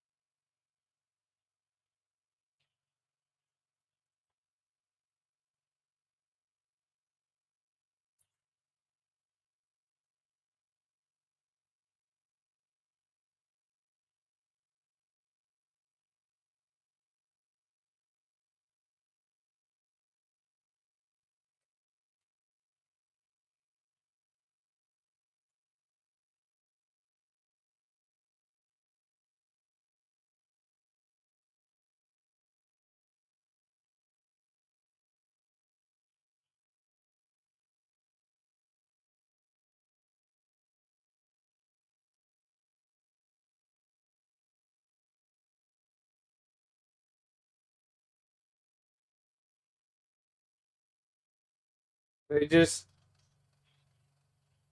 needs to fly in with the squad and they're safe. Who has the most points? The team that just won. Fuck, what was who just won? Who just won? I can't even remember who just won, to be honest with you.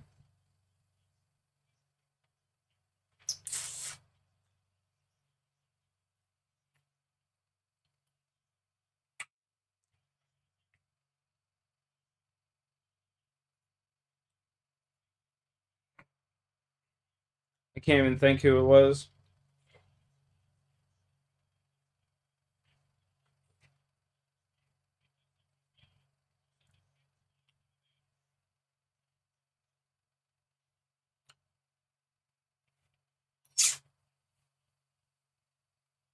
No audio? Oh, dude, get out of here.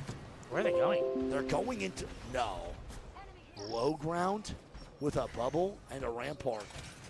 I mean, you better pray this goes well, brother. They have Aurora and OBVN on the other side. OBVN's Can you ratting. check? Do they have? Yeah, I like this.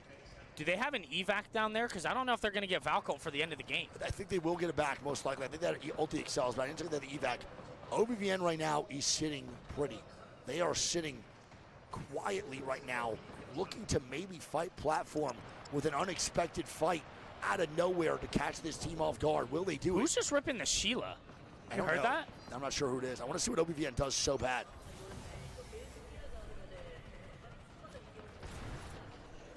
Oh my God. They catch him off guard. Oh, they catch dude. him off guard big time. Oh Fucking my rinsed. God. We're about to get a nice level here. A max 70 thieving. And now FIR fighting. Aurora.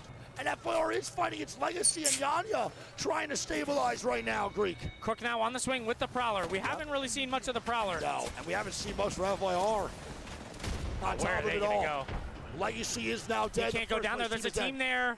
Oh my God. He doesn't know. What is that, Cersei? Come on, my guy. We Just gotta be doing it. Hail Mary sends it There's to the low nothing to ground. do. I don't think and you lose CRT with pick it. up the kills onto Oblivion. Oblivion do go down. That's CRT now with some KP. Crook trying to And make it balls work. to the face. And it looks like the composure of FYR is just not there right now. Unlimit picking up the kills. Unlimit is picking KP up. Stay on them. Stay on them. Unlimit really needs a big game. And the crowd is getting active. Unlimit now has breached the top 10 in this leaderboard with this game. Stay on board with the boys. They're looking strong. They have 11 kills. They have 11 KP. We're going to get the Unlimit cam up and also the CRT cam. The ball comes out. They're looking for KP on these guys. Look at these angles from CRT. They just wasted Maggie Ball on these dudes. Fnatic dead. Unfortunate. Unlimit get more KP. Burn is throwing a drill down there. They wasted a lot of util to get the KP. In Top this four mode right now. now, they are hoping they can get the kills based off the zone or just these guys in the Valkyrie. What is in this care pack? Unlimited's also peeking the team down below. This is rough. We'll stay on board with Unlimited CRT here. We're having a very good game in the KP department. They are now shooting themselves up in this top 10 on the leaderboard as place 1 and 2 are dead in the top 10. I'm surprised no one is trying to open that pack, dude. What if it's a fucking Kraber? I'm not sure. Here we go. P20s. Yeah, we should have left that one close here, big dog. He took him. He True. took it over an R9. He did. We also have Jim Burr on the car. They're across on platforms next to each other, and they do have 2 care pack weapons. And the question is, what happens to this team down below? What do you fucking do to these guys? Someone's got to get the KP on them. Is it going to be CRT or Unlimited? I think it's going to be Unlimited with a better angle here to maybe get the KP. They are silencing their fucking Valk ulti right there as well. So those guys right now cannot pop Valk ulti. They had it indeed. That is a great play by Unlimited to make that work. They do have it. They do have it. Right. They're getting repeatedly silenced, though, by Unlimit. This is fucking insane. I don't think they can hit it now. Look, they have to go out in the lava. You have to go on a rampart wall. What a play! They just dropped a fucking rampart wall in the lava. Stand on top and Valkyrie. Where do they land, though? What a play. They dive bomb onto CRT. I mean, all for nothing, but one And for now all. Unlimit. Unlimit should third party this surely. They just put a rampart Unlimit wall. go. Unlimit sending, but CRT's holding strong. No. Unlimit wants KP, they get one. It's Jet Burn in a 1v2. Yalari man lost CRT's alive. dying. He goes down. CRT kills Unlimit. Jen is It's snapping, SBI. and SBI wins the fucking game. Come on, baby. Dude. Oh my goodness. Dude, 100 Thieves cannot catch a break. They have gotten Valkyl dive bombed on Grief 2 games in a row. Dude, I can't believe what I just watched from 5 Fears. We were on your POV to see what they were doing. 5 Fears with a Valkyl. They run in the middle of lava. They throw a rampart wall down, 3-man on top, bubble, Valkyrie, and then Grief CRT. Jen Burden just went crazy. And with the help of SBI, CRT does secure that second place regardless. Now let me ask you this. Yep. Do they need to use a bubble there? Because imagine what they could have potentially done if they landed and got a bubble down. 100% would have been a different game. Because I don't think anyone was looking down to shoot at him. No, I think Unlimited was pretty close to looking. They had an These angle right games there are as so well. good, That I bubble know. actually forced Unlimited to I completely know. rotate and move to platform without focus firing them. That's a really good job by Unlimited, though, regardless of that third place. It's 13 kills. Greek, read off these fucking scores. SBI. Like picking up 13 kills in CRT, third though, place is nuts. Right? We said it, back-to-back games they get landed on. Still a 20-point game. They're chilling. Unlimit, though, massive 20-point game. They were in 16th going into that game. They're gonna shoot up to the top 10 now. Five Fears pick up 7. Fnatic pick up 5. FYR pick up 7. Oblivion pick up 11. Legacy pick up 5. Aurora pick up 4. And Mango pick up 2. Hey, What listen, a game, dude. moving forward right now, we are going to have a couple more squads that are going to be 100% clinched into the match point finals here, Greek. It is now going to be solidified for probably 3 or 4 teams to get into match point from that loser's bracket. And you know what this means, bud. This means that we are now going to start losing places for squads to qualify into as more teams hit that 37, 38-point threshold. Moving into game number 5. I'm going to get in the lobby first, and then we'll read off these scores. The leaderboard does look interesting Alter, right now. Caustic, Rampart, Newcastle. As the bands. Now, what do you go? Who knows? Bangcat, Bangcat Wraith, Bangcat Rampart, or Valk, sorry. I'm not sure. Me and Greek can't reiterate enough. I'm telling you right now, at this point, you are going to see teams you thought shit was crazy. It might get crazier. Teams from the bottom of this leaderboard only have 2 games now to make this top 10. We are going to have to find some squads that really want this match point finals to just have to get KP big time. Overall leaderboard going into game number 5. We have Legacy still in first with 43, but now Crazy Thieves have closed that gap of 18 that Legacy had by only now 7. So I would say comfortably with 100% guarantee that Crazy Thieves, Legacy, and most likely the boys at Oblivion all qualify into match point finals. Absolutely. 39 points and above should be good. Who do you think is safe? Up until who? I don't know, man. I think it's just Oblivion right now. You think 5 years there's a chance? I think there's 5 years. I mean, if they drop 0-point games, yeah. At 21, though? 21 is really low, and then 23 is here, too. So I would say right now this is the lowest we've seen going into Game 5 for 9th place and 10th place. The gap is 6 points between 8th to 9th. Look at the rest of the leaderboard. It's not really that big of a gap other than 3rd to 4th, but from 4th all the way down to 8th, it's still only fucking 4 points. So I don't see it going higher than 30. 32? 31? Yeah, 31, 32. So I would say up to like Grow maybe if they were to literally get 0 points. The last 2 maybe, but still 21 is so fucking low. Yeah, 21 is still low, and that's actually a good thing for teams in the bottom 10 right now. With it being such a low threshold at that Can't believe FaZe Clan's in this 18. allows for teams in the bottom of the That's leaderboard crazy. to have one good game and potentially actually qualify into match point finals with one good game.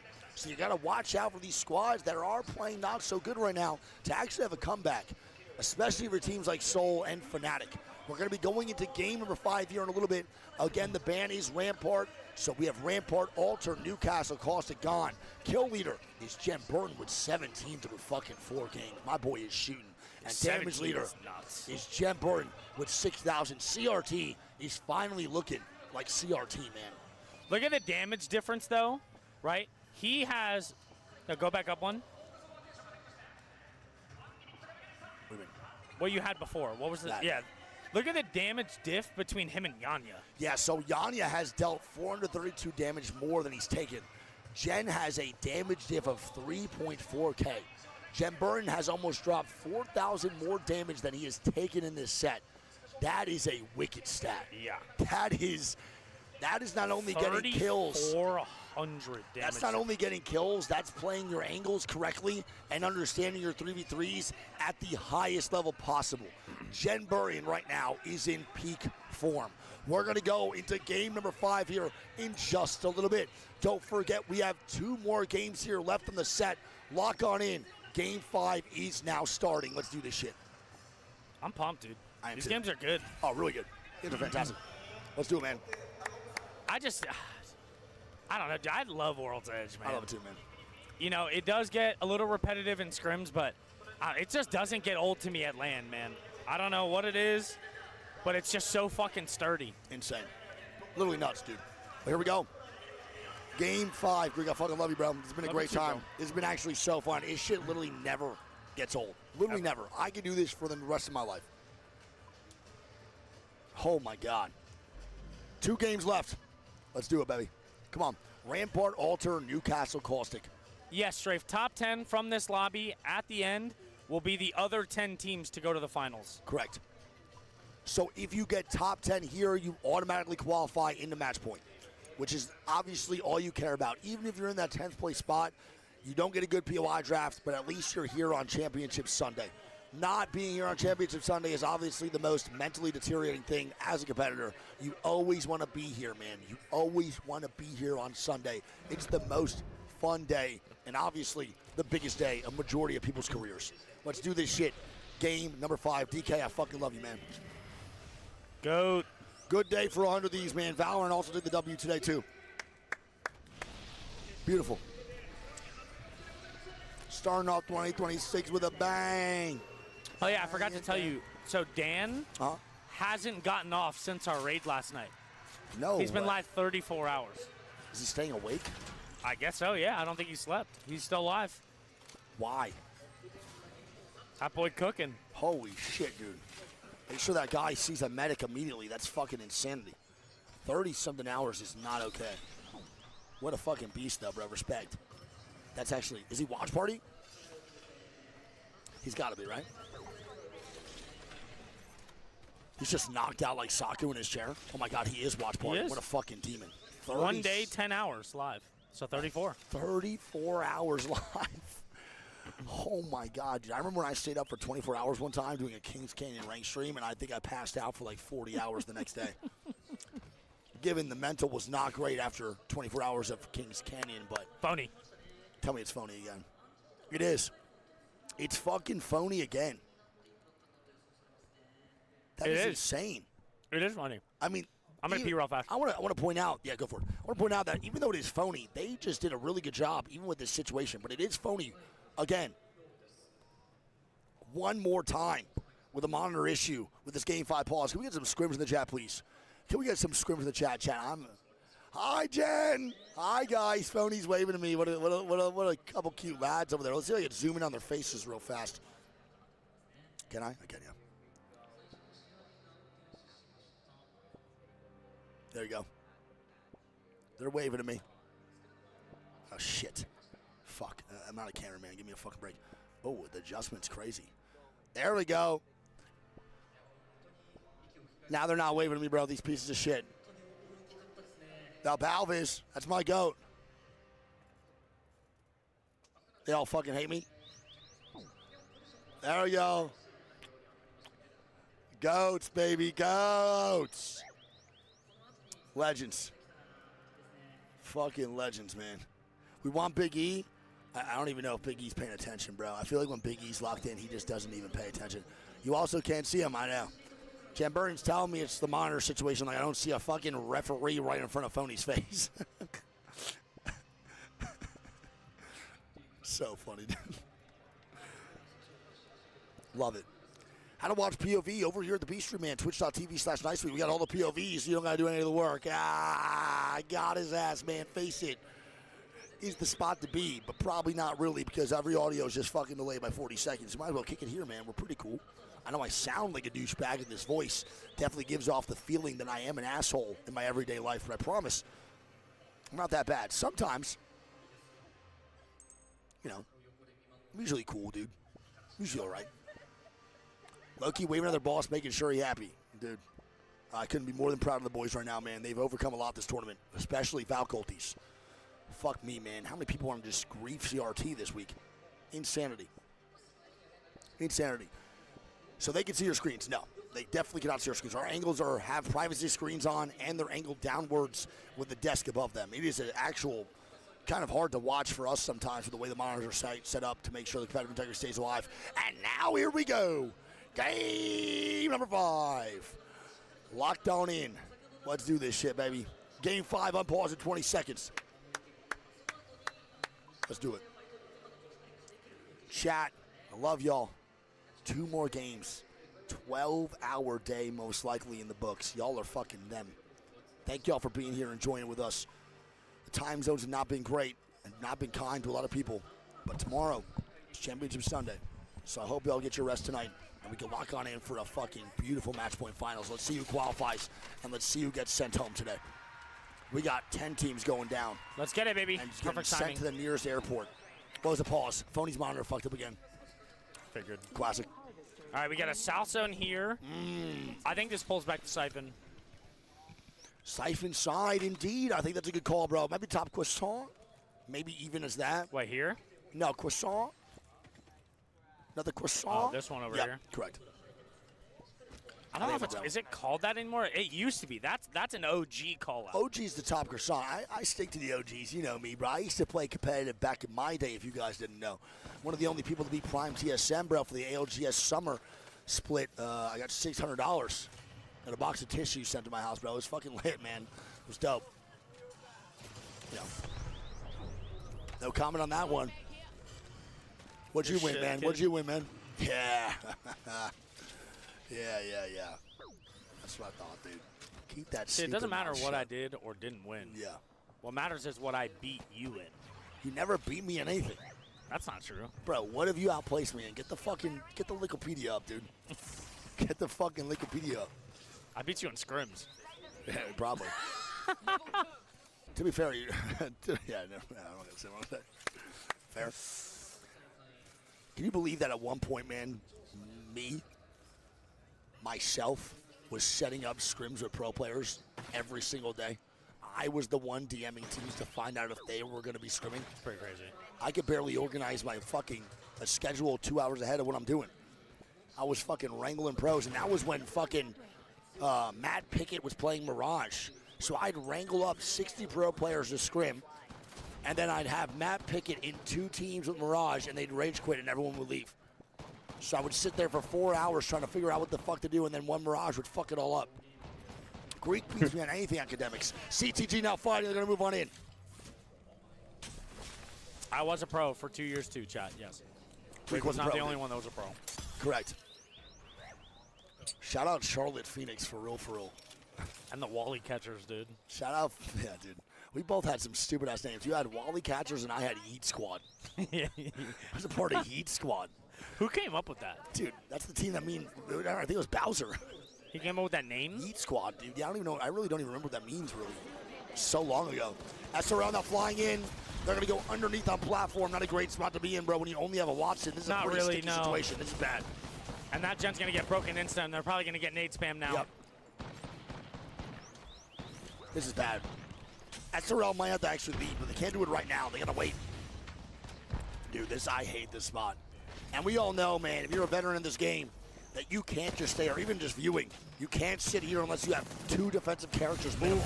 Iniaka goes down. Fuck, brother. Oh my gosh. It's just Ray all by himself. And nades are home. He's in hell. This is actually hell. Sorali might be an early exit here, man. I mean, he has a 1v1 right now with this guy down below. He's going to swing it. Wait. He's going to mantle. Libel Ace fed. He dropped to the low ground and died. Libel Ace does go low ground. FYR is there only for the third party. So I think Fnatic could actually get the reset right now on the Libel Ace. There is no one around other than Kenotrope. Kenotrope is also dying. So this should be a safe res for Fnatic to go get. Are they not getting their boy up? Bro, they have to go get him up. They're going to go now, I think. They have to. Coto Garcia will go down and get that res. Kenotrope's dying. So they should be okay. Please. They're okay. Okay, thank God. Fnatic right now can have one of the teams. Oh my God! Easy the double flash nade with the double nade right Mango's now going on for the Kenotrope.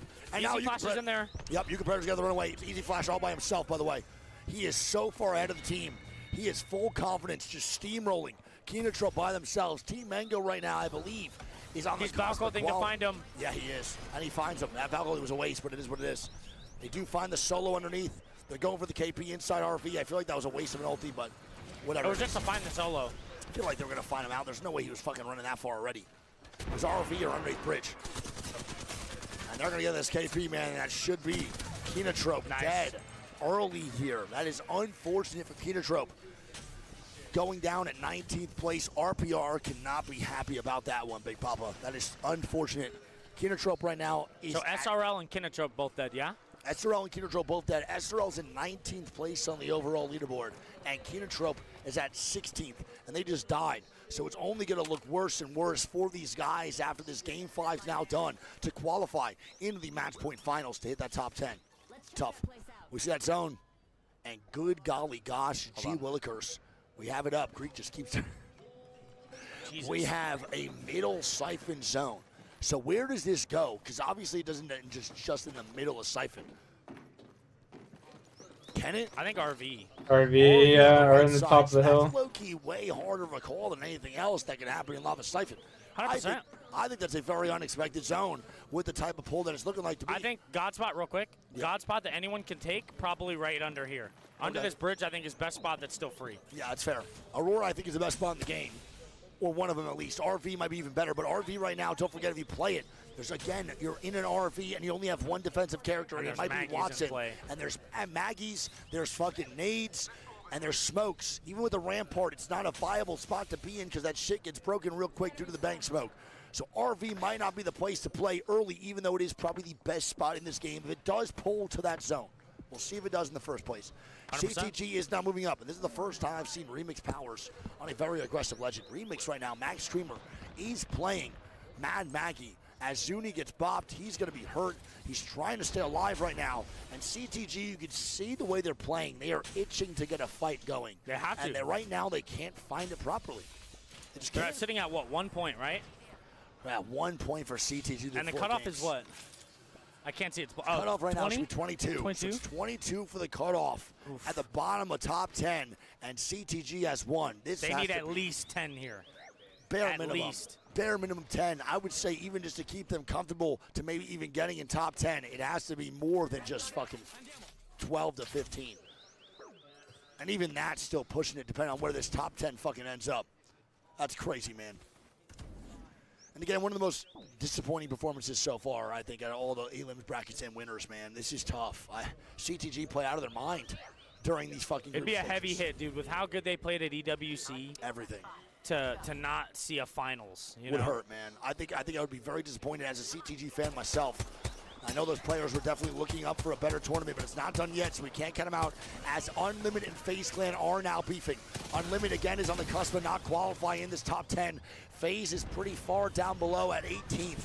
So two teams that need these points, one in a better spot than the other, really has to get on going as Subi's very hurt. He's got to watch on out here. He cannot go down. He's going to go down. He's dead. He's got to be dead. What? Subi survives as now Yulari Man swinging. Genburian now dying. Yep. CTG sending it. Dude, his shot is just so fucking clean with his ulti. Oh my god. He can't get an angle. Wow. He's now playing front side. They are suffocating FaZe. They are just another team who's struggling. Pushing this FaZe squad into a spot where they can't play comfortably. And Cinetic dead. Nag's dead, and now Zane will be the last one up as CTG is dying in the kill They picked up feed. 1 kill, and it was on CRT. Yep. And Bowen's now also dead. Yeah. They're CRT dead. Full gone. CRT, I think, is qualified with 46 points, though. So CRT will make it to finals, but that is a early exit for the boys right now at Crazy But they still obviously want to get that first spot so they could get 10th in the finals draft. I will say, or 11th, sorry. I will say, I don't mind them giving the point over to CTG right now.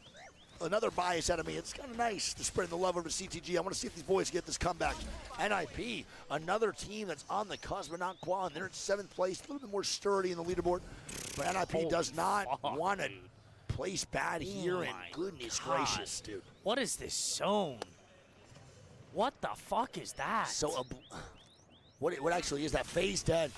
Zane gone. What actually is that zone, though? He's not going to pull left side right now over near Fnatic and Wolves. Maybe a little bit more towards Oblivion. Once this next zone hits, we're going to see Valko. They have the back ulti to get on in. Wolves now moving in here, too, and Wolves are at 12th place in this overall leaderboard themselves. They're now hitting the Valko feet face. Where will they land? What is the game plan for Wolves? They're landing underneath Aurora, which I don't feel comfortable ever next to those guys.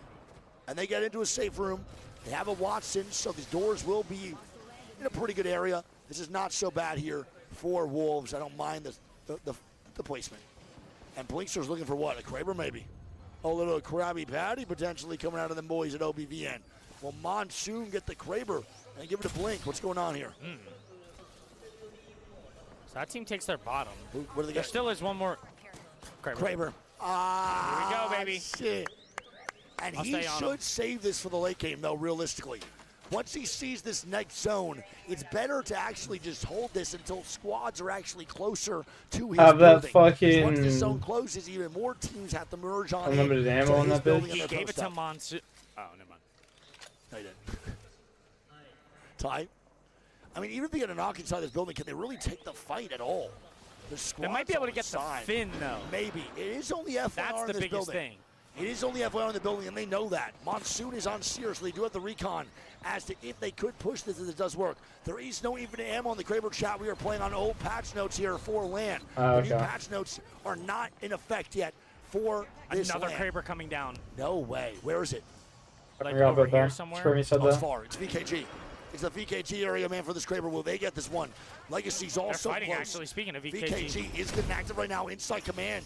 It's going to be Mango who's in tunnel that's moving on up. Crazy Maggie ball. I mean, Mango's just leaving. They put a cat wall down, and they're going to dip on out. They kind of burnt that cat wall, actually, as now they're on the forefront of this side of the tunnel, and they have Unlimited now here as well. So VKG's in command, who can pressure from behind, as Unlimited and Suvi, who are off a pretty good fucking game, want more KP holding the tunnel, and this zone just drops. Let's see the rotations made by squads here, Greek. I don't know who the fuck got that other Kraber. I think it's VKG, no? No, they don't have it. I don't know who got the Kraber then. Fnatic? No. I checked Legacy? everyone. No, I have no idea. Maybe it's I have just no not clue. taken yet. I don't think so either. No, Yeah, it's they still on not. the map. It's still on the map, bro. No one's really fucking full going for the Kraber. It's right in front of Unlimited. Yeah, Unlimited might be able to get it. Peace with the Kraber right now could really open up a lot of opportunity for them to move on in and allow the siphon properly. 16 squads of 48 here. You hear the crowd Game getting number into it now, 5, too, and the dude. crowd is starting to get active with a lot of APAC North teams on the chopping block still alive here going into this round 4 closing in 40 seconds. We are locked in. This is the last game before the Kidnap final here game. attempt, maybe? What is this? The kidnap here from Blink. Oh my God, do it. He's stuck. He's stuck. He's stuck. He doesn't get it. VKG now dying. VKG now dying. They're dying. It's going to be Mango. It's Mango straight Nice, big good shot there. flame. Trying to take down the EWC champions. These guys need a very good game, Greek. This would be an absolute L for VKG to take from EWC champions to not qualifying the match point finals in Sapporo. And now Boogie Border is going to be dead to Grow Gaming on that knock. Grow now looking for the reset. Are they getting thirded? I don't think they are. I think they're good. And VKG now last one up Casa. And he's got to Nice. leave, man. This is devastating for the VKG needed a good game, dude. They did. This is devastating for the VKG teams, bro. Inside this fucking arena, man. This is rough. I feel for him big time. As Casa is going to be the last one up. And here we go.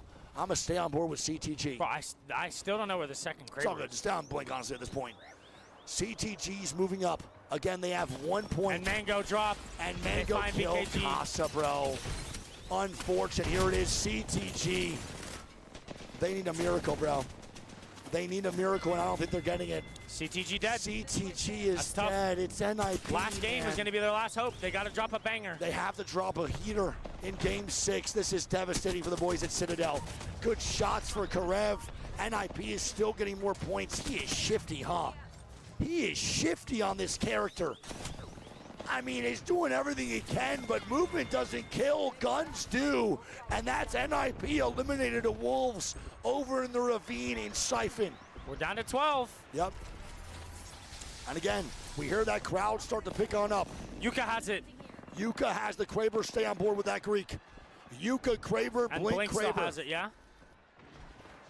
I did. I love you, Mama. Ray said hi. I love you so much, Mama Wig. She texted me to say, texted Tina to say hi to Good Luck for good luck. Love you, Mom. Goat. So Yuka with a Kraber, and that is going to be And they're in Oblivion zone with a here, Kraber. too. Yep. Oh, this angle from Yuka. We have, oh my God, Blinkster just ripped his head off. We weren't watching it. Fuck. Blinkster with an out of nowhere shot on a donut. It's going to be hard to keep up with both Krabers. I'll do my best right now. 50-50's not worth. They're not fighting each other. Fuck it. Let's back up. Oh my God, Yuka with a good try. Now back to the boys. Okay, Over I'll at Blink. hold on one, and if I think he's about to rip it, I'll press it. Okay. Yuka is trying to get it. Blink is still staying strong right now. Blink is looking for this. He's trying to get a shot down. Here we go. Blink might get it. No, he does not. We need a Kraber shot, dude. Somebody, no please. angles at all.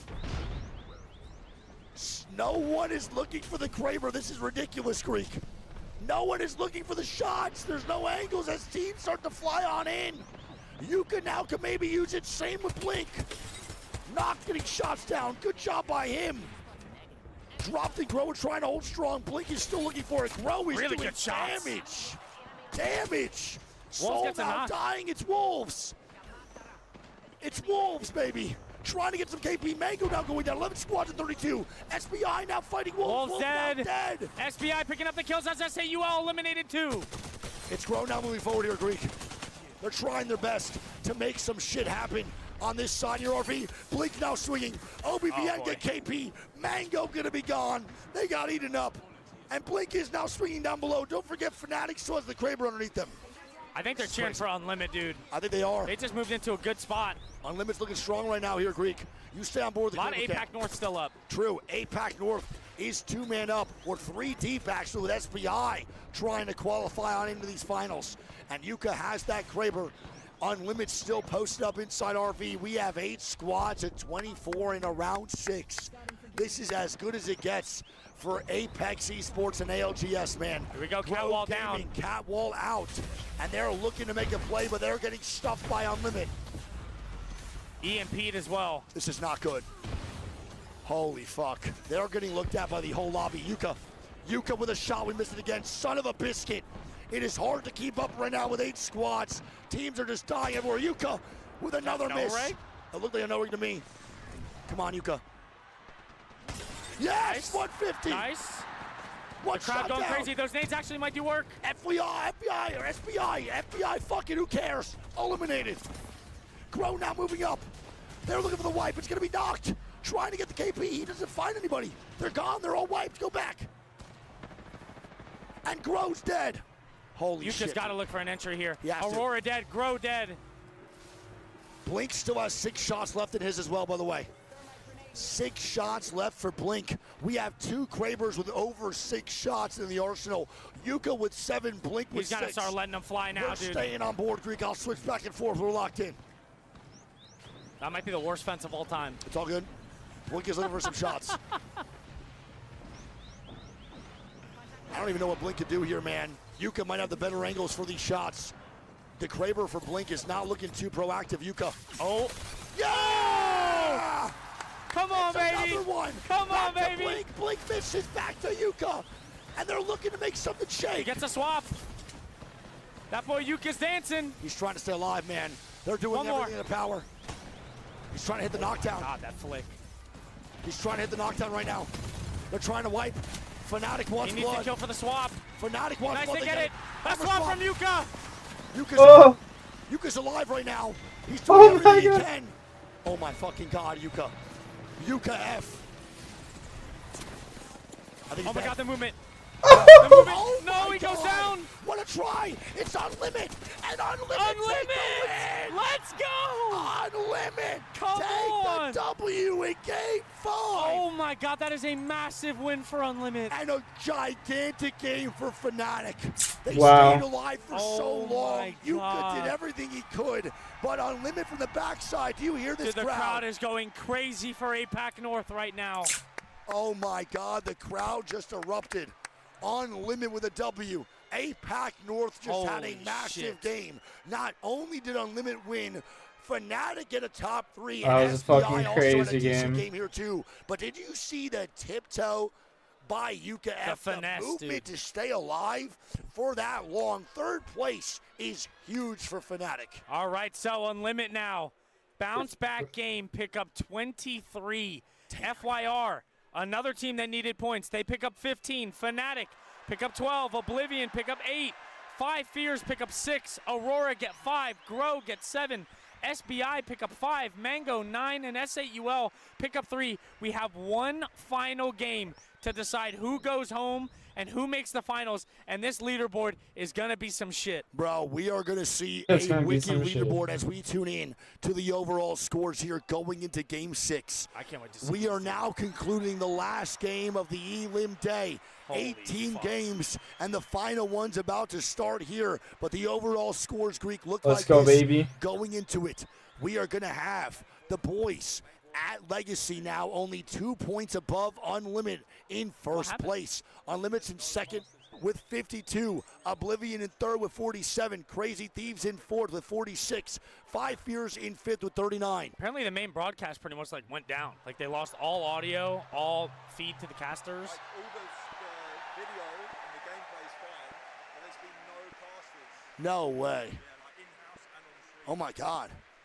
Damn, y'all should tune into the B stream at twitch.tv/niceweek and twitch.tv/Greek. We have audio over here. It's going to be Grow Gaming at 6th place, 38th. It does suck, though. SBI is going to be in 7th at 37. NIP is going to be in 8th. It's going to be Fnatic at 9th and Team Mango in 10th. FYR, Soul, Wolves, Aurora, Boogie Borders, Kinotrope, VKG, FaZe Clan, SYR, and Citadel all in the bottom 10 going into the last game. Citadel has 3 points. The air was smart. and They would need just make him literally like the no main joke. commentator. CTG need a 30-point They'd game pull way more to most likely viewers. qualify. Moving into this one, they have to drop 30 to 35 points. SYR has to do the same thing. And then FaZe Clan, probably around there too. Wow. So look, This remember, is tough. the cutoff was 21 last game, right? Now it's 28. And, I mean, dude, if, let's say Mango drops the ball, yep. FYR and S8UL both have a big game, the average point could shoot up very high. Oh, for sure. I mean, right now we could jump from 28th at 10th to like 35 at 10th at the end of this Game 6. This is very important to move into for these finals. And the ban is going to be Valk. Wow. The first Valk ban here in Sapporo. Now, this is the first one in Sapporo. We are yet to see a Valk ban on the B stream at least at all in this tournament. And we get the first one going into Game 6. I would get in the lobby. A lot of teams are going to be struggling moving forward. Player stats. Number 1 kills is Jen Burton, but we have Yolari Man right underneath. Damage leader is now Blinkster with 7.2, and Yolari Man is going to be at 6.9. The scores have Fnatic in a decent spot, but they need more. Unlimited with a massive pick-me-up. Game 6 is going to be locked on in here in a little bit, chat. The B stream is now coming to a close for day number 3, but it's not over yet. Whose dreams will get crushed and who will fucking meet their destiny to go to match point finals with a chance to win 2 million smackaroonies? Huh? Who's going to fucking do it? Find out in Game 6 here in just a little bit. Lock on in. We got one more game. Come on, man. Come on. That's what I'm talking about, baby. You don't get better than this shit. You're back. I'm back. Anything else going on? Fucking throwing an ad at me, boy. Cringe as shit.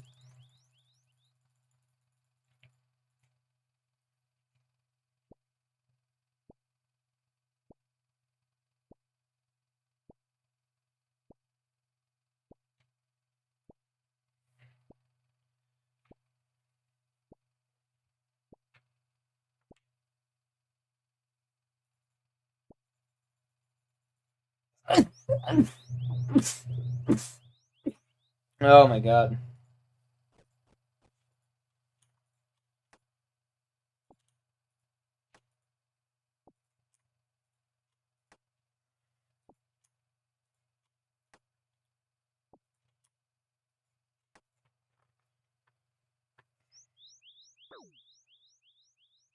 Chance to cream. Let's see if they... What do they got in the tank, dude? Do they drop the cream pie? What do they got left in the tank, dude? Or did they miss the load is the question here for CTG as we go into game number 6. Chat, I love you guys. Thank you all again for being here. We finally have audio back in the arena, and the crowd is very excited about that. It is packed, by the way, here, man. It is fucking packed. And as I go to the main broadcast, they're just not showing shit. I think they had a drop down, so it's not my bad. It's my bad. My fault. Not the shit talk. My fault. Apologies. I just wanted to see the crowd. Feel like we haven't seen any crowd B-roll at all for us today. Pretty much sucks. But, Chad, I cannot reiterate enough that we have 13,000 people here today and 16,000 tomorrow. Do you understand that? That's fucking nutty, insane, bro. Dude. 16,000 people, but the game is dead. Isn't that crazy, man? Crazy work. We'll lock on in and see how this goes. Let's do this shit. I mean, hey, listen, we're going to be trying, chat, to actively update for you guys on that leaderboard. If we see a team who does get full eliminated, we're going to try to call them out as we can. Oh, yeah. I hope so, man. Crazy Thieves win. Give me a fucking Crazy Thieves W, bro. I hope. Crazy Thieves W in this one, man. We're getting recon from the crowd here from Benny. I We'll see think, what happens. dude, I think this game is going to be utter chaos. Yeah, I mean, dude, we have a really big split right now from the top teams in this lobby to the bottom teams of the barrel, and they have to drop really big games. I'm expecting CTG to really run at people. I'm expecting FaZe Clan to definitely run at people. I'm expecting SYR to maybe for the first time get aggressive in their set. We'll see how this goes. 2 minutes start time, Greek. How are you feeling after almost the end of our fucking 12-hour day? I almost wish there was more, bro. I can't Dude, lie. I feel the exact Like, if same they were way. like, all right, fuck it, we're doing finals right now, I'm active. I'm with you. I would definitely be able to cast finals right now. And I'm telling you, it's just the extra sleep we get to get. Well, actually, I've slept 3 hours in 2 days. Shout out jet lag for real. I don't even know how that makes sense. Went from Seoul to Sapporo, but fuck my life, all good. But I think it's just more so it's just the energy that we could keep only casting 2 sets per day to start off. 18 games does really hurt me for 3 days in a row, but only doing 12, bro, I feel like we're on fire, man. 100%. Oh, my God. I think we've done a good job, dude. I'm proud of us. Correct. 100%, man. The way you switch POVs is scuffed. We are a 2-man operation, not only casting, Doing the but job of 68. We're literally 75, I've heard. 76. 75 people. I think it's 76, actually. So it's literally no option but to do that. And respectfully, there's no one that we want to bring on to be our observers because we don't trust anyone. So you either get observers that are not us or you get us going on the map to switch POVs. If I could clone us Facts. and have a 4-man show and 2 of us observing, then I would do it. Yeah, but sadly that doesn't exist yet unless you're Tom Brady. So, GG's. 60 seconds now and we're out. Let's do this, baby. Let's do this, man. Come on. I want to go out and party, is what Panay said. That boy already gave up. Panay's done. Aren't they in like a... I think he's talking about in-game. You think so? Yeah. You think that, what do they bring out? Rampart and what? I think he brings out the Rev. Yeah. Rampart's banned. Rev would be interesting. I think they go like Path, Seer, Rev. True. Or maybe Maggie. Path, Maggie, Rev. Maggie. Uh-oh, Metro said it's Rev time, did he? Did they say that? I don't think he said it. I'm about to ask. Oh, my God, he said Rev Pathy time. He did. He said Rev Pathy, bro. It is actually now coming into fruition. We're going to have Rev Pathfinder in this fucking game. And chat, here we go. The leaderboard for Fnatic is looking shaky. The leaderboard for Mango looking shaky.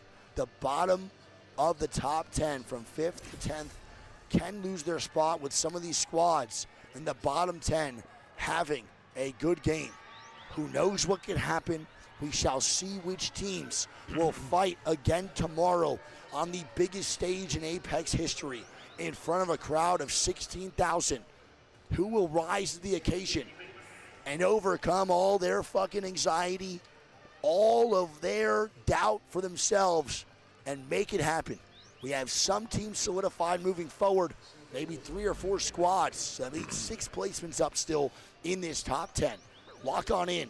And again, we have a Rampart ban, Valk ban, Alter ban, Newcastle, and Caustic ban. Insanity. Pretty insane. And apparently Phony's screen is not working again. We'll see. No, he's good. He's looking at me. He just looked at me. All right, so FaZe is on Path. Boogie Borders, Path, Rev.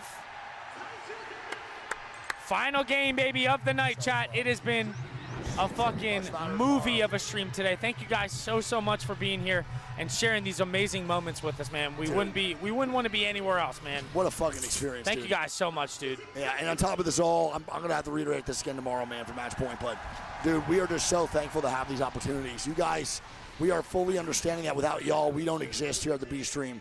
So to all the supporters that stay up late at night, man, I wish I could dap y'all up and give y'all hugs, man. It's just so cool, dude.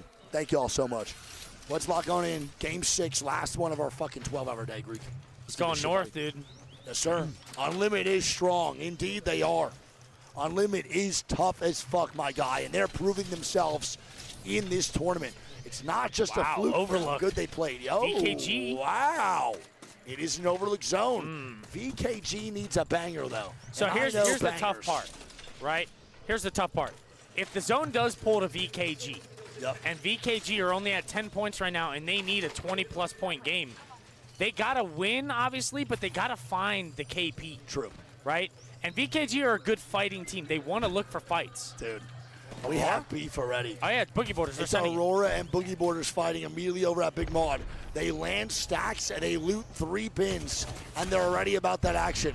And Montague might have been talking about partying in real life because it's not looking good for Boogie Borders to start this fight off here. They're chilling. We'll see.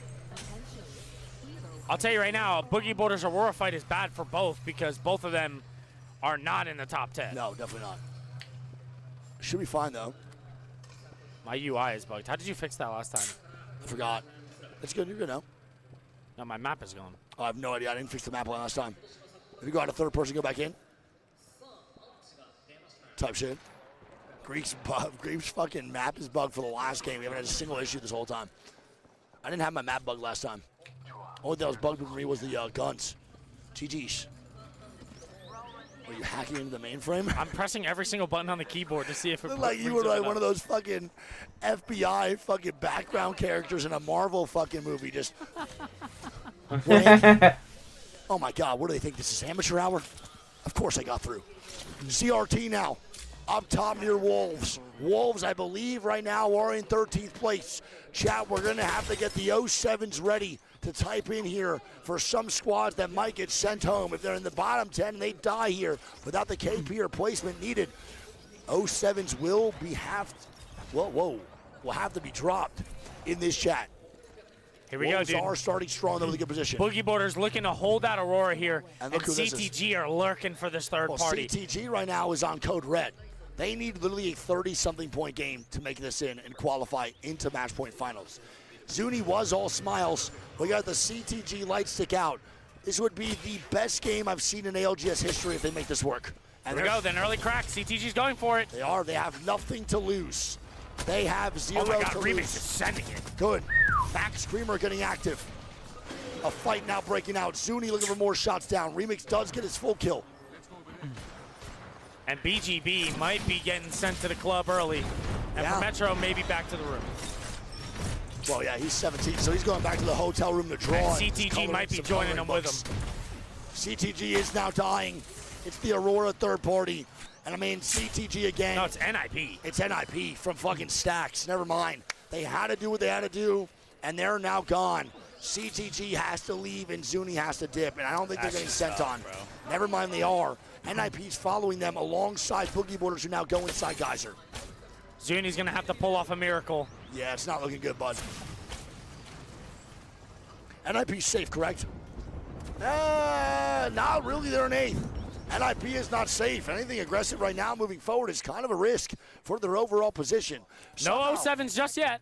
It's not over yet. Yep, not over yet. CTG does need the reset. Does it look grim? Damn right. 100%.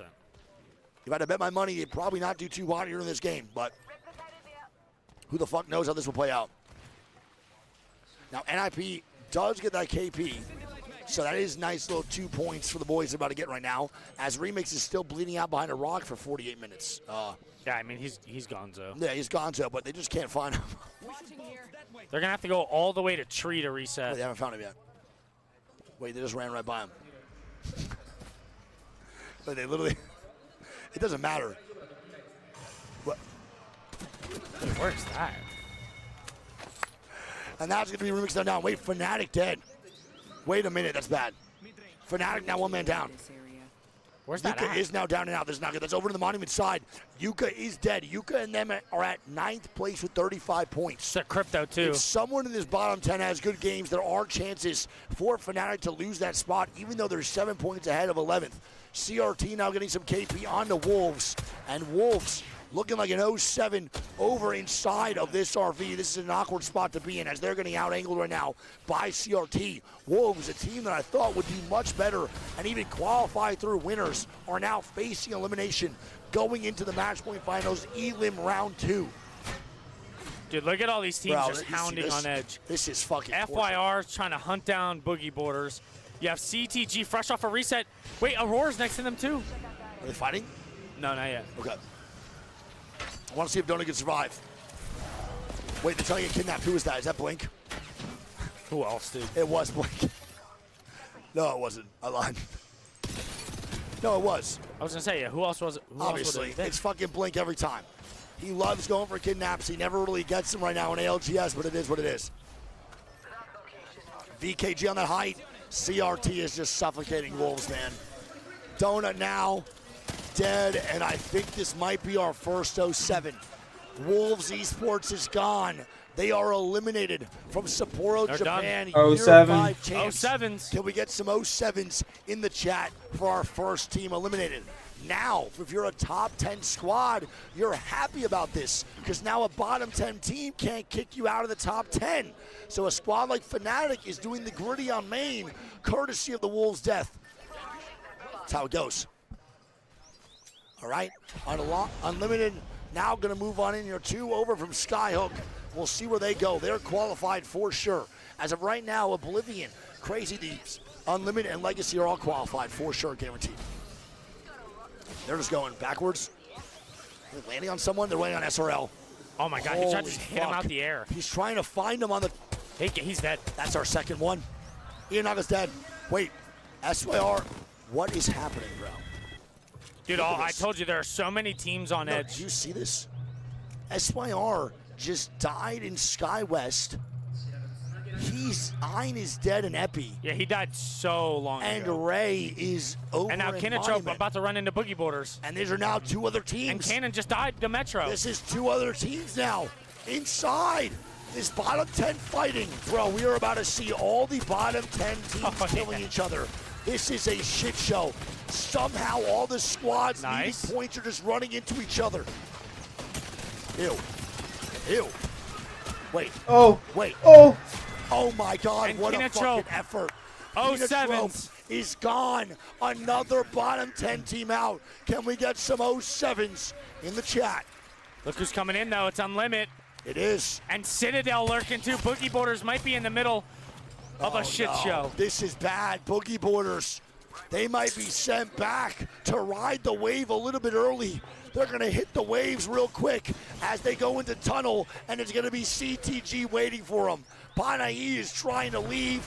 Metro's now stuck in an uncomfortable position as the Revenant, and he's going to jump out. And Boogie Borders will live to see another day somehow, some way. CTG got a dip. I know it sucks because they want the KP and they want the points, but this is not the fight they want. Look at this. Ray got banners, crafts, and now they're good to go here, man. Over Look at this. SYR. Grow is aping it. Oh, no. Grow Gaming recognized the res. They now sense it as a solo, and they are full sending. Oh, he's dead. He's got to be dead here. It's another team anyway. It's CTG. Or no, it's fucking Boogie Borders, the duo. Nice. Ray huge now point gone. there for Grow. The other 2 now will fall down from the res, but I don't think that fucking matters even a little bit. I mean, Grow only need, what, like 4 or 5 points? Ianaga with a knock. He just one-clip drop with a naked RE. Wait, this is bad. CTG might send it down the hill in third This is now. insane. Grow's already qualified, I believe. They're at 30. They're at 38, dude. These bottom 10 teams start to have some good games. This could get dicey. And that is going to be Grow, though, with a full kill. And they do get the res. reset. So SRL will have to book it and be gone as Grow Gaming gets a reset. Holy fuck. Dude, that one clip was devious. Dude, that one clip with a naked RE. Are we out of our noggins? Dude, the RE is like so good. That was actually gross. They do get the banner again. So Ray actually could get res here too over in Fragment. Uh-oh. And they're going to get kept. Sorali now in trouble, dude. No meds here for Ein. He's popping his last 3 cells. They both have no meds. They're just eating Storm here. Oh my god, never mind. Inaga somehow has 6 syringes. Wait, They just Ein found has the 4 jackpot. syringes. Oh, so they found the jackpot. They're good to go. They just got res. They do have some. It's Boogie Borders gatekeeping. And they're stealing the res from SRL. SRL was coming to res on this side. And now Boogie Borders will try to take it. I don't know if they can take it. We are watching the bottom 10 team scramble. Oh. Piece. Pani. And now Metro has to leave. Oh my fucking goodness, man. Dude, Grow are lurking behind CTG. I don't know how they went backwards into zone. I don't know either. The bottom 10 teams right now, though, Greek, not feeling too great about them. I am not confident that many of these bottom 10 teams will start to move forward. As of right now, it's kind of just up to FYR and Seoul. Aurora in a decent spot, but if Boogie Borders die, the other I'd love to get 4 100 teams keys bottom before the 10 end of this game. Other 4 teams in that bottom And 10 16 have more. no points. They're going to need some crazy fucking games, and I don't think it's happening with how many people are dying immediately inside these zones. SBI is now moving up. Unlimited and Citadel are now beefing, and here we go. A top team in the lobby versus the lowest squad in the leaderboard. What's going to go on here for CTG? It's do or die. It's Unlimit that they're fighting. I know. Uh-oh. Zuni now on the swing. Zuni's just doing Takes whatever. so at much this point. damage. He's dead. He's dead of that nade. Boom. And both of them eat it. And CTG's out. 07s. CTG will be eliminated. It was not a great set. Citadel will sadly not qualify for the match point finals, and that is a tough one to swallow. And Boogie Borders. And Metro SRL picks up kills. will not qualify either. So Nat is now 2 more 07s, 3 more 07s. Aurora gone. Boogie Borders res. Get the 07s going. 3 Holy bottom fuck, 10 dude. teams just died. 3. We have There is 5 now total. only 5. All 5 teams that have died are all out. Yes, the only 5 teams dead are in the bottom 10, as Boogie Borders might be dead to zone. Metro gets in, but the other 2 are not looking good. Unlimited on the height now fighting, and they're moving into more. These guys are Another dead bottom too. 10 team. FYR and gone. dead. FYR, the 11th place squad And gone. Boogie Borders eliminated. Gone. Everybody that has died was a bottom 10 team. I cannot believe what we're watching. 7 teams dead, and all of them are in the bottom 10. They're all killing each other. 07's in the chat indeed. Get them going. They're all gone. Holy fuck, There's now dude. only Soul, VKG, and FaZe alive, Greek. And FaZe- Soul is in a good spot. Soul is in a good spot. We'll see what goes on. Grow Gaming now dead. Grow Gaming should be good to qualify at this point. Yes, Grow I think is chilling. A lot of these teams should now be good to qualify, Greek, just because of how bad the bottom 10 just did in this game. CRT now dying to SBI above. They're trying to make it work. Blinkster on OBVN now dying. What's new? And there goes Mango. Mango sending it, I think. Mango, I don't know if they want to send this, bro. They're on the cusp right now of not Never qualifying. mind. They're on top. Mango's in 10th place. If they die early here and Soul has a good game, there's a really good chance they take this spot away. Soul is looking to snatch dreams right now. They are really just trying to be the fucking Freddy Krueger of this lobby. Mango just sent swinging. it. Who is this? They are shitting. Is that BKG? It's Oblivion. 2v2. Oh, no. 1v1. Easy flash. Ooh. And they And lose Oblivion it. win the fight. Oh my goodness. That is the first bottom 10 team dead. Oblivion's good. They're chilling. That is the first bottom 10 VKG team picks up dead. 2 though on 5 fears. It is VKG now fighting. We'll see what goes on here too, Greek. VKG 5 fears trying to cleared. stay alive. 5 fears here is clear. VKG is now I need 15 8 points keys. away from top 10. Soul is now only 5. Holy if shit, Soul dude. gets 5 more points, Mango is gone from 10th place, and they take their spot, Greek. No way. Yeah, this is crazy, dude. This is gonna come Fnatic down is to the still wire. alive. Here we go. Crazy Thief's taking a fight now. It's SBI. SBI dead. They're going to be fine, though. Fnatic Oh, they're and getting Lord third KP. into UNL. It's just going to be Jen Burring by himself. It's UNL here with a third. Oh, my damage. Oh, my fucking damage, Jen Burring. Fnatic fighting NIP, and they're picking It up is. kills now. It's Fnatic now fighting. And CRT's NIP eliminated. trying to kill off Fnatic. And they Oh. do get it. Oh, no. Fnatic's dead. And now NIP's dying. What is NIP going dead. on? We have 5 squads alive. BKG sending it now into Legacy. Everybody's fighting Legacy dead. And now it looks like VKG will be the next victims, Greek. Are Soul about to take this spot away from Mango? Oh my God. That is the question. It's looking like yes. Soul is looking to take this spot. VKG need a miracle. They need a miracle. Can VKG do it? No, Cossack gets swung here. And VKG dead. We're down to a final 3. FaZe is still up. It's up to fucking Soul. I don't think FaZe can qualify with the points they have regardless. It's not enough. UNL versus Soul. Soul might qualify to finals. Soul might do it. Unlimited is still up. If Unlimited wins this game, the arena is going to Nice, good lose knock. their mind. They get the fin. Soul now in a second place at least. They are going head-to-head here against Unlimited. Soul should be in based off this, but they want some reassurance. We now have potential back-to-back wins for Unlimited, and Soul snatching a spot here at Match Point Finals. What will happen? Will the 2-time come out? Or will Soul take their W here in this Game 6 and have some confidence going into Match Point Finals, Greek? Dude, what a fucking game, dude. That just felt like nonstop fighting the whole for time. 20 minutes. That was one of the most entertaining games we had this weekend. I can't believe we're witnessing this as Peace with a fucking Ash ulti, and they all take it. They all That's a hell of a play. Are we kidding? Really good cow wall there from Jesco to split the zone in half. They do split that zone. That's a great job on the counter, man, but they're not done. Unlimited is still looking for more, bro. They just want to fight. Subi's getting great angles, and this man's playing out of his fucking mind today. They have so much KP. If Unlimited wins, they might secure the first draft pick out of loser's bracket. Oh my God, Subi the shot dead. from Jesco. Subi dead. They're looking for the full kills. And the Maggie ball comes out. SAUL 2v2. 2v1. It should be a win for Soul, Greek. Peace now by himself. Peace Wait, gets a kill. 1v1. Oh. Peace. 1v1. And SAUL. SAUL sneak a Soul spot. in Game 6. And they're going to qualify for Shit, what a Match Point game. Finals. Come on, bro. What a game. SAUL, the Cinderella story on this last game. They're the only team from the bottom 10 to steal a spot. Oh my God, dude. And I want to point out right now that 2 of them Wow. look like they're crying over on Soul. Jesco and Legacy, veterans to the game, securing and punching their ticket into Match Point Finals.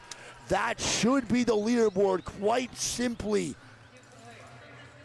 put, with the top 10 not dying and the bottom 10 feeding. We're now going to lock on in and see the Holy overalls. shit, dude. The 10 teams that qualify into Match Point Sunday is Unlimited, so they get the 11th pick in the POI draft. That's going to be Legacy, Oblivion, CRT, Soul, NIP, Fnatic make finals. 5 years Grow Wow. Gaming SPI, bottom 10. Wow. Can we get some 07s in the chat for all the teams that did not Grow make made it to it. Match Point Finals? Can we please get some 07s? Respect to all these competitors. Obviously, some have to go home disappointed. It is a competition at the end of the day. Mango, Strays, Wolves, Aurora, VKG, FaZe Clan, BGB, Kenotrope, SRL, and Citadel Gaming all Holy get shit. sent home, and they will not be playing at Match Point Finals. Now, with those teams getting Unlimited out, won the set, by the way. and Unlimited did win the set. With those teams getting pushed out and being sent home, we now have our final 20 for Match Point Finals tomorrow. And I want to point out shit. something here too. Do you remember how this set started for Unlimited? Yeah. Unlimited got KP farmed by Legacy for 6 kills, and they had no motion. They had nothing to snowball off of, and they get 74 after I'm pretty that. sure their Storm Point or their E District in general wasn't good, No, right? And then it was World's Edge. They kicked it up. Yes, they fucking dominated on World's Edge. Our 20 teams, though, competing in Match Point Finals tomorrow, which, my God, I could not be more excited for. Holy fuck. We are going to have these 20 squads, it might not be up there yet. Let's see. Should be. No, it's not. This is all good. I'll read out both. We have Alliance. We have E36. We have Gen G. We have Go Next. We got Hot Dog Mafia. We have Shopify. We have Supernova, Falcons, TSM, and Virtus Pro. And then we have Unlimit. We have Legacy, Oblivion, CRT, Soul, NIP, Fnatic, 5 Years Grow Gaming, and SBI Esports. Those are the 20 squads competing. Before we do anything, I have to say one thing right now. I believe majority of the unsigned teams going into this LAN have now made match point finals. Yeah. Oblivion, Legacy, and the boys over at Hot Dog Mafia, all unsigned, coming to LAN. That means they had less resources. That means they didn't have a coach that was paid and maybe not even an analyst. Boot camp. They didn't even have a boot camp. These guys came in here raw dogging it. They are jet lagged. They had all odds against them, and they still qualify. Wow. Can we get some W's in the chat for all the unsigned teams that made match point finals? I believe there was only 5 or 6, so that's a majority making it on in here to match point. That is a fucking W from these guys, man. Truly such a W. I wanna 102 count keys. by region. How Bang. many made the finals? Yes, so let's go over right now how many per region made our match point finals. So EMEA, I'm pretty sure it's just 3 off the bat. Let's It's see. Alliance, Go Next, and Alliance, Supernova. Go Next and Supernova. The EMEA teams in that losers bracket All the did EMEA not make teams, it. so many keys there. All the EMEA teams in losers round 2 did lose. So it is only 3 from EMEA. For APAC North, Okay, it's boys. 1, That's the stream for me. 2. Was a solid 9-hour stream. Put that work in, you know? Appreciate y'all for chilling. Hope y'all have a good night. Good morning. Peace.